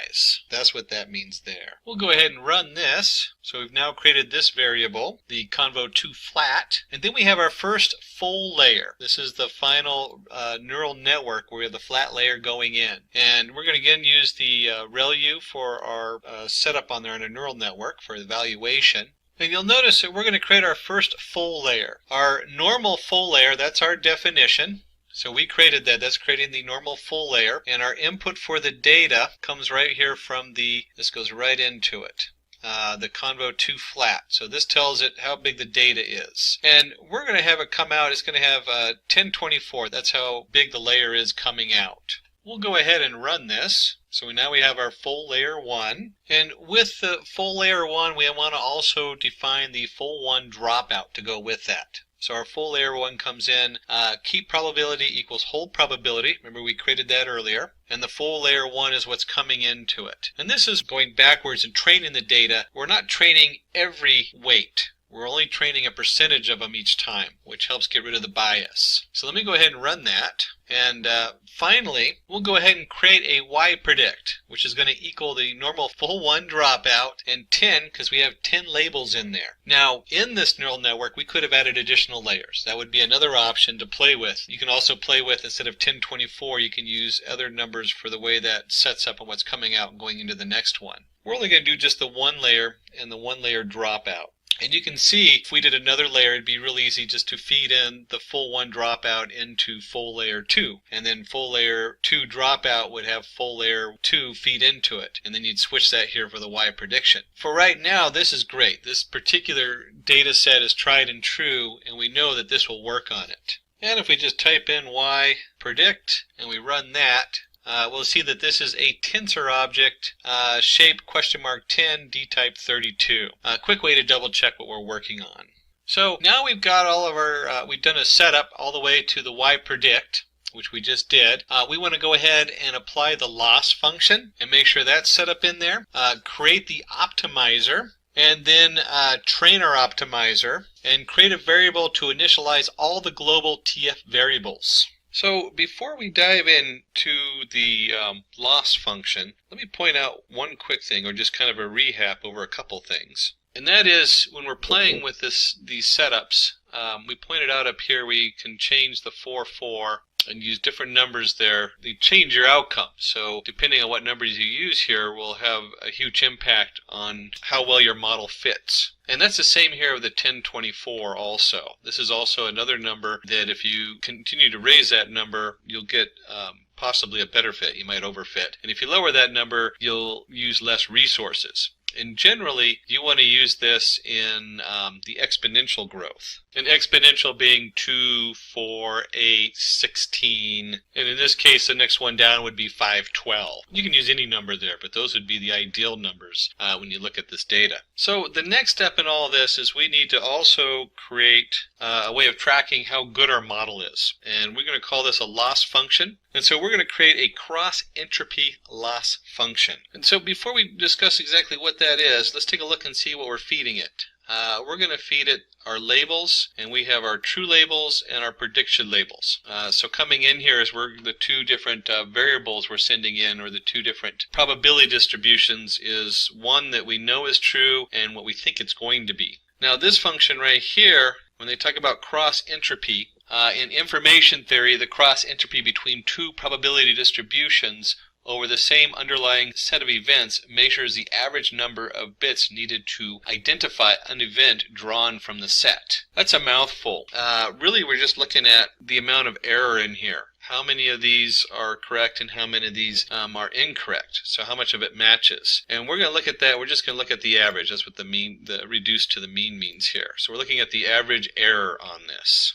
And so the next step is we're going to take the error. We want to know our cross entropy, or our loss function, how much loss we have. That's going to be part of how we train the model. So when you know what the loss is and we're training it, you feed that back into the back propagation setup. And so we want to go ahead and optimize that. Here's our optimizer. We're going to create the optimizer using an atom optimizer. Remember, there's a lot of different ways of optimizing the data. Atom's the most popular used. So our optimizer is going to equal the TF train atom optimizer. If you don't remember what the learning rate is, let me just pop this back into here. Here's our learning rate. When you have your weights, you have all your weights in your different nodes that are coming out. Here's our node coming out, and it has all its weights. And then the error is being sent back through in reverse on our neural network. So we take this error and we adjust these weights based on the different formulas. In this case, the atom formula is what we're using. We don't want to just adjust them completely. We don't want to change this weight so it exactly fits the data coming through. Because if we made that kind of adjustment, it's going to be biased to whatever the last data we sent through is. Instead, we're going to multiply that by 0.001 and make a very small shift in this weight. So our delta W is only 0.001 of the actual delta W of the full change we're going to compute from the atom. And then we want to go ahead and train it. So our training, or set up a training variable or function. And this is going to equal our optimizer minimize cross entropy. And we make sure we go ahead and run this. So it's loaded in there. And then we're almost ready to train our model. But before we do that, we need to create one more variable in here. And we're going to create a variable to initialize all the global TF variables. And when we look at this, the TF global variable initializer, this is a TensorFlow object. It goes through there and it looks at all our different setup that we have going under our TensorFlow, and then initializes those variables. So it's kind of like a magic wand because it's all hidden in the back end of TensorFlow. All you need to know about this is that you have to have the initialization on there, which is an operation, and you have to run that once you have your setup going. So we'll go ahead and run this piece of code, and then we're going to go ahead and train our data. So let me run this so it's loaded up there. And so now we're going to go ahead and run the model by creating a graph session. Graph session is a TensorFlow term. So you'll see that coming up. It's one of the things that throws me because I always think of GraphX and Spark and Graph as just general graphing. But they talk about a graph session. So we're going to go ahead and run the model. And let's go ahead and walk through this, what's going on here. And let's paste this data in here. And here we go. So we're going to start off with a TF session as ses. So that's our actual TF session that we've created. So we're right here with the TF session. Our session we're creating, we're going to run TF global variable initializer. So right off the bat, we're initializing our variables here. And then we have for I in range 500. So what's going on here, remember 500, we're going to break the data up and we're going to batch it in at 500 points each. We've created our session run, so we're going to do with TF session as session right here. We've created our variable session. And then we're going to run and we're going to go ahead and initialize it. So we have our TF global variables initializer that we created. That initializes our session in here. The next thing we're going to do is we're going to go for I in range of 500, batch equals ch.next batch. So if you remember correctly, this is loading up 100 pictures at a time. And this is going to loop through that 500 times. So we are literally doing, 500 times 100 is 50,000. So that's 50,000 pictures we're going to process right there. In the first process is we're going to do a session run. We're going to take our train. We created our train variable or optimizer in there. We're going to feed it the dictionary. We had our feed dictionary that we created, and we have x equals batch 0 coming in, y true, batch 1, hold the probability, 0.5. And then just so that we can keep track of what's going on, we're going to, every 100 steps, we're going to run a print. So currently on step, format, accuracy is, and we're going to look at matches equals tf.equal tf argument y prediction 1, tf.arg max y true, comma 1. So we're going to look at this as how many matches it has. And here our ACC, all we're doing here is we're going to take the matches, how many matches they have, it generates a chart. We're going to convert that to float. That's what the tfcast does. And then we just want to know the average. We just want to know the average of the accuracy. And then we'll go ahead and print that out, print session run accuracy feed dictionary. So it takes all this and it prints out our accuracy on there. So let's go ahead and take this. Oops, flip screens there. Let's go ahead and take this and let's run it. And this is going to take a little bit to run. So let's see what happens on my old laptop. And we'll see here that we have our current, we're currently on step 0. It takes a little bit to get through the accuracy. And this will take just a moment to run. We can see that on our step 0, it has an accuracy of 0.1 or 0.1028. And as it's running, we'll go ahead, you don't need to watch it run all the way, but this accuracy is going to change a little bit up and down. So we've actually lost some accuracy during our step 2. But we'll see how that comes out. Let's come back after we run it all the way through and see how the different steps come out. I was actually reading that backwards. The way this works is the closer we get to 1, the more accuracy we have. So you can see here we've gone from a 0.1 to a 0.39, and we'll go ahead and pause this and come back and see what happens when we're done with the full run. Alright, now that we've prepared the meal, got it in the oven, and pulled out my finished dish here, if you've ever watched any of the old cooking shows, let's discuss a little bit about this accuracy going on here, and how do you interpret that? We've done a couple things. First, we've defined accuracy. The reason I got it backwards before is you have loss or accuracy. And with loss, you'll get a graph that looks like this. It goes, oops, that's an S, by the way. There we go. You get a graph that curves down like this. And with accuracy, you get a graph that curves up. This is how good it's doing. Now, in this case, 1 is supposed to be really good accuracy. That means it gets close to 1, but it never crosses 1. So if you have an accuracy of 1, that is phenomenal. In fact, that's pretty much unheard of. And the same thing with loss. If you have a loss of 0, that's also unheard of. And the 0 is actually on this axis right here as we go in there. So how do we interpret that? Because, if I was looking at this and I go, oh, 0.51, that's 51%. You're doing 50-50. No, this is not percentage. Let me just put that in there. It is not percentage. This is logarithmic.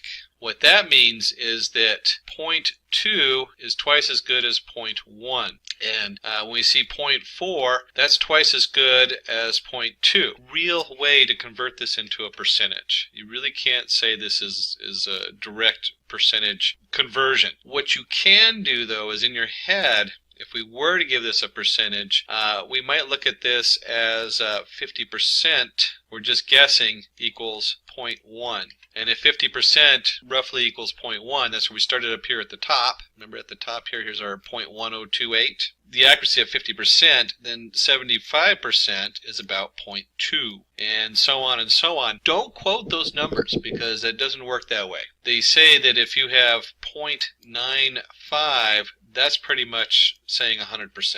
And if you have anywhere between, you'd have to go look this up. Let me go ahead and remove all my drawings there. So the magic number is 0.5. We really want to be over a 0.5 in this whole thing. And we have both 0.5004. Remember, this is accuracy. If we were looking at loss, then we would be looking the other way.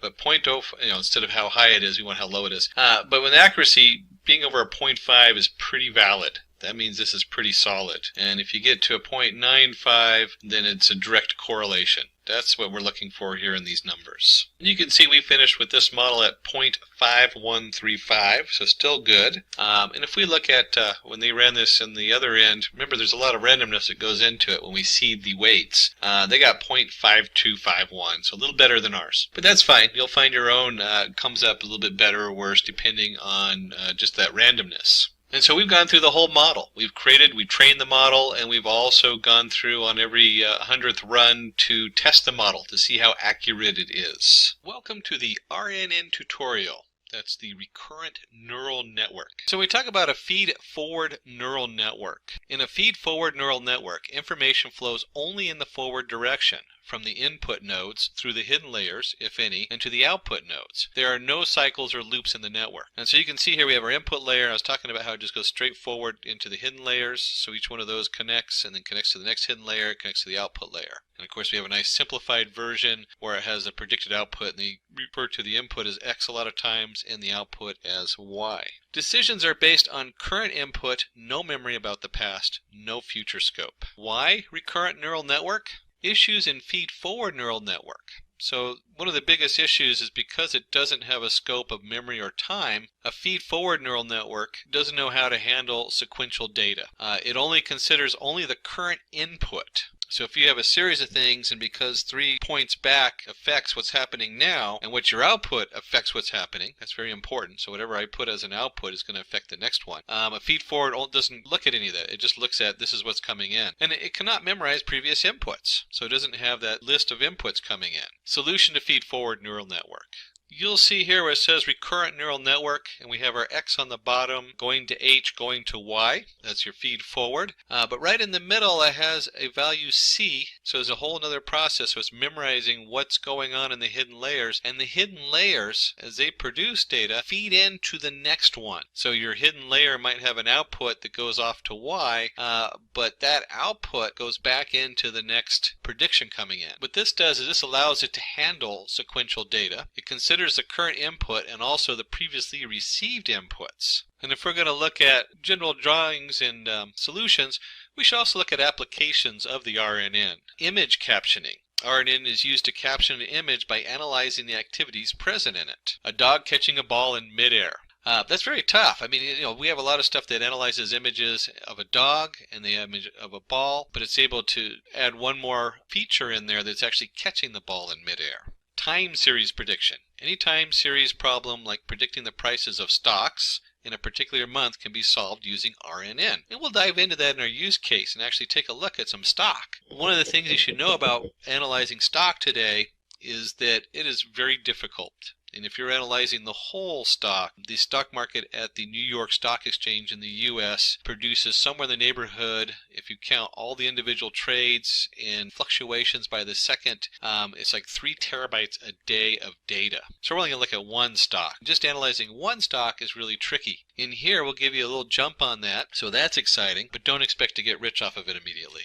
Another application of the RNN is natural language processing. Text mining and sentiment analysis can be carried out using RNN for natural language processing. And you can see right here the term natural language processing, when you stream those 3 words together, is very different than if I said processing language naturally. So the time series is very important when we're analyzing sentiments. It can change the whole value of a sentence just by switching the words around. Or if you're just counting the words, you might get one sentiment where if you actually look at the order they're in, you get a completely different sentiment. When it rains, look for rainbows. When it's dark, look for stars. Both of these are positive sentiments, and they're based upon the order of which the sentence is going in. Machine translation. Given an input in one language, RNN can be used to translate the input into a different languages as output. I myself am very linguistically challenged. But if you study languages and you're good with languages, you know right away that if you're speaking English, you would say big cat. And if you're speaking Spanish, you would say cat big. So that translation is really important to get the right order, to get, there's all kinds of parts of speech that are important to know by the order of the words.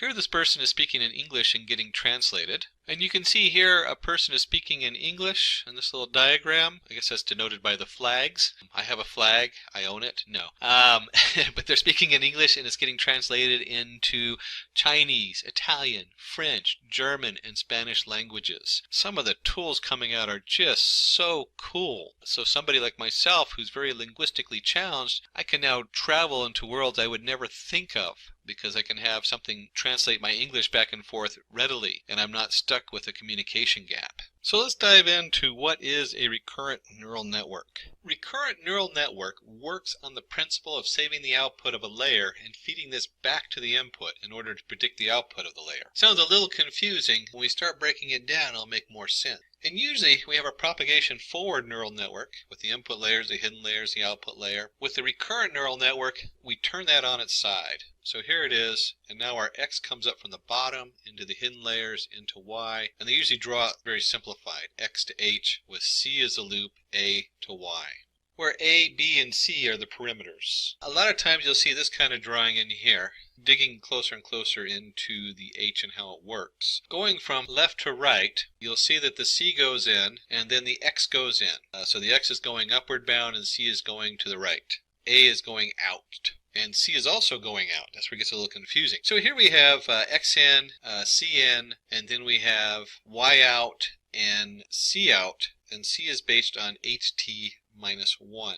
So our value is based on the Y and the H value are connected to each other. They're not necessarily the same value because H can be its own thing. And usually we draw this, or we represent it as a function. H of T equals a function of C, where H of T minus 1, that's the last H output, and X of T going in. So it's the last output of H combined with the new input of X, where HT is the new state, FC is a function with the parameter C, that's a common way of denoting it, HT minus 1 is the old state coming out, and then X of T is an input vector at time of step T.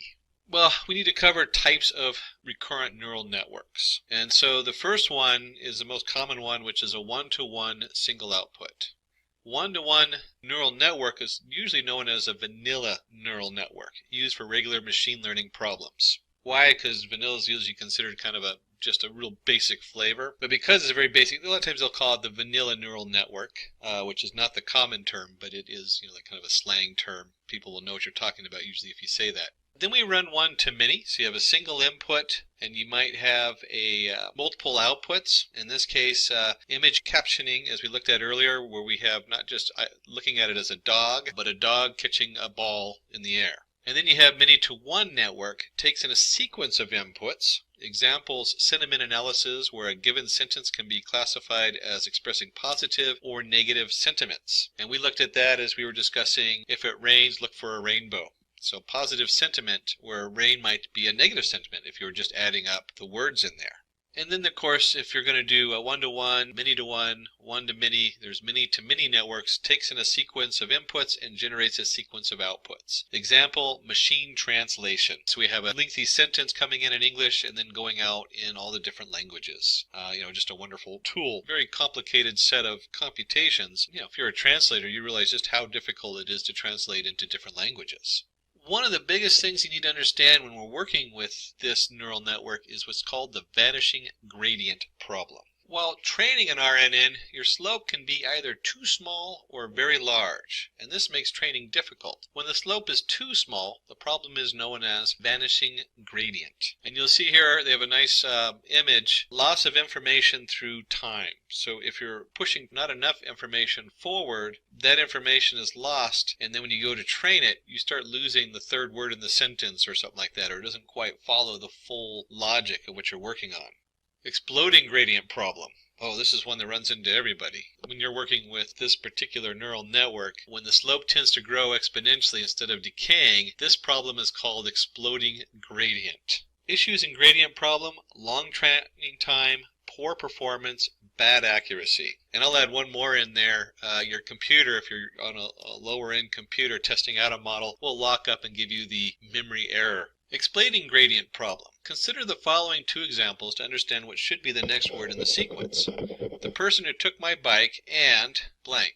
A thief. The students who got into engineering with blank from Asia. And you can see in here we have our x value going in, we have the previous value going forward, and then you back propagate the error like you do with any neural network.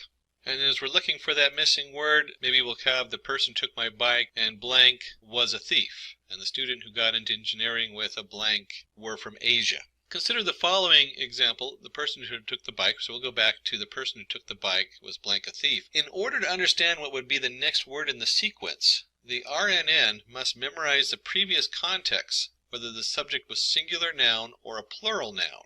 So, was a thief is singular. The student who got into engineering, well, in order to understand what would be the next word in the sequence, the RNN must memorize the previous context, whether the subject was singular noun or a plural noun. And so you can see here the students who got into engineering with blank were from Asia. It might be sometimes difficult for the error to back propagate to the beginning of the sequence to predict what should be the output. So when you run into the gradient problem, we need a solution, the solution to the gradient problem. First, we're going to look at exploding gradient, where we have three different solutions depending on what's going on. One is identity initialization. So the first thing we want to do is see if we can find a way to minimize the identities coming in instead of having it identify everything, just the important information we're looking at. Next is to truncate the back propagation. So instead of having whatever information it's sending to the next series, we can truncate what it's sending. We can lower that particular set of layers, make those smaller. And finally is a gradient clipping. So when we're training it, we can clip what that gradient looks like and narrow the training model that we're using. When you have a vanishing gradient, the option problem, we can take a look at weight initialization, very similar to the identity, but we're going to add more weights in there so it can identify different aspects of what's coming in better. Choosing the right activation function. That's huge. So we might be activating based on one thing and we need to limit that. We haven't talked too much about activation functions, so we'll look at that just minimally.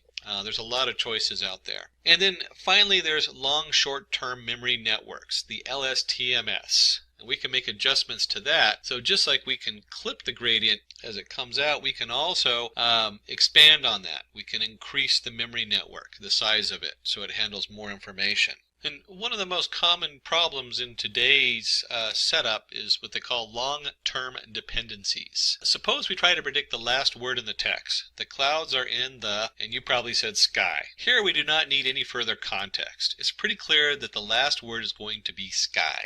Suppose we try to predict the last word in the text. I have been staying in Spain for the last 10 years. I can speak fluent. Maybe you said Portuguese or French. No, you probably said Spanish. The word we predict will depend on the previous few words in context. Here we need the context of Spain to predict the last word in the text. It's possible that the gap between the relevant information and the point where it is needed to become very large. LSTMs help us solve this problem. So the LSTMs are a special kind of recurrent neural network capable of learning long-term dependencies. Remembering information for long periods of time is their default behavior. All recurrent neural networks have the form of a chain of repeating modules of neural network connections. In standard RNNs, this repeating module will have a very simple structure such as a single tangent H layer. LSTMs also have a chain-like structure, but the repeating module has a different structure. Instead of having a single neural network layer, there are 4 interacting layers communicating in a very special way.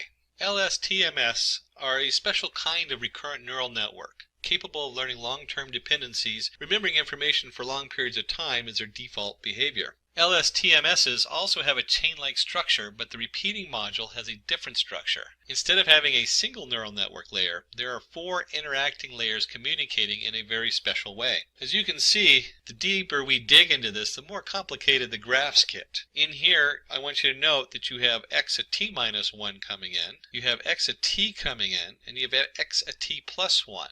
And you have h at t minus 1, and h at t coming in, and h at t plus 1 going out. And of course, on the other side is the output A. In the middle, we have our tangent H, but it occurs in 2 different places. So not only when we're computing the x at t plus 1 are we getting the tangent H from x at t, but we're also getting that value coming in from the x at t minus 1. So the short of it is as you look at these layers, not only does the propagate through the first layer goes into the second layer back into itself, but it's also going into the third layer. So now we're kind of stacking those up. And this can get very complicated as you grow that in size. It also grows in memory too, and in the amount of resources it takes. But it's a very powerful tool to help us address the problem of complicated, long sequential information coming in, like we were just looking at in the sentence. And when we're looking at our long, short-term memory network, there's 3 steps of processing in the LSTMs that we look at. The first one is we want to forget irrelevant parts of the previous state. A lot of times, like, is, as, in, a, unless we're trying to look at whether it's a plural noun or not, they don't really play a huge part in the language, so we want to get rid of them. Then selectively update cell state values. So we only want to update the cell state values that reflect what we're working on. And finally, we want to only output certain parts of the cell state. So whatever's coming out, we want to limit what's going out too. And let's dig a little deeper into this. Let's just see what this really looks like. So step 1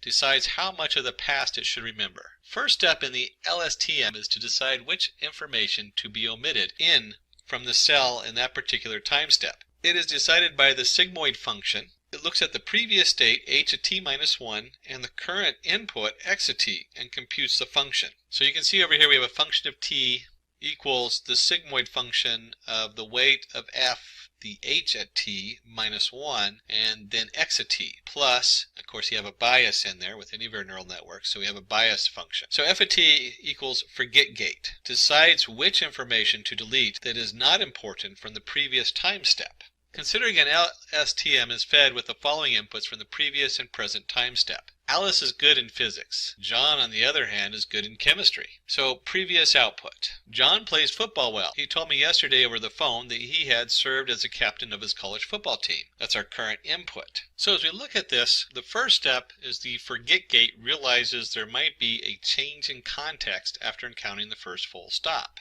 Compares with the current input sentence of x at t. So we're looking at that full stop and then compares it with the input of the new sentence. The next sentence talks about John, so the information on Alice is deleted. Okay, that's important to know. So we have this input coming in, and if we're going to continue on with John, then that's going to be the primary information we're looking at. The position of the subject is vacated and is assigned to John. And so in this one, we've seen that we've weeded out a whole bunch of information, and we're only passing information on John, since that's now the new topic.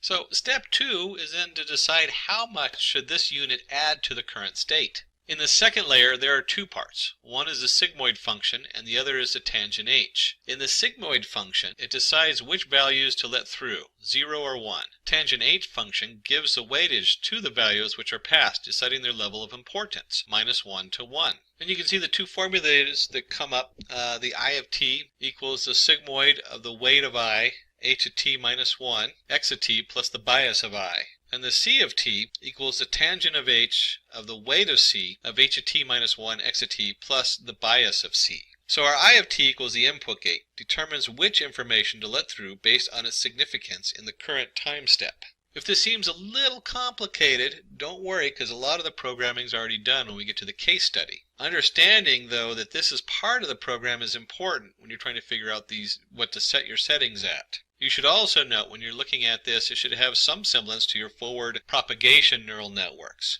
where we have a value assigned to a weight plus a bias. Very important steps in any of the neural network layers, whether we're propagating into the information from one to the next, or we're just doing a straightforward neural network propagation. Let's take a quick look at this, what it looks like from the human standpoint, as I step out of my suit again. Consider the current input at x of t. John plays football well. He told me yesterday over the phone that he had served as a captain of his college football team. That's our input. Input gate analyzes the important information. John plays football and he was a captain of his college team is important. He told me over the phone yesterday is less important, hence it is forgotten.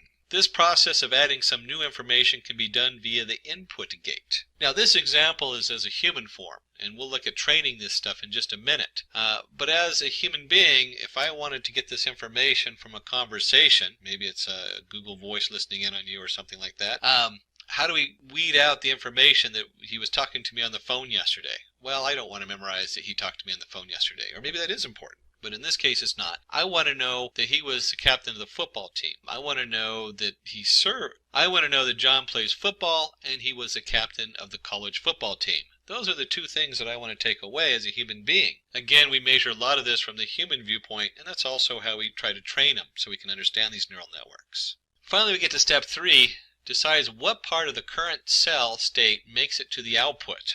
The third step is to decide what will be our output. First, we run a sigmoid layer, which decides what parts of the cell state make it to the output. Then we put the cell state through the tangent h to push the values to be between -1 and 1, and multiply it by the output of the sigmoid gate. So when we talk about the output of t, we set that equal to the sigmoid of the weight of 0 of the h of t minus 1, back one step in time, by the x of t, plus of course the bias. The h of t equals the out of t times the tangent h of c of t. So our O of t equals the output gate, allows the passed in information to impact the output in the current time step.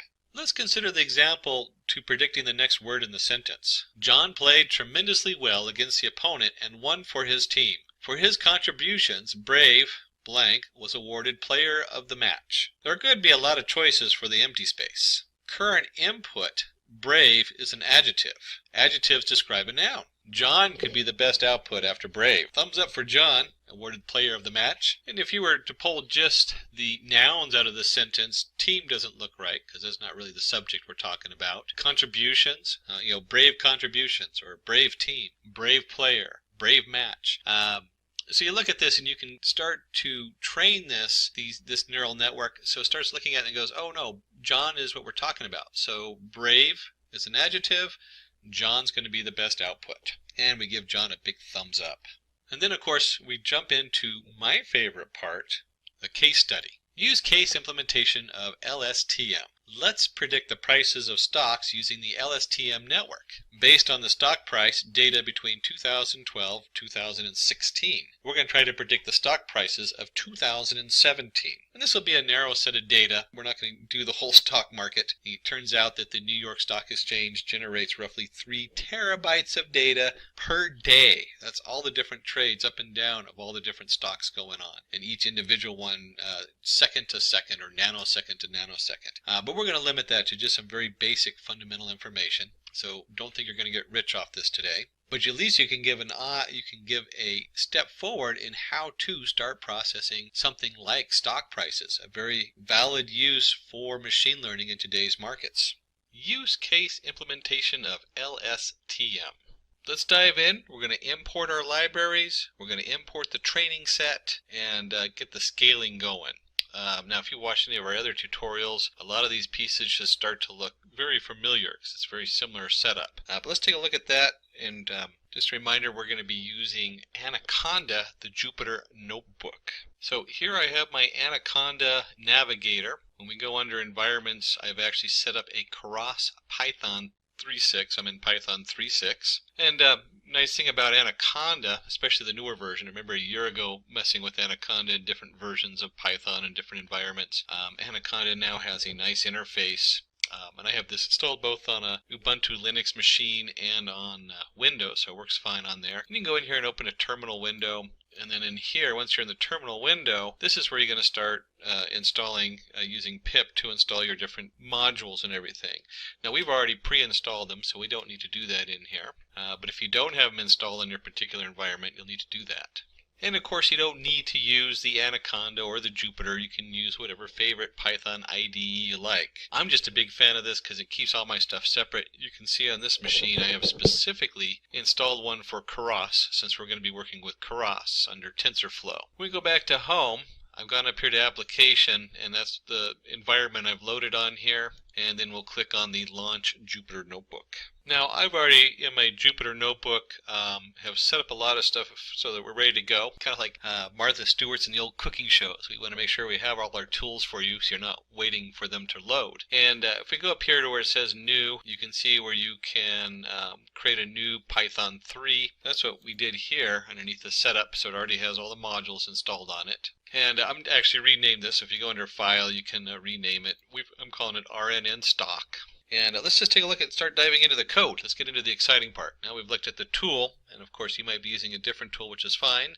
Let's start putting that code in there and seeing what those imports and uploading everything looks like. Now, first half is kind of boring when we hit the run button, because we're going to be importing numpy as np. That's the number Python, which is your numpy array, and the matplot library, because we're going to do some plotting at the end, and our pandas for our data set. Our pandas is pd. And when I hit run, it really doesn't do anything except for load those modules. Just a quick note, let me just do a quick draw here. Oops, Shift Alt, there we go. You'll notice when we're doing this setup, if I was to divide this up, oops, I'm going to actually, let's overlap these, here we go. This first part that we're going to do is our data prep. A lot of prepping involved. In fact, depending on what your system is, since we're using Keras, I put an overlap here, but you'll find that almost maybe even half of the code we do is all about the data prep. And the reason I overlap this with Keras, let me just put that down because that's what we're working in, is because Keras has like their own preset stuff, so it's already pre-built in, which is really nice. So there's a couple steps a lot of times that are in the Keras setup.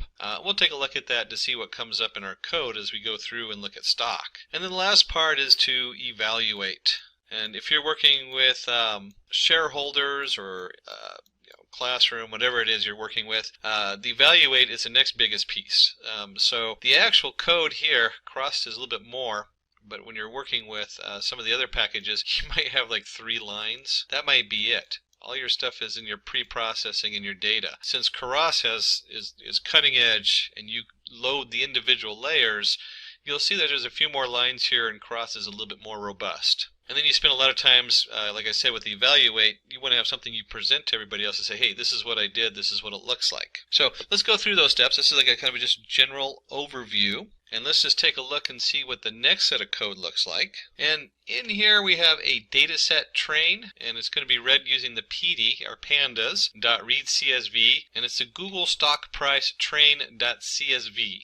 And so under this we have training set equals dataset train.iLocation, and we've kind of sorted out part of that. So what's going on here? Let's just take a look at let's look at the actual file and see what's going on there. Now if we look at this, ignore all the extra files on this, I already have a train and a test set where it's sorted out. This is important to notice because a lot of times we do that as part of the pre-processing of the data. We take 20% of the data out so we can test it, and then we train the rest of it. That's what we use to create our neural network. That way we can find out how good it is. But let's go ahead and just take a look and see what that looks like as far as the file itself.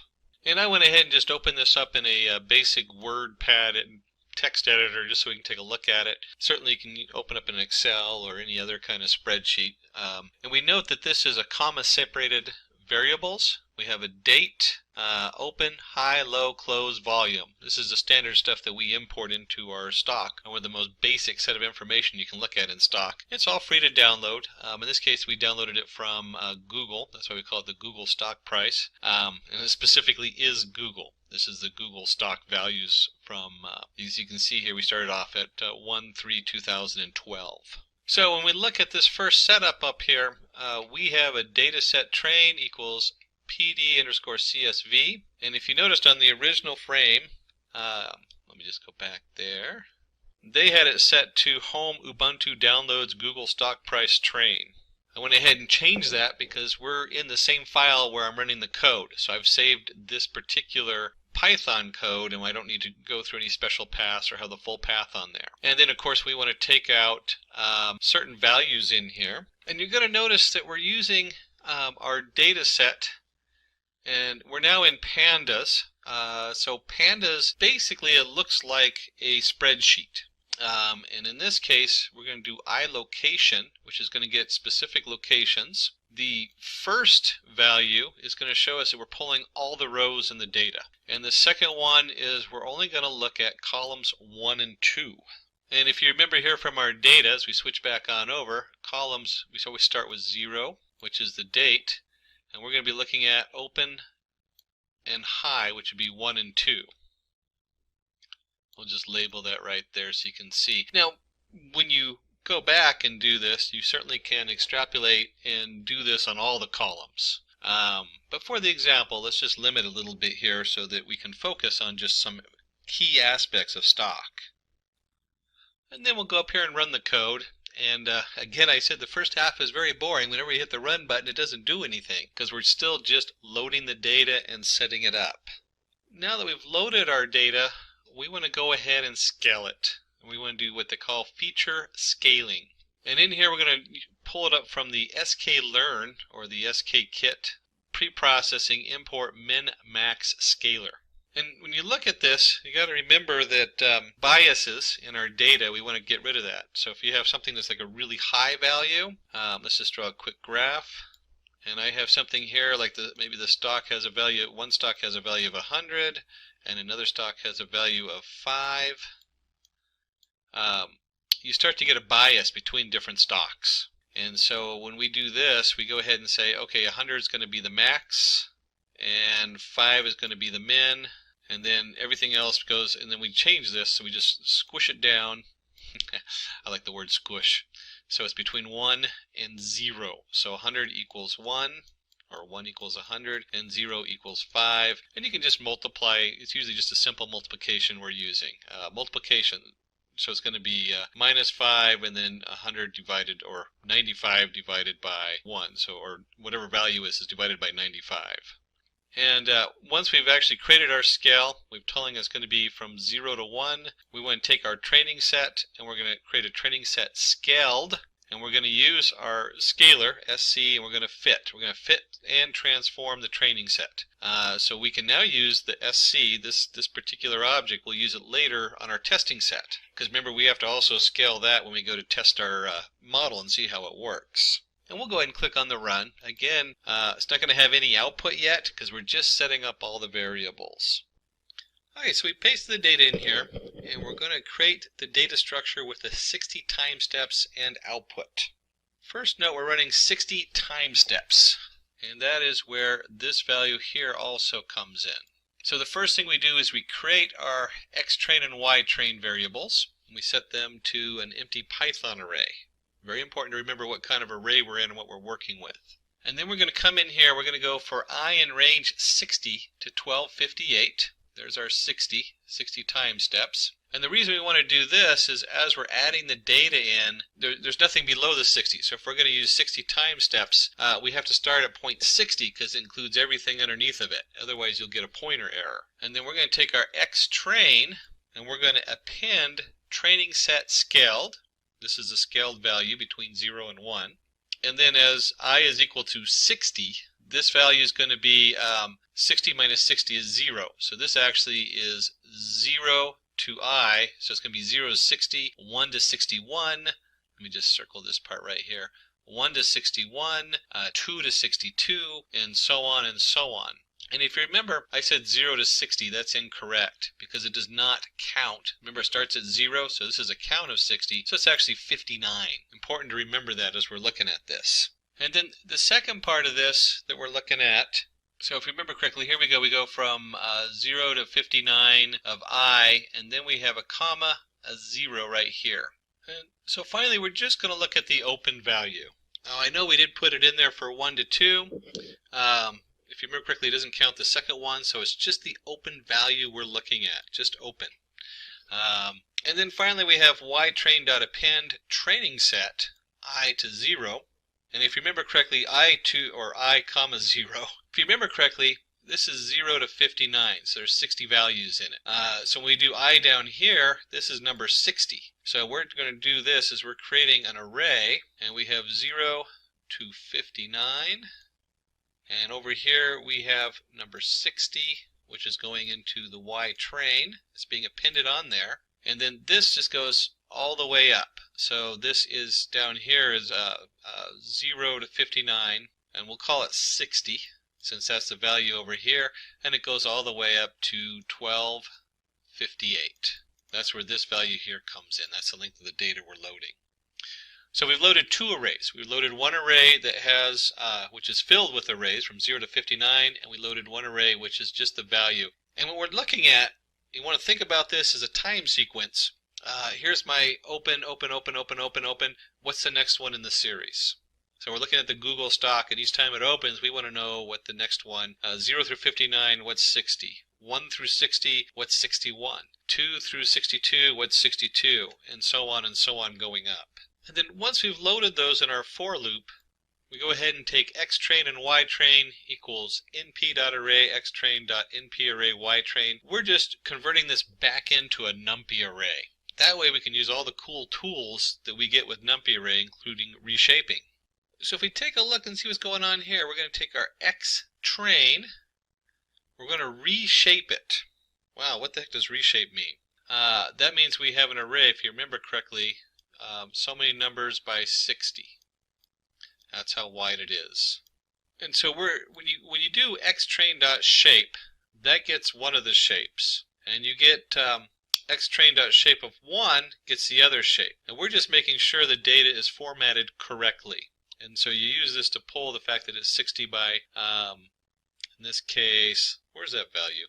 60 by 1199, 1258 minus 60, 1199, and we're making sure that that is shaped correctly. So the data is grouped into 1199 by 60 different arrays. And then the 1 on the end just means at the end, because when you're dealing with shapes and NumPy, they look at this as layers. And so the end layer needs to be 1 value.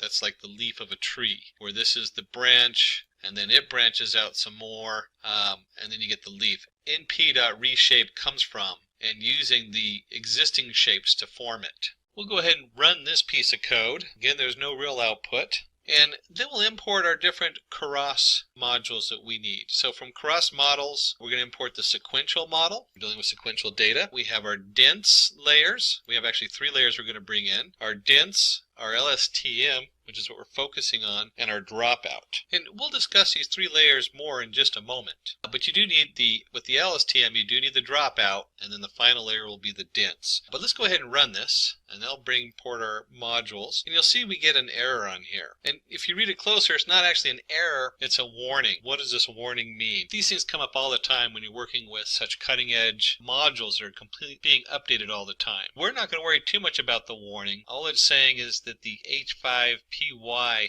module, which is part of Keras, is going to be updated at some point. And if you're running new stuff on Keras and you start updating your Keras system, you better make sure that your H5Pi is updated too, otherwise you're going to have an error later on. And you can actually just run an update on the H5Pi now if you wanted to. Not a big deal, we're not going to worry about that today. And I said we were going to jump in and start looking at what those layers mean. I meant that. And we're going to start off with initializing the RNN, and then we'll start adding those layers in. And you'll see that we have the LSTM and then the dropout. LSTM, then dropout. LSTM, then dropout. What the heck is that doing? So let's explore that. We'll start by initializing the RNN, regressor equals sequential, because we're using the sequential model, and we'll run that and load that up. And then we're going to start adding our LSTM layer and some dropout regularization. And right there should be the Q, dropout regularization. And if we go back here and remember our exploding gradient, well, that's what we're talking about. The dropout drops out unnecessary data, so we're not just shifting huge amounts of data through the network.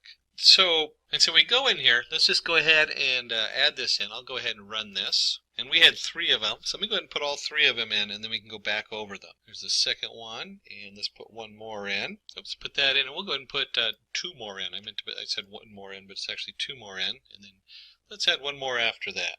And as you can see, each time I run these, they don't actually have an output. So let's take a closer look and see what's going on here. So we're going to add our first LSTM layer in here. We're going to have units 50. The units is the positive integer, and it's the dimensionality of the output space. This is what's going out into the next layer. So we might have 60 coming in, but we have 50 going out. We have a return sequence, because it is a sequence data, so we want to keep that true. And then you have to tell it what shape it's in. Well, we already know the shape by just going in here and looking at xtrain shape. So input shape equals the xtrain shape of 1, 1. It makes it real easy. You don't have to remember all the numbers that put in 60 or whatever else is in there. You just let it tell the regressor what model to use. And so we follow our STM with a dropout layer. Now, understanding the dropout layer is kind of exciting because one of the things that happens is we can overtrain our network. That means that our neural network will memorize such specific data that it has trouble predicting anything that's not in that specific realm. To fix for that, each time we run through the training mode, we're going to take 0.2 or 20% of our neurons and just turn them off. So we're only going to train on the other ones. And it's going to be random. That way, each time we pass through this, we don't overtrain. These nodes come back in the next training cycle. We randomly pick a different 20. And finally, I see a big difference as we go from the first to the second and third and fourth. The first thing is we don't have to input the shape. Because the shape's already, the output units is 50 here, the next step automatically knows this layer is putting out 50, and because it's the next layer, it automatically sets that and says, oh, 50 is coming out from our last layer. It's coming out, goes into the regressor, and of course we have our dropout. And that's what's coming into this one, and so on, and so on. And so the next 3 layers, we don't have to let it know what the shape is. It automatically understands that. And we're going to keep the units the same. We're still going to do 50 units. It's still a sequence coming through, 50 units and a sequence. Now, the next piece of code is what brings it all together. Let's go ahead and take a look at that. And we come in here, we put the output layer, the dense layer. And if you remember up here, we had the 3 layers. We had LSTM, dropout, and dense. Dense just says we're going to bring this all down into one output. Instead of putting out a sequence, we just want to know the answer at this point. And let's go ahead and run that. And so in here, you notice all we're doing is setting things up, one step at a time. So far, we've brought in our, way up here, we brought in our data, we brought in our different modules, we formatted the data for training it, we set it up, we have our X train and our Y train. We have our source of data and the answers we know so far that we're going to put in there. We've reshaped that. We've come in and built our Keras. We've imported our different layers. And we have in here, if you look, we have 5 total layers. Now, Keras is a little different than a lot of other systems because a lot of other systems put this all in one line and do it automatic, but they don't give you the options of how those layers interface, and they don't give you the options of how the data comes in. Keras is cutting edge for this reason. So even though there's a lot of extra steps in building the model, this has a huge impact on the output and what we can do with these new models from Keras. So we brought in our dense, we have our full model put together, our regressor. So we need to go ahead and compile it, and then we're going to go ahead and fit the data. We're going to compile the pieces so they all come together, and then we're going to run our training data on there and actually recreate our regressor so it's ready to be used. So let's go ahead and compile that, and I can go ahead and run that. And if you've been looking at any of our other tutorials on neural networks, you'll see we're going to use the optimizer Atom. Atom is optimized for big data. There's a couple other optimizers out there beyond the scope of this tutorial, but certainly Atom will work pretty good for this. And loss equals mean squared value. So when we're training it, this is what we want to base the loss on. How bad is our error? Well, we're going to use the mean squared value for our error and the Atom optimizer for its differential equations. You don't have to know the math behind them, but certainly it helps to know what they're doing and where they fit into the bigger models. And then finally we're going to do our fit, fitting the RN into the training set. We have the regressor.fit, X-train, Y-train, epochs, and batch size. So we know where this is. This is our data coming in for the X-train. Our Y-train is the answer we're looking for of our data, our sequential input. Epochs is how many times we're going to go over the whole data set. We created a whole data set of X-train. So this is each of those rows, which includes a time sequence of 60. And batch size, another one of those things where Keras really shines, is if you were pulling this, say, from a large file, instead of trying to load it all into RAM, it can now pick smaller batches up and load those indirectly. We're not worried about pulling them off a file today because this isn't big enough to cause the computer too much of a problem to run, not too straining on the resources. But as we run this, you can imagine what would happen if I was doing a lot more than just one column in one set of stock, in this case Google stock. Imagine if I was doing this across all the stocks and I had, instead of just the open, I had open, close, high, low, and you can actually find yourself with about 13 different variables times 60 because it's a time sequence. Suddenly you find yourself with a gig of memory you're loading into your RAM, which will just completely, if you're not on multiple computers or cluster, you're going to start running into resource problems. But for this, we don't have to worry about that. So let's go ahead and run this, and this will actually take a little bit on my computer because it's an older laptop. and give it a second to kick in there. There we go. All right, so we have epic. So this is going to tell me it's running the first run through all the data, and as it's going through, it's batching them in 32 pieces, so 32 lines each time. And there's 1198. I think I said 1199 earlier, but it's 1198. I was off by one. And each one of these is 13 seconds. So you can imagine this is roughly 20 to 30 minutes runtime on this computer. Like I said, it's an older laptop running at 0.9 gigahertz on a dual processor. And that's fine. What we'll do is I'll go ahead and stop, go get a drink of coffee, and come back, and let's see what happens at the end and where this takes us. And like any good cooking show, I've gone and gotten my latte. I also had some other stuff running in the background, so you'll see these numbers jumped up to like 19 seconds, 15 seconds. But you can scroll through and you can see we've run it through 100 steps, or 100 epics. So the question is, what does all this mean? One of the first things you'll notice is that our loss is over here. It kind of stopped at 0.0014, but you can see it kind of goes down until we hit about 0.014 3 times in a row. So we guessed our epic pretty close, since our loss has remained the same on there. So to find out what we're looking at, we're going to go ahead and load up our test data, the test data that we didn't process yet. And a real stock price, data set, test allocation. This is the same thing we did when we prepped the data in the first place. So let's go ahead and go through this code. And we can see we've labeled it Part 3, Making the Predictions and Visualizing the Results. So the first thing we need to do is go ahead and read the data in from our test CSV. And you see I've changed the path on it for my computer. And then we'll call it the real stock price. And again, we're doing just the one column here and the values from iLocation. So it's all the rows and just the values from that one location. That's the open, stock open. And let's go ahead and run that. So that's loaded in there. And then let's go ahead and we have our inputs.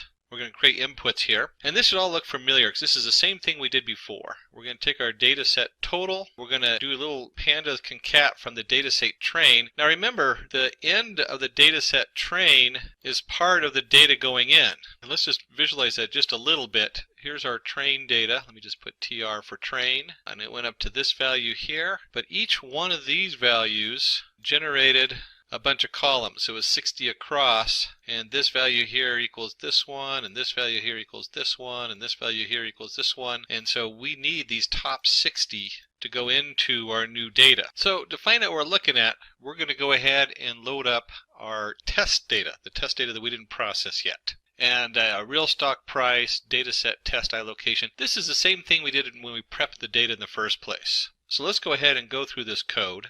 And we can see we've labeled it Part 3, Making the Predictions and Visualizing the Results. So the first thing we need to do is go ahead and read the data in from our test CSV.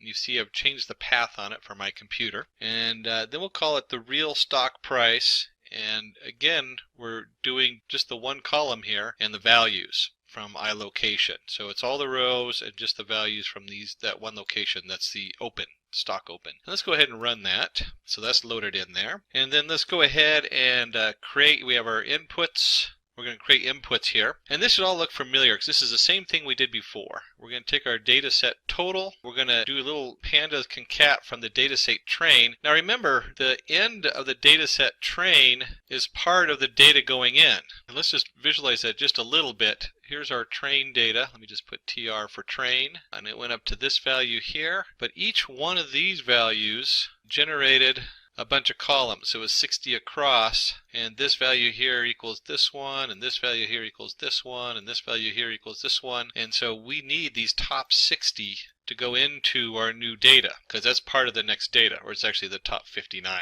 So that's what this first setup is over here, is where we're going in, we're doing the real stock price, and we're going to just take the data set test, and we're going to load that in, and then the real stock price is our data test location. So we're just looking at that first column, the open price. And then our data set total, we're going to take pandas and we're going to concat, and we're going to take our data set train for the open and our data set test open. And this is one way you can reference these columns. We've referenced them a couple different ways. We've referenced them up here with the 1, 2, but we know it's labeled as a panda set as open. So pandas is great that way. Lots of versatility there. And we'll go ahead and go back up here and run this. There we go. And you'll notice this is the same as what we did before. We have our open data set. We appended our concatenated our two data sets together. We have our inputs equals data set total length, data set total minus length of data set minus test minus 60 value. values. So we're going to run this over all of them, and you'll see why this works, because normally when you're running your test set versus your training set, you run them completely separate. But when we graph this, you'll see that we'll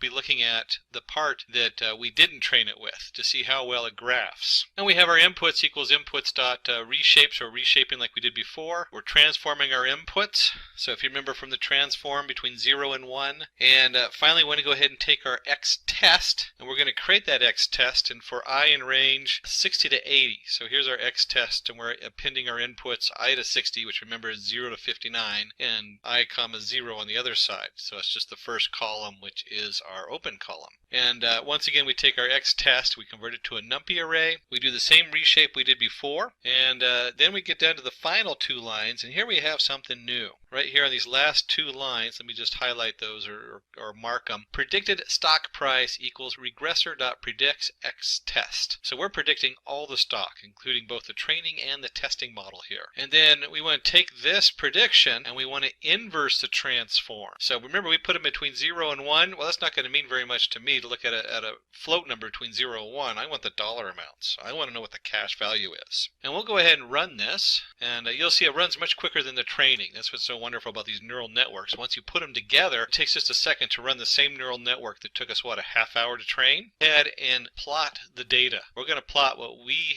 think it's going to be, and we're going to plot it against the real data, what the Google stock actually did. So let's go ahead and take a look at that in code. And let's pull this code up. So we have our PLT. That's our, if you remember from the very beginning, let me just go back up to the top. We have our matplotlibary.pyplot as PLT. That's where that comes in.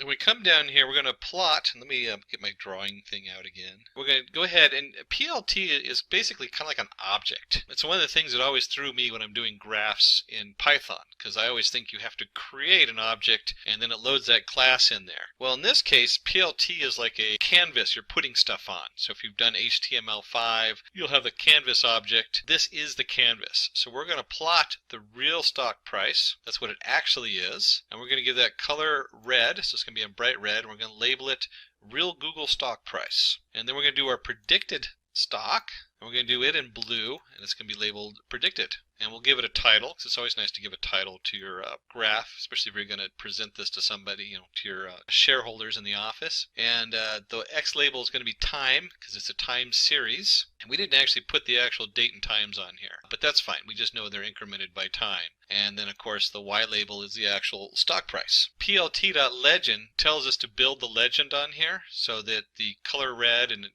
real Google stock price show up on there. And then the plot shows us that actual graph. So let's go ahead and run this and see what that looks like. And you can see here we have a nice graph, and let's talk just a little bit about this graph before we wrap it up. Here's our legend I was telling you about. That's why we have the legend to show the prices. We have our title and everything. And you'll notice on the bottom we have a time sequence. We didn't put the actual time in here. Now we could have. We could have gone ahead and plotted the X, since we know what the dates are, and plotted this to dates. But we also know that it's only the last piece of data that we're looking at. So last piece of data, which ends somewhere probably around here on the graph, I think it's like about 20% of the data, probably less than that. We have the Google price, and the Google price has this little up jump and then down, and you'll see that the actual Google, instead of a turn down here, just didn't go up as high and didn't go down. So our prediction has the same pattern, but the overall value is pretty far off as far as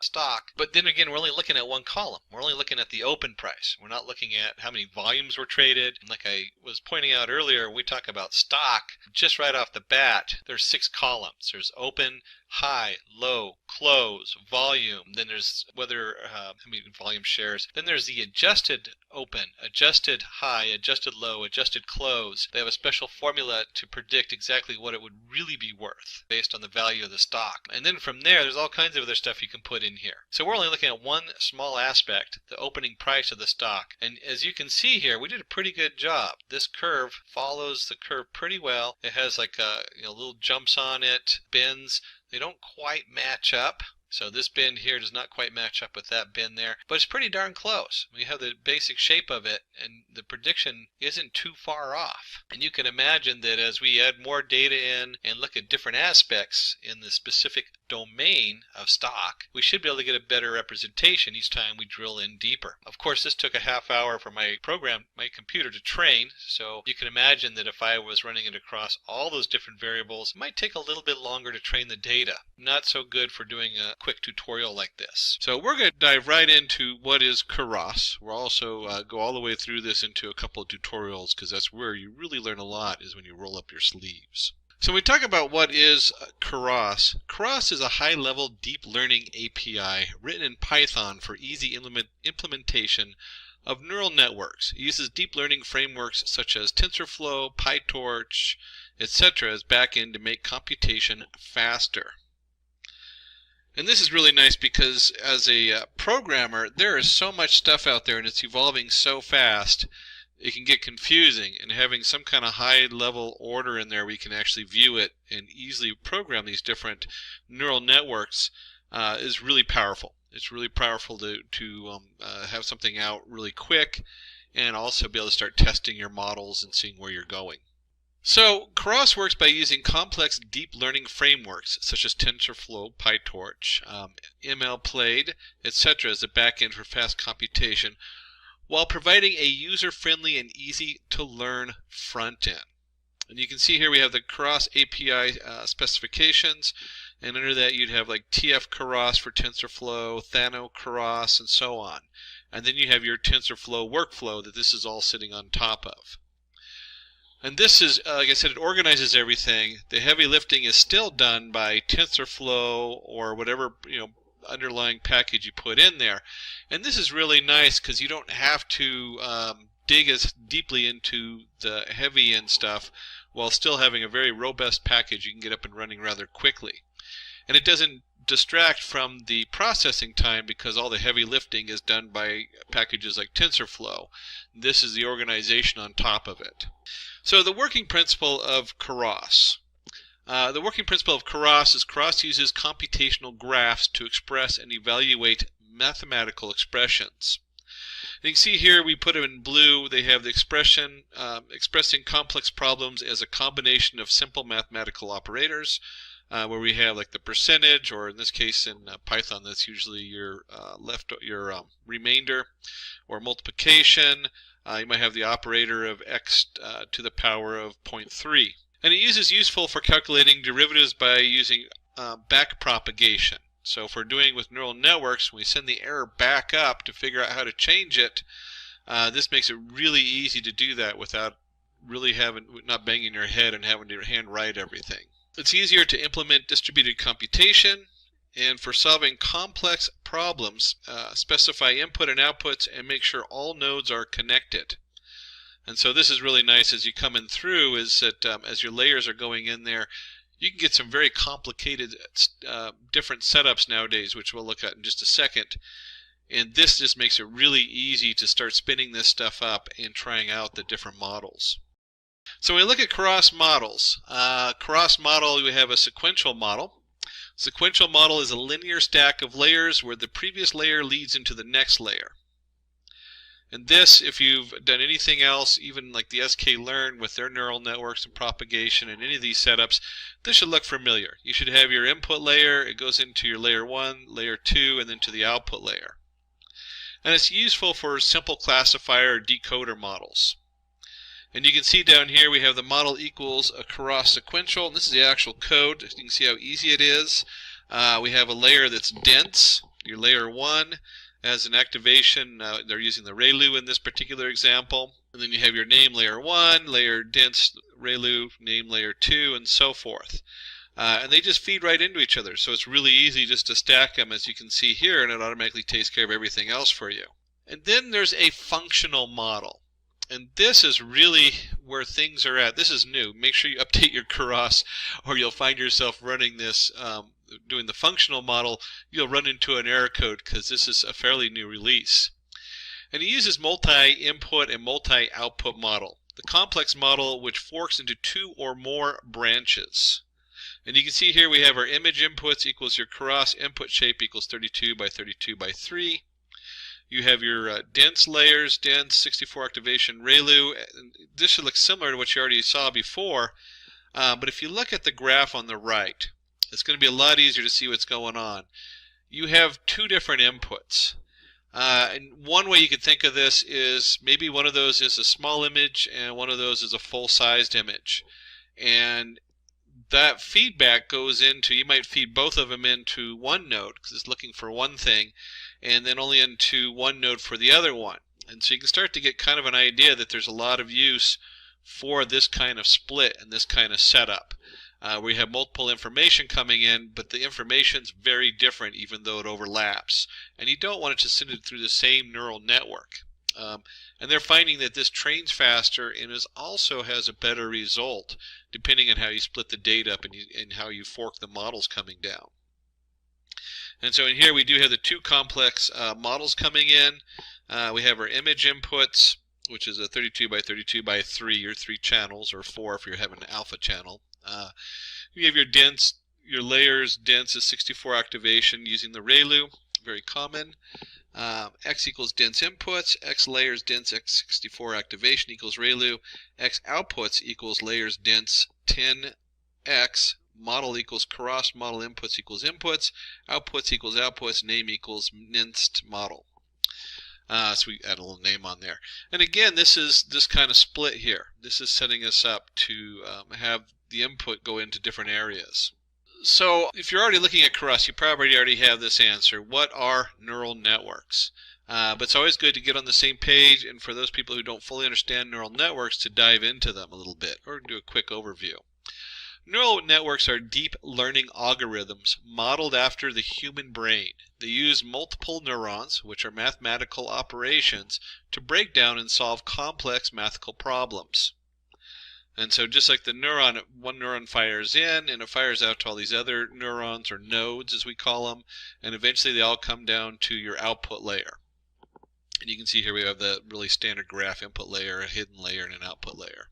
One of the biggest parts of any data processing is your data pre-processing. So we always have to touch base on that. With a neural network, like many of these models, they're kind of, when you first start using them, they're like a black box. You put your data in, you train it, and you test it and see how good it was. And you have to pre-process that data because bad data in is bad outputs. So in data pre-processing, we will create our own data examples set with Keras. The data consists of a clinical trial conducted on 2,100 patients, ranging from ages 13 to 100, with the patients under 65 and the other half over 65 years of age. We want to find the possibility of a patient experiencing side effects due to their age. And you can think of this in today's world with COVID, what's going to happen on there. And we're going to go ahead and do an example of that in our live hands-on. Like I said, most of this you really need to have hands-on to understand. So let's go ahead and bring up our Anaconda, and I'll open that up and open up a Jupyter notebook for doing the Python code in. Now, if you're not familiar with those, you can use pretty much any of your setups. I just like those for doing demos and showing people, especially shareholders. It really helps because it's a nice visual. So let me go ahead and flip over to our Anaconda. And the Anaconda has a lot of cool tools. They just added Data Lore and IBM Watson Studio Cloud into the Anaconda framework. But we'll be in the Jupyter Lab or Jupyter Notebook. I'm going to do Jupyter Notebook for this because I use the lab for like large projects with multiple pieces because it has multiple tabs. Where the notebook will work fine for what we're doing. And this opens up in our browser window because that's how Jupyter Notebook is set to run. And we'll go under New, create a new Python 3, and it creates an untitled Python. We'll go ahead and give this a title, and we'll just call this Keras tutorial. And let's change that to capital. There we go. We'll go ahead and just rename that. And the first thing we want to go ahead and do is get some pre-processing tools involved. And so we need to go ahead and import some stuff for that, like our NumPy, do some random number generation. I mentioned sklearn or your scikit. If you're installing sklearn, the sklearn stuff, it's scikit you want to look up. That should be a tool of anybody who is doing data science. If you're not if you're not familiar with the sklearn toolkit, it's huge, but there's so many things in there that we always go back to.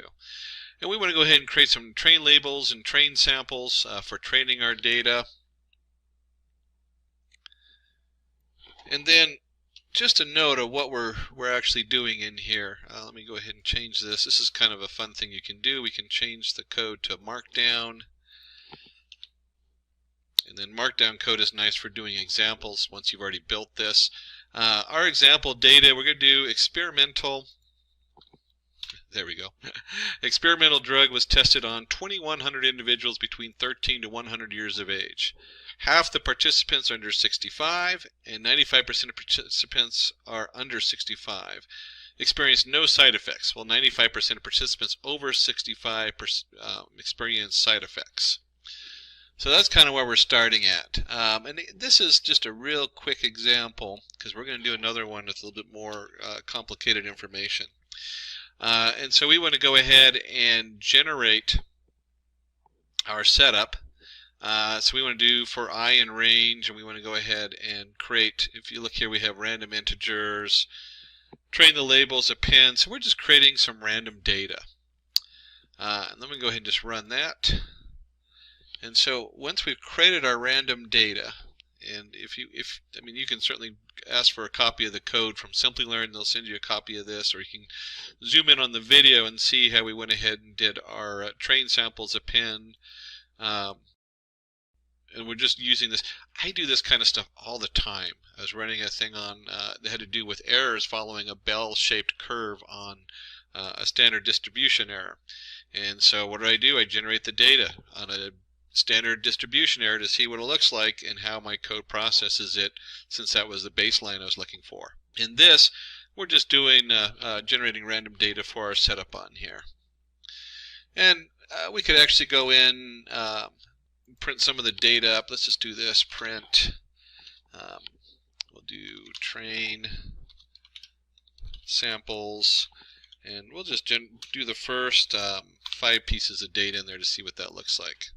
And you can see the first 5 pieces of data in our train samples is 49, 85, 41, 68, 19.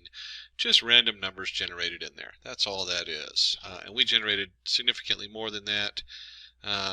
Let's see, 50 up here, 1,000. Yeah, so there's 1,000 here. 1,000 numbers we generated. And we could also, if we wanted to find that out, we could do a quick print the length of it. And so, or you could do a shape kind of thing, and if you're using NumPy, although the link for this is just fine. And there we go, it's actually 2,100, like we said in the demo setup in there.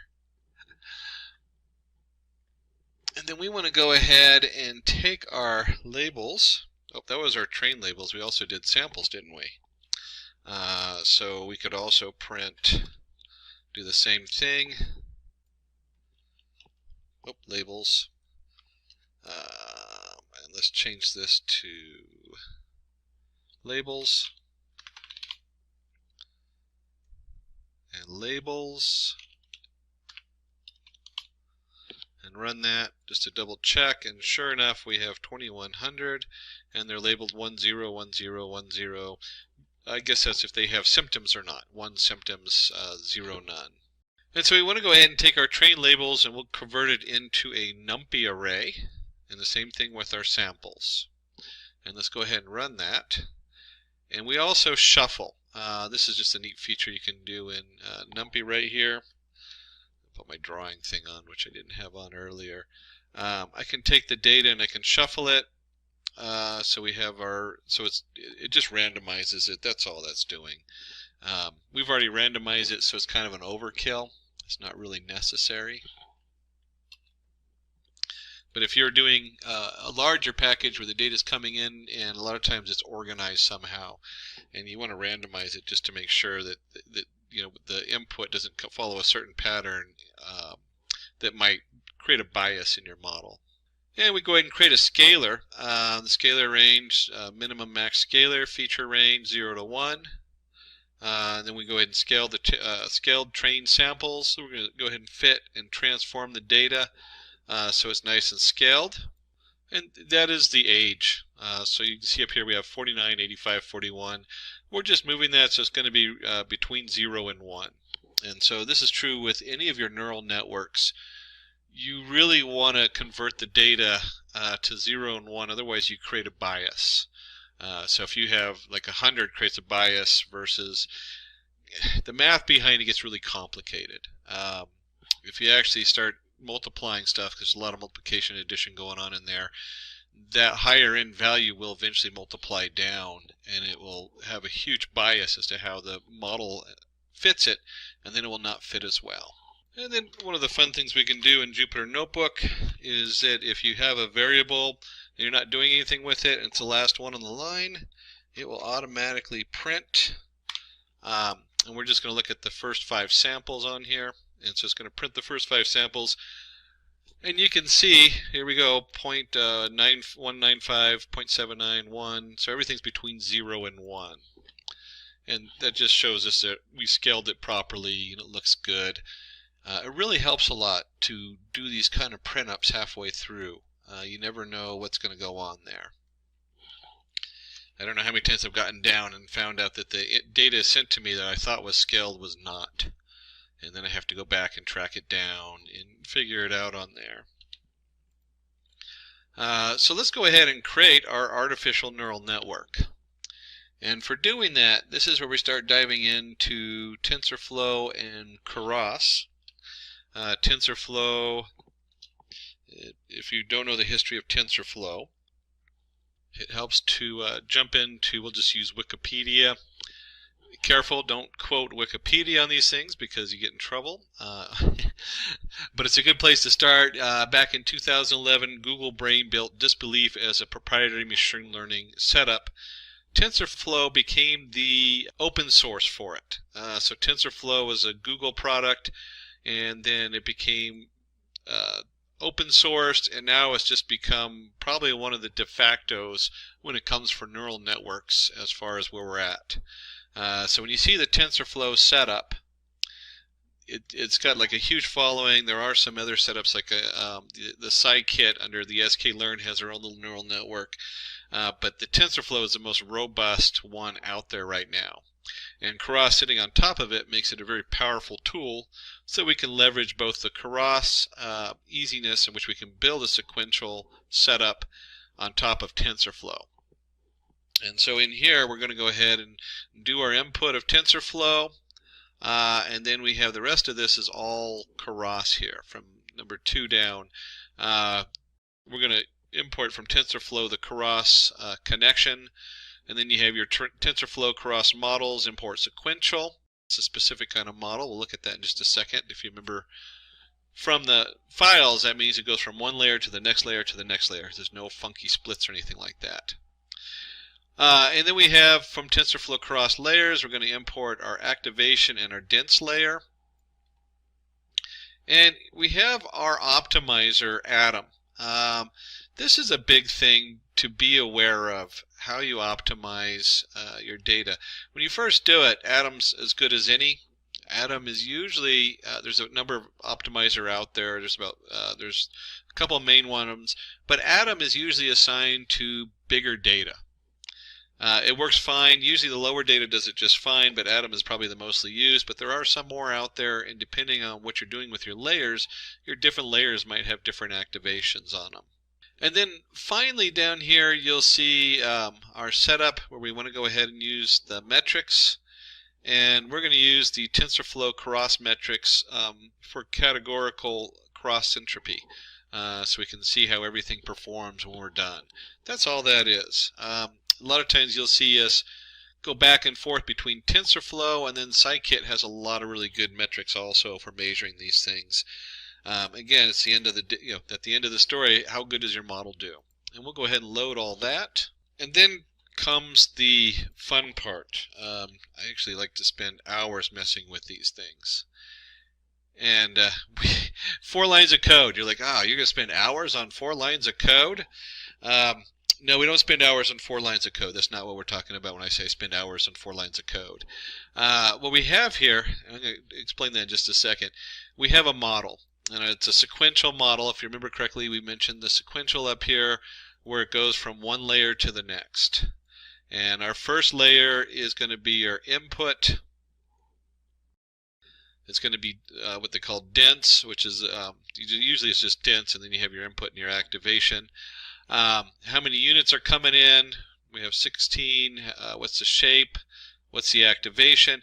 And this is where it gets interesting, because we have in here ReLU on 2 of these and softmax activation on 1 of these.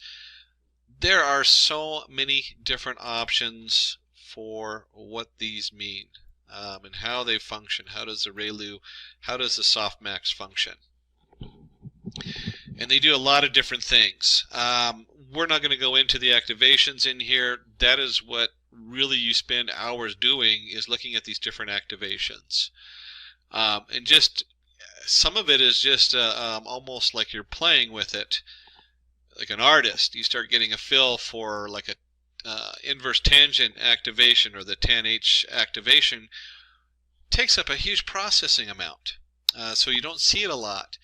Yet it comes up with a better solution, especially when you're doing when you're analyzing Word documents and you're tokenizing the words. And so you'll see this shift from one to the other because you're both trying to build a better model. And if you're working on a huge data set, it'll crash the system. It'll just take too long to process. And then you see things like softmax. Softmax generates an interesting setup where a lot of these, when you talk about ReLU, oops, let me do this. ReLU, there we go. ReLU has a setup where if it's less than 0, it's 0, and then it goes up. And then you might have what they call lazy setup, where it has a slight negative to it so that the errors can translate better. Same thing with softmax. It has a slight laziness to it so that errors translate better. All these little details make a huge difference on your model. So one of the really cool things about data science that I like is you build your what they call you build to fail. And it's an interesting design setup. Oops, I forgot the end of my code here. The concept of build to fail is you want the model as a whole to work, so you can test your model out. So that you can do, you can get to the end and you can do your, let's see, where was it? Overshot down here. You can test out the quality of your setup on there. And see, where did I do my TensorFlow? Oh, here we go. It was right above me. There we go. We start doing your cross entropy and stuff like that. Is you need a full functional set of code so that when you run it, you can then test your model out and say, hey, it's either this model works better than this model, and this is why. And then you can start swapping in these models. And so when I say I spend a huge amount of time on pre-processing data, it's probably 80% of your programming time. Well, between those two, it's like 80-20. You'll spend a lot of time on the models. Once you get the model down, once you get the whole code and the flow down set, depending on your data, your models get more and more robust as you start experimenting with different inputs, different data streams, and all kinds of things. And we can do a simple model summary here. Here's our sequential, here's our layer, our output, our parameter. This is one of the nice things about Keras is you can see right here, here's our sequential 1 model. Boom, boom, boom, boom. Everything's set and clear and easy to read. So once we have our model built, the next thing we're going to want to do is we're going to go ahead and train that model. And so the next step is, of course, model training. And when we come in here, this a lot of times is just paired with the model because it's so straightforward. It's nice to print out the model setup so you can have a tracking. But here's our model. The keyword in Keras is compile, optimizer atom, learning rate, another term right there that we're just skipping right over that really becomes the meat of the setup is your learning rate. So whoops, I forgot that I had an arrow, but I'll just underline it. A lot of times the learning rate set to 0.01. Depending on what you're doing, this learning rate can overfit and underfit. So you'd want to look up, I know we have a number of tutorials out on overfitting and underfitting that are really worth reading once you get to that point and understanding. And we have our loss, sparse categorical cross entropy. So this is going to tell Keras how far to go until it stops. And then we're looking for metrics of accuracy. So we'll go ahead and run that. And now that we've compiled our model, we want to go ahead and run it, fit it. So here's our model fit. We have our scaled train samples, our train labels, our validation split. In this case, we're going to use 10% of the data for validation. Batch size, another number you kind of play with. Not a huge difference as far as how it works, but it does affect how long it takes to run, and it can also affect the bias a little bit. Most of the time, though, a batch size is between 10 to 100, depending on just how much data you're processing in there. We want to go ahead and shuffle it. We're going to go through 30 epochs and put a verbose of 2. Let me just go ahead and run this. And you can see right here, here's our epoch, here's our training, here's our loss. Now, if you remember correctly up here, we set the loss. Let's see, where was it? Compiled our data. There we go, loss. So it's looking at the sparse categorical cross entropy. This tells us that as it goes, how much does the error go down? Is the best way to look at that. And you can see here, the lower the number, the better. It just keeps going down. And vice versa, accuracy we want. Let's see, where's my accuracy? Value accuracy at the end. And you can see 0.619, 0.69, 0.74, it's going up. We want the accuracy, would be ideal if it made it all the way to 1. But we also, the loss is more important because it's a balance. You can have 100% accuracy and your model doesn't work because it's overfitted. Again, you want to look up overfitting and underfitting models. And we went ahead and went through 30 epochs. It's always fun to kind of watch your code going. To be honest, I usually, the first time I run it, I'm like, oh, that's cool, I get to see what it does. And after the second time of running it, I'm like, I'd like to just not see that. And you can repress those, of course, in your code. Repress the warnings in the printing. And so the next step is going to be building a test set and predicting it now. So here we go. We want to go ahead and build our test set. And we have, just like we did our training set, a lot of times you just split your initial set up. But we'll go ahead and do a separate set on here. And this is just what we did above. There's no difference as far as the randomness that we're using to build this set on here. The only difference is that we already did our scalar up here. Well, that doesn't matter because the data is going to be across the same thing. But this should just be transform down here instead of fit transform. Because you don't want to refit your data on your testing data. There we go. And now we're just transforming it because you never want to transform the test data. Easy mistake to make, especially on an example like this where we're not doing, we're randomizing the data anyway, so it doesn't matter too much because we're not expecting something weird. And then we want to go ahead and do our predictions. The whole reason we built the model is we take our model, we predict, and we're going to do, here's our X-scale data, batch size 10, verbose, and now we have our predictions in here, and we could go ahead and do a, we'll print predictions, and then I guess I could just put down predictions in 5 so we can look at the first 5 of the predictions. And what we have here is we have our age and the prediction on this age versus what we think it's going to be, what we think is they're going to have symptoms or not. And the first thing we notice is that's hard to read because we really want a yes/no answer.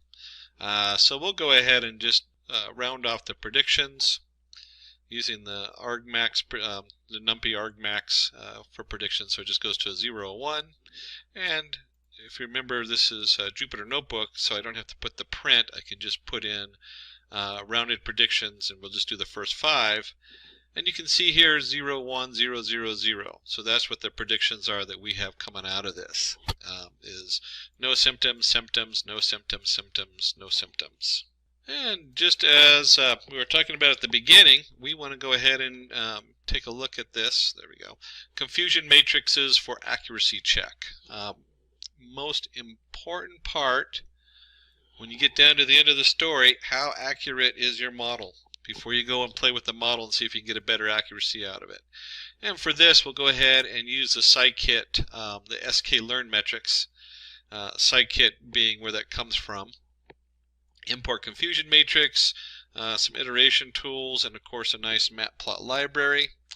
That makes a big difference, so it's always nice to have a nice graph to look at. Picture's worth 1,000 words. And then we'll go ahead and call it CM for confusion matrix, y true equals test labels, y predict rounded predictions. And we'll go ahead and load in our CM.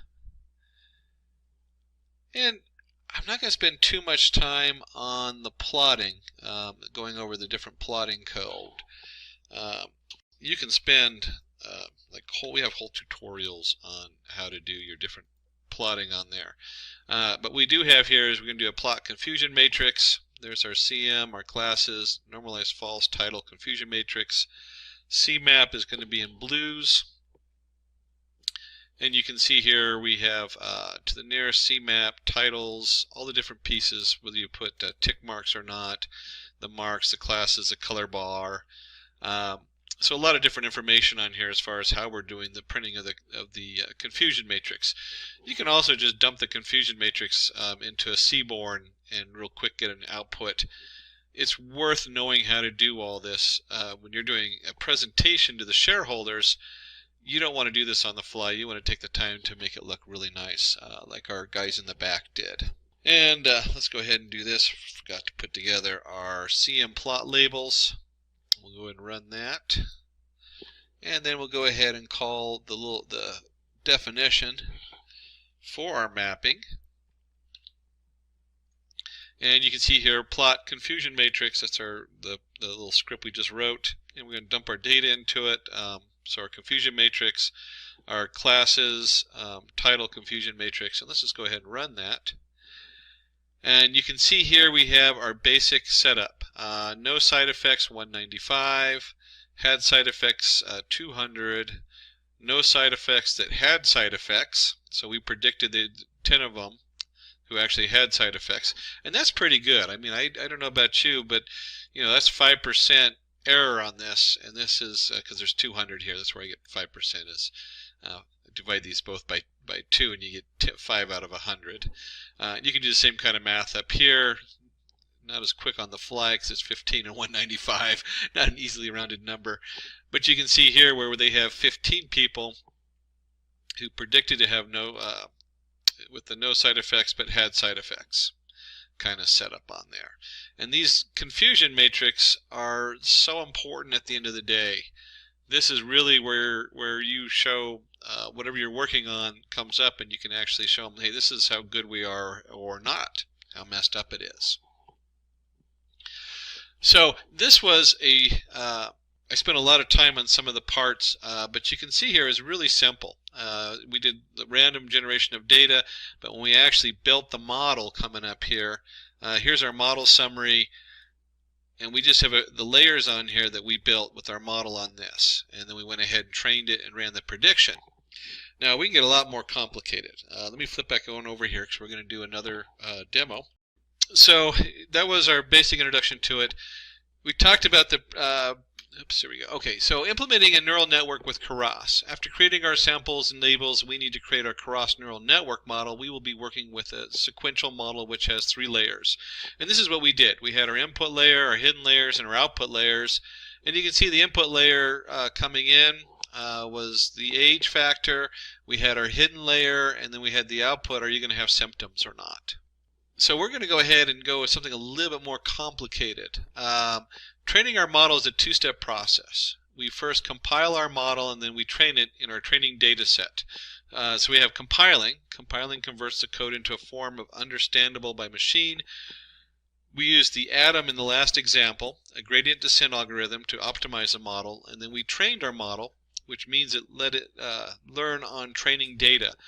And I actually had a little backwards there, but this is what we just did. Is if you remember from our code we just had, oops, let me go back here. Here's our model that we created, summarized. We come down here and we compile it. So it tells it, hey, we're ready to build this model and use it. And then we train it. And this is the part where we go ahead and fit our model and put that information in here, and it goes through the training on there. And of course we scaled the data, which was really important to do. And then you saw we did the creating a confusion matrix with Keras. As we are performing classifications on our data, we need a confusion matrix to check the results. A confusion matrix breaks down the various misclassifications as well as correct classifications to get the accuracy. And so you can see here, this is what we did with the true positive, true negative, false negative. And that is what we went over. Let me just scroll down here. On the end, we printed it out, and you can see we have a nice printout of our confusion matrix with the true positive, false negative, true negative. And so the blue ones, we want those to be the biggest numbers because those are the better side. And then we have our false predictions on here as far as this one. So it had no side effects, but we predicted, let's see, no side effects predicting side effects and vice versa. If getting your learning started is half the battle, what if you could do that for free? Visit Skill Up by Simplilearn. Click on the link in the description to know more. Now, saving and loading models with Keras. We're going to dive into a more complicated demo. And you're going to say, oh, well, that was a lot of complication before. Well, if you broke it down, we randomized some data, we created the Keras setup, we compiled it, we trained it, we predicted, and we ran our matrix. So we're going to dive into something a little bit more fun. Is we're going to do a face mask detection with Keras. So we're going to build a Keras model to check if a person is wearing a mask or not in real time. And this might be important if you're at the front of a store. This is something today which is might be very useful as far as some of our, making sure people are safe. And so we're going to look at mask and no mask. And let's start with a little bit on the data. And so in my data I have with a mask, and you can see they just have a number of images showing the people in masks. And again, if you want some of this information, contact Simplilearn, and they can send you some of the information as far as people with and without masks, so you can try it on your own. And this is just such a wonderful example of this setup on here. So before I dive into the mask detection, talking about being in the current with COVID and seeing if people are wearing masks, this particular example I had to go ahead and update to a Python 3.8 version. It might run in a 3.7, I'm not sure. I kind of skipped 3.7 and installed 3.8. So I'll be running in a Python 3.8, and then you also want to make sure your TensorFlow is up to date, because they call functional layers, that's where they split, if you remember correctly from back. Let's take a look at this. Remember from here, the functional model and a functional layer allows us to feed in the different layers into different nodes into different layers and split them. Very powerful tool, very popular right now in the edge of where things are with neural networks and creating a better model. So I've upgraded to Python 3.8, and let's go ahead and open that up and go through our next example, which includes multiple layers, programming it to recognize whether someone wears a mask or not, and then saving that model so we can use it in real time. So we're actually almost a full end-to-end development of a product here. Of course, this is a very simplified version, and there'd be a lot more to it. You'd also have to do like recognizing whether it's someone's face or not. All kinds of other things go into this. So let's go ahead and jump into that code, and we'll open up a new Python 3. Oops, Python 3. It's working on it. There we go. And then we want to go ahead and train our mask. We'll just call this train mask. And we want to go ahead and train mask and save it. So it's save mask, train mask detection, not to be confused with masking data. A little bit different. We're actually talking about a physical mask on your face. And then from the cross standpoint, we got a lot of imports to do here. And I'm not going to dig too deep on the imports. We're just going to go ahead and notice a few of them. So we have in here, oops, let me go Alt-D, there we go. Have something to draw with a little bit here. We have our image processing, and the image processing right here, let me underline that, deals with how do we bring images in, because most images are like a square grid, and then each value in there has 3 values for the 3 different colors. Keras and TensorFlow do a really good job of working with that, so you don't have to do all the heavy listening and figuring out what's going to go on.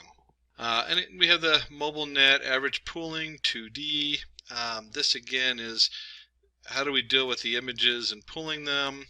Dropout's a cool thing worth looking up. If you haven't, as you get more and more into Keras and TensorFlow, it'll auto drop out certain nodes. That way you'll get a better, the nodes just kind of die. They find that they actually create more of a bias than a help, and they also add processing time, so they remove them. And then we have our flatten. That's where you take that huge array with the 3 different colors and you find a way to flatten it so it's just a one-dimensional array instead of a 2 by 2 by 3. Dense input, we did that in the other one, so that should look a little familiar. Oops, there we go. Our input, our model, again, these are things we had on the last one. Here's our optimizer with our atom.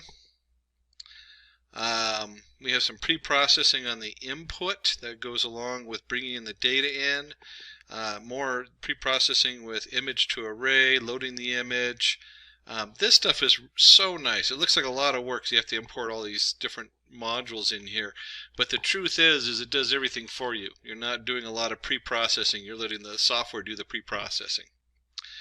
And we're going to be working with setting something to categorical. Again, that's just a conversion from a number to a category. 0, 1 doesn't really mean anything. It's like true, false. Label binarizer, the same thing. We're changing our labels around. And then there's our train test split classification report. Our IM utilities, let me just go ahead and scroll down here a notch for these. This is something a little different going on down here. This is not part of the TensorFlow or the sklearn. This is the scikit setup in TensorFlow above.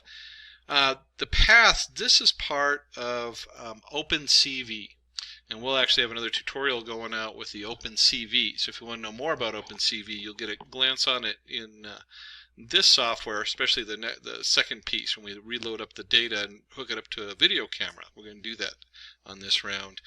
But this is part of the OpenCV thing, and you'll see CV2 is usually how that's referenced. But the IM utilities has to do with how do you rotate pictures around and stuff like that, and resize them.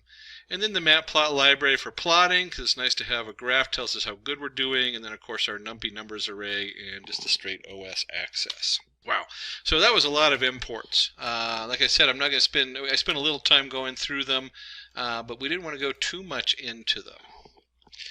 And then I'm going to create some variables that we need to go ahead and initialize. We have the learning rate, number of epochs to train for, and the batch size. And if you remember correctly, we talked about the learning rate to the negative 4.00001. A lot of times it's 0.001 or 0.001. Usually it's in that variation depending on what you're doing and how many epochs, and they kind of play with the epochs. The epochs is how many times we're going to go through all the data. And now I have it as 2. The actual setup is for 20, and 20 works great. The reason I have it for 2 is it takes a long time to process. One of the downsides of Jupyter is that Jupyter isolates it to a single kernel. So even though I'm on an 8-core processor with 16 dedicated threads, only one thread is running on this, no matter what. So it doesn't matter. So it takes a lot longer to run, even though TensorFlow really scales up nicely. And the batch size is how many pictures do we load at once and process. Again, those are numbers you have to learn to play with depending on your data and what's coming in. And the last thing we want to go ahead and do is there's a directory with a data set we're going to run. And this just has images of masks and not masks. And if we go in here, you'll see data set. And then you have pictures with masks. They're just images of people with masks on their face. And then we have the opposite. Let me go back up here. Without masks. So it's pretty straightforward. They look kind of askew because they tried to format them into very similar setup on there. So they're mostly squares. You'll see some that are slightly different on here. And that's kind of an important thing to do on a lot of these data sets. Get them as close as you can to each other. And we actually will run in this processing of images up here and the cross layers and importing and dealing with images. It does such a wonderful job of converting these that a lot of it we don't have to do a whole lot with. So you have a couple things going on there. And so we're now going to be, this is now loading the images. And let me see. And we'll go ahead and create data and labels. Here's our here's the features going in, which is going to be our pictures, and our labels going out. And then for categories in our list directory, and if you remember I just flashed that at you, it had face mask or no face mask. Those are the two options. And we're just going to load into that. We're going to append the image itself and the labels. So we're just going to create a huge array. And you can see right now this could be an issue if you had more data. At some point, thankfully I have a 32 gig hard drive or RAM. Even that, you could do with a lot less of that. Probably under 16 or even 8 gigs would easily load all this stuff. And there's a conversion going on in here. I told you about how we are going to convert the size of the image so it resizes all the images. And that way our data is all identical the way it comes in. And you can see here with our labels, we have without mask, without mask, without mask. The other one would be with mask. Those are the two that we have going in there. And then we need to change it to the one-hot encoding. And this is going to take our, up here we had, what was it, labels and data. We want the labels to be categorical. So we're going to take labels and change it to categorical, and our labels then equal a categorical list. We'll run that. And again, if we do labels and we just do the last or the first 10, let's do the last 10 just because minus 10 to the end. There we go. Just so we can see what the other side looks like. We now have 1. That means they have a mask. 1, 0, 1, 0, so on. 1 being they have a mask and 0 no mask. And if we did this in reverse, I just realized that this might not make sense if you've never done this before. Let me run this. 0, 1. So 0 is, do they have a mask on? 0. Do they not have a mask on? 1. So this is the same as what we saw up here without mask. 1 equals, the second value is without mask. So with mask, without mask. And that's just with any of your data processing, we can't really, if you have a 0, 1 output, it causes issues as far as training and setting it up. So we always want to use a one-hot encoder if the values are not actual linear value or regression values, are not actual numbers, if they represent a thing. And so now we need to go ahead and do our train X, test X, train Y, test Y, train, split, test data. And we'll go ahead and make sure it's going to be random, and we'll take 20% of it for testing and the rest for setting it up as far as training their model. This is something that's become so cool. When they're training these sets, they realize we can augment the data. What does augment mean? Well, if I rotate the data around and I zoom in, I zoom out, I rotate it, share it a little bit, flip it horizontally, fill mode, as I do all these different things to the data, it is able to, it's kind of like increasing the number of samples I have. So if I have all these perfect samples, What happens when we only have part of the face, or the face is tilted sideways, or all those little shifts cause a problem if you're doing just a standard set of data. So we're going to create an augment in our image data generator, which is going to rotate, zoom, and do all kinds of cool things. And this is worth looking up, this image data generator and all the different features it has. A lot of times, the first time through my models, I'll leave that out because I want to make sure there's a thing what we call build to fail, which is just cool to know. You build the whole process, and then you start adding these different things in so that you can better train your model. And so we go and run this, and then we're going to load. And then we need to go ahead, and you probably would have gotten an error if you hadn't put this piece in right here. I haven't run it myself because the guys in the back did this. We take our base model, and one of the things we want to do is we want to do a mobile net v2. And this is a big thing right here. Include the top equals false. A lot of data comes in with a label on the top row. So we want to make sure that that is not the case. And then the construction of the head of the model that will be placed on the top of the base model. We want to go ahead and set that up.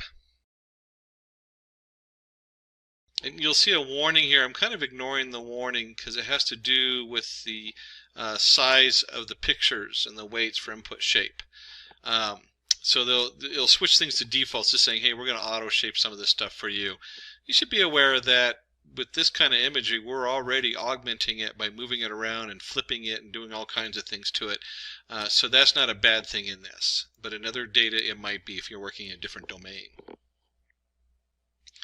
And so we're going to go back here, and we have our base model. We're going to do our head model equals our base model output. And what we got here is we have an average pooling 2D, pool size 7.7 head model. Head model flatten. So we're flattening the data. So this is all processing and flattening the images.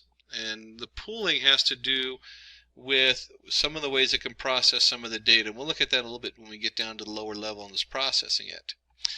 And then we have our dense. We've already talked a little bit about a dense, just what you think about. And then the head model has a dropout of 0.5. What we can do with a dropout? The dropout says that we're going to drop out a certain amount of nodes while training.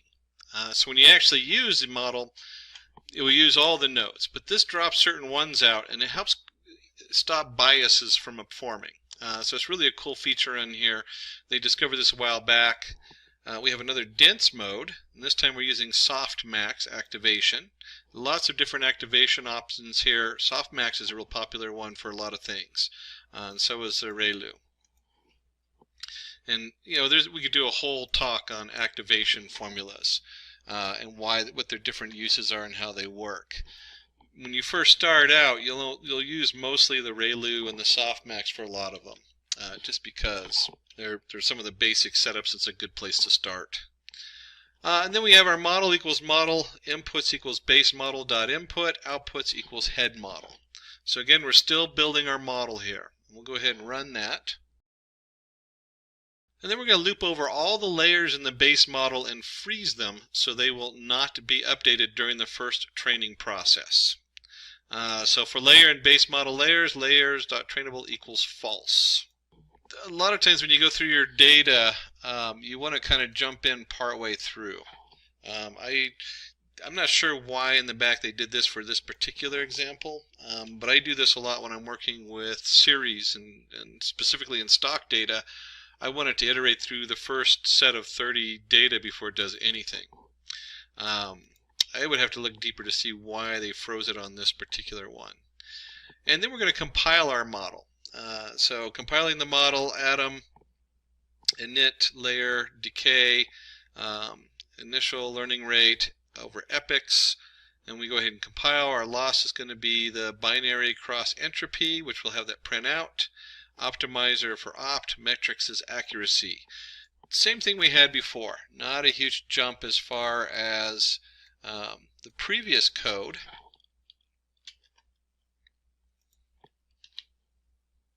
And then we go ahead and we've gone through all this, and now we need to go ahead and fit our model.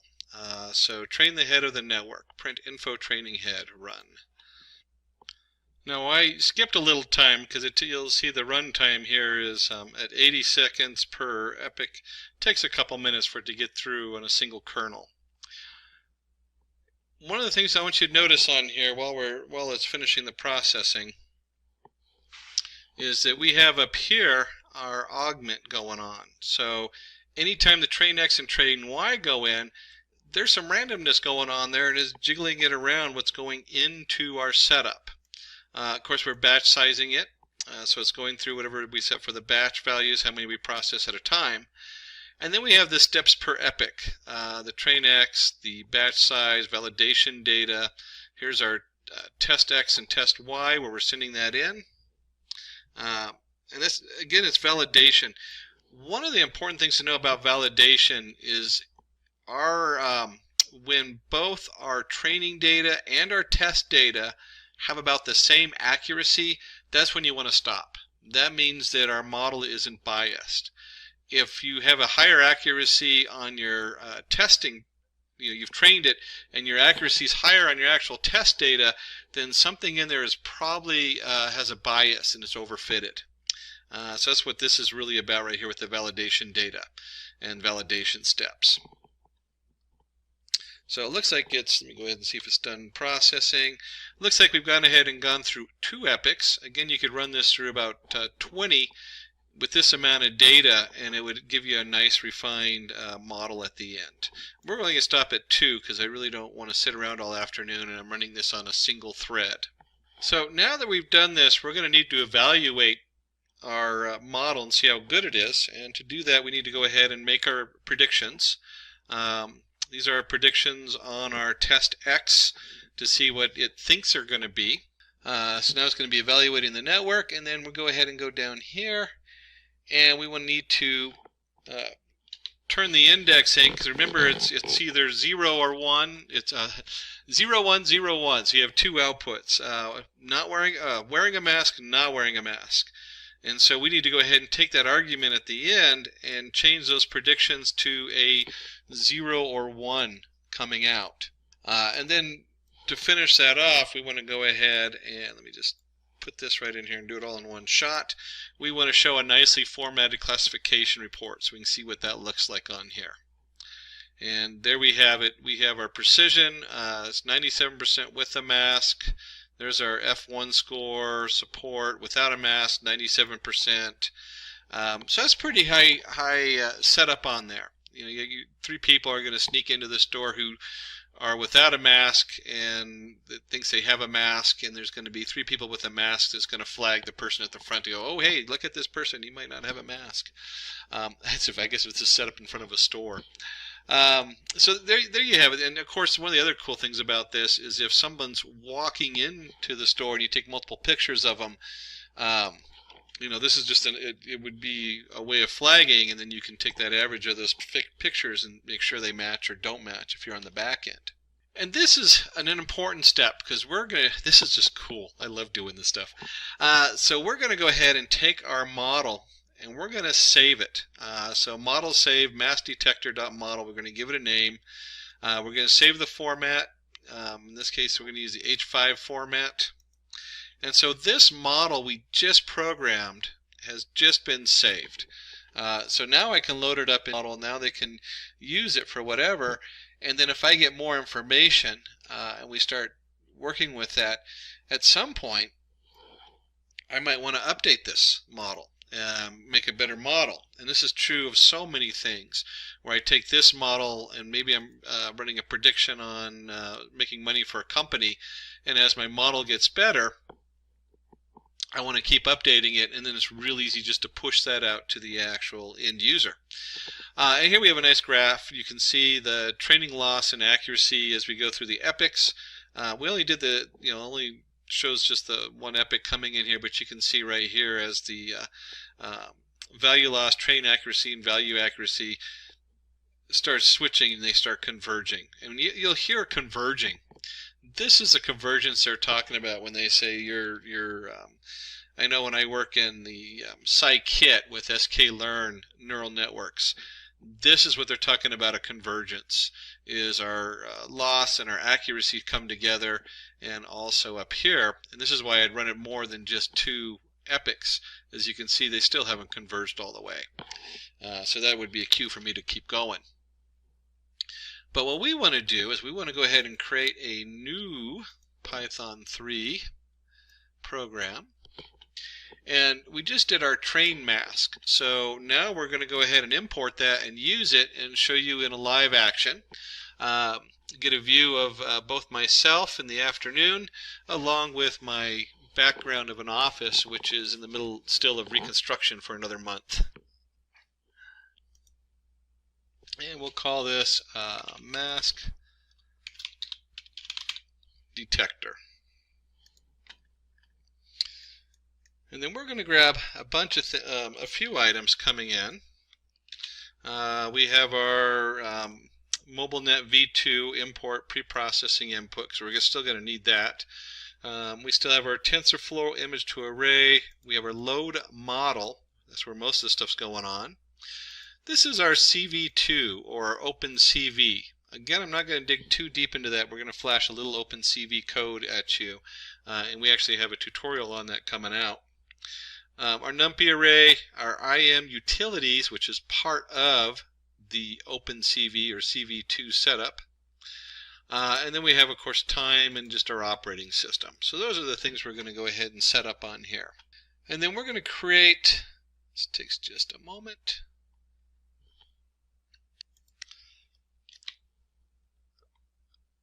Our module here, which is going to do all the heavy lifting. So we're going to detect and predict a mask. We have frame, FaceNet, MaskNet. These are going to be generated by our OpenCV. We have our frame coming in, and then we want to go ahead and create a mask around the face. It's going to try to detect the face and then set that up so we know what we're going to be processing through our model. And then there's a frame shape here. This is just our height versus width. That's all HW stands for. They've called it blob, which is a CV2 DNN blob form image frame. So this is reformatting this frame that's going to be coming in literally from my camera. And we'll show you that in a minute, that little piece of code that shoots that in here. And we're going to pass the blob through the network and obtain the face detections. So FaceNet.setImport detections, FaceNet forward, print detections shape. So this is what's going on here. This is that model we just created. We're going to send that in there, and I'll show you in a second where that is, but it's going to be under FaceNet. And then we go ahead and initialize our list of faces, their corresponding locations, and the list of predictions from our face mask network. We're going to loop over the detections, and this is a little bit more work than you think as far as looking for different faces. What happens if you have a crowd of faces? So we're looping through the detections and the shapes going through here. And probability associated with the detection. Here's our confidence of detections. We're going to filter out weak detection by ensuring the confidence is greater than the minimum confidence. So we've set it, remember, 0 to 1. So 0.5 would be our minimal confidence, probably is pretty good. And then we're going to put in compute bounding boxes for the object. If I'm zipping through this, it's because we're going to do an OpenCV, and I really want to stick to just the Keras part. And so I'm just kind of jumping through all this code. You can get a copy of this code from Simplilearn and take it apart, or look for the OpenCV coming out. And we'll create a box. The box sets it around the image. Ensure the bounding boxes fall within the dimensions of the frame. So we create a box around what we hope is going to be the face. Extract the face, ROI, convert it from BGR to RGB channel. Again, this is an OpenCV issue. Not really an issue, but it has to do with the order. I don't know how many times I've forgotten to check the order colors when working with OpenCV. Because there's all kinds of fun things when red becomes blue and blue becomes red. And we're going to go ahead and resize it, process it, frame it, face frame, setup. Again, the face, the CV2 color, we're going to convert it. We're going to resize it, image to array, pre-process the input, pin the face, locate face, start X, start Y, and X. Boy, that was just a huge amount, and I skipped over a ton of it, but the bottom line is we're building a box around the face, and that box, because the OpenCV does a decent job of finding the face, and that box is going to go in there and see, hey, does this person have a mask on it? And so that's what all this is doing on here. And then finally we get down to this where it says predictions equals masknet.predict faces batch size 32. So these different images of where we're guessing where the face is are then going to go through and generate an array of faces, if you will, and we're going to look through and say, does this face have a mask on it? And that's what's going right here is our prediction. That's the big thing that we're working for. And then we return the locations and the predictions. The location just tells where on the picture it is, and then the prediction tells us what it is. Is it a mask or is it not a mask? Alright, so we've loaded that all up. So we're going to load our serialized face detector model from disk. And we have the path that it was saved in. Obviously you're going to put it in a different path depending on where you have it or however you want to do it and how you saved it on the last one where we trained it. And then we have our weights path, and so finally our facenet, here it is, equals cv2.dnn.readnet prototext path weights path, and we're going to load that up on here. So let me go ahead and run that. And then we also need to, I'll just put it right down here. I always hate separating these things in there. And then we're going to load the actual mask detector model from disk. This is the model that we saved. So let's go ahead and run that on there also. So this is pulling in all the different pieces we need for our model. And then the next part is we're going to open up our video. And this is just kind of fun because it's all part of the OpenCV video setup. And we just put this all in as one. There we go. So we're going to go ahead and open up our video. We're going to start it and we're going to run it until we're done. And this is where we get some real kind of live action stuff, which is fun. This is what I like working about with images and videos, is that when you start working with images and videos, it's all right there in front of you. It's visual and you can see what's going on.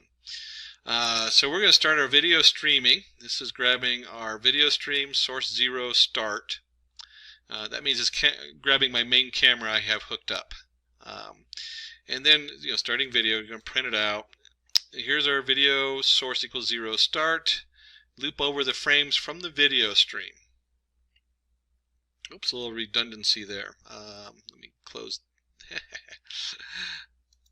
I'll just leave it. That's how they had it in the code. So while true, we're going to grab the frame from the threaded video stream and resize it to have the maximum width of 400 pixels. So here's our frame. We're going to read it from our visual stream. We're going to resize it. And then we have returning. Remember, we returned from our procedure the location and the prediction. So detect and predict mask. We're sending it the frame. We're sending it the face net and the mask net. So we're sending all the different pieces that say this is what's going through on here.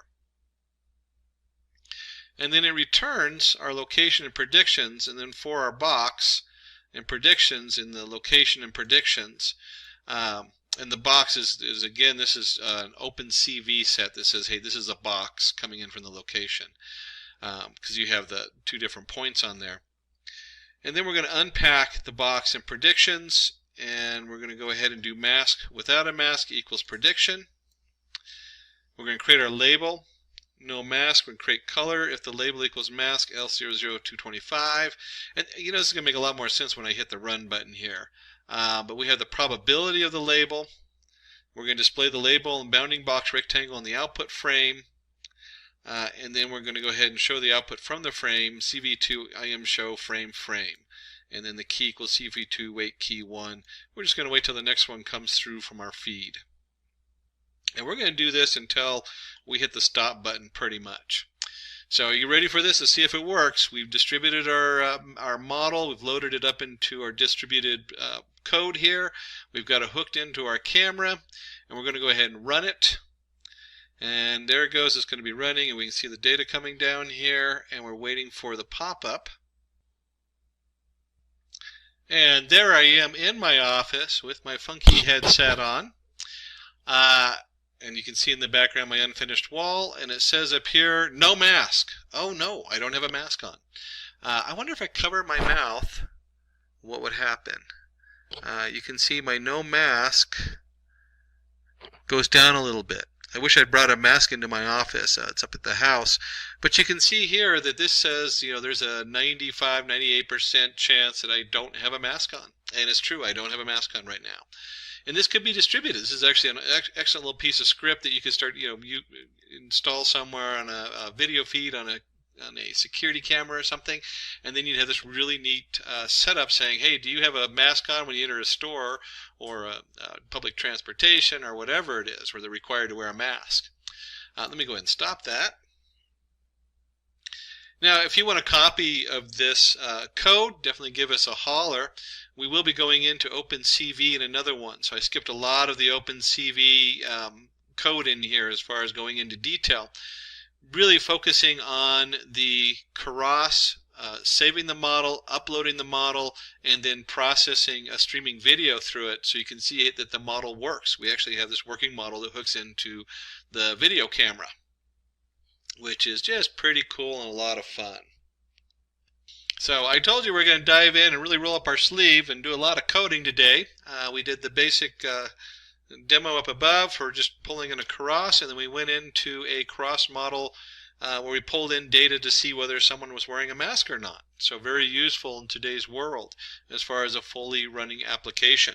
Today we are going to talk about Meta's new AI development called Llama 3.2, a new family of AI models designed for various tasks. And we will also see how to install Llama 3.2 and run it privately. The smaller models with 1B and 3B parameters are optimized for the mobile devices, handling tasks like text summarization and translation without draining your battery. The larger models, the 11B and 90B vision models, can process both text and image simultaneously, making them ideal for complex data analysis and industries like medical imaging. Llama 3.2 is multilingual out of the box, supporting 8 languages, including English, Spanish, and Hindi. Meta rigorously tested these models across 150 benchmarks and is releasing them as an open source, allowing developers to customize them to their needs, much like how Linux operates. In addition to AI models, Meta is advancing in augmented reality with its upcoming Orion glasses,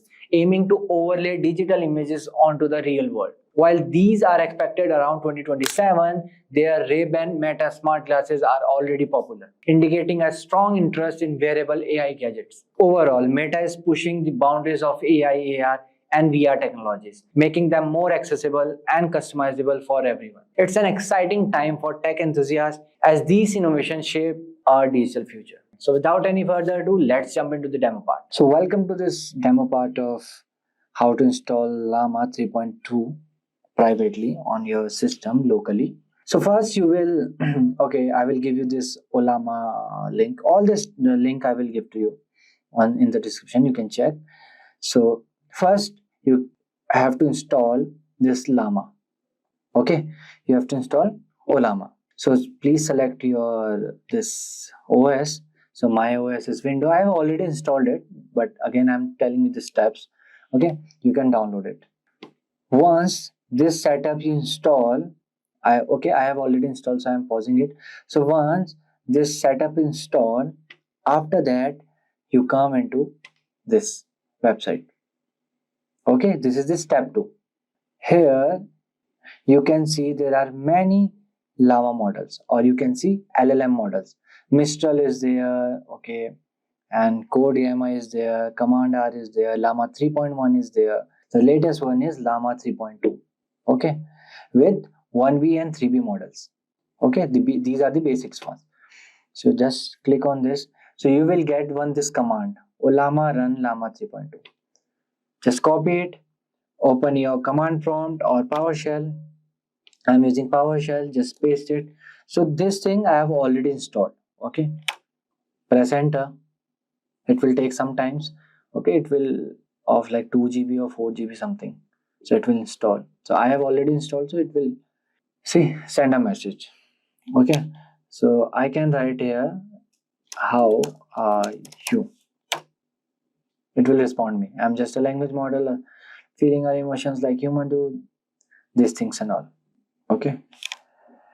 I will write exit, or I will write quit. Okay. So leave this. Okay. After this, our Llama 3.2 is done. Okay. We have installed, but we will launch it with the Docker. Okay. So I'm closing this again. After that, come to this Docker. Okay, this is the docker.com. You come here, download Docker desktop app. So don't download this ARM64 as of now because it is in beta version. Okay, download this AMD64. Okay, so it's starting getting download. So again, my Docker desktop is also installed. Okay, so I will open it directly. So after installing, it will ask you for the email address and the password to sign in, not sign in, sign up, like this. So there, one option will be there, skip. So you can skip. See, I have also skipped. That is why it is asking for me sign in. Okay. After skipping, this thing will come. This dashboard, container, image, volumes, build, and Docker. So after this, don't close this Docker. Okay, just minimize it. After that, our last step is coming to this website, open web UI. I will give you the links. So here you can just copy this. If Lama is on your computer, Docker run this. Just copy this, open your PowerShell, paste it there. I have done this process as well, and enter. Okay, it's done. So when you will open your Docker, this will come. Okay, localhost. See, last started 5 seconds ago. So open this port. See, after opening that port, this will come. Sign in to open web UI. So here you can sign up. Okay, all right.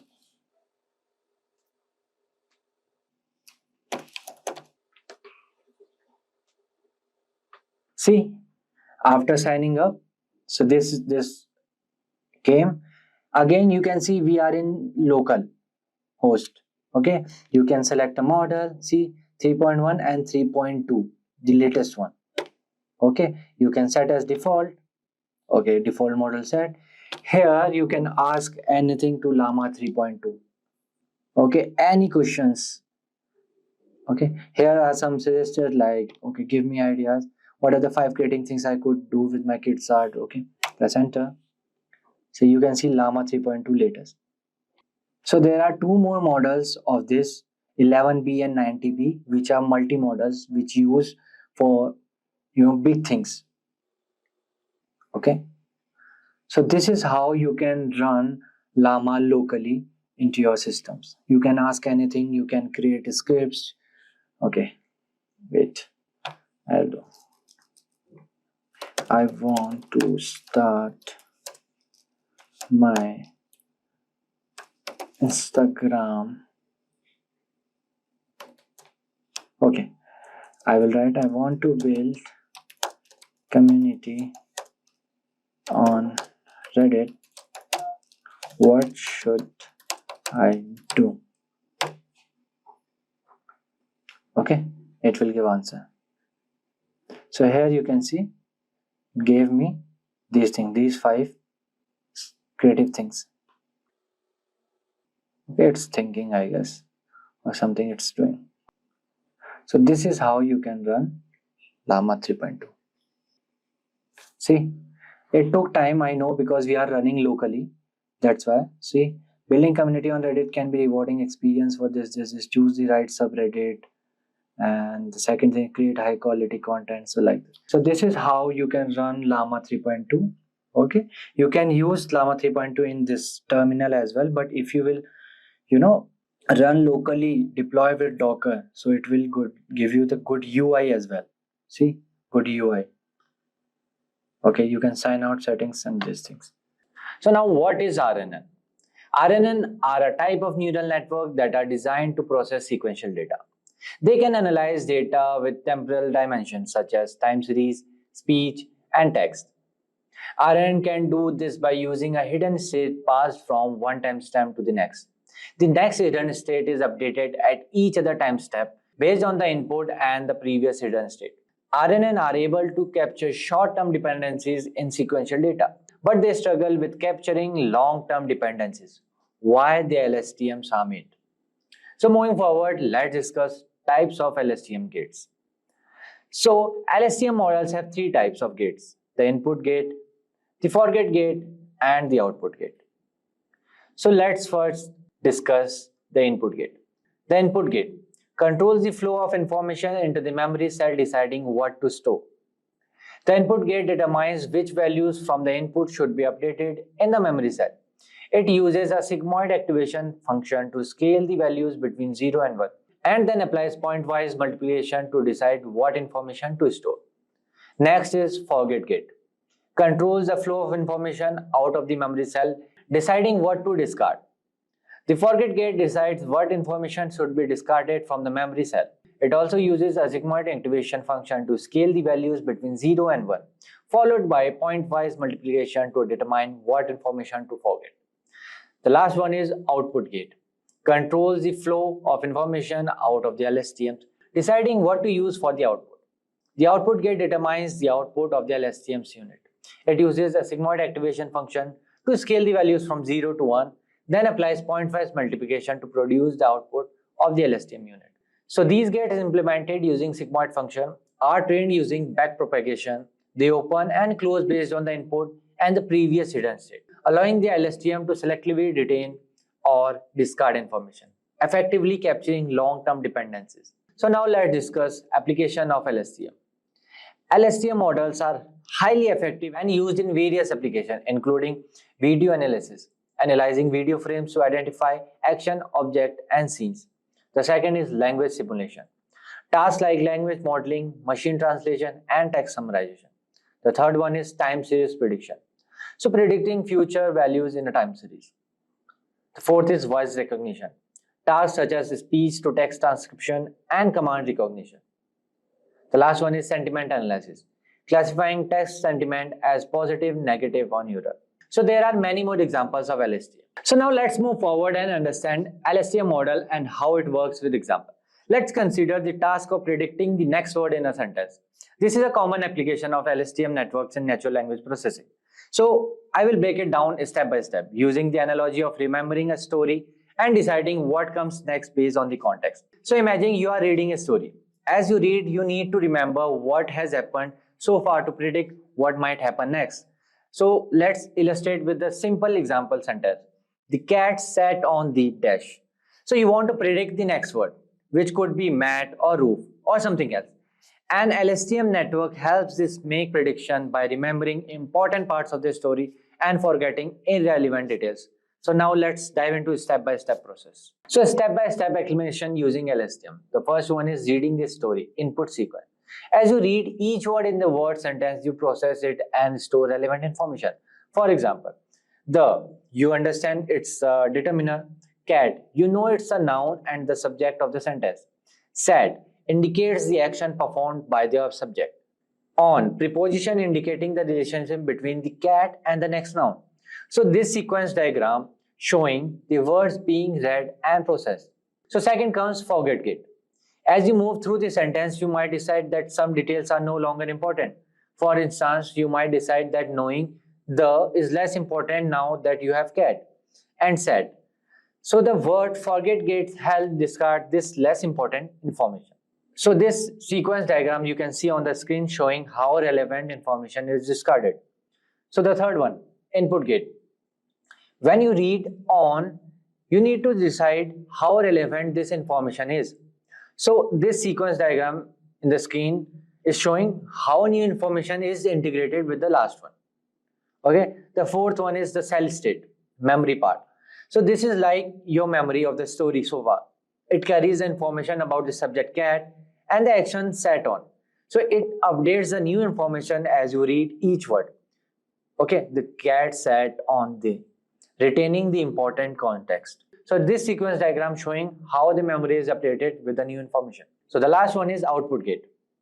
When you need to predict the next word, the output gate helps you decide based on the current memory, cell state. So it uses the context, the cat sat on the, So the predict the next word might be mat, because cat and mat are often associated with the context. So it can predict anything. The cat sat on the table or on the sofa, anything. But mat, why I'm saying mat? Because cat and mat are often associated in the same context. So this diagram is showing the prediction of the next word based on the current memory. So there are many applications where you can use LSTM in predicting time series or next word in the sentence. So by the using of LSTM gates, input gate, forget gate and output gate, and updating the cell state, the network can predict the next word in a sequence by maintaining relevant context and discarding unnecessary information. This step-by-step process allows LSTM network to effectively handle sequence and make accurate prediction based on the context. Do you know, friends, that according to the lending statistics, the demand for AI and ML specialists is projected to surge by 40% between 2023 to 2027. And on an average, an ML engineer is expected to earn around $133 and $336 per year. So if you are an aspiring ML engineer and thinking about what innovative projects you can show in your portfolio, then your wait is over. Because in this video, I'll be covering 8 amazing ML projects that you can showcase in your resume. So guys, let's start first with a beginner level project. And the first project that we are going to encounter, that is home value prediction. So guys, this project aims to develop a predictive model to estimate the value of residential properties. The model will analyze various features such as location, square, footage, number of bedrooms and bathrooms, age of the property, and other relevant factors. By leveraging historical property data, the model will be able to provide accurate home value predictions, which can be useful for real estate agents, buyers, and sellers. So guys, the programming language that we are going to use all over here will be Python, and machine learning libraries that we will be using will be scikit-learn, TensorFlow, Keras, and for data handling libraries we have Pandas, NumPy, and for visualization we have to use Matplotlib and Seaborn. Now what will be the approach for this one, guys? So guys, the first one that we have a data collection. So here what is going to happen, guys? So first you have to collect the historical property data from the sources like Zillow, retailer.com. You can also get database from the public real estate databases like Kaggle datasets, where you have Zillow home value prediction. Ensure that the dataset include features like location, where you have latitude, longitude, square footage, number of rooms, year built, property type, and previous sales. The next step that comes is data cleaning. You have to handle the missing values by using imputation techniques or removing incomplete records, removing outliers that may skew the model's prediction, normalize or standardize the data to ensure consistency. The third one that we have is feature engineering.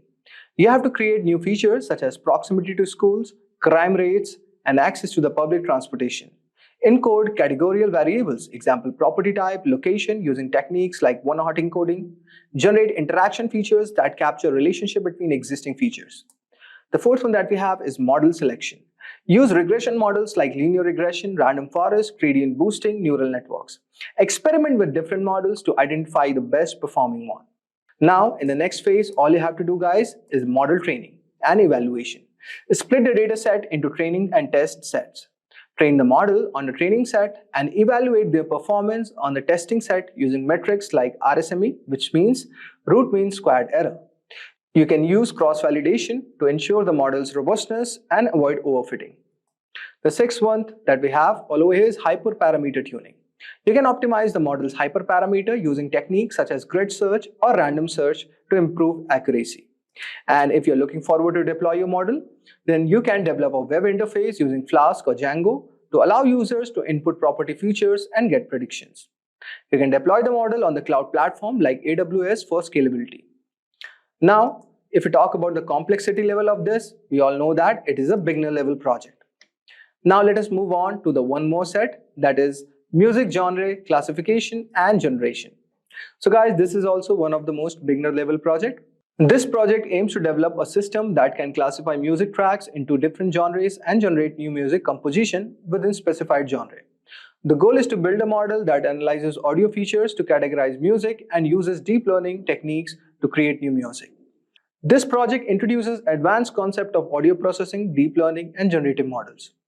So guys, what will be used in this? So we'll have programming language that will be Python. For audio processing, we'll be using Librosa. For machine learning libraries, we'll be using TensorFlow, Keras, PyTorch. For data handling libraries, we'll be using Pandas, NumPy. For visualization, we'll be using Matplotlib, Seaborn. For the dataset, guys, you can use GTZan music genre dataset, or you can get it from Free Music Archive. So guys, in the first phase, we are going to have data collection. You can obtain datasets containing music tracks and their corresponding genre from the sources, from GTZan music genre dataset and the Free Music Archive. Ensure that a dataset includes diverse genre and substantial number of tracks per genre. Next, we'll go for data preprocessing. Use library Librosa to load and pre-process audio files, including feature extraction such as mil frequency, cepstral coefficients, chroma features, and spectral contrast. You can normalize the extracted features to ensure consistent input for the given models. Now, if we talk about feature engineering, guys, you can extract additional features from the audio files such as tempo, beat, zero crossing rate, etc. Create a feature matrix that represents the extracted audio features. Then go for the model selection. Use convolutional neural network or recurrent neural networks for the music genre classification. Split the dataset into training and testing dataset. Now, if we talk about model training and evaluation, guys, then you can train the selected classification model on the training set. Evaluate the model's performance on the testing set using metrics like accuracy, precision, recall, and F1 score. Use confusion matrices to understand the classification performance across different genres. Now, if we talk about model selection and training for the music generation, what you will do, guys, you can use the generative adversarial networks or recurrent neural networks such as LSTM, long short-term memory for music generation. Train the generative model on the dataset to create new music sequences. Next, we have model training and evaluation. You can train the generative model on sequences of audio features. You can evaluate the generated music by listening tests and by objective metrics like inception score or Friche audio distance. If I talk about hyperparameter tuning, guys, you can optimize the model. You can use the hyperparameters using techniques like grid search or random search to improve performance. If I talk about deployment, guys, you can deploy these models on cloud platforms like AWS. Now, let us move on to our next project. So guys, the complexity of this project is at the beginner level. Now, let us move to the intermediate level projects. Next project that we have all over here is sentiment analysis of Twitter data. This project aims to develop a sentiment analysis model that can classify tweets as positive, negative, or neutral. The goal is to analyze public sentiment on various topics or events using natural language techniques. So guys, what will be used all over here? So in this, we will have programming language like Python, okay, NLP libraries, NLTK Spacey. For machine learning libraries, you can use scikit-learn, TensorFlow, Keras. For data handling libraries, we have Pandas, NumPy. For visualization, we have Matplotlib, Seaborn, and we can use the API Twitter for data collection. Now, how you're going to work on it, guys? So guys, if I talk about the data collection, use a Twitter API to collect tweets based on specific hashtags like keywords or topics. Extract relevant fields like tweet text, user information, timestamp, etc. Then if I talk about data preprocessing, guys, clean the tweet text by removing special characters, links, mentions, hashtags, and stop words. Tokenize the text and perform lemmaization or stemming to reduce the words to their base form. Next, if we talk about feature engineering, guys, you convert the clean text data into numerical representation using TF-IDF, bag of words, or word embedding. Now, if I talk about model selection, guys, you can choose the classification algorithms such as logistic regression, Naive Bayes, or LSTM. Split the data set into training and testing data set. Now, if I talk about model training and evaluation, then you can train the selected model on the training set. Evaluate the model's performance on the testing set using metrics like accuracy, precision, recall, and F1 score. Use cross-validation to ensure the model's robustness. If I talk about hyperparameter tuning, guys, you can optimize the model's hyperparameters using grid search or random search to improve the performance. For deployment, which can be optional, you can deploy your model on AWS for real-time sentiment analysis. So if I talk about the complexity level, guys, its complexity is intermediate. So guys, our next project is customer segmentation using K-means clustering. This project aims to segment customers into distinct groups based on their purchasing behavior and demographic information. The objective is to understand customer segments and tailor marketing strategies accordingly. So guys, what programming languages we'll be using? So basically, we'll be using Python. For machine learning libraries, we'll have scikit-learn. For data handling libraries, we'll have pandas, numpy. For visualization libraries, we'll have matplotlib, seaborn. And the dataset source will be e-commerce transaction data. How we are going to work on this one? For data collection, we can obtain a dataset of e-commerce transactions that include customer demographics, purchase history, and product information. Next, we'll have data pre-processing. For data pre-processing, we are going to do the cleaning of the data by handling the missing values and outliers. Then, for feature engineering, we are going to create features like total purchase amount, purchase frequency, and recency of the purchases. Then we are going to proceed for the model selection. We can use k-means clustering to segment the customers into distinct groups. We can determine the optimal number of clusters using methods like elbow methods or Silhouette score. Now, if I talk about model training and evaluation, you can train the k-means model on the processed dataset. You can evaluate the quality of clusters by analyzing intra-cluster and inter-cluster distances. Next, we have the evaluation. You can visualize the clusters using techniques like PCA, principal component analysis, TSNE, etc. Next, we have the hyperparameter tuning. Now you can tune this model and interpret the characteristic of each segment. You can develop a target marketing strategies for each segment based on unique behavior and preferences. Now, deployment is optional. You can develop a dashboard using Flask or Django to visualize customer segments and track marketing campaigns. So guys, if I talk about the complexity of this project, so this is an intermediate level project. So guys, for dataset, you can use the Kaggle's customer segmentation dataset, which is available at the Kaggle's platform. Now, the third intermediate level project that we have all over here is building a chatbot with RASA. This project aims to build an intelligent chatbot using RASA framework. The chatbot will be capable of understanding user queries and providing appropriate responses, making it useful for customer support, personal assistance, or information retrieval. What languages we are going to use? So it will be Python based. We'll have the NLP libraries like RASA, NLTK, Spacy. For machine learning libraries, we are going to have scikit-learn, TensorFlow, Keras, etc. For data handling libraries, we are going to use pandas, numpy. So guys, this was what we are going to do it. And how you can work on this one? By collecting the data, collect the conversation data and FAQs from the target domain. Annotate the data to create training examples for the chatbot. Next comes is data pre-processing. Clean the text data by removing special characters and normalizing the text. You can tokenize and limitize the text to prepare for a training.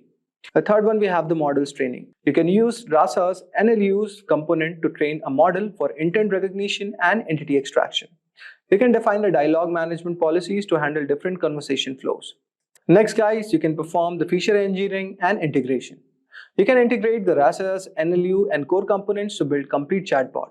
You can connect the chatbot to messaging platform like Facebook, Messenger, etc. For model selection and testing, what you can do guys, you can test this chatbot with various inputs to ensure that it handles the scenarios appropriately. And you can also select the right model using this. Now, if I talk about model training guys, what do you have to do? You have to collect the user feedback and conversational logs to continuously work on training the model. Next, similarly, you have to retrain the model periodically with the new data to see how it is working. So that will be your evaluation. Now, for the hyperparameter tuning, what are you going to do guys? You have to check in those scenarios where it is able to tune up with those scenarios where it can handle the input appropriately. And next is deployment. So guys, for deploying it, you can use AWS. So guys, for a data set, you can use RASA's open source. So that's a very good data set for you to proceed. So guys, if you talk about difficulty of this project, this is an intermediate level project. Now let us move on to the advanced level projects. For advanced level projects, the first one that comes up to my mind is movie similarity from plot summaries. Now, this project aims to develop a system that can find out recommended movies similar to a given movie based on their plot summaries. By analyzing the textual content of the movie, plot summaries, the model will identify similarities and suggest movies with similar themes, storylines, or genres. This project introduces beginners to natural language processing, text similarly measures, and recommendation systems. What languages we are going to use guys? We'll be using Python, NLP libraries like NLTK, Spacy, machine learning libraries like scikit-learn, data handling libraries like pandas, numpy, visualization we can use numpy, and dataset source will be IMDb or Kaggle. So guys, this process is also involving the data collection, then you have to go for data cleaning, then feature engineering, next model selection. So similar process as I have discussed in other projects, so you have to also go through the same one. Next, what do you have to do, guys? Similarly, what do you have to do? You have to train the model, then evaluate the model, then hypertune it, and finally proceed for the deployment. So this is overall process of this project. Try to research on the website a lot, like how you can extract it. So guys, you can use Kaggle or Towards Data Science to research more about this project. Now guys, if I talk about the difficulty of this project, and this is an advanced level project. Now, let us move on to the next one that we have all over here. That is image segmentation project for brain tumor prognosis. This is a very amazing project and definitely you can put up on your portfolio. Basically guys, this project aims to develop an image segmentation model to identify and delineate brain tumors from MRI scans. The goal is to accurately segment the tumor regions which can aid in prognosis, treatment planning, surgical interventions. This project introduces intermediate level concepts of computer vision, deep learning and medical image analysis. So guys, what we'll be using all over here? For programming languages, we can use Python. For deep learning libraries, we can use TensorFlow, Keras, PyTorch. For image processing libraries, we can use OpenCV, Scikit-Image. For data handling libraries, we can use Pandas, NumPy. For visualization, we can use Matplotlib, Seaborn. Now, if I talk about what is the process of developing this project, the first step will be the same, data collection. So next step, you have to go for data pre-processing. Third step, you have to do the model selection where you can use CNN models for image segmentation task. Then you go for model selection. Moving ahead, you're going to have the model training and evaluation. You have to split the data set into training and validation and testing data sets. Next, proceed for the evaluation phase. Okay, evaluate the model with certain metrics. So here I can give you certain idea, like you can use dice coefficient, intersection over union, or accuracy. Then go for hyperparameter tuning, where you have to optimize the model's hyperparameters. You can use grid search or random search as we have discussed. And finally, you can deploy this model on AWS. Now guys, we have come to the final project. This is also a very amazing project guys. So guys, the complexity level of this project is advanced level.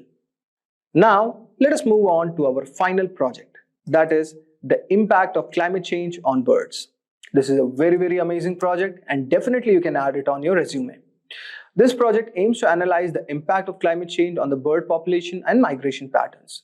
By examining various climatic factors and their correlation with bird species data, the project seeks to predict how climate change might affect bird behavior and distribution. This project will introduce you some advanced level concepts like time series analysis, environmental data modeling, etc. So guys, what programming languages we'll be using? For data analysis, you can see we'll have Pandas, NumPy. For machine learning libraries, we are going to have Scikit-learn, TensorFlow. For visualization, we are going to have Matplotlib, Plotly. For geospatial, we are going to have GeoPandas, Folium. For data source, we're going to have public data sets on bird observation and climate data sources from eBird. Now, what will the process flow for this one, guys? First, you have to proceed for data collection. Gather bird observation from the data like eBird, which provides extensive record of bird sightings. Okay, and for climate data, you can collect it from NOAA, including temperature, precipitation, and other relevant climatic factors over the time. And similar next process will be the data pre-processing. Then you have to proceed for feature engineering.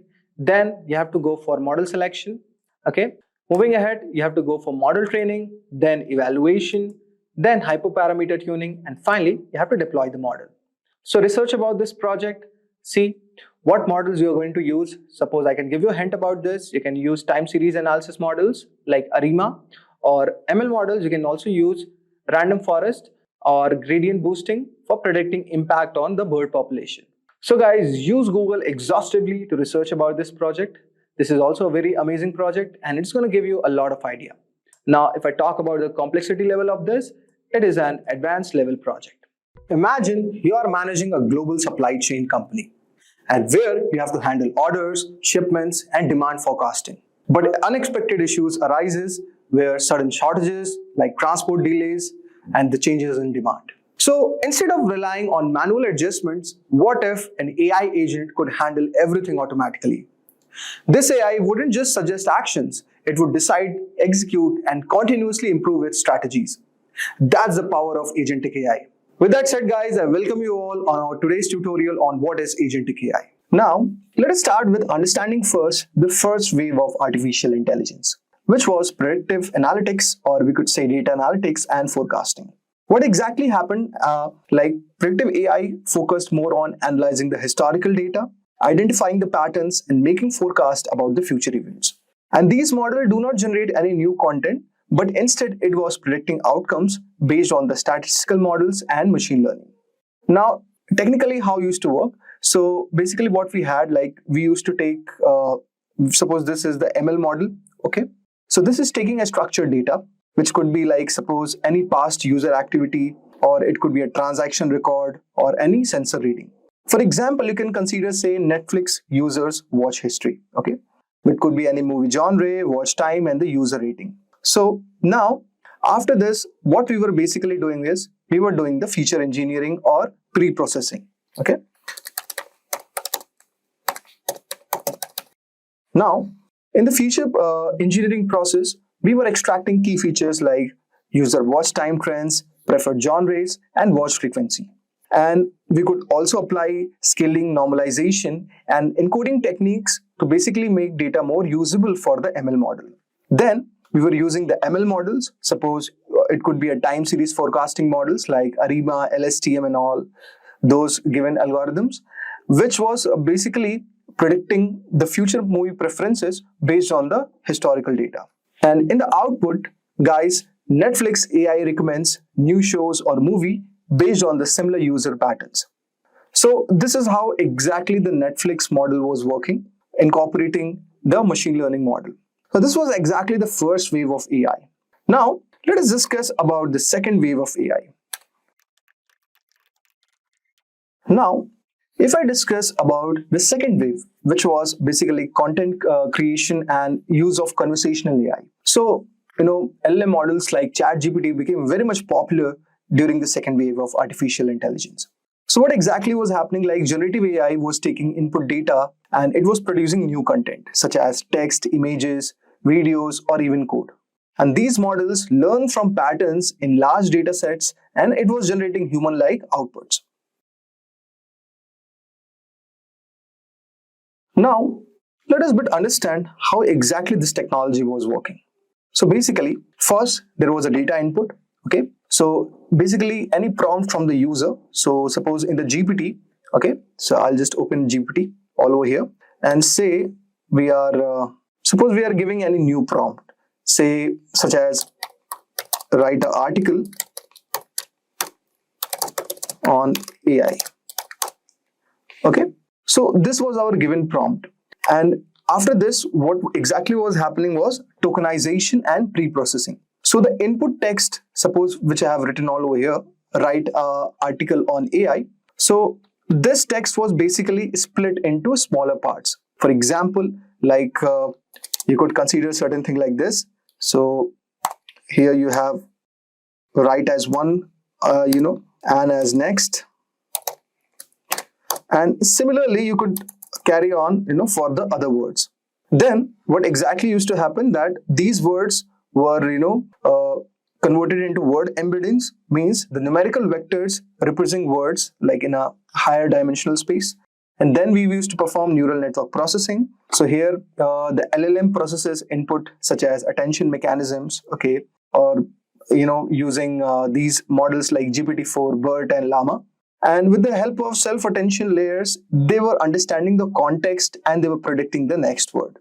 Okay.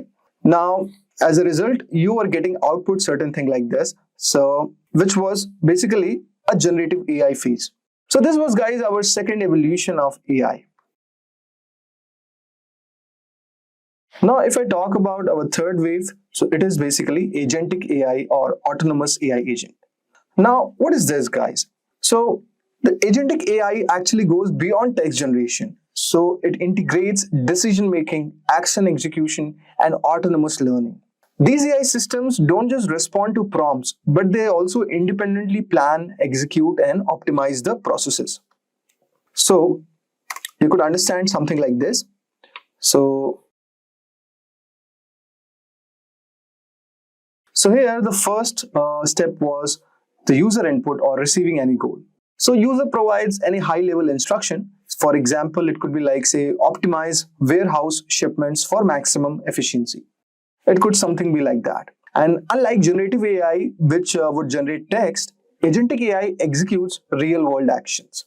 After this, what suppose the prompt that we have given, like optimize warehouse shipments for maximum efficiency, then the next step would have been querying the databases. The AI would pull the real-time data from multiple sources. So it could be traditional database like SQL or NoSQL, where we are fetching inventory levels or shipment history. Then it could be a vector database from where it is receiving some unstructured data like past customer complaints and all those things. Then with the help of external APIs, it is connecting to like forecasting services or fuel price APIs or supplier ERP systems, and these things are like present with this respect. Then the third step was the LLM decision making.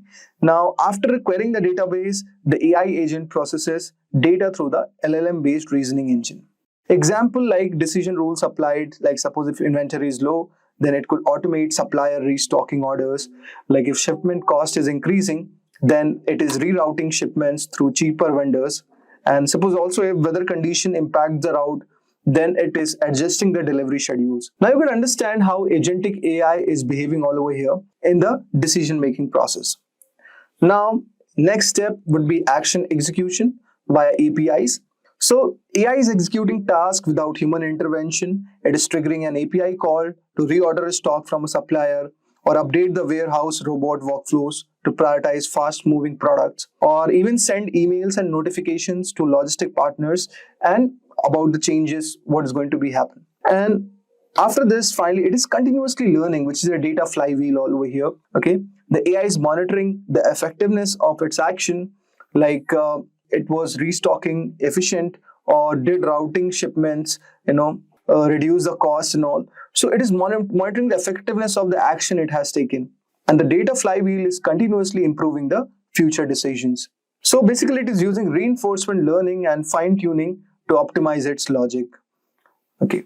Now let's have a just quick recap about the comparison of all these three waves of AI. So basically, predictive AI's main focus was on forecasting the trends, okay, while generative AI was creating the content, and agentic AI on the other hand, which is at the final step right now, is making decision and taking action. So you could see how the evolution happened of AI in all these stages.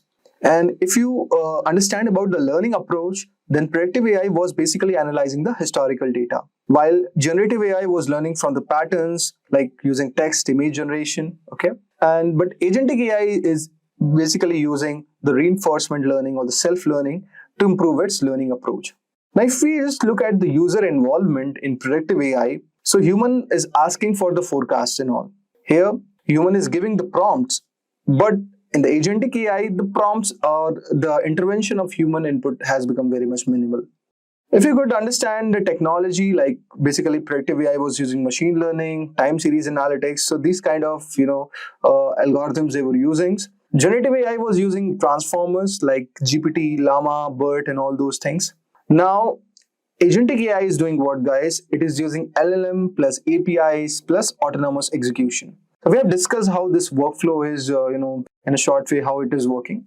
And moving ahead, we are also going to discuss through an example how exactly all these steps like agentic AI is working. So based on the example, you could understand like predictive AI, Netflix recommendation model which they have on their system. And similarly, if we talk about generative AI, then you could understand about ChatGPT, writing articles and all those things. And agentic AI, we could imagine like how AI, if incorporated in supply chains, how things are working out. So guys, I hope so you would have got a brief idea regarding the three waves of AI. Now let us move ahead and understand about what is the exact difference between generative AI and agentic AI. Now guys, let us understand the difference between generative AI and agentic AI. So let us first deep dive into what exactly is a generative AI. Okay. So as you can see all over here that generative AI models generally are taking input query, okay, and they are processing it using LLM or large language model and basically returning a static response without taking any further action. So in this case, for example, a chatbot like ChatGPT, it is taking the input from the user. So as I've shown you earlier that say, suppose I've given an input like write a blog post on AI in healthcare. So when I have written this given user input or given the query, so when it goes to the large language model, this model is actually tokenizing all these input query, and it is retrieving the relevant knowledge from its training data, and it generates text based on the patterns. Now we give the prompt, then LLM processes it, okay, and then we are getting the given output. So now this is basically how generative AI is working. So you could see all over here we have GPT model, we have DALI, we have Codex. So these are some of the amazing generative AI models. Okay. Now let us discuss a bit about DALI, which is actually a realistic image generation Gen AI. So like DALI is described as the realistic image generation model by the OpenAI, and this actually is a part of generative AI category alongside with GPT, which is basically for human-like language creation purposes. This model was created, and you could have also Codex for it could be used for advanced code generation purposes. So let us discuss a bit about DALI. So DALI is like a deep learning model, basically, which is designed to generate realistic images from the text prompt. And it can create highly detailed and creative visuals based on descriptions provided by the users. So some of the aspects of DALI, like you could have all over here, like text to image generation, where users can input text prompts and DALI can generate unique images based on those descriptions. The images generated by DALI are highly realistic and creative. Okay, and it can generate photorealistic images, artistic illustration, and even surreal or imaginative visuals. We will also have customization and variability, where it is allowing variation of an image edits based on text instruction and multiple styles. So this is also part of a generative AI model, and this tool is actually playing a very amazing role. So I will show you one example like how generative AI is actually working in the image generation purposes. So guys, as you can see all over here, I have opened this generative AI tool called DALI. Let us give a prompt to DALI and let's see how the image is generated. So let's say we want a futuristic city at sunset filled with neon skyscraper. Say have flying cars and holographic billboards. The streets are bustling with humanoid robots, and we can have people wearing let's just say high-tech, let's include some technology.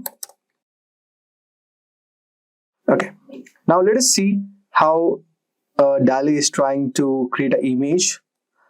So this is how actually generative AI is working. So let us wait for a few seconds as the output comes up.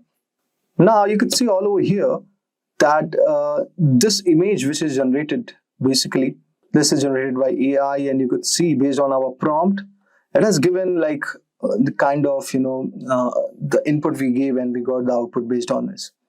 Now, so this is one of the amazing Gen AI tool. We could explore this, guys. Okay. Now, guys, let us discuss about agentic AI or autonomous decision making and action execution. So you can see this diagram all over here. So agentic AI, unlike the generative AI, it is not generating responses, but it is also executing a task autonomously based on the given query. For example, like if we take AI in managing a warehouse inventory. Okay. Suppose we want to optimize the warehouse shipment for the next quarter. So here what is going to happen? So first the agent is going to receive its goal all over here. Okay. And this AI agent is going to query the external data sources. So it could for example, it could be your inventory databases or logistics API, and then it retrieves real-time inventory levels and it demands the given forecast. Okay. Now at here it is going to make the autonomous discussions, and the kind of output we are going to get will be kept in observation by this agent. Okay. So basically it is going to analyze the current warehouse stock, predict demand for the next quarter, check the supplier's availability, and automate the restocking if inventory is below the given threshold. So, for example, you could imagine, suppose based on the output, what we are going to get all over here. So, based on this output, we could get certain thing like this, like say current inventory level, like say 75% capacity. Okay, then it could have also other thing like say demand forecast, say 30% increase in expected in quarter 2, and also it is going to go say reordering initiated. So this is the output what we are going to get based on the supply chain management example what we are trying to get. So as we have seen in generative AI, user is giving the input, okay, prompt, then it is using a LLM model to generate the given output. But agentic AI is doing what, guys? It is going to take an action beyond just generating a text. So in this scenario, it is querying the inventory databases, it is automating the purchase order, it is going to select the optimal shipping providers, which could be suitable for the given company. It is going to continuously refine the strategies based on the real-time feedback. So guys, let's recap once more. So if we talk about the function base, then GenAI is more concerned with producing a written content or a visual content, okay? And even it can code from the pre-existing input. But if we talk about agentic AI, guys, it is actually, it's all about decision making, taking actions towards a specific goal, and it is focused on achieving the objectives by interacting with the environment and making the autonomous decision. GenAI is exactly relying on the existing data to predict and generate content based on, say, patterns it has learned during its training phase. But it does not adapt or evolve from its experiences. Whereas if I talk about agentic AI, it is adaptive. So it is learning from its actions and experiences. It is improving over time by analyzing the feedback, adjusting its behavior to meet objectives more effectively. With the help of GenAI, human input is essential to the prompt, so that basically with the help of that, it could go into the LLM model and it could generate the given output based on your prompt. Once you set up the agentic AI, it requires like minimum human involvement. It operates autonomously, making decisions and adapting to changes like without continuous human guidance. And it can even learn in real time. So that's what the beauty of agentic AI is. So we have given one example of Gen AI, like basically giving prompt to the Chat GPT or DALL-E. Okay, and agentic AI, one example could be your supply chain management system. Now, let us deep dive into understanding the technical aspects of how agentic AI is exactly working. Now, guys, let us try to understand how agentic AI is exactly working. So, there is actually a 4-step process of how agentic AI exactly works. So, the first step is perceiving, where basically what we are doing is we are gathering and processing information from databases, sensors, and digital environments. And also, the next step is reasoning. So with the help of large language model as a decision-making engine, it is generating the solutions. If we talk about the third step, which is acting, so it is integrating with external tools and softwares to autonomously execute the given task. And finally, it is learning continuously to improve through the feedback loop, which is also known as the data flywheel. Okay. Now, let us explore each of the steps one by one and let us try to understand. So if we talk about perceiving, okay, so this is actually the first step where agentic AI is actually stepping up. So it is doing the perception, where what exactly is happening, guys, that AI is collecting data from multiple sources. So this data could be from database, okay, like your traditional and vector databases, okay. So it could be GraphQL, like vector database means the same. And if we talk about other from data, it could be from APIs, like it is fetching real-time information from external systems. It is basically taking data from the IoT sensors, like for real world applications like robotics and logistics. And also it could take data from the user inputs also, like it could be text command, voice commands, or a chatbot interaction. Now, how it is exactly working, guys? So basically, let us recollect everything technically and let us see how this is happening. So the first step which is going in perceiving is the data extraction, where exactly the AI agent queries the structured databases like SQL or NoSQL for relevant records. It is also using vector databases to retrieve any semantic data for context-aware responses. Like it could be any complaints written. It is trying to find out. Okay, so next, after it has got the data extraction, it goes for feature extraction and pre-processing, where AI is filtering the relevant features from the raw data. For example, like a fraud detection AI is scanning the transaction log for anomalies. The third thing it is entity recognition and object detection. So AI uses basically computer vision to detect objects and images, and then it is applying the named entity recognition. This is a technique, okay, to extract the critical terms from the given text also. So we have three step-by-step process which is happening in perceiving. The first one is data extraction. Second one is feature extraction and pre-processing. The third one is like entity recognition and object detection. So let us take a very simple example like AI-based customer support system. So if we consider an agentic AI assistant like for a customer service, so say a customer is asking, where is my order? So the AI queries multiple databases all over here. Suppose it is going to query the e-commerce order database to retrieve the order status, or it could go to the logistics API to track the real-time shipment location. Also, it could go for customer interaction history to provide personalized response. The result what we get all over here is that the AI is fetching the tracking details, identifying any delays if it is happening, and suggesting the best course of action. Now, the next step is reasoning. Okay. Now, AI's understanding and decision making and problem solving is making agentic AI way greater. So here, what is exactly happening? Like once the AI has perceived the data, now it should start reasoning it. Okay, so the LLM model acts as a reasoning engine, orchestrating AI processes and integrating with specialized models for various functions. So if we talk about the key components like here used in the reasoning, it could be LLM based decision making. So AI agents could use models like LLMs like GPT-4, Cloud, Lama to interpret a user intent and generate a response. It is basically coordinating with smaller AI models for domain-specific tasks, like it could be like financial prediction or medical diagnostics. So these could be, the given example. Then it is using retrieval augmented generation or RAG model, okay, to with the help of which AI is enhancing the accuracy, by retrieving any proprietary data from the company's databases.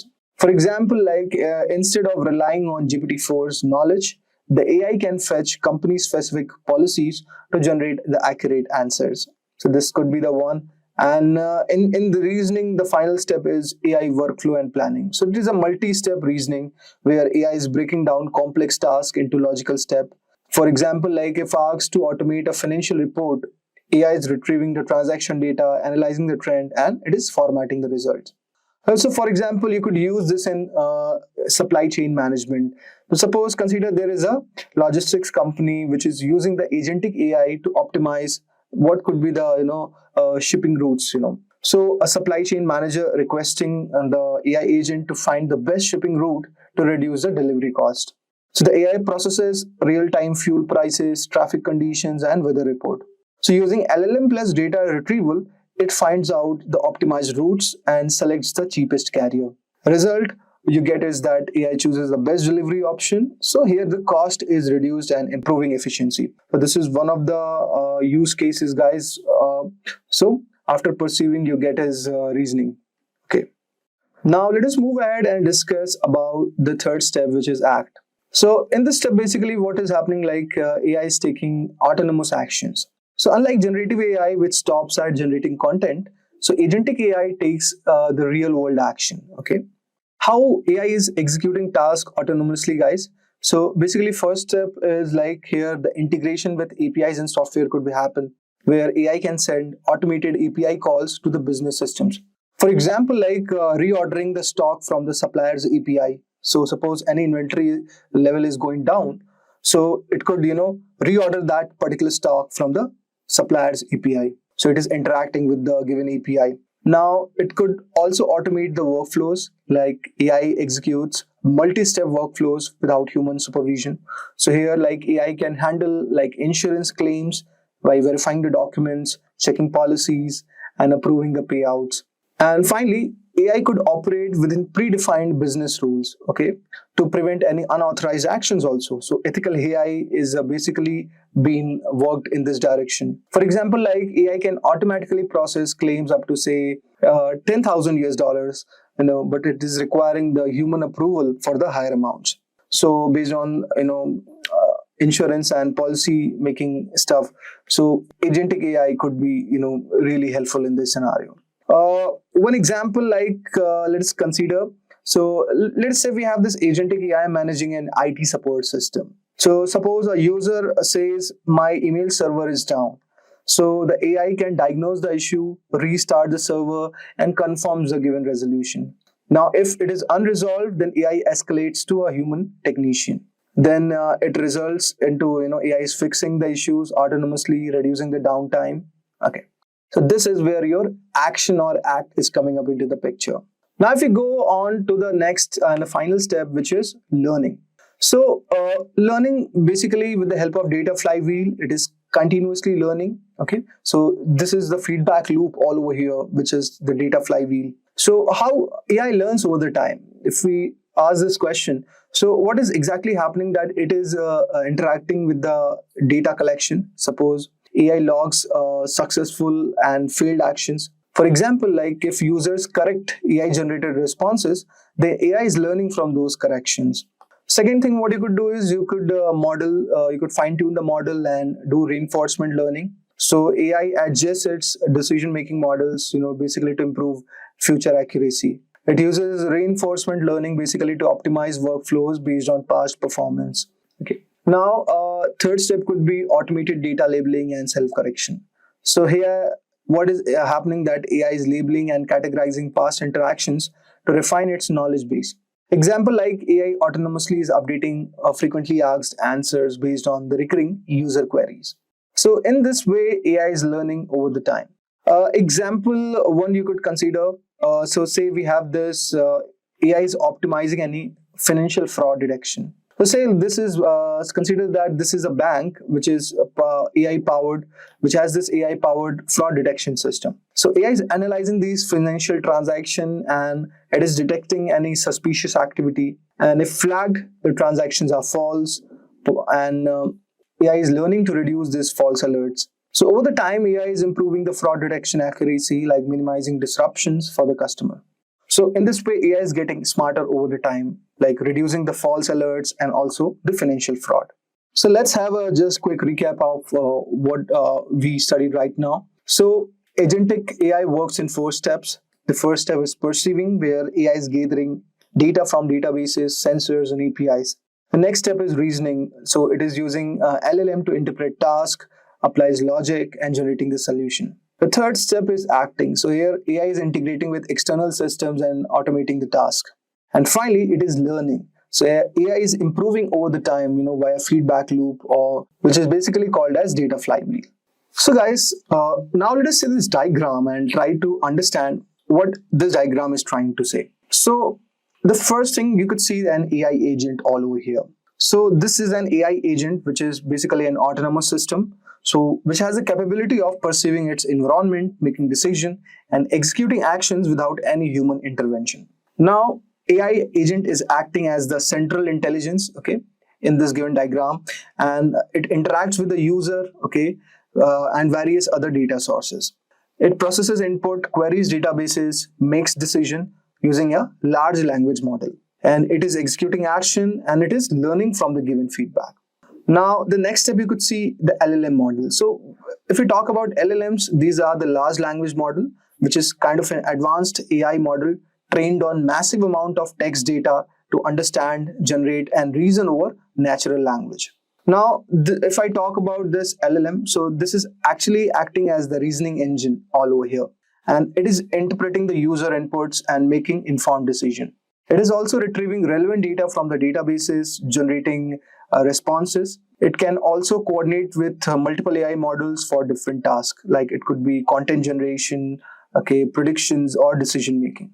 Now, when the user is asking a chatbot, like for example, let's say, what is my account balance? So the LLM processes the query, retrieves the relevant data, and responds the given bank balance accordingly. But now, if you look at the kind of database the LLM is interacting, so we have the traditional database and the vector database. So here, if I say the database, like AI agent basically is querying the structured database. So suppose structured database, like it could be a customer records or inventory data, or it could be any transactional log also. So traditional databases basically store well-defined, structured information. Okay. So for example, like when a bank AI assistant is processing a query, like show my last 5 transactions, so it is basically fetching the information from a traditional SQL-based database. Next, we have this vector database also, guys. So vector database is a specialized kind of a database for storing unstructured data, which could be like text embeddings, images, or audio representations. So guys, like unlike traditional databases that store exact values, vector databases store in a high-dimensional mathematical space. It allows AI models to search semantically similar data instead of like exact matches. Now, AI is retrieving the contextual information from the vector databases, which is actually enhancing the decision making.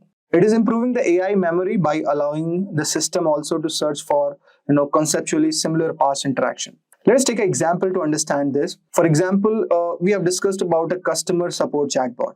So suppose if it queries a vector database to find out similar past tickets, like when responding to a customer query. So a recommendation engine could use a vector database to find out similar products on a user's past preferences.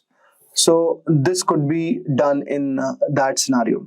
Also, some of the popular vector databases could be like Facebook's AI similarity search, Pinecone, or VV8. These are the certain amazing vector databases. Then you could see the next step is, after it has worked on these given data, it is performing the action. So the action component is referring where AI's agent has this ability to now execute tasks autonomously after the reasoning is done. So AI is integrating with external tools, APIs, or automation software to complete the given task. It does not provide only information, but it is actually, performing the given action. So for example, like in a customer support, the AI can automatically reset a user's password after verifying their identity. If we talk about in finance, then AI can approve a loan also, like based on the predefined eligibility criteria. Now, finally, we have the data flywheel. So data flywheel is a continuous feedback loop where AI is learning from the past interactions, refining its models, and it is always improving over the time. Now, every time like the AI is interacting with the data or taking an action or receiving a feedback, that information is fed into this model. So this is creating a self-improving AI system that is becoming smarter over the time. So the data flywheel is allowing AI to learn from every interaction, and AI is becoming more efficient by continuously optimizing responses and refining strategies. Best thing could be used in fraud detection. So in this, the AI is going to learn from the past fraud cases, and it is going to detect new fraudulent patterns and more effectively. Chatbots also can learn from user feedback and improve the responses. And finally, you have the model customization, which is basically you are trying to fine-tune the AI models on specific business need or any industry requirement. So AI models are not static, like they can be adapted and optimized for a specific task. So custom fine-tuning is actually improving the accuracy and domain-specific application, like it could be finance, healthcare, or cybersecurity. So a financial institution, say, fine-tuning an LLM to generate an investment advice, on the historical market trends. That could be one use case. Or in healthcare, if we discuss the healthcare provider is fine-tuning then AI model to interpret the medical reports and recommend the treatments. So guys, based on the given diagram, you would have got a brief idea like how, agentic AI is working. Now, If we discuss about the future of agentic AI, then guys, I would say it looks very much promising because it is keep improving itself and it is finding new ways to be useful. Like with better machine learning algorithms and smarter decision making, these AI systems will be more independent, handling complex tasks on their own. And believe me, in industries like healthcare, finance, customer service, they have already started to see how AI agents can make more impact and it could be more efficient from a personalization perspective, managing resources and many more other things. So as this system continue to learn and adapt, I think so they will be opening up even more possibilities, helping businesses grow, improving how we live and work. Now, I would say that in conclusion that agentic AI is actually paving the way for new opportunities, like unlike the older versions of AI, which was assisting with generating content or predicting the data, or responding to any queries. But agentic AI can perform techniques independently with minimal human effort. And agentic AI has become self-reliant in decision-making way, and it is making very big differences in industry like healthcare, logistics, customer services, which is enabling companies to be more efficient. As a result, it is providing better services to their clients. Imagine waking up in the morning, checking your phone and seeing that your AI agent has already applied to 50 jobs for you, automated your business operations, generated YouTube videos, and even invested in stocks, all while you were sleeping. It sounds futuristic, right? Think again. The AI gold rush is here, and those who take advantage of it right now will be the ones profiting the most in the next few years. AI agents and DeepSeek AI are transforming how people earn money, build businesses, and also create passive incomes. And the best part is, you don't need to be a tech genius to take advantage of this opportunity. So, whether you're a freelancer, entrepreneur, or content creator, or even investor, or someone looking for passive income, this guide will walk you through step by step on how to make money using AI agents and DeepSeek AI, even if you have zero experience with AI. So in today's video, we are diving deep into AI agents, what they are and why they are the future, how they work in real-world scenarios. You learn how to spot profitable AI agent opportunities before they go mainstream and also explore multiple ways to make money with AI. So whether you have coding skills or not, we'll break down 6 proven methods to earn using DeepSeek AI and discuss smart investment strategies to help you back AI projects while avoiding scams. I'll walk you through building an AI-powered passive income business and creating AI video avatars to monetize YouTube using DeepSeek AI. Finally, we will cover the strategies to scale your AI business and maximize your profits in this growing industry. Make sure to watch till the end. These live demos could be your game changer. You need to start earning with AI today. So let's get started. Before we talk about how to make money using AI, let's first understand what AI agents are and why they are such a game changing. So if you have used ChatGPT, Google Assistant or Siri, you already know that AI can generate text, answer questions and assist with tasks. But AI agents can take it a step further. They don't need to just provide answers, they take real world actions on your behalf. AI models are the brain versus AI agents are the brain plus body. To break it down, here's the difference. AI model which acts as the brain, these include ChatGPT, Claude and DeepSeek AI. They generate text, answer questions and provide insights but do not take real-world actions. AI agents are the brain plus body. AI agents go beyond just thinking. They click, type, automate workflows and make decisions. They act just like a human assistant would, but 100x faster and more efficiently. So let's get started. Okay, so now let's look at a real-world example of an AI agent at work. Let's say you're looking for a job, but you don't have the time to apply to multiple positions manually. Here's what an AI agent could do for you. It will automatically log into your job portals like LinkedIn, Indeed, ZipRecruiter, and it will find the job listing, matching your skills and experience, and then it will automatically apply to all the related jobs. So let's look at one such tool over here, which is auto apply. Let's see how it does it. Alright, so here as you can just simply write your description over here, whatever job description you want to, and then you can just select on this click resume. So it will create a resume in such a way that you can apply in different job posting, autofill application, submit them automatically. So, okay. So this is how autoapply.com works actually. Let's look at the another tool on our list, which is aiapply.com. Okay, so this is another tool known as AI Applied Dashboard. From here, you can just simply upload your resume. So as you can see, I have just uploaded my resume here, and it will actually analyze my resume and it will create a base template. And then you can just simply provide all the essential information you want to. And see, here we are redirected to this page over here, and you can also create your customized cover letters for each job posting. You can also track responses from recruiters and notify them for interviews. See, here is an option known as auto apply. So it will also maintain a track. Okay, for this you have to actually pay by subscription. So we're looking for the free tool over here. So I haven't saved anything, and you can also save your job.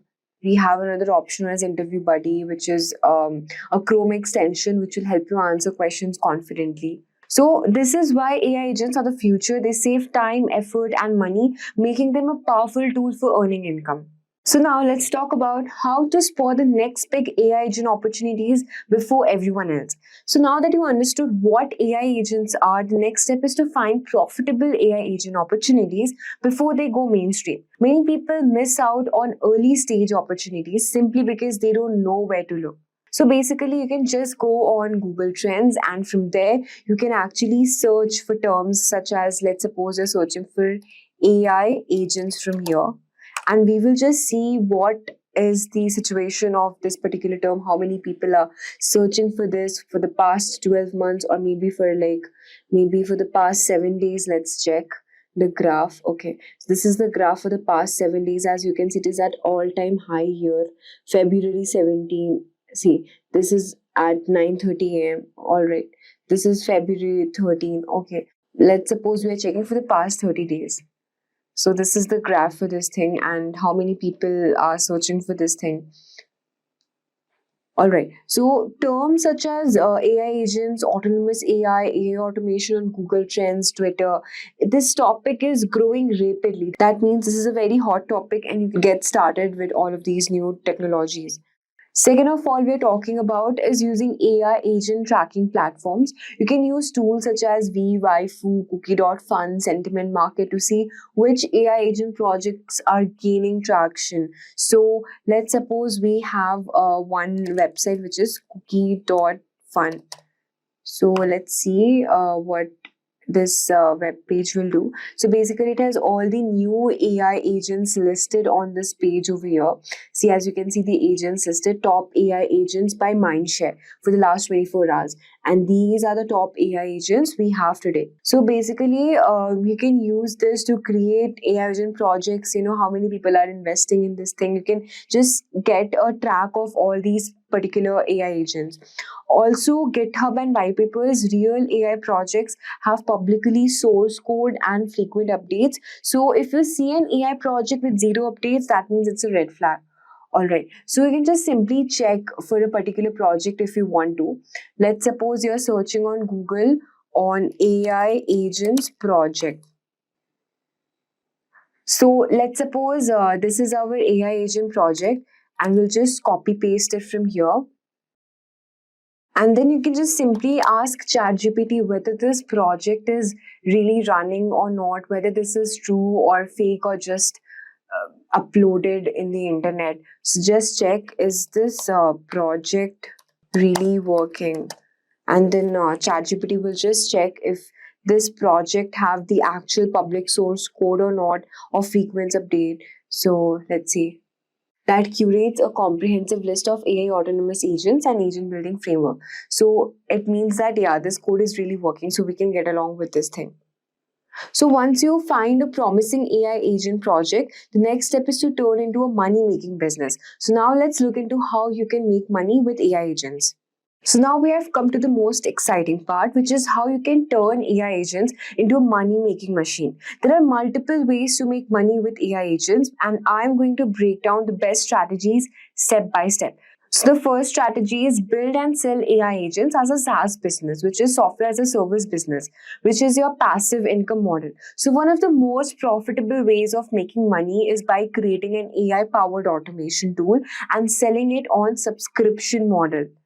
How it works is basically it will identify a problem business face. Example, let's suppose a customer support or lead generation or resume application. So it will identify this particular business problem, and then it will build an AI agent that automates this particular task. And then it will access the AI agent as a monthly subscription. For example, imagine a company that receives 500 customer emails daily. So instead of hiring a customer support team, they can use your AI agent to reply instantly. For this, you can charge them for like around $100 a month per user. So if 50 businesses sign up, you can make around $5,000 per month passively. So building an AI agent that can automate customer support is a good way to go. So the best platforms where you can build AI agents would be Crew AI, Agency Form, or OpenAI API. Also, we have one more video on this, how you can leverage ChatGPT for customer support, how we are creating an agent to that. So we have a separate video for that. It's mentioned in the link there. So you can just check it. All right. So let's talk about the second strategy, which is you can tokenize your AI agent and then you can monetize it. That is the crypto model.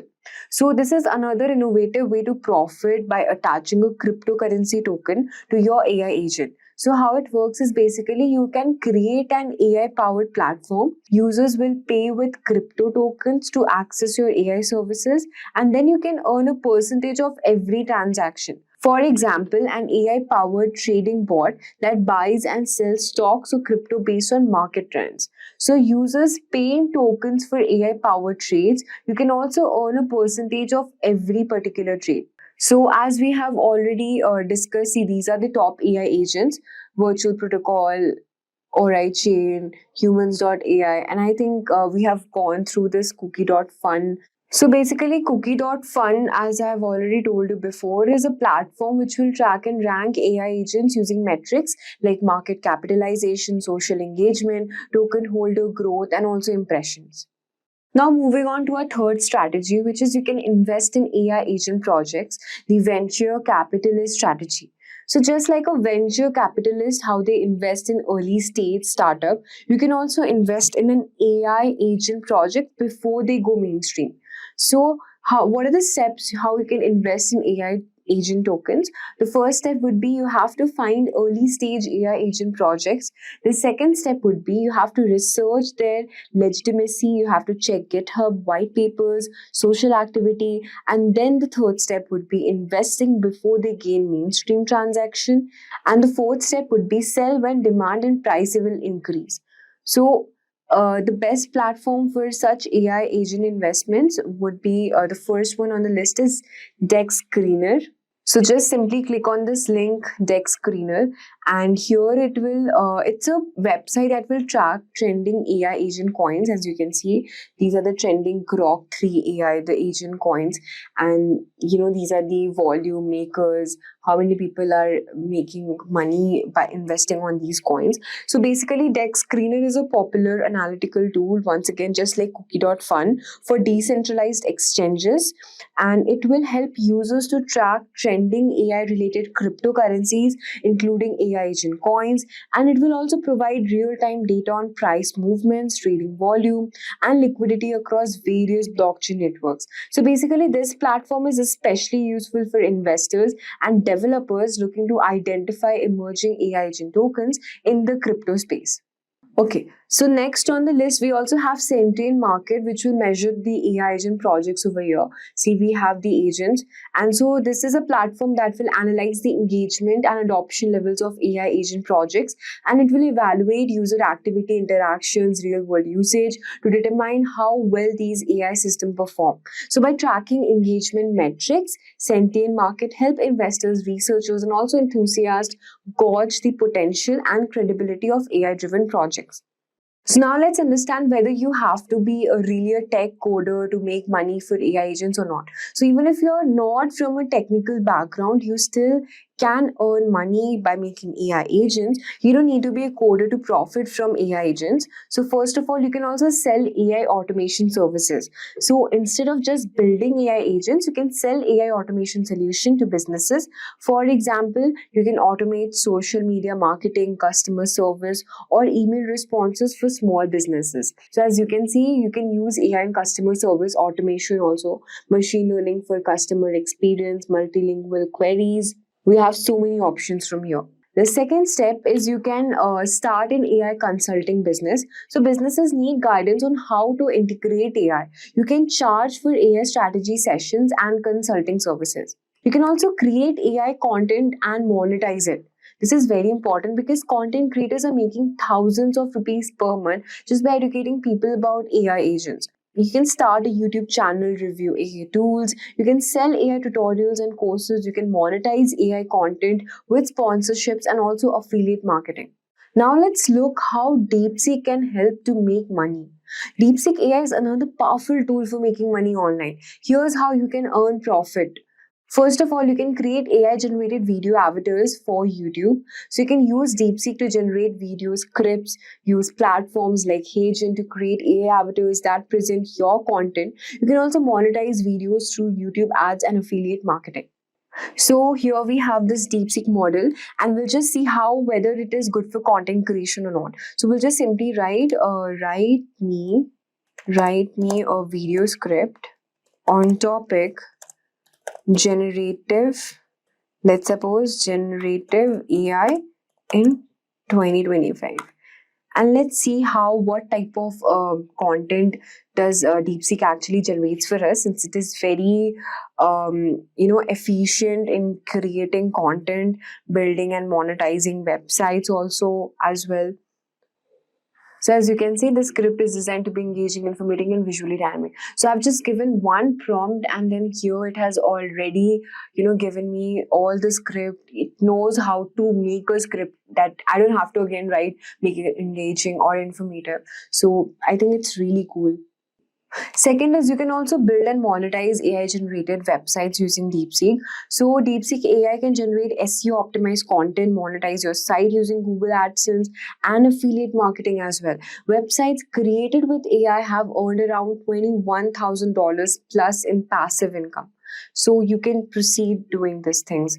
Third is leveraging social media for AI generated content. You can create AI generated Instagram Reels, TikTok, Twitter threads. You can also monetize social media accounts through brand deals and sponsorships. Fourth one is you can also sell AI generated services on Fiverr as well as on Upwork. This offers AI-powered copywriting, marketing, or business automation services. AI freelancers can charge around $500,000 plus for per project.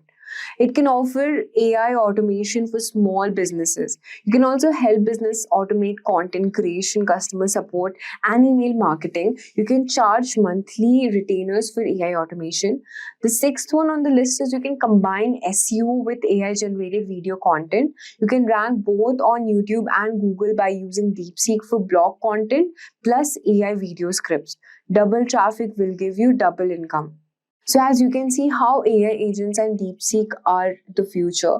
AI agents and DeepSeek are changing the way people make money online. So whether you want to build and sell AI agents, invest in AI agent projects, use AI to automate and scale your income, or leverage DeepSeek for content and marketing, this is now your time to start. In today's video, we are diving deep into the world of machine learning interview preparation. As we gear up for 2024, it's crucial to be well prepared for the questions that can come your way in any machine learning interview. We have compiled 30 essential interview questions and answers, thoughtfully categorized into beginner, intermediate, and advanced levels. So let's start with beginner level questions, and number one is, what is machine learning? So machine learning is a subset of artificial intelligence that involves the use of algorithms and statistical models to enable computers to perform tasks without explicit instructions, that is, by relying on patterns and inference. And now moving to number second question, that is, what are the different types of machine learning? So the three main types of machine learning are, number one is supervised learning, and then comes unsupervised learning, and then there is reinforcement learning. Now moving to next question, that is third. that is, what is supervised learning? So supervised learning involves training a model on a labeled dataset, which means each training example is paired with an output label. The model learns to predict the output from the input data. Now moving to the fourth question, that is, what is unsupervised learning? So unsupervised involves training a model on data that does not have labeled responses. The model tries to learn the patterns and the structure from the input data. So guys, these are the beginner level questions. And now we'll move to the fifth question, that is, what is reinforcement learning? So reinforcement learning is a type of machine learning where an agent learns to make decisions by performing actions and receiving rewards or penalties. The goal is to maximize the cumulative reward. So now moving to the sixth question, that is, what is a model in machine learning? So a model in machine learning is a mathematical representation of a real-world process. It is trained on data to recognize patterns and make predictions or decisions based on new data. So now moving to seventh question, that is, what is overfitting? So overfitting occurs when a machine learning model performs well on the training data but poorly on new unseen data. It indicates that the model has learned the noise and details in the training data instead of the actual patterns. So now coming to question number 8, that is, what is underfitting? So underfitting occurs when a machine learning model is too simple to capture the underlying patterns in the data. It performs poorly on both the training data and new data. Now move to the next question, that is ninth question, and the question is, what is a confusion matrix? So confusion matrix is a table used to evaluate the performance of a classification model. It summarizes the number of correct and incorrect predictions made by the model, and that is categorized by each class. Now moving to the 10th question, that is, what is cross validation? So cross validation is a technique for assessing how the results of a statistical analysis will generalize to an independent dataset. It involves partitioning the data into subsets, training the model on some subsets and validating it on the remaining subsets. So this was all about, that is, the 10th question or the overall 1 to 10 questions for beginner level. Now we'll move to intermediate level, and here we'll cover 10 questions. So we'll start with 11th question, that is, what is a ROC curve? So ROC, that is, receiver operating characteristic curve. It is a graphical representation of a classifier's performance across different thresholds. It plots the true positive rate, that is TPR, against a false positive rate, that is FPR. Now moving to 12th question, that is, what is precision and recall? So precision is the ratio of correctly predicted positive observations to the total predicted positives. And recall is the ratio of correctly predicted positive observations to all actual positives. So the formula is precision equal to TP slash TP plus FP, and the recall is TP slash TP plus FN. So now we'll move to the 13th question, that is, what is the F1 score? So the F1 score is the harmonic mean of precision and recall. It provides a balance between the two metrics and is useful when you need to balance precision and recall. F1 score is equal to twice into precision into recall, and that is divided by precision plus recall. Now we'll move to 14th question, and here we will cover regularization. So the question is, what is regularization? So it is a technique used to prevent overfitting by adding a penalty to the model's complexity. And the common types of regularization include L1, that is lasso, and L2, ridge regularization. Now we'll move to the 15th question, that is, what is the bias variance trade-off? So the bias variance trade-off is a fundamental issue in machine learning that involves balancing the error introduced by the model's assumptions and the error due to model complexity. So a good model should have low bias and low variance. Now we'll move to the question number 16, that is, what is feature engineering? So feature engineering is the process of creating new features or modifying existing ones to improve the performance of a machine learning model. It involves techniques like normalization, encoding categorical variables, and creating interaction terms. So now we'll move to question number 17, and that is about gradient descent. So the question is, what is gradient descent? And your answer is, gradient descent is an optimization algorithm used to minimize the cost function in machine learning models, and it iteratively adjusts the model parameters in the direction of the steepest descent of the cost function. So with this, we'll move to the 18th question, and that will cover with the difference between bagging and boosting. So the question is, what is difference between bagging and boosting? And you could answer this with starting with bagging, that is bootstrap aggregating. That involves training multiple models on different subsets of the data and averaging their predictions. Then comes boosting, that involves training models sequentially with each new model focusing on correcting the errors of the previous ones. And then we have the question number 19, that is, what is a decision tree? So, a decision tree is a non parametric supervised learning algorithm used for classification and regression. It splits the data into subsets based on the value of input features, resulting in a tree like structure of decisions. Now, we'll move to question number 20, that is, what is a random forest? So, random forest is an ensemble learning method that combines multiple decision trees to improve the accuracy and robustness of the model. It builds each tree using a random subset of features and data points and then averages their predictions. So these were the questions that are for the intermediate level, and these are just the basic questions, or I will just say the theoretical questions that can be asked in an interview. So be prepared for that. Now we'll move to the advanced level interview questions, and we'll start with question number 21, and here also we'll cover the 10 questions. So number one question, or that is 21st question, and the question is, what is a support vector machine? So support vector machine is a supervised learning algorithm used for classification and regression. It finds the optimal hyperplane that maximizes the margin between different classes in the feature space.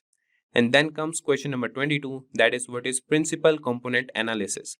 So principal component analysis is a dimensionality reduction technique that transforms high dimensional data into a lower dimensional space by finding the directions, that is principal components, that maximize the variance in the data. And then comes the question number 23, that is, what is a neural network? So a neural network is a series of algorithms that attempt to recognize underlying relationships in a set of data through a process that mimics the way the human brain operates. It consists of layer of interconnected nodes or neurons. And then comes the question number 24, that is, what is deep learning? So deep learning is a subset of machine learning that involves neural networks with many layers, that is deep neural networks, and it is particularly effective for tasks like image and speech recognition. Now I'll move to question number 25, that is, what is convolutional neural network, that is CNN. So we will start the answer by answering the interviewer that a convolutional neural network is a type of deep learning model specifically designed for processing structured grid data like images. It uses convolutional layers to extract spatial features or the spatial features and patterns from the input data. Now we'll move to the question number 26, that is, what is a recurrent neural network or RNN? So a recurrent neural network is a type of neural network designed for sequential data, and it has connections that form directed cycles, allowing it to maintain a memory of previous inputs and process sequences of data. So this was all about question number 26, and now we will cover the question number 27, that is, what is the difference between batch gradient descent and stochastic gradient descent. So batch gradient descent computes the gradient of the cost function using the entire training dataset, while stochastic gradient descent, that is SGD, computes the gradient using only one training example at a time. So SGD is faster but noisier. Now we'll move to question number 28, that is, what is dropout in neural networks. So dropout is a regularization technique used in neural networks to prevent overfitting, and it involves randomly setting a fraction of the neurons to zero during training, forcing the network to learn more robust features. And now we'll move to question number 29, and that will be about transfer learning. And your question is, what is transfer learning? So we'll answer this to the interviewer by starting that transfer learning is a technique in machine learning where a model developed for one task is reused as the starting point for a model on a second related task. It is particularly useful when there is limited data available for the second task. Now we'll move to the last question and the 30th question. So that is, what is a generative adversarial network, that is GAN? So you can start answering this. So generative adversarial network is a type of deep learning model consisting of two neural networks, a generator and a discriminator, that are trained simultaneously. The generator creates fake data while the discriminator tries to distinguish between real and fake data, leading to the generator producing increasingly realistic data. And these questions and answers are over, and these covers a wide range of topics in machine learning and should help prepare for interviews at various levels. That's a wrap on our full course. If you have any doubts or questions, you can ask them in the comment section below. Our team of experts will reply you as soon as possible. Thank you and keep learning with Simplilearn. Hi there, if you like this video, subscribe to the Simplilearn YouTube channel and click here to watch similar videos. To nerd up and get certified, click here.